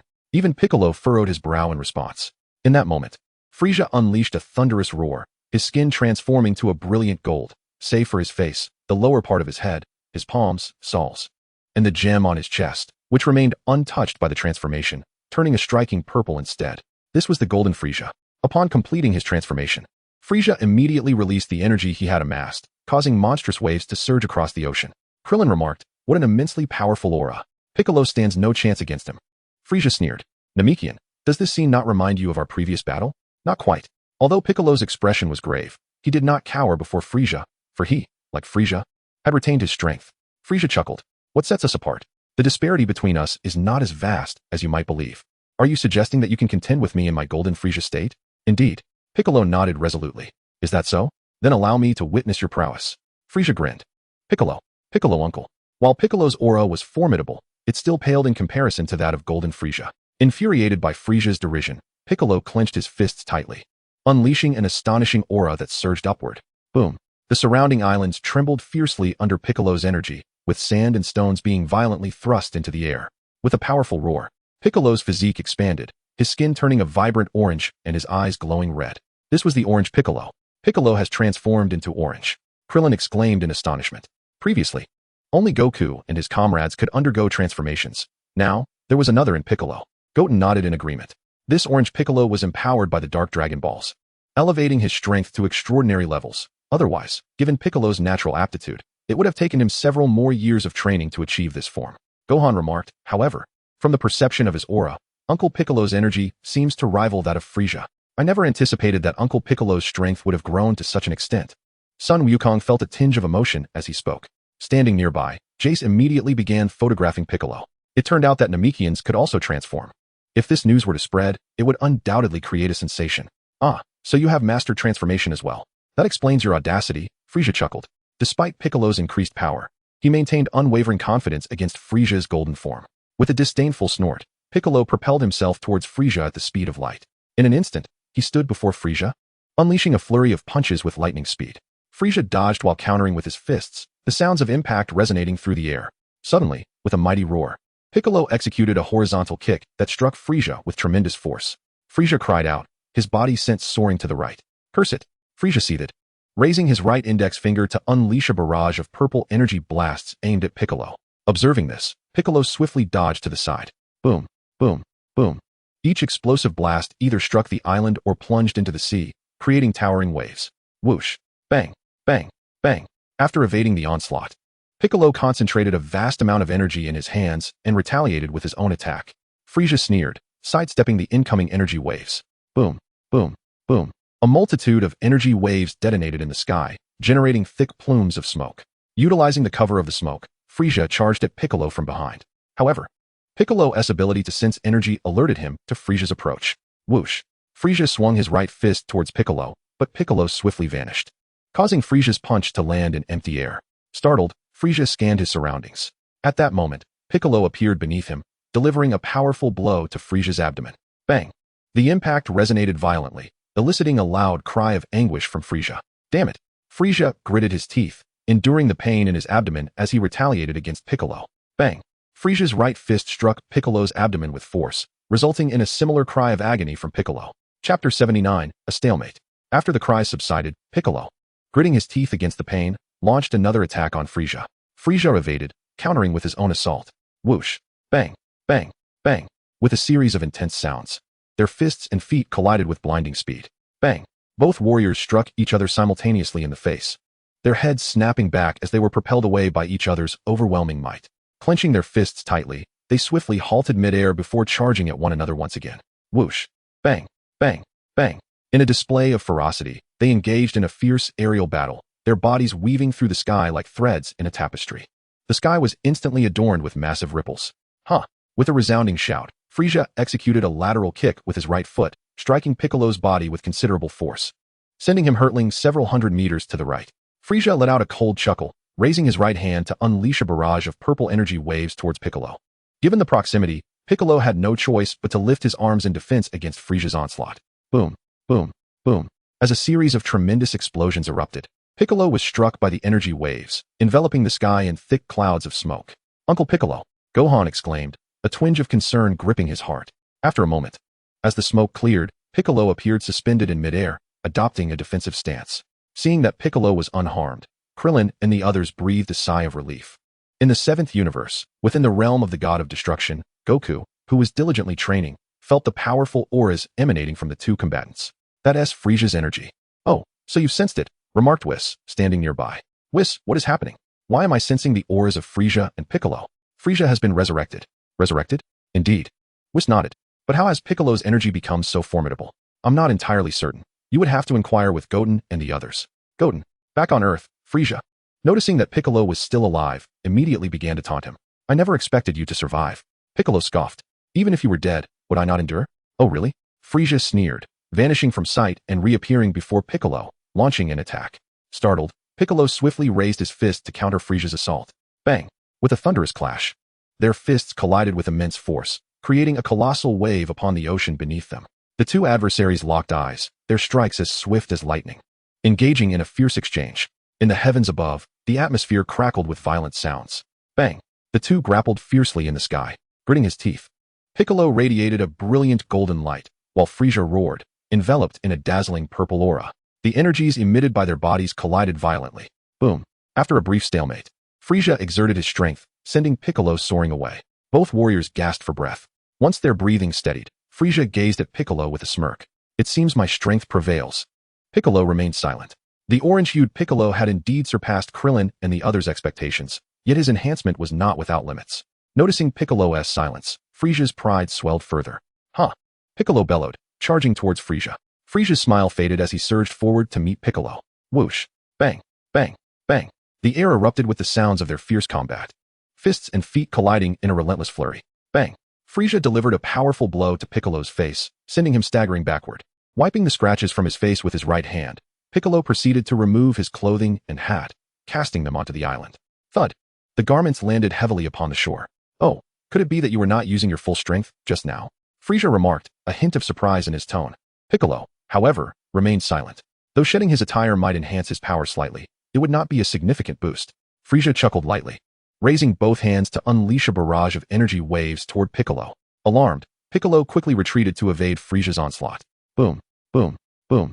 The sky erupted with the sounds of massive explosions as Frieza's energy waves detonated. Ah! Frieza shouted, continuing to launch energy waves at the retreating Piccolo. As Piccolo dodged, he retaliated with his own energy waves. Boom, boom, boom.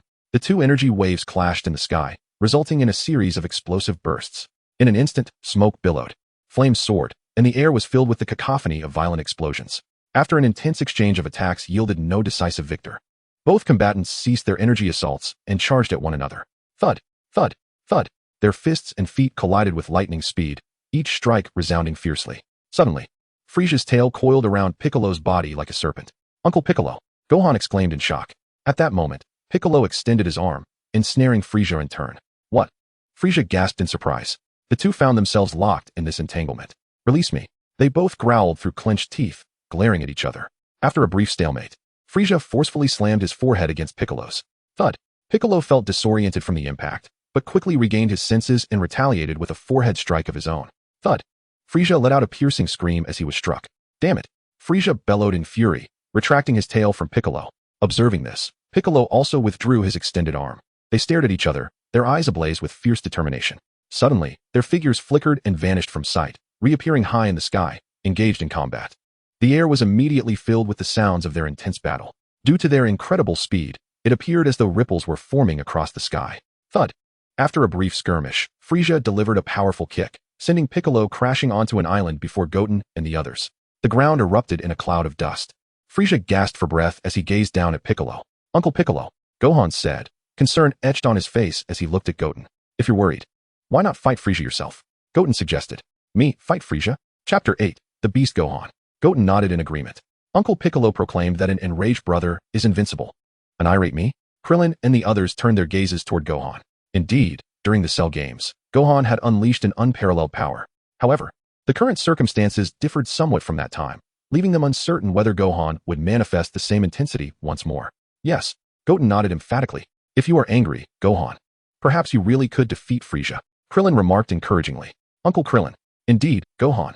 Tien and the others chimed in, rallying their support for Gohan. Feeling the faith bestowed upon him by his friends, a flicker of determination to vanquish Frisia ignited within Gohan's heart.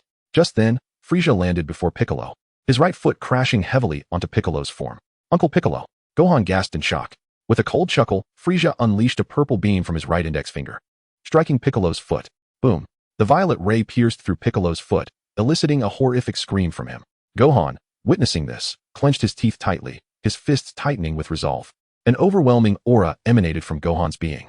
Frisia's eyes narrowed as memories flooded back to him, of Goku transforming into a Super Saiyan in a fit of rage after he had slain Krillin. At that moment, Piccolo grasped Frisia's right foot with both hands, pushing him backward, and swiftly rose from the ground. Due to his injury, however, Piccolo's stance was unsteady. Uncle Piccolo. Gohan observed this and felt his own energy wane slightly. Frisia, with a sneer, charged toward Piccolo. Gritting his teeth, Piccolo prepared to meet him head-on. Bang! The two grasped each other's hands, struggling fiercely on the ground. Yet, due to his injured foot, Piccolo was soon sent flying. As Frisia propelled Piccolo, he swiftly advanced, his fists moving with lightning speed toward Piccolo's face and body. Bang! Bang! Bang! Under Frisia's relentless assault, Piccolo let out a series of agonizing cries. Uncle Piccolo. Gohan's energy surged once more at this sight. Just then, Frisia deliberately kicked at the wounded part of Piccolo's foot, causing him to emit an excruciating scream. Uncle Piccolo. Gohan's fury ignited fully, unleashing an aura far more potent than before from within him. Boom. The surrounding islands trembled under Gohan's overwhelming presence. Frisia, who had intended to continue tormenting Piccolo, halted his actions immediately. With an earth-shattering roar, Gohan's hair and eyebrows turned silver. Standing erect save for his bangs, his eyes transformed to crimson, and his entire being radiated a torrent of silver energy laced with pink lightning. This was the beast Gohan. Gohan. Upon witnessing this, Krillin and the others were left utterly astounded, especially Piccolo. In the realm of the seventh universe, the god of destruction, Goku was currently observing the battle on Earth through the crystal ball atop Whis' staff. What is this? It appears quite formidable, he mused. I cannot say, Whis replied, shaking his head. As Frisia witnessed Gohan's transformation, rather than feeling fear, he erupted into laughter. So it is true. Your Saiyan transformations are fueled by rage. However, even if you have mastered some new form, you shall never surpass the might of my golden Frisia. Confidence surged within Frisia regarding his own strength. Gohan, casting a cold glance in his direction, chose to remain silent. Frisia let out a derisive chuckle, raising his right index finger to unleash a beam of purple energy directed at Gohan. With a swift motion, Gohan raised his left hand and deflected the purple beam into the sea. The ensuing explosion sent towering waves crashing into the air, drenching Krillin and the others in the process. How intriguing, Frisia remarked with a smirk, transforming into a streak of purple light as he charged at Gohan. In response, Gohan clenched his hands tightly and surged forward to meet Frisia. In the blink of an eye, the two clashed fiercely, the sky resonating with the sounds of their intense battle. Gohan, possessing strength superior to Piccolo's, held his ground against Frieza without faltering. Krillin and the others, unable to discern the rapid movements of the fighters, could only speculate about the confrontation. Goten, how is their battle faring? Krillin inquired. It's a stalemate, came the reply. Is that so?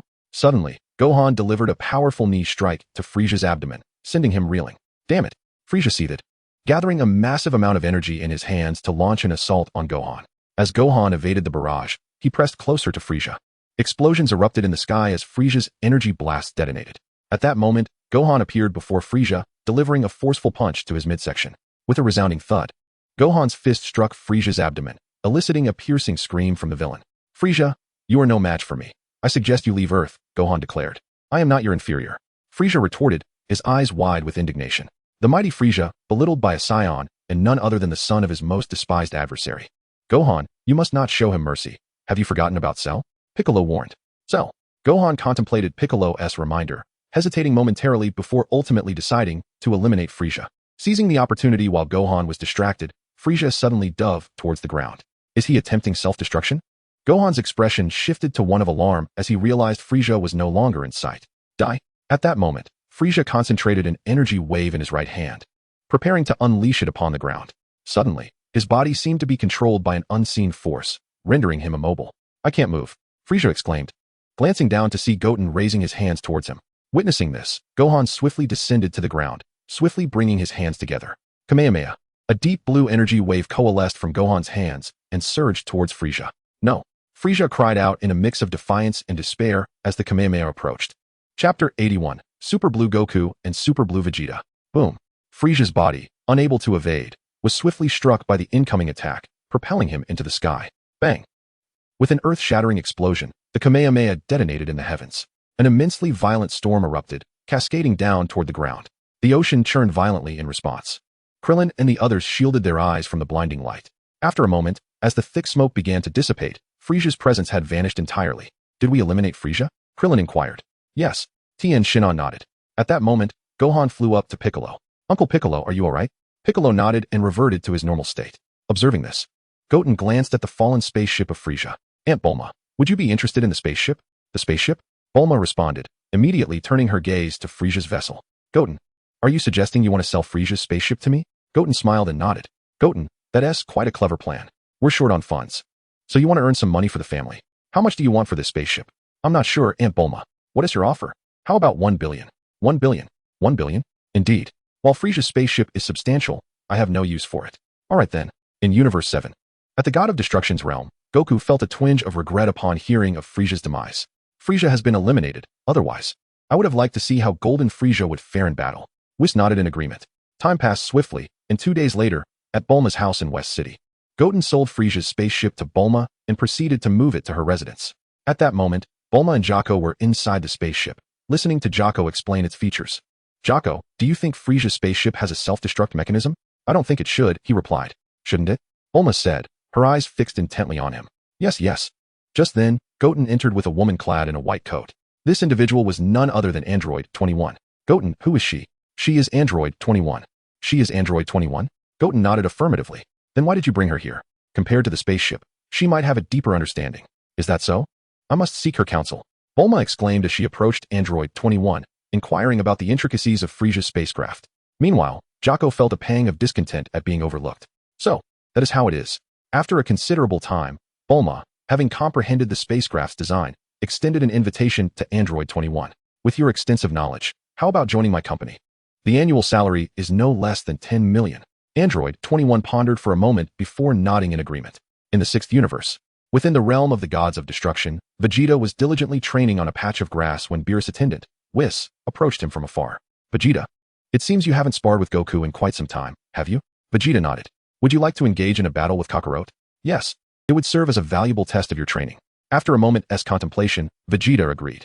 In that case, I shall inform Lord Kampa and take you to the 7th universe. Vegeta nodded once more. Shortly thereafter, Whis returned with Kampa to meet Vegeta. Lord Kampa. Kampa nodded. I heard from Whis that you intend to fight Goku, so I have come to witness the match.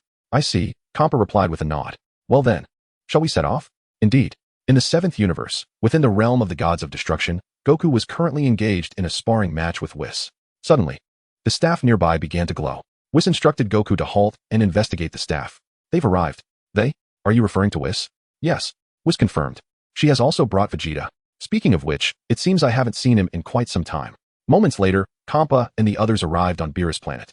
Observing Kampa's arrival, Beerus felt a surge of irritation.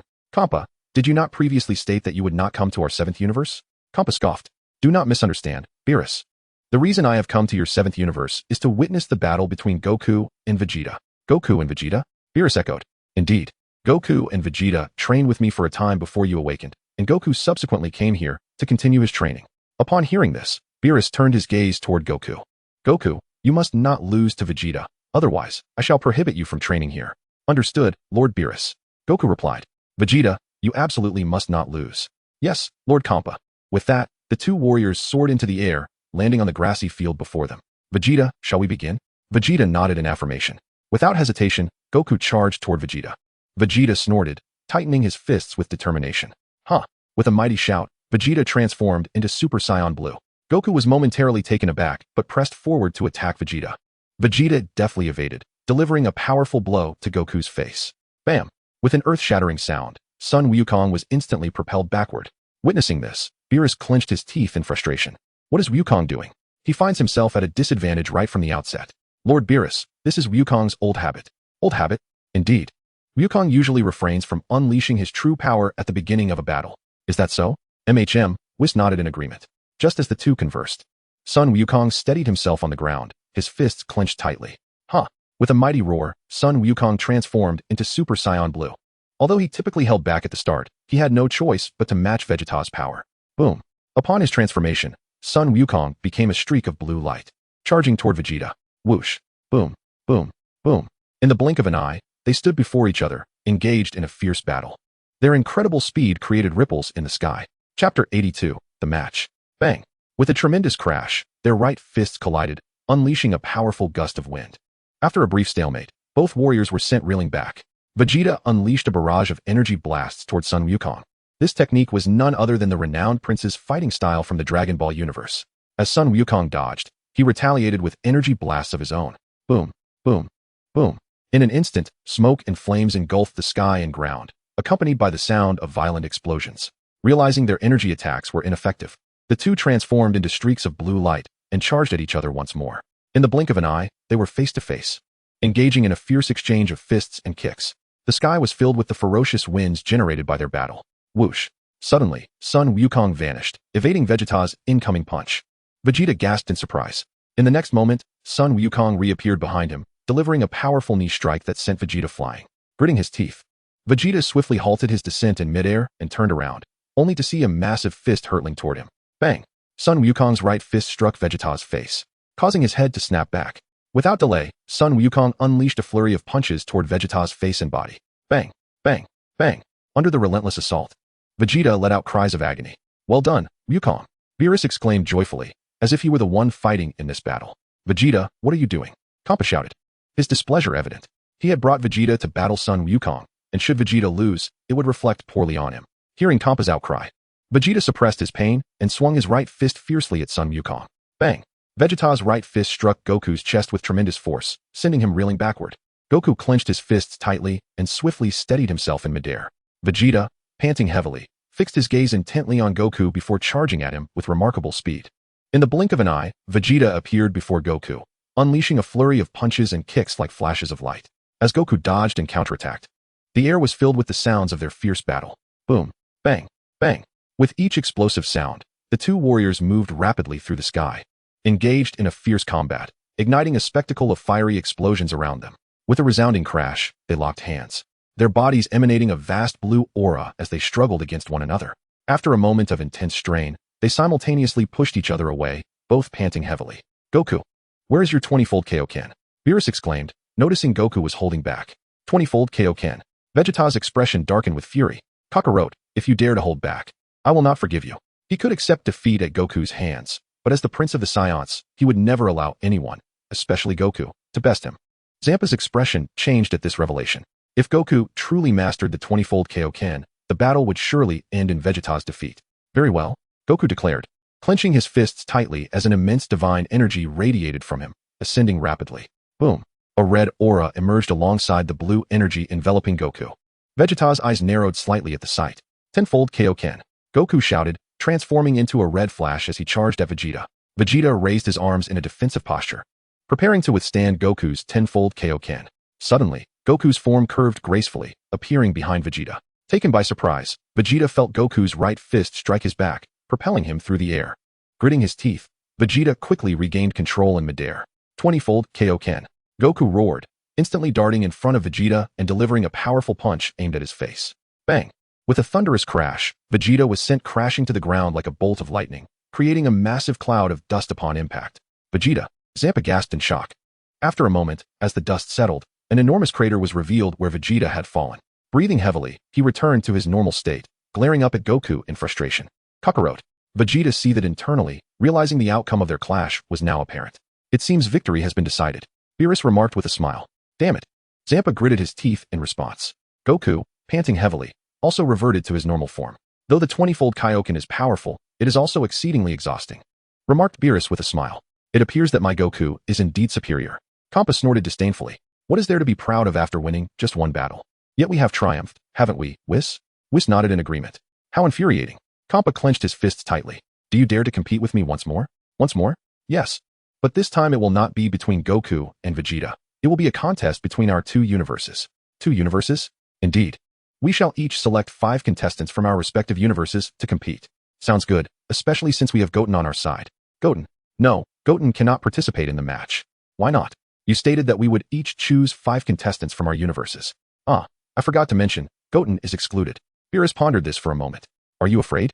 Not at all. I simply find it a bit of a waste of time. Rather than watch a match, he would prefer to indulge in sleep and fine cuisine. Kampa gritted his teeth. How about this? If you win, I will grant you 4 Super Dragon Balls. Super Dragon Balls? Yes. The Super Dragon Balls are scattered throughout our universes, and neither of us can gather them all. Thus, if you win, you can collect all 7. Beerus narrowed his eyes. So you would come to our universe while I slumber, collecting Super Dragon Balls? Kampa's face betrayed his unease. How could that be? If I could collect them while you slept, I would have done so long ago. Beerus remained skeptical. Chapter 83. Kampa teaches Vegeta destruction. Lord Beerus, please agree to his proposal, urged Goku. Do you wish to participate in the competition? Yes. Goku nodded emphatically. Very well then. Since you proposed the contest, you shall be responsible for the venue. I shall take charge of that. Kampa replied nonchalantly, as he had Vados to assist him. But Vegeta belongs to our universe. He should be allowed to fight on our behalf, suggested Beerus. No way. Why not? Although he is of your universe, he is currently training with us. Very well. What about the timing of the match? In 7 days. Beerus nodded. Then, Vados, shall we return? Yes, Lord Kampa. Vados replied, pointing her staff to the ground and transporting Kampa and his companions away from the realm of destruction. Once the 3 departed, Beerus turned to Goku and Whis. So Whis, shall we head to Earth? Earth? Yes, since we are to compete, we must find our contestants. But what purpose does our visit to Earth serve? Need you ask? Naturally. We must deliberate on our chosen participants. Beerus declared with a serious expression. Very well then. Earth, West City, Bulma's residence. At this moment, son Goten was playing in Bulma's backyard with Trunks. Approaching them from a distance was Android 21, clad in a white coat. Hello, Android 21. Son Goten greeted her. Android 21 nodded in acknowledgement. Goten, I have something I wish to discuss with you, she stated. What is it? He inquired. It concerns Majin Buu. Majin Buu? Yes. Majin Buu is an ancient being. Ancient. That refers to several 100 million years ago. Several 100 million years ago. Son Goten recalled that Beerus seemed to be just over 200 million years old. Android 21 nodded. However, what I wish to tell you is not about him, but rather his ancestor. His ancestor? It appears his ancestor was an incredibly powerful entity. An immensely powerful entity? Is his ancestor still alive? I am not entirely certain, but I believe he must still exist. Son Goten nodded thoughtfully. Then why are you telling me this? I seem to feel the call of the bloodline. Are you suggesting that Majin Buu's ancestor is summoning him? Android 21 nodded again. I understand. You must be extra cautious. Indeed. At that moment, a radiant beam of 7 colors descended from the heavens. When the light dissipated, 3 figures became visible. These 3 were none other than Beerus and his companions. Lord Beerus. Beerus acknowledged them with a nod. Where's Bulma? Aunt Bulma is currently applying a facial mask. Is that so? Upon hearing this, Beerus immediately urged Whis to find her. Before long, they stood before Bulma. Lord Beerus, she exclaimed. Beerus nodded in response. Bulma, could you prepare us some food? Of course, Lord Beerus. Whis glanced at Beerus and remarked, Lord Beerus, you are so eager to have me bring you to Earth. It must be for food, right? What do you know? Without a full stomach, How can we properly discuss matters? Whis was momentarily at a loss for words. Seeing this, Beerus, uninterested in Whis's comments, simply took a seat on a nearby chair. Father, why have you returned so suddenly today? Son Goten asked as he looked at Goku. Actually, it's nothing much. I had a match with Vegeta today, and I won. Lord Kampa was dissatisfied with the outcome, so he proposed a tournament between our two universes. A tournament? Yes. Each universe will send 5 contestants to compete. I see. Can I participate? It seems that would not be possible, given that both Kampa and Beerus were not Goten's opponents. His participation would guarantee defeat for Universe 6. Then, Father, have you decided who will participate? Not yet, but I intend to have Gohan and Piccolo join, as their strengths have significantly increased, haven't they? Son Goten nodded in agreement.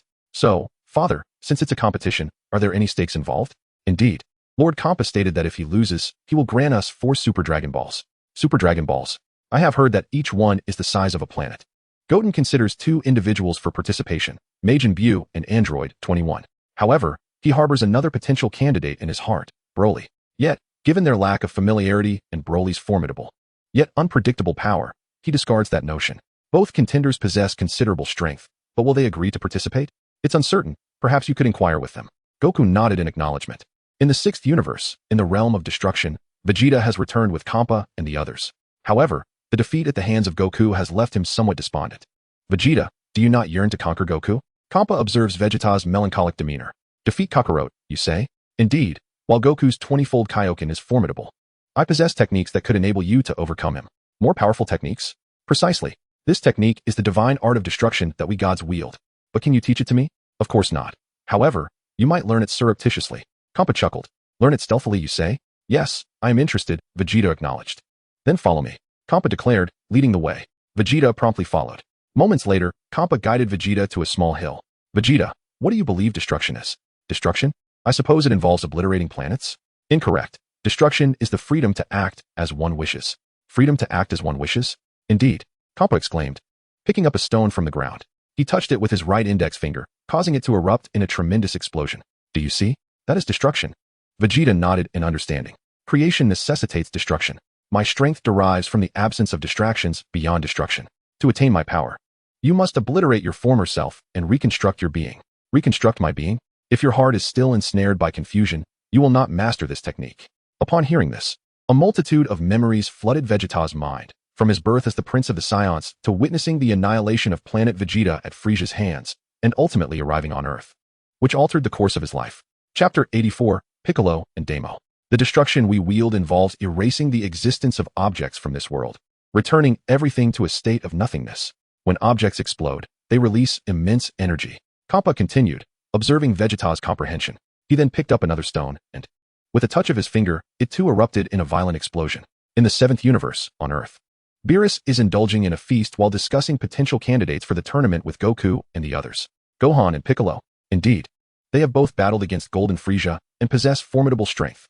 Whis, do you believe the enmity between Frieza and Goku can be resolved? Whis chuckled. I doubt it. Why is that? Frieza, having been vanquished by Goku and his companions on 2 separate occasions, is undoubtedly unable to relinquish his grudges. Indeed. So Goku, who do you think we should choose among the remaining candidates? Android 21 and Majin Buu. An android? Yes, she is likely to agree. As for Majin Buu, I will need to inquire further. How formidable are they in terms of strength? Both are quite powerful. Is that so? Then we have gathered our 5 contenders. In the afternoon, Son Goku arrived at Mr. Satan's residence to ask Majin Buu whether he wished to participate in the tournament against the 6th universe. Against the 6th universe? Buu queried. Indeed, there may be many skilled fighters. Will there be food? Buu asked eagerly. I suppose not. Goku replied. If that is the case, then I shall not participate. Upon hearing this, Goku immediately turned to Mr. Satan. Majin Buu, you mustn't think about food all the time. Occasionally, you should join in on these events. Majin Buu remained silent. How about this? If you agree to compete, after the match, I will treat you to whatever you desire. Really? Buu responded. Yes. Mr. Satan nodded vigorously. Very well then, since you have said so, I shall participate in the tournament. Excellent, Mr. Satan exclaimed, gesturing a thumbs up to Goku. In that case, I will come find you on the day of the tournament. Majin Buu. Buu nodded in agreement. Goku, seeing this, promptly bid farewell to Mr. Satan and departed his home. Time swiftly passed, and before they knew it, a week had gone by. Today marked the day of the tournament between the 2 universes. Beerus and Whis arrived on Earth bright and early to escort Goku, Bulma, and the others to the planet of the 6th universe, known as the planet of the blue sky. At that moment, Kampa stood upon a pristine white arena. Before the arena loomed two enormous portraits of Kampa and Beerus. Below the arena, machines dispensed beverages and snacks. Have Beerus and the others not arrived yet? Kampa mused while munching on popcorn. I am not certain. They may be en route. Just then, a purple shuttle cube appeared. This purple shuttle was none other than Whis' transport. They've arrived, Vados announced, glancing at the universe. After a short while, Whis' shuttle descended onto the planet of the blue sky. Beerus, Kampa greeted with a wave. Beerus acknowledged him with a subtle nod. Observing this, Kampa promptly led Vados to the audience seating. Following suit, Beerus guided Goku and the others to their seats. Once both sides were settled, a man with green skin ascended the arena. Greetings, everyone. I am the referee summoned by Lord Kampa to narrate and adjudicate this match. The tournament will commence with the sounding of a bronze gong. During the match, the use of weapons and external forces is strictly prohibited. Falling out of bounds, conceding defeat, or being unable to rise after a 10 count will all result in a loss. Additionally, one must not kill their opponent, otherwise, they will be disqualified from the tournament. The defeated side may directly send their contestants into the fray until one side is devoid of fighters. Now, my friends, is there anything unclear? Upon hearing this, Sun Wukong and the others fell silent. If both universes encounter no issues, please send forth your respective champions to compete. Upon hearing this, Beerus immediately turned to Sun Wukong and inquired, So, who among you will participate? I shall take the stage, Lord Beerus. Sun Wukong responded. That won't do. You are our mainstay. Then perhaps I shall take my turn, Lord Beerus? Piccolo suggested. After a moment's thought, Beerus nodded in agreement. Uncle Piccolo, do your best. Son Gohan encouraged, as Piccolo nodded and flew towards the arena. Shortly thereafter, Piccolo arrived at the competition stage, where the 6th universe had also dispatched their contestant. The representative from the 6th universe was a rather rotund, yellow bear named Bergamo. His skin was smooth and elastic, adorned with a red vest, sporting athletic wristbands, and red boots, with a brown nose and a short tail. He was the contestant discovered by Vados from the 6th universe. Now, if there are no further issues, let the match commence, the referee announced, and both fighters nodded in agreement. With that, the referee leaped down onto the arena floor.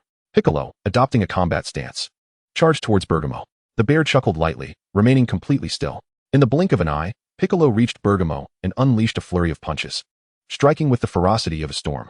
Bang, bang, bang. Piccolo's fists collided with Bergamo's body, yet the latter merely regarded him as if unfazed. What? Piccolo exclaimed in astonishment. In the next moment, Bergamo retaliated with lightning-fast punches aimed at Piccolo. The Namekian swiftly sidestepped to evade the assault. What is happening? Why are Uncle Piccolo's attacks ineffective? Son Gohan queried. It may be due to his unique physiology, Whis replied. Physiology? His entire being possesses a rubber-like quality, making him immune to physical strikes. I see. So Uncle Piccolo's attacks are futile against him? Whis nodded in affirmation. On the competition stage, realizing his attacks were ineffective, Piccolo shifted to a defensive strategy. While evading, he contemplated his next move. Suddenly, it seemed he had an epiphany and aimed a kick at Bergamo's legs. Bang! Piccolo sent Bergamo tumbling to the ground. Damn it! Bergamo growled, attempting to rise. In response, Piccolo extended his arms, grasping Bergamo's body and pushing forward. Surprised, Bergamo pressed his hands against the ground, anchoring himself. Observing this, Piccolo swiftly retracted his arms and charged once more. Chapter 85, Piccolo vs. Vegeta. Bang, bang, bang. In no time, Piccolo found himself before Bergamo, delivering powerful strikes to the bear's body. Futile, Bergamo laughed. Upon hearing this, Piccolo chose to disregard him and continued his assault on Bardock. Bardock let out a cold snort and swung his fist forward with great force. Piccolo swayed his body, narrowly evading the blow. Enraged, Bardock launched another attack towards Piccolo. Suddenly, he felt a weightlessness beneath him. Looking down, he was startled to find that his feet were no longer on the ground. Kampa's expression turned tense. Although it was merely an ordinary match, a loss would mean surrendering the 4 gathered Super Dragon Balls to Beerus. At that moment, Piccolo unleashed a powerful strike with his right fist, sending Bardock flying off the tournament stage. Bardock was disqualified. Piccolo emerged victorious. Kampa immediately turned to Vegeta and the others, inquiring, who will compete in the second match? A massive robot, with a blazing power core in its chest and smoke emanating from its head, stood up. Its chest, chin, wrists, and ankles gleamed in silver, while the remainder of its body was a mix of bronze and purple. It possessed luminous blue eyes and 2 transparent cores filled with magma, which essentially served as its heart. This being was known as Batamo, a metallic entity from the 6th universe. Upon rising, Batamo promptly made his way to the tournament stage. Is this fellow a robot? Asked the East Kai. This is a 66950 series galactic metal man. Does your universe not have any? Replied the 6th universe's Kai, Fua. The elder Kai looked at the East Kai incredulously. You don't even know this. I truly wonder how you came to be a Kai. The East Kai, feeling embarrassed, lowered his head. Very well, the 6th universe has now dispatched a new contestant for the match.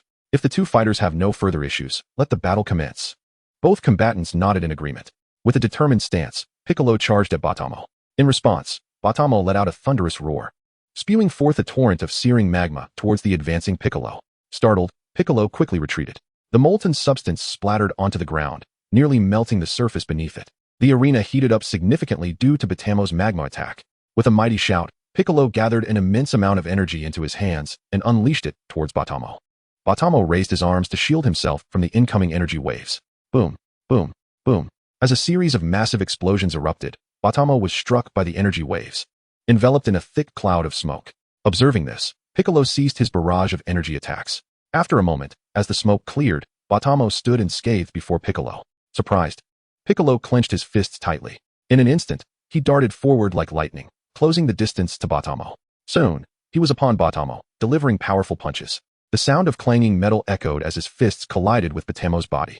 After being attacked, Wadama Magetta suddenly erupted, his body enveloped in crimson flames, and the molten lava within him radiated a brilliant light. This surge of energy significantly enhanced the heat generated by Magetta, releasing a powerful wave of scorching wind. Piccolo, taken aback, swiftly retreated, beads of sweat forming on his brow from the intense heat emanating from Wadama Magetta's body. Uncle Piccolo. At that moment, Wadama Magetta launched a stream of molten lava towards Piccolo. Piccolo soared upward, narrowly evading the attack. Huh! With a resounding shout, Piccolo transformed into his orange form. Vegeta was astonished. Although he had heard from Trunks about Piccolo and the others' increased power, he did not anticipate such a dramatic enhancement.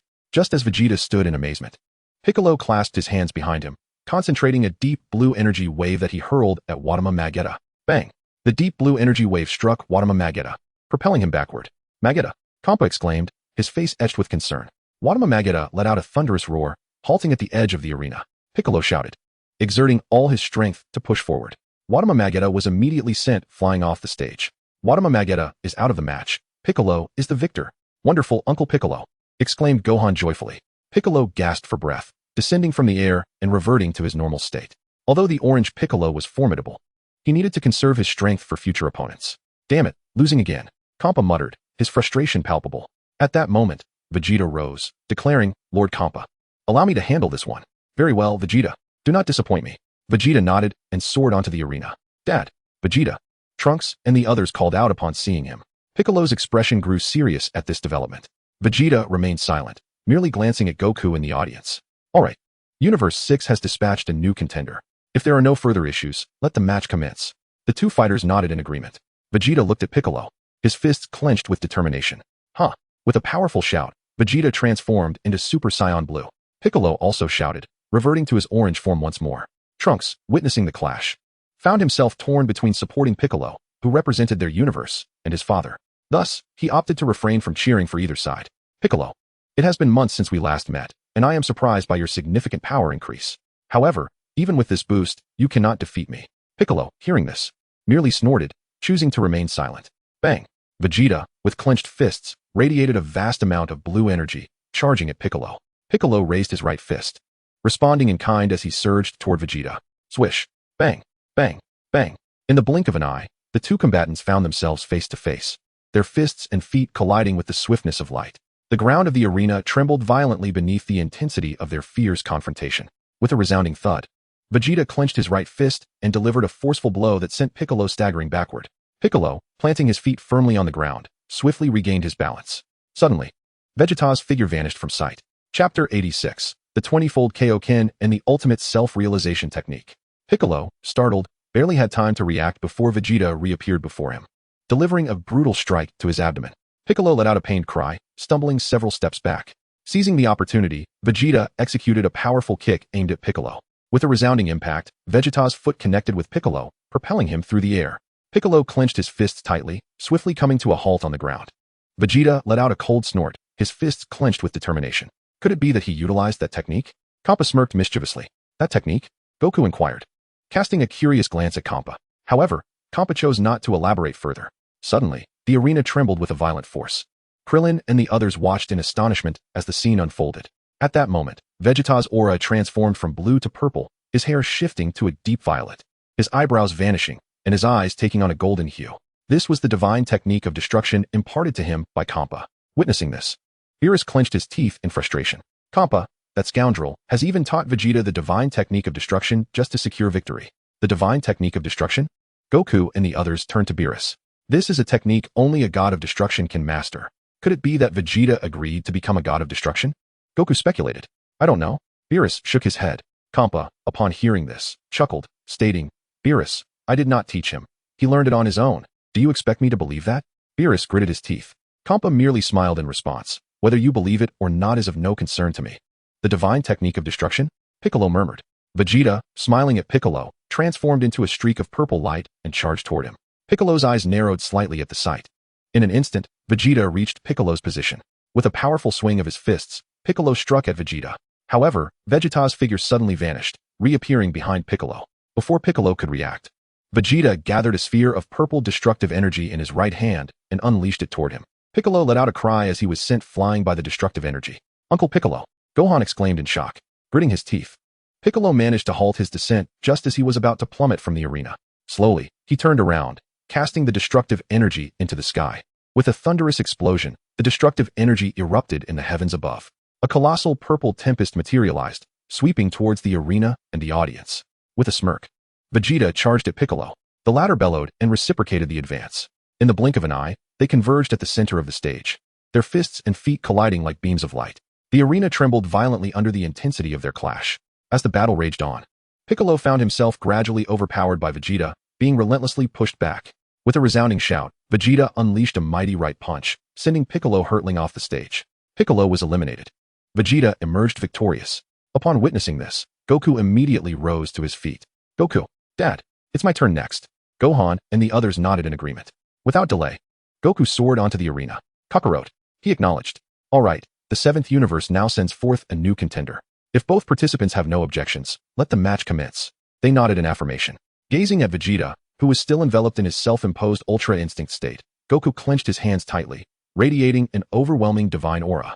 With a tremendous roar, Goku transformed into Super Saiyan Blue. Upon noticing this, Vegeta instantly morphed into a streak of purple light, charging towards Goku. Goku, with a fierce shout, launched himself at Vegeta as well. In an instant, they found themselves facing each other, engaged in fierce combat. Goten observed the duel, his brow furrowing slightly. He had not anticipated that Beerus would impart the God of Destruction's divine techniques to Vegeta. Was Vegeta about to stage a comeback? Just as Goten pondered this, Vegeta's right fist landed heavily on Goku's abdomen. Goku cried out in pain, staggering backward. With a dismissive snort, Vegeta gathered a sphere of purple destructive energy in his right hand and hurled it at Goku. Startled, Goku quickly raised his hands to intercept the incoming energy. Seizing the opportunity, Vegeta maneuvered behind Goku and delivered a powerful kick to his back. With a resounding impact, both Goku and the destructive energy he held were sent flying. Huh! Goku shouted, flinging the destructive energy into the air before swiftly halting his momentum, turning to face Vegeta. Vegeta scoffed, Kakarot, you should resort to the Kaioken, otherwise, victory will elude you. Alright, Goku replied, clenching his fists tightly, unleashing an astonishing aura that surged rapidly. The ground of the arena quaked violently under the influence of Goku's energy. At that moment, a layer of red energy emanated from the blue aura surrounding Goku. Tenfold Kaioken. With a thunderous roar, Sun Wukong propelled himself forward, his body moving with the swiftness of light as he charged at Vegeta. Just as Sun Wukong was about to reach Vegeta, the latter deftly sidestepped, evading Sun Wukong's tenfold Kaioken. What? Sun Wukong exclaimed in surprise. Vegeta chuckled lightly, then unleashed a powerful right hook aimed at Sun Wukong's face. Bang! Vegeta's fist landed heavily on Sun Wukong, sending him reeling backward. Damn it! Sun Wukong gritted his teeth, quickly stabilizing himself on the ground as he raised his energy once more. 20-fold Kaioken. He bellowed, launching himself at Vegeta with even greater speed than before. Vegeta remained motionless, standing his ground.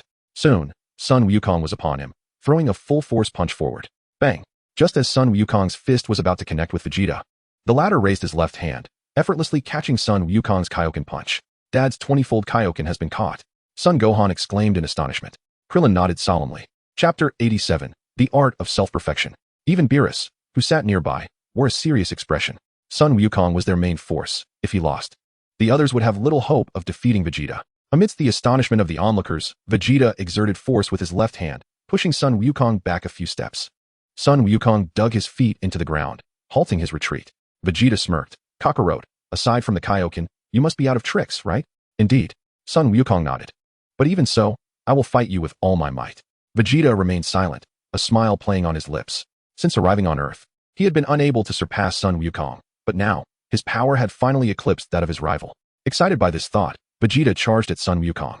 Given their proximity, Vegeta closed the distance in the blink of an eye, launching a flurry of punches. Sun Wukong dodged and defended against Vegeta's onslaught, continually retreating. Huh! Vegeta shouted, delivering a full-force right punch. Bang! With an explosive sound, Sun Wukong was sent flying to the edge of the arena, his form reverting from the 20-fold Kaioken back to his Super Saiyan Blue state. Panting heavily, Sun Wukong gazed at Vegeta. It seems Wukong might lose, Yamcha remarked. Hearing this, Beerus shot a furious glare at Yamcha. Don't speak such pessimistic words. Wukong hasn't lost yet. Yes, Yamcha stammered, startled. Vegeta looked at the gasping Sun Wukong, gathering a sphere of purple destructive energy in his right hand, preparing to knock him off the stage. Sun Wukong, witnessing the amassed destructive energy, clenched his teeth. Just then, Vegeta released the energy, aiming it at Sun Wukong. In an instant, Sun Wukong teleported above Vegeta. Vegeta swiftly discerned Goku soaring above him and ascended into the sky.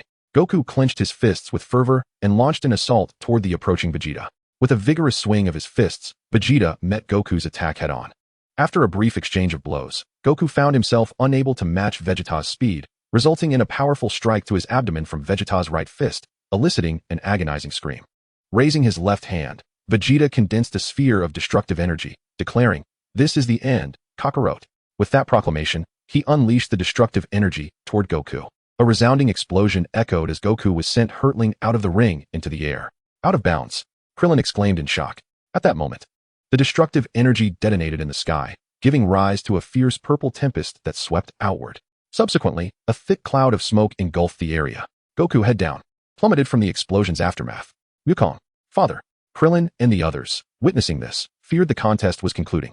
Just as Goku's body was about to hit the ground, he abruptly halted midair, swiftly turning around to stand suspended. What? Vegeta gasped in astonishment.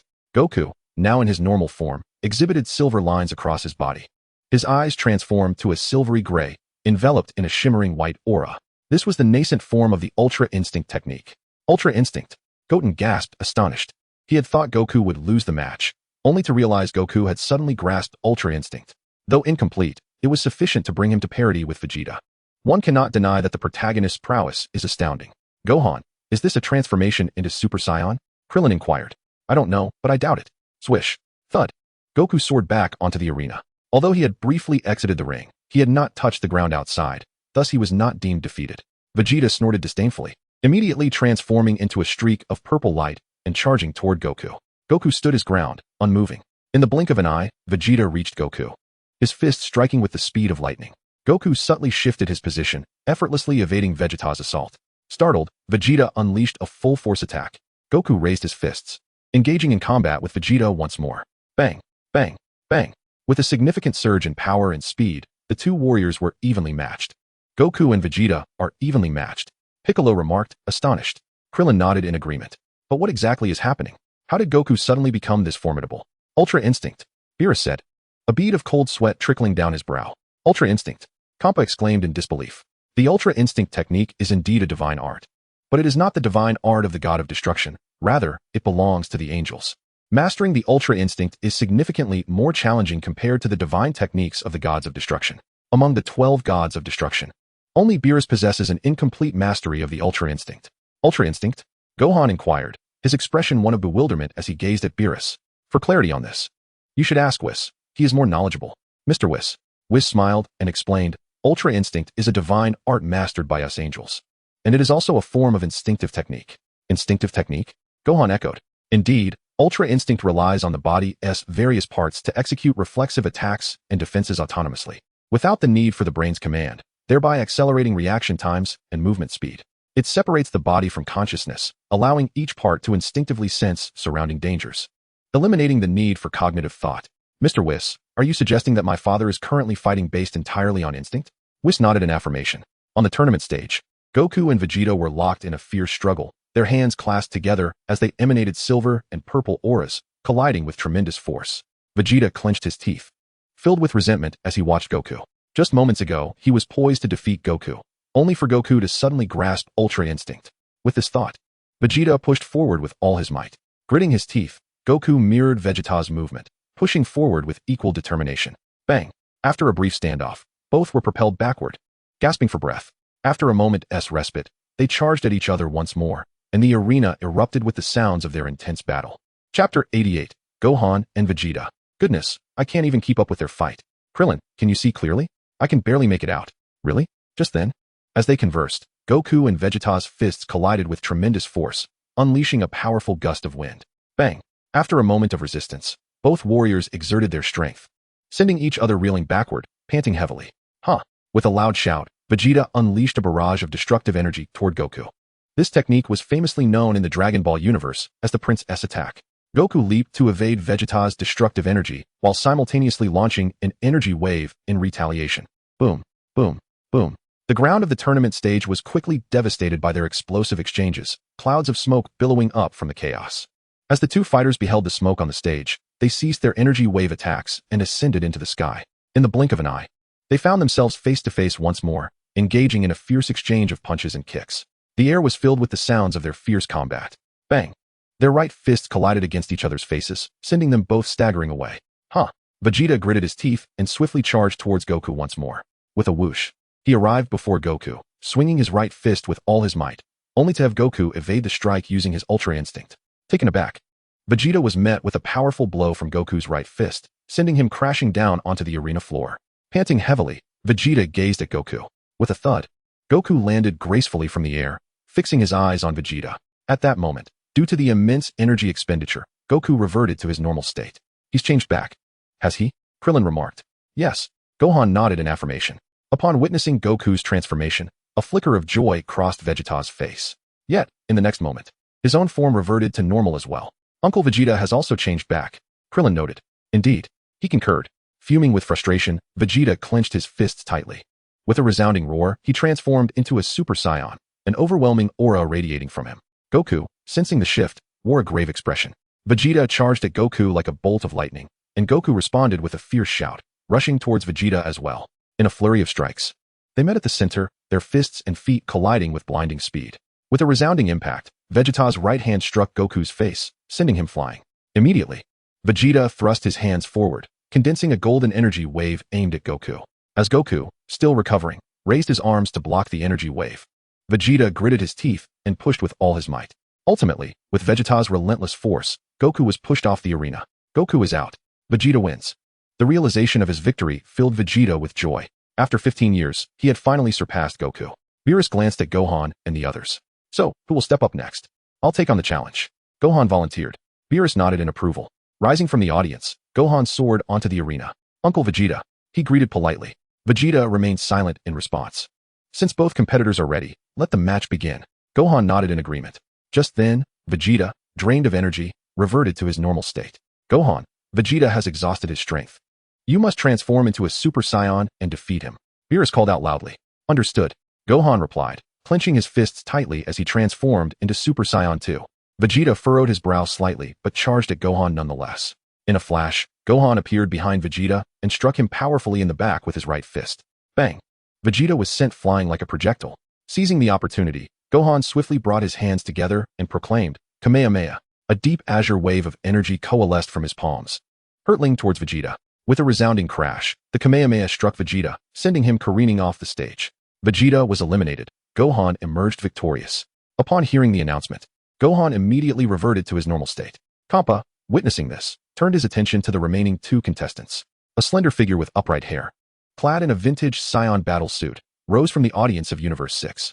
His name was Kaba, a Saiyan of Universe 6 and a distinguished member of the elite Saiyan Defense Force. At that moment, Beerus also stood from the audience. Lord Kampa, considering the extensive damage to the stands, I believe I should first ascend to repair the arena. Kampa nodded in agreement. Without delay, Beerus flew to the arena to commence repairs. In no time, Beerus had restored the stage. Kaba soared towards the arena, landing gracefully. Greetings. My name is Kaba, and like you, I am a Saiyan. Kaba courteously introduced himself to Gohan. Hello, my name is Gohan. Since both contestants are now on stage, shall we commence the match? The referee announced from below. The two nodded in affirmation. Almost simultaneously, they assumed their stances, gazing intently at one another. With a determined shout, Gohan charged towards Kaba. Startled, Kaba quickly responded, launching himself at Gohan. The air crackled with energy as they met, fists and feet flying like the wind, delivering powerful blows upon each other. With a resounding impact, Gohan's right fist connected sharply with Kaba's face, sending him reeling backward. Kaba, clenching his fists tightly. Swiftly regained his footing and fixed his gaze on Gohan. With a mighty roar, Kappa thrust his hands forward, unleashing a barrage of energy waves towards Gohan. As Gohan deftly dodged, he countered by deflecting the incoming energy blasts. Boom, boom, boom. The arena and its surroundings erupted in a cacophony of explosions. Thick clouds of smoke billowing forth. Seeing his energy waves fail to connect with Gohan, Kappa's fists tightened in frustration. With a fierce shout, he transformed into a Super Saiyan. Chapter 89, A Grueling Battle. Super Saiyan, exclaimed Krillin in astonishment.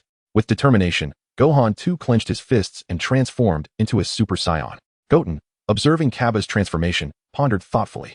In the original Dragon Ball Super, Kappa had not yet mastered the Super Saiyan transformation, and, according to the lore, Frost, who bore a striking resemblance to Frieza, should also make an appearance.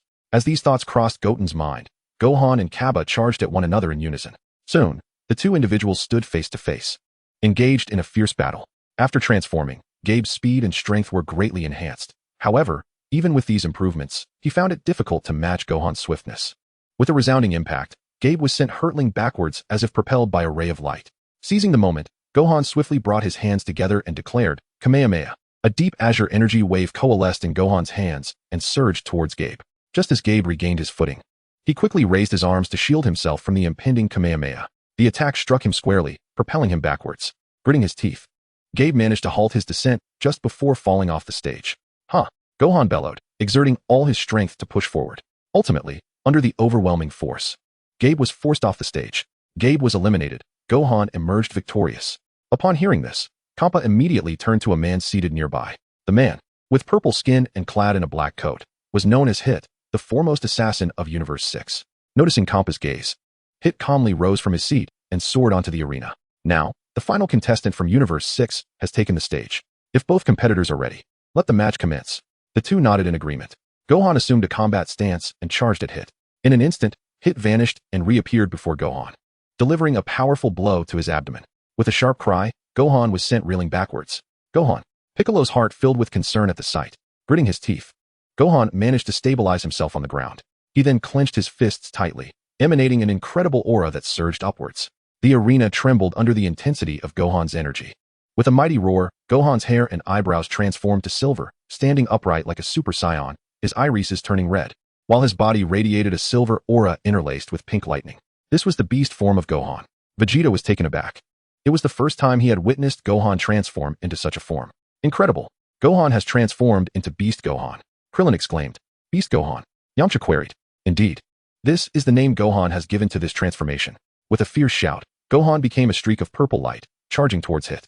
In the blink of an eye, Gohan was upon Hit, his fists and feet striking like lightning. As Hit deftly dodged, he raised his arms to block Gohan's relentless attacks, retreating momentarily. After a brief withdrawal, Hit suddenly activated his time skip ability, freezing time for 0.1 seconds, and unleashed a powerful punch aimed directly at Gohan's abdomen.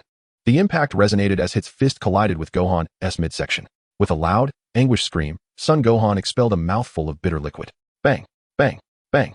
Seizing the opportunity while Gohan was in pain, Hit unleashed his time skip technique, his fist striking like a tempest towards Gohan. Under Hit's relentless barrage, Gohan emitted piercing cries of agony. Gohan! Piccolo shouted. At that moment, Gohan collapsed to the ground. Hit glanced at the referee and commanded, Countdown. Alright, Gohan has fallen. Commencing countdown. 10, 9, 8. Damn it. Gohan gritted his teeth, struggling to rise from the ground. Son Gohan is back on his feet. Beerus remarked, Whis. You must have sensed it, right? Sensed what? Goku asked, puzzled. Whis nodded. It's the time freezing technique. Time freezing? Indeed. I have heard of a martial art capable of stopping time in the universe. It appears to be true. Hit just utilized the time skip. Beerus explained. Time skip? Yes. Just as Whis mentioned, Hit's time skip can freeze the surrounding time for a duration of 0.1 seconds. I see. Gasping for breath, Gohan stared at Hit. You cannot defeat me. I advise you to concede. Gohan remained silent in response. At that moment, Piccolo, seated in the audience, called out to Gohan, Gohan. Hit can use time skip. He can freeze the surrounding time for 0.1 seconds. 0.1 seconds. Hit scoffed. Even if you know, it changes nothing. Not necessarily, Gohan declared, retreating slightly as he gathered a substantial amount of energy in his hands, launching it towards Hit. His strategy was straightforward. If close combat was futile, then he would resort to ranged attacks, even if it meant exhausting Hit's stamina like he did with Majin Buu. Observing the energy waves approaching, Hit swiftly dodged to the side. Boom, boom, boom. As massive explosions erupted, the energy waves struck the arena, enveloping it in thick smoke. Utilizing the cover of the smoke, Hit closed in on Gohan. Soon, Hit stood before Gohan, delivering a powerful punch with his right fist. Bang! Gohan raised his arms to block Hit's strike, being pushed backward. In that instant, Hit activated his time skip once more, appearing right before Gohan and delivering a forceful blow to his abdomen. Bang! Hit's fist struck Gohan's midsection with tremendous force. Gohan let out a loud wail, spitting out another mouthful of bitter liquid. Hit then thrust his right knee forward, launching Gohan away. Just as Gohan was about to fall off the arena, he forcefully pressed his feet against the ground, stabilizing himself. However, the pain was overwhelming, and he knelt on the ground. 1 seconds. Gohan thought, contemplating how, should his strength advance further, he might transcend that fleeting moment. Chapter 90. The Mighty Hit. As Hit observed Gohan, who was half kneeling on the ground, he prepared to charge forward and knock him off the competition stage. However, he was taken aback as Gohan struggled immensely to rise to his feet. Gasping for breath, Gohan fixed his gaze upon Hit. With a dismissive snort, Hit transformed into a streak of purple light, hurtling towards Gohan. Gritting his teeth, Gohan clenched his fists with extraordinary determination. With a deafening roar, Gohan emanated a brilliant silver aura interspersed with pink lightning, which expanded outward with increasing intensity. The very ground of the arena trembled violently under this display. Hit, confronted with the overwhelming energy radiating from Gohan, was compelled to reduce his speed. Gohan, Krillin, and the others were astounded by the sheer magnitude of Gohan's power. Brother, his energy has intensified significantly, Goten exclaimed. Goku nodded in agreement, though uncertainty lingered. Would Gohan be able to defeat Hit? Suddenly, as the two conversed, Gohan reined in his energy and charged at Hit. In the blink of an eye, he was upon Hit, unleashing a flurry of ferocious punches. Startled, Hit lifted his right fist to counter, but Gohan's punch struck him first. With a resounding impact, Hit staggered backward. Seizing the opportunity, Gohan's fists rained down like a tempest upon Hit's face and body. The relentless assault forced Hit to retreat, his cries of anguish echoing through the arena. Hit. Seeing Hit being mercilessly pummeled, Zampa's expression shifted to one of unease. Has his time skip been broken? Tien questioned. Yes, while time skip can freeze time for a brief moment. If our attack speed is sufficiently rapid, it becomes ineffective against us. Krillin replied. So, as long as we possess enough strength, his time skip won't affect us? Indeed. Whis affirmed. Suddenly, after enduring the blows, Hit activated his time skip, retreating several dozen meters away from Gohan. Gohan narrowed his eyes and charged once more at Hit. Anticipating this, Hit executed his time skip to strike at the approaching Gohan. However, Gohan's right fist landed first against Hit's face. With a thunderous crash, Hit was sent flying backward. He landed with a heavy thud, regaining his footing by forcefully pressing his feet against the ground, wiping the blood from his face. To enhance one's own power, Hit murmured, as he began to emanate a tremendous amount of purple energy. Gohan shouted loudly, propelling himself at Hit with full force. In response, Hit activated his time skip once again to launch an attack at Gohan. Bang! Hit's right fist slammed into Gohan's abdomen. Gohan let out a pained scream as his form reverted to its normal state, collapsing onto the ground. Son Gohan has fallen to the ground. And now the countdown begins. 10, 9, 8, 0. Son Gohan rises from the ground, and Hit is declared the victor. What is happening? Wasn't Son Gohan's strength supposed to surpass Hit's? Krillin inquired. Whis responded. Hit's time skip ability has increased in duration. Increased? Yes. It has been extended by approximately 0.2 seconds. Damn it. Beerus exclaimed, clenching his teeth. Goten, do you think those two will be alright? Although this is merely a match between two universes, it concerns my dignity as a god of destruction, and I absolutely cannot afford to lose to Kampa. I'm not entirely sure. Goten replied, feeling uncertain. Originally, Goten had planned for Goku to defeat both Vegeta and Hit, but he hadn't anticipated Goku's elimination. What did you say? Beerus shouted. Goten's face turned pale at the revelation. Had he known, he would have summoned Broly. Who will take the next turn? Beerus glanced at Majin Buu and Android 21. Despite his frustration, the match must continue. I believe we should let Majin Buu go first, Goten suggested. Majin Buu is relatively weaker, allowing him to exhaust some of Hit's stamina. Very well, Majin Buu, you shall be the first to compete. Majin Buu nodded in agreement. With a swift motion, Majin Buu stood from his seat and flew to the arena. Now that Universe 7 has sent forth a new contender, if both fighters have no further concerns, let the match commence. They nodded in affirmation. Go, Majin Buu, Mr. Satan shouted encouragingly. Mr. Satan. Majin Buu responded with a childlike grin. Are we ready to begin? Hit asked. Majin Buu nodded and, in a flash, charged toward Hit like lightning. In an instant, Hit vanished and reappeared behind Majin Buu. Where did he go? Majin Buu looked around in confusion. Majin Buu, he's behind you. Piccolo shouted. Behind me. Majin Buu quickly turned around. Bang! With a resounding crash, Hit's right fist struck Majin Buu's abdomen with tremendous force. Majin Buu let out a loud cry. expelling a large volume of bile. Hit snorted disdainfully and delivered a powerful kick forward. Majin Buu was sent flying backward as if propelled by a bullet. Just as he was about to fall off the arena, Majin Buu suddenly halted midair. Majin Buu glared at Hit, white energy surging from the hole atop his head. What? Hit was taken aback. I'm angry now. Majin Buu shouted, charging at Hit with remarkable speed. In a flash, Majin Buu reached Hit, his fists moving like lightning to strike. Hit swayed his body, effortlessly evading Majin Buu's attacks. Son Gohan remarked, this is unacceptable. The disparity in strength between them is too great. Majin Buu stands no chance against Hit. Damn it. Upon hearing this, Beerus clenched his teeth in fury. At that moment, Hit delivered a powerful right punch to Majin Buu, sending him hurtling to the edge of the arena. Majin Buu let out a fierce roar, conjuring a vast amount of pink energy waves with his hands, launching an attack towards Hit. As Hit dodged, he closed the distance between himself and Majin Buu. Boom, boom, boom. The arena was immediately engulfed in a flurry of explosions from Majin Buu's assault. Just then, Hit appeared before Majin Buu and struck him down from the competition platform.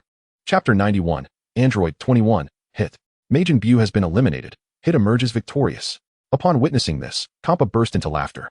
Beerus, it seems the outcome of this match is still quite uncertain. Beerus snorted coldly. Kappa, do not get too smug. We still have one contestant remaining. Oh, and who might that final contestant be? Krillin or Tien? Neither. She is Android 21. Android 21? Upon hearing this, Android 21 immediately rose from her seat. What? I thought it was someone formidable, but it turns out to be a woman. Android 21 shot a displeased glance at Kampa. What's wrong, Lord Kampa? Do you harbor disdain for women? Babidi smiled warmly at Kampa. Not at all. Despite being a god of destruction, he felt a twinge of apprehension towards Babidi. For her strength was formidable and her demeanor cunning. Seeing this, Android 21 swiftly ascended to the arena. All right, Universe 7 has dispatched their final contestant, and this match will determine the victor of this tournament. If there are no concerns from either contestant, please commence the battle. They nodded in agreement. As Beerus and the others gazed upon the seemingly delicate Android 21, their expressions grew tense. They had witnessed Hit's prowess, and defeating him would be a formidable challenge for a seemingly weak woman. Just as Krillin and the others entertained these thoughts, Android 21 unleashed a thunderous roar, her skin transforming to a vibrant pink, her brown hair shifting to the same hue, her eyes turning red with black sclera, her ears elongating to points, and a long tail sprouting from behind her. This was indeed Android 21's Majin transformation. Upon witnessing Android 21's metamorphosis, Beerus and the others were taken aback. What is this? Lord Beerus, this is Android 21's transformation, exclaimed Goten. Transformation? Why does it resemble Majin Buu so closely? Because this transformation is akin to that of a Majin. A Majin transformation?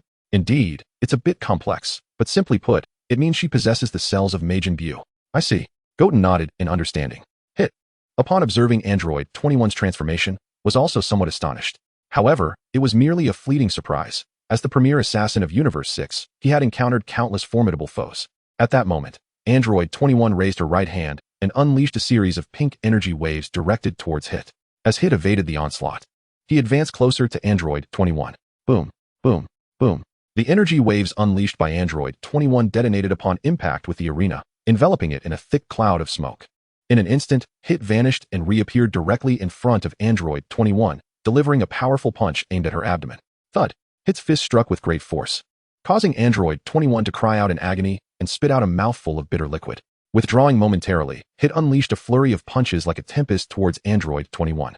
Gritting her teeth, Android 21 elongated her arms, ensnaring Hit's body like a constricting rope. Taken aback, Hit strained mightily to break free. In response, Android 21 thrust her forehead forcefully against his. The impact resonated with a heavy sound. Forgive me, Hit exclaimed, emanating an astonishing aura that shattered Android 21's grip. 21. Bulma gasped. It's all right, Aunt Bulma. 21, like Majin Buu, possesses remarkable regenerative abilities. Goten reassured. As soon as he spoke, Android 21's arms visibly began to heal. Is she immortal? Hit pondered. Android 21 remained silent, placing her hands on her forehead. Krillin gasped. Could it be the solar flare? Android 21 shouted, swiftly closing her eyes. An incredibly brilliant light erupted from her hands. What? Hit exclaimed, hastily shutting his eyes. Goku and the others followed suit, closing their eyes as well. After a moment, as the blinding light began to fade, Android 21 flickered in front of Hit, her tail ensnaring him like a rope. She then drew in her hands, absorbing his energy. Hit was startled and exerted force to escape from her grasp, but Android 21's tail was remarkably resilient, proving difficult to break free from. Moreover, he could feel his strength waning. There's no other choice, Hit declared, opening his mouth to bite down on Android 21's tail. Crack! With a sharp sound, a large bite mark appeared on her tail. Android 21 let out a loud scream and quickly retracted her tail, blowing on the swollen appendage. Beerus observed this scene, feeling an eerie sense of familiarity. He glanced at Goku beside him. Goku chuckled awkwardly, scratching his head. Lord Beerus, why are you looking at me? Oh, it's nothing. Beerus replied, wary of revealing his own embarrassing encounter with Goku to Kampa, who was nearby. Whis, overhearing their exchange, smiled. Lord Beerus must be recalling the time he battled Goku when his tail was bitten. Whis. Upon hearing this, Beerus cast an irate glance at Whis.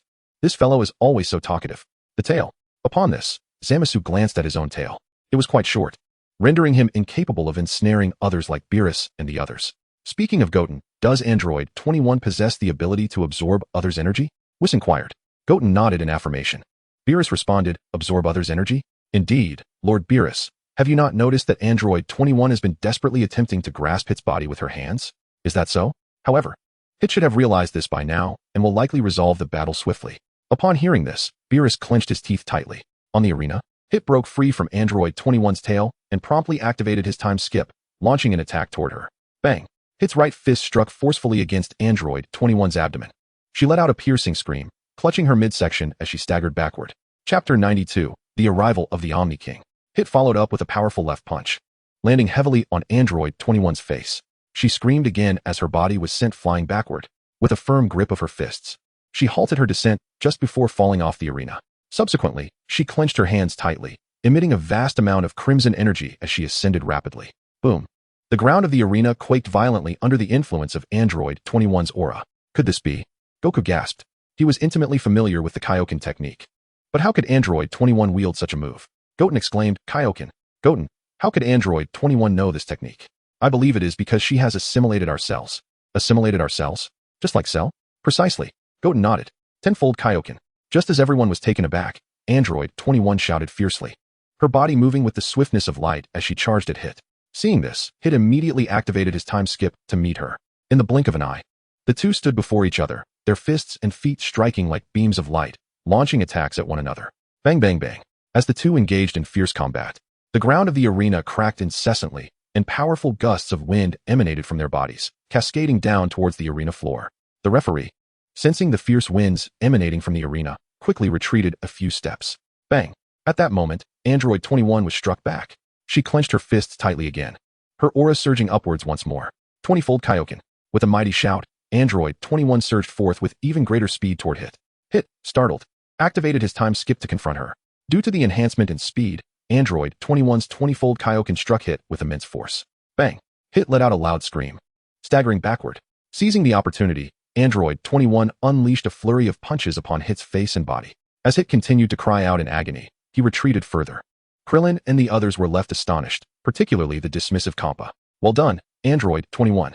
Beerus shouted joyfully from the stands. Kampa, witnessing this, gritted his teeth in frustration. Bang! Android 21 thrust her right fist forward with tremendous power, sending Hit flying to the edge of the arena. Subsequently, she retracted her energy and gasped for breath. Although the 20-fold Kaioken was formidable, it also drained stamina significantly. Hit, too, was panting heavily. After a brief respite, Android 21 bellowed and executed the 20-fold Kaioken once more. While this technique may have posed a burden for Goku, Android 21 possessed a physique akin to that of Majin Buu, allowing her to recover swiftly even after sustaining severe damage. The only concern was her stamina. As Hit beheld the advancing Android 21, a grave expression crossed his face.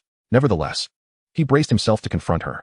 In the blink of an eye, Android 21 was before Hit, her fist striking with blinding speed. As Hit dodged, he raised his hands to defend against her onslaught. However, due to the considerable energy he had lost to Android 21, he was ultimately knocked off the arena by her punch. Hit was eliminated, and Android 21 emerged victorious. Marvelous, we have triumphed. Krillin and the others cheered with exuberance. Observing their joy, Android 21 softly uttered, "Is this what friends are?" Despite being a brilliant scientist, Android 21 shared the common solitude often found among geniuses. Kampa, on the other hand, was filled with reluctance upon witnessing his defeat. Yet, accepting the reality of loss, he begrudgingly moved on. Compared to the original narrative, Kampa's competitive spirit was not as pronounced, partly due to his defeat at the hands of Goten, and partly due to the influence of spending time with Goku and his companions, which altered his demeanor. However, his fiery temper remained unchanged. Since we have won, the 4 Super Dragon Balls should rightfully belong to us, correct? belong to you? The Super Dragon Balls can only grant wishes when all 7 are gathered. Kampa replied dismissively. Beerus snorted. In that case, let us locate the remaining 3 Super Dragon Balls. Locate the remaining 3 Super Dragon Balls? Indeed. Before the tournament, Bulma invented a radar capable of detecting the Super Dragon Balls. A Super Dragon Ball radar? Kampa exclaimed in surprise.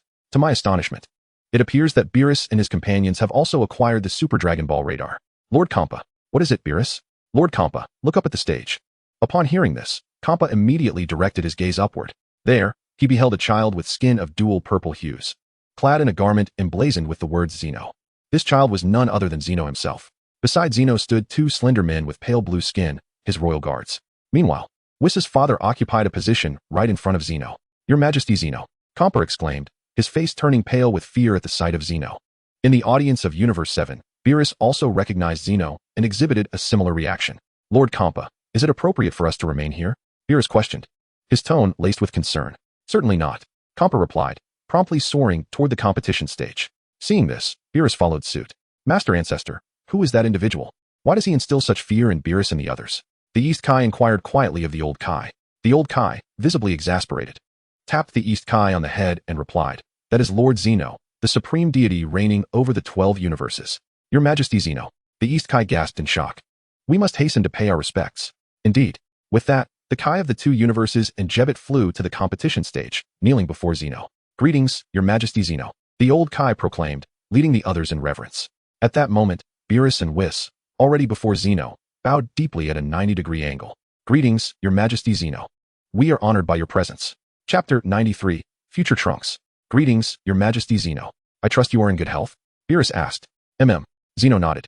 Slowly, Beerus and Kampa raised their heads. Your Majesty, what brings you here today? Beerus queried. Nothing of great consequence. I merely observed your match and wish to remind you both not to grow complacent in your duties.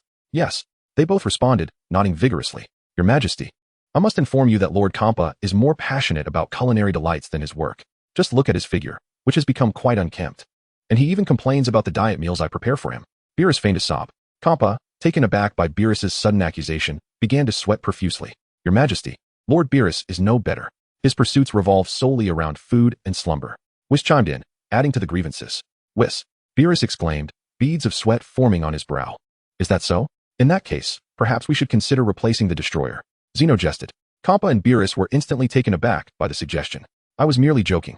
Xeno continued, prompting both to breathe a sigh of relief. The recent competition was quite intriguing. How about hosting another one? The Grand King smiled as he inquired of the 2. Startled, they were momentarily at a loss for words. After a considerable pause, they finally managed to utter a hesitant affirmation. Despite their reluctance, they dared not express dissent in the presence of the Grand King. Just then, Sun Wukong soared down from the audience of the 7th universe. Grand King, did you just say you wish to hold a competition? He asked. Beerus, witnessing Wukong's sudden appearance on the stage, was taken aback and exclaimed, Wukong, you must not show any disrespect to the Grand King. Silence. The Grand King remarked coldly, directing a steely gaze at Beerus. Yes. Beerus, intimidated, promptly ceased speaking. At that moment, 2 of the Grand King's guards approached and positioned themselves in front of him, blocking Wukong's advance. Am I not allowed to proceed? Wukong inquired. The guards nodded. Stand aside, commanded the Grand King. The guards exchanged uncertain glances with the Grand Minister, unsure of whether to comply. Do you wish to be erased? The guards, upon hearing this, hastily cleared the way for Wukong. With that, Wukong stepped forward and extended his right hand, saying, Greetings, Grand King. My name is Sun Wukong. The Grand King promptly reached out and shook Wukong's hand. Beerus and the others were left in shock. A mere mortal had shaken hands with the Grand King, just as they were reeling from the astonishment. Wukong lifted the Grand King slightly into the air. The sight left Beerus and the others frozen in disbelief, thinking this could only lead to disaster. After a brief moment, Wukong gently lowered the Grand King back to the ground. The Grand King smiled and remarked, You said your name is Sun Wukong, correct? Yes, Grand King. Wukong affirmed. What you did just now was quite amusing. Amusing? Wukong replied, somewhat skeptical, as he believed the action was rather simple. Indeed. The Grand King nodded. Grand King, you mentioned wanting to hold a competition, yes? The Grand King nodded once more. Do you also agree to this, Wukong? Wukong nodded in affirmation. Then, Grand King, when will the competition take place? At this juncture, the Grand Minister approached and stated, We must carefully plan the details of the competition. Once we have finalized everything, I will have Whis inform you. All right. Wukong replied with a nod. The Grand King then glanced at Beerus and the others. Beerus, you 2 must work diligently. Yes. Grand King. Both Kampa and Beerus replied in unison. Wukong, May I take my leave now? Certainly. Wukong nodded. Safe travels, Grand King. The old Kai and Beerus promptly bowed to see the Grand King off as he departed. The High Priest, upon witnessing this, pointed his staff towards the ground, and with that gesture, departed from the Blue Star along with the Omni King. A sigh of relief escaped from Beerus and Kampa as they observed the Omni King's departure. Unbeknownst to them, their garments had become thoroughly drenched with sweat. Subsequently, Kampa returned to the audience seats of Universe 6 and addressed Hit and the others, declaring, "This competition was merely a minor contest. When the Omni King's tournament arrives, ensure you do not let me down." "Yes," Gabe shouted in affirmation. "Now, Bados, let us return." "As you wish, Lord Kampa," replied Bados, as she produced a transport cube to take Kampa and the others back. "Whis, please first escort us back to Earth, and afterward, retrieve the 4 Super Dragon Balls. You wish to bring back the Super Dragon Balls. Indeed, they are the rewards for this competition." "Very well, Lord Beerus." With that, Whis summoned a transport cube to return Goku and the others home. Upon their return to Earth, Bulma promptly made a phone call to arrange a grand feast in celebration of the competition. Meanwhile, Whis still needed to transport the Super Dragon Balls back to Universe 7. At the celebratory banquet, Android 21 observed Goku and his companions joyously gathered together, and her perspective on certain biases towards this world began to shift slightly. 3 days later, using the Super Dragon Ball radar crafted by Bulma, Whis located the remaining 3 Super Dragon Balls. As Beerus had no particular wish to fulfill, he graciously offered the opportunity to Goku and his companions. Although they had wishes, those could be granted by the Dragon Balls on Earth. After much deliberation, Whis decided to grant Goten's wish, which was to bestow Earth with cosmic-level defenses, primarily to enhance its subterranean fortifications. This way, even a god of destruction would find it exceedingly difficult to obliterate the planet. Time swiftly passed, and half a month later, all remained tranquil on Earth. At this moment, Goten was playing with Trunks in Bulma's backyard when a yellow rocket suddenly appeared above their home and descended into the yard. This yellow rocket was none other than the time machine. Goten and Trunks, upon sighting the time machine, hurried towards it. As they approached, the machine opened, and a man who bore an uncanny resemblance to Trunks emerged, collapsing onto the ground. This individual was none other than future Trunks. Chapter 94, Black Goku. Goten. He has lost consciousness. Goten nodded and swiftly produced a Senzu bean, feeding it to future Trunks. After consuming the Senzu bean, future Trunks quickly regained consciousness and looked at the two before him, inquiring, "Who are you? Resembling my younger self?" Future Trunks glanced at Goten and, although he had visited the main timeline before, he did not recognize Goten as he had not yet been born then. "My name is Goten." "Goten? Could it be that you are Gohan's younger brother?" Goten nodded in agreement. "And you are?" Goten feigned ignorance of his identity. "I am Trunks from 20 years in the future." The present Trunks was taken aback. The future Trunks nodded in affirmation. "Goten, where is your father?" "My father is currently training under Lord Beerus, the god of destruction." "Lord Beerus?" Goten nodded. "When will he return?" The future Trunks continued to inquire. "I do not know. It could be a few days, or perhaps several months." "Several months? That would be too long. The future cannot afford to wait that long." "What about my mother? Where is she now?" "Mother is at home," Trunks replied. Upon hearing this, the future Trunks immediately headed home. Before long, he found Bulma within their residence. "Mother, Trunks, are you not the Trunks from the future?" The future Trunks nodded. "Trunks, did you not return to the future? Why have you suddenly come here? Has something occurred in the future?" The future Trunks nodded once more. "By the way, mother, where is father?" "Your father is currently training under Lord Kampa." Bulma replied with a displeased expression. "Lord Kampa?" "Yes, he is the god of destruction from the 6th universe." "I see. And what about Lord Beerus, whom Goten just mentioned?" "He is the god of destruction of the 7th universe, which is our universe." "So, this means there are other universes besides ours." Bulma nodded in agreement. "Why aren't he father and Uncle Goku training together?" Initially, they were training together under Lord Kampa, but when Lord Beerus awoke, Goku went to train under him. "Why is that, mother?" "Perhaps it is because they are rivals." "Rivals?" "Indeed, your father has always aspired to surpass Goku. Just half a month ago, your father even defeated Uncle Goku in a match." "Really?" The future Trunks smiled upon hearing this. Although he always regarded Goku as superior to Vegeta, he felt genuine joy at the news of his father's victory over Goku. "By the way, Trunks, what exactly has transpired?" Upon hearing this, the future Trunks' expression darkened. "Mother, could you summon father and Uncle Goku back?" "Certainly." Bulma pondered for a moment before nodding. After some time, Goku and Vegeta were returned by Beerus and Kampa. Beerus, Kampa.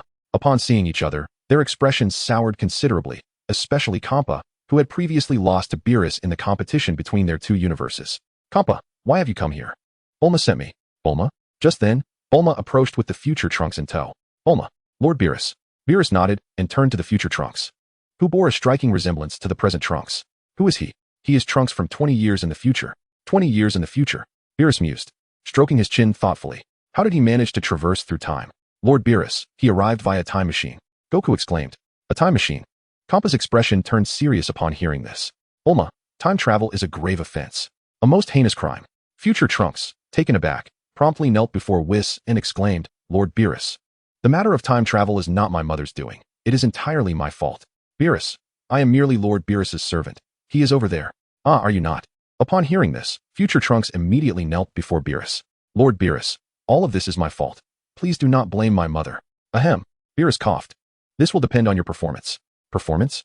As long as you present me with delicacies I have never tasted before, I shall pretend this matter did not occur. Delicacies? You are truly cunning, Beerus. Kampa retorted indignantly.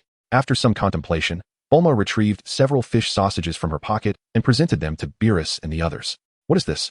This is fish sausage. It is quite delicious. Do give it a try. Upon hearing this, Beerus and the others immediately peeled open the fish sausages and began to eat. Delicious. After tasting a bite, astonishment washed over Beerus's face.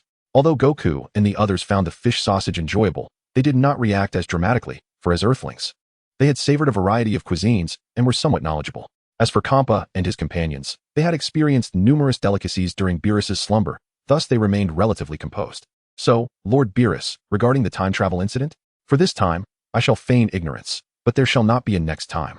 Yes, Lord Beerus. Bulma rejoiced. Trunks, how did you come from the future? Is there a formidable enemy threatening us? Goku inquired. Future Trunks nodded. Is it Majin Buu? Vegeta asked. No. Future Trunks shook his head. Then who is it? I do not even know who that guy is. However, he bears an identical face to Uncle Goku. He resembles Kakarot. Identical to me? Yes, he dons a black martial arts uniform. Hence we refer to him as Black Goku. Black Goku. Trunks, can you clarify further? Goku urged. Future Trunks nodded. That fiend suddenly appeared on our Earth, declaring his intent to annihilate all humanity. Because of his emergence, the Earth has become a hellish realm. I have fought him, but I was no match. My mother, in an effort to protect me, is now unaccounted for. Goku, you mean future Bulma? Yes.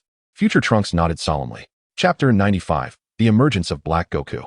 Uncle Goku, could you accompany me to the future? Help us defeat Black Goku.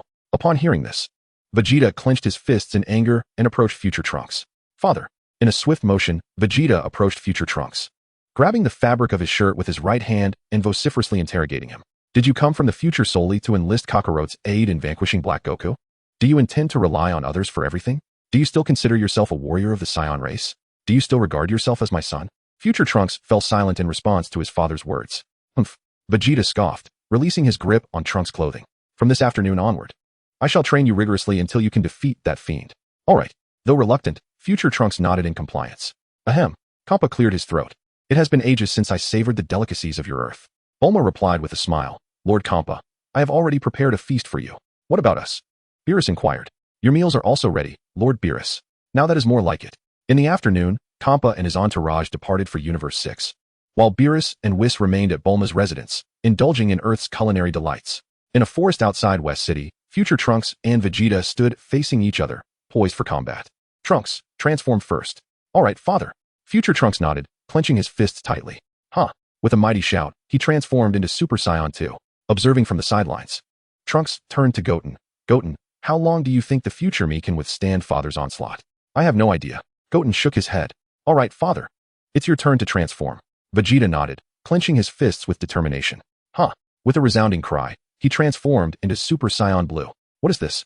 Future Trunks gasped in astonishment. This form is called Super Saiyan Blue, the divine transformation of a Super Saiyan. The divine transformation of a Super Saiyan? Now come at me. If you land a hit, you shall be victorious. Future Trunks nodded and charged toward Vegeta with a clenched fist. Vegeta swiftly moved, appearing before Future Trunks in the blink of an eye, unleashing a barrage of punches upon him like a tempest. Ah! Future Trunks cried out in agony, retreating under Vegeta's relentless assault. Bang! With a powerful grip, Vegeta struck Future Trunks, sending him hurtling hundreds of meters away. What's the matter, Trunks? After all these years, is this all the progress you've made? Certainly not. Future Trunks replied, wiping the blood from his face. He then clenched his fists once more, his muscles swelling with immense power. This transformation is what Goku referred to as a flawed transformation during the Cell Saga. Goten, what kind of transformation is this? It looks incredibly formidable, Trunks remarked, observing Future Trunks' bulging muscles. This is a flawed transformation.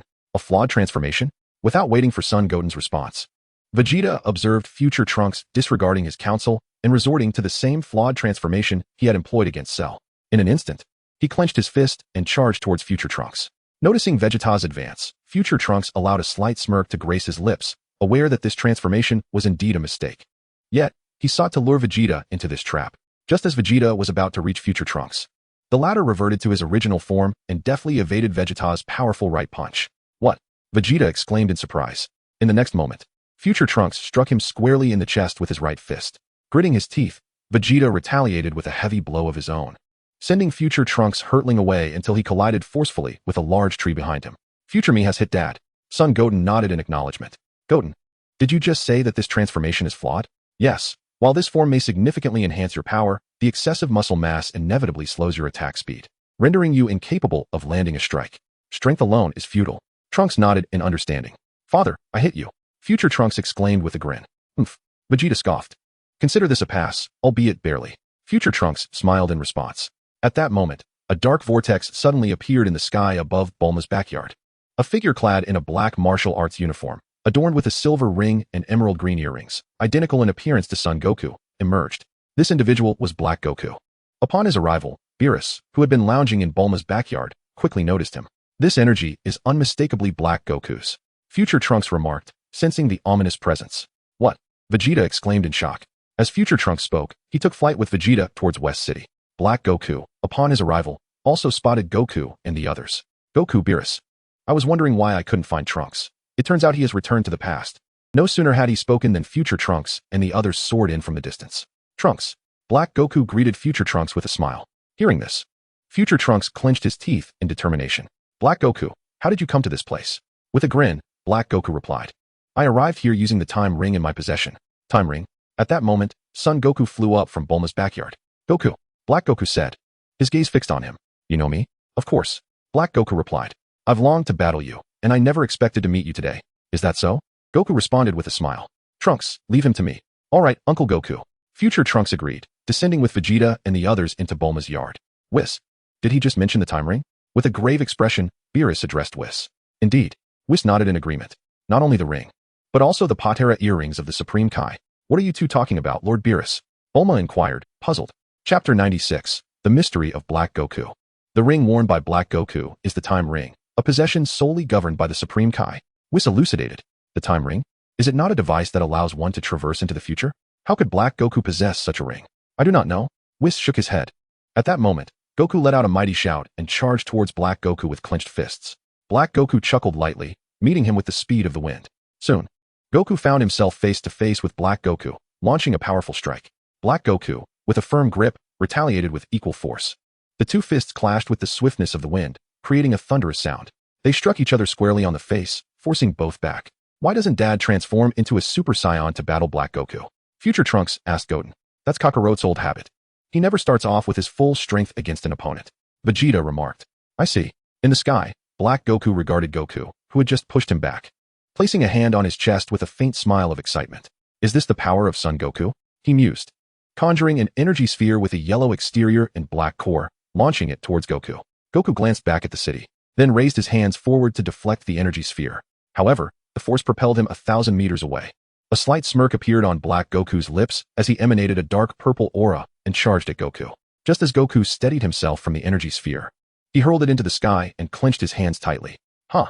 With a mighty roar, Goku's hair and brows transformed to gold, all but his fringe standing upright. His pupils turning a light green as a golden aura enveloped him. This was the Super Saiyan form. At that moment, Black Goku had closed the distance, launching a fierce punch at Goku. Goku swiftly dodged, retaliating with a powerful swing of his right fist. Black Goku raised his left hand to block Goku's strike. An incredibly fierce gale erupted from Goku's hand. Black Goku lifted his right leg, aiming a kick at Goku. Goku swiftly retreated, evading the attack. Then, the two engaged in a flurry of strikes and kicks, moving with the speed of lightning. The sky reverberated with the sounds of their fierce clash. Uncle Goku! Future Trunks exclaimed, his face etched with concern. Watching Goku is truly entertaining. Beerus chuckled. Boom. As the words fell, Black Goku delivered a powerful kick to Son Wukong's abdomen, sending him hurtling through the air. Son Wukong let out a piercing scream as his body soared like a projectile, landing on a great mountain outside the West City. Raising his right foot, Black Goku propelled himself towards Son Wukong's location. Damn it! Son Wukong gritted his teeth, emerging from the mountainside and ascending towards the heavens in pursuit of Black Goku. Whoosh! Bang! Bang! Bang! Soon, Son Wukong ascended from the ground to mid-air, launching a rapid series of punches towards Black Goku. Black Goku raised his arms defensively, bracing against Sun Wukong's relentless assault. Huh! Sun Wukong shouted, thrusting his right fist forward with immense force. Bang! With a thunderous sound, Black Goku was propelled backward as if shot from a cannon. Seizing the opportunity, Sun Wukong quickly clasped his hands together. Kamehameha! A deep blue energy wave coalesced from Sun Wukong's palms, hurtling towards Black Goku. Startled, Black Goku swiftly halted in midair, bringing his hands together to form a black-purple Kamehameha that countered Sun Wukong's attack. Boom! A cataclysmic explosion erupted as the two Kamehameha waves collided, creating a ferocious storm that tore through the sky. Thick smoke billowed into the air from the ensuing chaos. In an instant, Black Goku flickered and charged towards Sun Wukong. Observing this, Sun Wukong also surged forward to confront him. Whoosh! Bang! Bang! Bang! The two engaged in rapid movement and fierce strikes, their velocities creating ripples across the sky. Whoosh! Their figures suddenly materialized on the ground, where Black Goku landed a heavy right hook on Sun Wukong's chin, causing him to stagger backward. Black Goku chuckled lightly, preparing for another assault. Suddenly, a colossal vortex appeared above Bulma's house, emanating an immense gravitational pull directed at Black Goku. What? Black Goku was taken aback by the force of the vortex. In an instant, his body was uncontrollably drawn backward. Damn it! Black Goku gritted his teeth, attempting to resist the overwhelming force, but it was too potent, pulling him skyward towards Bulma's residence. Before long, Black Goku found himself hovering above Bulma's backyard, where a time machine lay. Concentrating, he conjured a dark purple energy wave in his right hand and aimed it at the machine. At that moment, a figure emerged, blocking Black Goku's energy wave with his right hand. It was Goten. Black Goku was startled. In the next second, he was engulfed by the black vortex, which then vanished into the air. The energy wave that Goten had intercepted was dissipated through his destructive power. Whis, Goten just used the power of destruction, didn't he? Indeed. Lord Beerus. Upon witnessing this, Sun Wukong immediately soared back to Bulma's residence. Lord Beerus. Beerus nodded in acknowledgement. Wukong, the identity of this Black Wukong may be rather complicated. Whis remarked. Complicated? The silver ring adorning Black Wukong's hand is a time ring, a possession only the Kaioshin can wield. A time ring? Beerus inquired. Whis. Is there a Kaioshin in the 12 universes who bears a resemblance to Wukong? To my knowledge, there is none, my lord. Beerus stroked his chin in contemplation. Whis. Are you suggesting that Black Wukong is a Kaioshin? Sun Wukong asked. No, he could also be someone associated with the Kaioshin. This matter concerns the ring, and we may need to conduct an investigation. Whis nodded in agreement. Then, Lord Beerus, what is the purpose of the time ring? The time ring allows one to traverse into the future. Chapter 97, Zamasu. Traverse into the future? Beerus nodded. In the future timeline, Black Wukong had already returned to a world filled with ruins. Is this the extent of Sun Wukong's power? Black Wukong observed his right hand. Though he had exchanged bodies with Sun Wukong, he seldom utilized Wukong's strength in combat against formidable foes. Furthermore, the recent battle with Sun Wukong had ignited the Saiyan blood coursing through his veins.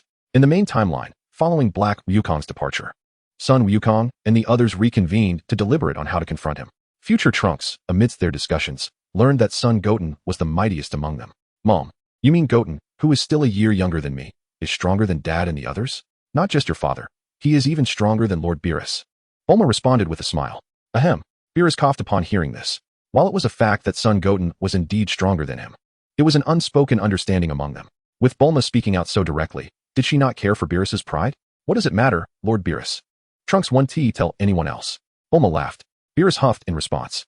If he dares to speak out of turn, I shall obliterate him.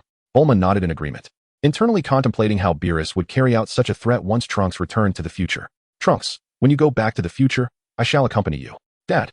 Future Trunks was taken aback. Hadn't Vegeta previously instructed him to rely on himself? That Black Wukong is quite formidable. My accompanying you is merely a precaution. Future Trunks nodded in understanding. Since Vegeta is going, I shall join as well. Son Wukong declared. Goten, would you like to come along? Future Trunks inquired of son Goten. Although son Wukong and Vegeta had agreed to go, having son Goten would provide an added layer of security. Trunks, can your time machine accommodate so many people? I think we can squeeze in.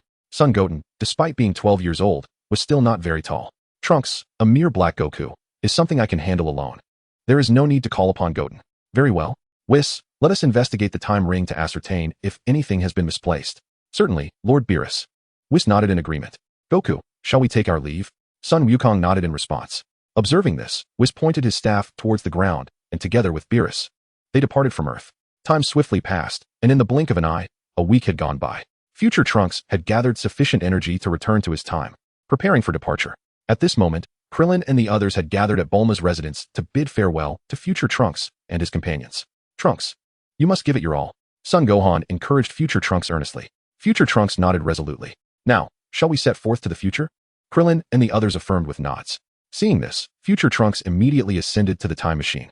Son Wukong and Vegeta followed suit, entering the confines of the time machine. Due to the limited space within, the three found themselves quite cramped. Father, Uncle Goku, shall we embark? Indeed. Son Wukong replied affirmatively. Upon hearing this, future Trunks promptly pressed the activation switch. The time machine soon whirred to life and vanished from sight. After an indeterminate span, the time machine reappeared in a desolate landscape strewn with ruins. This was indeed the future timeline. Future Trunks surveyed his surroundings, opened the time machine, and descended to the ground with Son Wukong and the others. Having learned from past experiences, future Trunks swiftly stored the time machine away in a universal capsule once all three had exited. Just then, a shadowy figure emerged unexpectedly. It was none other than Black Goku. We meet again, Son Wukong. Indeed. Son Wukong replied with a smile. Vegeta snorted disdainfully. Kakarot. The last encounter was between you and him. This time, it shall not be left to you. Son Wukong chuckled lightly. Vegeta, must you be so particular? Regardless of who fights him, the outcome remains the same. Vegeta snorted once more, his fists clenched with intensity. With a tremendous roar, Vegeta transformed into Super Saiyan Blue. What? Black Goku exclaimed in astonishment, sensing a divine aura emanating from Vegeta. Boom. Just as Black Goku was taken aback, Vegeta's figure flickered, and, in an instant, he appeared before Black Goku, delivering a powerful blow to his abdomen. Black Goku let out a piercing scream, spitting out a mouthful of bile. Seizing the opportunity, Vegeta unleashed a flurry of punches like lightning towards Black Goku's face and body. Under Vegeta's relentless assault, Black Goku staggered backward, emitting anguished cries. Suddenly, Vegeta vanished from sight, reappearing behind Black Goku, and struck down with both fists against Black Goku's back. Bang! With an incredibly thunderous sound, Black Goku was sent crashing to the ground, causing a massive cloud of dust to erupt from the impact. Seizing the opportunity, Vegeta unleashed a barrage of energy waves from his hands, striking the ground with tremendous force. Boom, boom, boom. With each resounding explosion, Black Goku was struck by the energy waves, emitting agonizing cries. The ground, battered by Vegeta's assault, was soon enveloped in thick smoke. As the haze dissipated, it revealed a vast, deep crater, within which lay a disheveled Black Goku. With a disdainful snort, Vegeta descended from the air and approached Black Goku. At that moment, a figure with green skin, clad in the attire of a Supreme Kai, and sporting a striking white punk hairstyle, soared toward them from the distance. His name was Zamasu, the trainee Supreme Kai of Universe 10. Is that attire truly that of a Supreme Kai? Goku mused, mistaking Zamasu's presence as a sign of assistance. Future Trunks, however, furrowed his brow, sensing an unfriendly aura emanating from Zamasu, despite his familiarity with the Supreme Kai. Suddenly, an idea struck him. Uncle Goku. This person's energy feels remarkably similar to Black Goku's. Indeed. Goku nodded gravely. At that moment, Black Goku rose from the ground and shot into the sky with great speed. You've arrived. He called out to the approaching Zamasu. Zamasu acknowledged him with a nod, then turned his gaze to Goku and the others. Goku, Vegeta, and Trunks. Chapter 98, Chaos in Battle. Black Goku nodded, confirming their alliance. Future Trunks, his expression serious, inquired, and who might you be? Zamasu smiled, introducing himself. My name is Zamasu. Zamasu? He nodded affirmatively. What is your connection to Black Goku? I am him, he is me. You are him, he is you? What does that mean? Goku asked, perplexed. Uninterested in explaining to Goku, Zamasu turned to Black Goku. Shall I deal with Goku, or will you? I will handle Vegeta first and settle the score. Very well. Zamasu agreed. After their brief discussion, Black Goku clenched his fists tightly, exuding an astonishing aura as he ascended rapidly. With a thunderous roar, Black Goku was enveloped in flames of energy, his aura shifting from deep red to light red and purple, with his hair transforming into a rose-red hue. Standing upright like a Super Saiyan, his eyes lost their contours, the pupils and irises shifting to a grayish-white, while his aura crackled with electric sparks. This transformation was known as Super Saiyan Rose, a unique form of Black Goku. What is this? Goku exclaimed in astonishment. This is called Super Saiyan Rose. Black Goku replied with a smirk. Super Saiyan Rose. Goku echoed, as Black Goku charged toward the ground where Vegeta awaited. Vegeta snorted dismissively and surged forward to meet Black Goku. In the blink of an eye, the two figures found themselves face to face, their fists and feet clashing like lightning in an intense aerial battle. The sky reverberated with an array of thunderous sounds. Meanwhile, Zamasu charged towards Goku, who shouted fiercely and rushed to meet him. In no time, Goku arrived before Zamasu, his fists moving like the wind as he launched his attack. Zamasu swiftly evaded, retaliating with a powerful strike from his right fist aimed at Goku. With a resounding impact, Zamasu's fist connected with Goku's face, causing him to cry out in agony as he was sent flying backward. With a disdainful snort, Zamasu gathered a purple energy sphere in his right hand and hurled it at Goku. Startled, Goku quickly raised his arms to defend against the incoming attack. A tremendous explosion erupted in the sky as the energy sphere detonated, enveloping the area in thick smoke. Suddenly, a loud shout emerged from the haze, and a golden aura appeared, dispersing the smoke to reveal a figure, none other than Goku, transformed into a Super Saiyan. With a triumphant cry, Goku surged forward like a bolt of lightning towards Zamasu. Not to be outdone, Zamasu charged at Goku as well. In an instant, Goku was upon Zamasu, his fist striking with unparalleled speed. With his transformation into a Super Saiyan, Goku's speed and strength surged dramatically. Before Zamasu could land a blow, Goku's right fist struck his face with tremendous force, tilting Zamasu's head back. Seizing the opportunity, Goku unleashed a flurry of punches upon Zamasu's body, who staggered back, emitting cries of distress. Dad, Uncle Goku. Future Trunks, watching the fierce battle, hesitated, uncertain whether to intervene. Just then, Zamasu was sent crashing to the ground like a meteor, creating a massive cloud of dust upon impact. On Vegeta's side, Black Goku, having transformed, exhibited a significant increase in power, yet he still found himself at a disadvantage. With a violent crash, Black Goku, like Zamasu, was forcefully driven to the earth, stirring up a great cloud of dust. Excellent, Dad, Future Trunks exclaimed, filled with joy at seeing Vegeta maintain the upper hand. After a short while, as the dust settled, a colossal crater revealed itself on the ground. Black Goku, glaring up at Vegeta, clenched his teeth.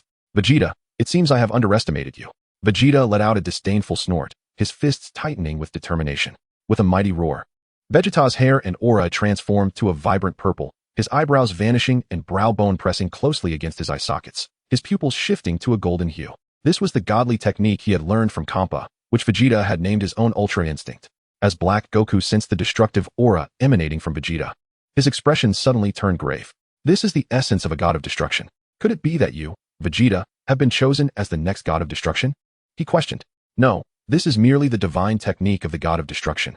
Black Goku clenched his teeth upon hearing this.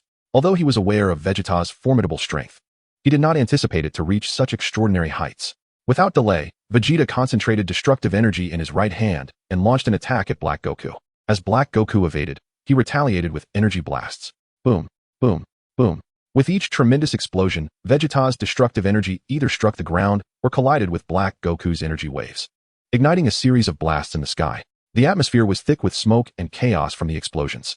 After a brief exchange of attacks, Vegeta instantaneously appeared before Black Goku, his fists moving with lightning speed as they struck towards him. Taken aback, Black Goku barely had time to react before Vegeta's right fist landed heavily on his face, causing his head to tilt back. Following this, Vegeta's fists rained down like light upon Black Goku's face and body. Black Goku staggered back, emitting agonized cries with each blow. Suddenly, Vegeta's right fist crashed into Black Goku's chin, sending him soaring into the air. In quick succession, Vegeta amassed a colossal surge of destructive energy and directed it at Black Goku. Alarmed, Black Goku raised his arms to shield himself from the impending attack. Bang! The destructive energy struck Black Goku, propelling him upward. Damn it! Black Goku seethed, his heart brimming with rage as he confronted the destructive force. Yet, he was not one to concede defeat easily. With a thunderous roar, Black Goku unleashed a formidable aura that pushed the destructive energy downwards. Vegeta scoffed, raising his hands with all his might to counter the force, pushing the destructive energy back. As Black Goku witnessed this, fear finally flickered across his face. Just then, Zamasu, engaged in battle with Goku, suddenly halted and flew to Black Goku's side to withstand the destructive energy together. Boom! With an earth-shattering explosion, the destructive energy erupted in the sky, giving rise to an immense purple storm that swept across the surroundings. Goku and the others shielded themselves from the violent winds, as a thick cloud of smoke engulfed the entire sky. Future Trunks remarked, "Has it been eradicated? I don't think it has." With a solemn expression, Son Wukong spoke. As his words faded, the thick smoke in the sky gradually dispersed, revealing two figures. These two were none other than Black Wukong and Zamasu. Vegeta was taken aback. How could this be possible? The destructive energy he had just amassed was his utmost power, yet it failed to vanquish Black Wukong. Observing Vegeta's astonishment, Black Wukong couldn't help but chuckle. Vegeta, are you surprised that your attack did not end my life? Allow me to divulge the truth. Zamasu is immortal. Immortal? Vegeta echoed in disbelief. Indeed, when that energy exploded, I too believed I was doomed. Fortunately, Zamasu shielded me, significantly diminishing the explosion's impact, allowing me to survive. Vegeta retorted. So, you are not truly immortal? Correct. However, you no longer possess the opportunity to eliminate me, Black Wukong proclaimed, gesturing to Zamasu to engage Vegeta. The two shared a silent understanding. Upon receiving Black Wukong's signal, Zamasu swiftly lunged at Vegeta. Vegeta raised his right hand, gathering a golden energy wave, and launched it towards Zamasu. With a thunderous roar, the energy wave struck Zamasu, enveloping him in a cloud of black smoke. Yet, in a moment, his form reconstituted before Vegeta's eyes. Zamasu smiled, observing Vegeta. Indeed, I am truly immortal. Vegeta's expression darkened. Had he known of Zamasu's immortality beforehand, he would have learned the God of Destruction's technique from Kampa, a move capable of obliterating anything, even human souls. However, the battle had already begun, and he needed to devise another strategy to defeat Zamasu. With this thought, Vegeta shouted to the future Trunks on the ground. Trunks, you handle this foe while Kakarot and I deal with Black Wukong. Despite Zamasu's immortality, his strength was not formidable, making him a suitable opponent for future Trunks. Understood, father. Future Trunks replied, tightening his grip. With a mighty roar, future Trunks transformed into Super Saiyan 2. You think 2 can take me on? Black Wukong laughed, gathering a purple energy blade in his right hand and charging towards Goku. Goku bellowed, transforming into Super Saiyan Blue. Just then, Black Wukong reached Goku, thrusting the purple energy blade towards him. Goku deftly evaded the strike with a quick movement. Bang! After transforming, future Trunks swiftly drew his sword and swung it at Zamasu. In response, Zamasu conjured a purple energy blade with his right hand to block the incoming strike. Yeah! Future Trunks shouted, exerting all his strength to push Zamasu back. Vegeta, witnessing this, immediately turned his gaze towards Goku. At this moment, Sun Wukong was deftly evading the energy blades of Black Wukong while simultaneously launching an attack. With a resounding thud, Sun Wukong executed a powerful side kick, sending Black Wukong hurtling to the left. Enraged, Black Wukong unleashed a furious slash of his violet energy blade towards Sun Wukong. Startled, Sun Wukong quickly raised both hands to intercept the attack. With a mighty roar, he lifted his arms, redirecting Black Wukong's energy blade and sending it spiraling away. Taken aback, Black Wukong halted midair, regaining his balance. Suddenly, Vegeta made his move, charging at Black Wukong. Vegeta, Sun Wukong exclaimed in astonishment. Ordinarily, they refrained from interfering in each other's battles. Yet this time, Vegeta boldly entered the fray. Sun Wukong was not the only one surprised. Black Wukong glared at Vegeta with clenched teeth. With a fierce shout, Black Wukong raised his energy blade, lunging towards Vegeta. In a swift motion, Vegeta sidestepped and delivered a powerful punch to Black Wukong. A deafening crack echoed as Black Wukong was propelled backward like a projectile. The force of his impact shattered several buildings behind him. Vegeta, with a mighty roar, gathered an immense destructive energy in both hands and directed it at Black Wukong. Alarmed, Black Wukong quickly executed an instant transmission to evade the attack. The destructive energy missed its mark, exploding in the sky thousands of meters away. The cataclysmic sound reverberated, shaking the very ground of the earth and the surrounding space. The explosion churned the nearby ocean violently, and a colossal purple tempest erupted, sweeping outwards. Had Vegeta's destructive energy struck the ground, the earth would have surely met its demise. Instant transmission. Vegeta, realizing his ultimate attack had been dodged, wore a look of shock. He had not anticipated that Black Wukong could also utilize instant transmission. Damn! Black Wukong regarded Vegeta with a newfound wariness. If he had not evaded that destructive energy, he might have met his end. Vegeta, preparing to continue his assault against Black Wukong, noticed that his own form had reverted back to Super Saiyan Blue. Vegeta. Sun Wukong gasped in disbelief. Upon witnessing this, Black Wukong couldn't help but chuckle. Vegeta, it seems you can no longer maintain that form. But so what? I can still annihilate you. With that declaration, Vegeta charged forward towards Black Wukong.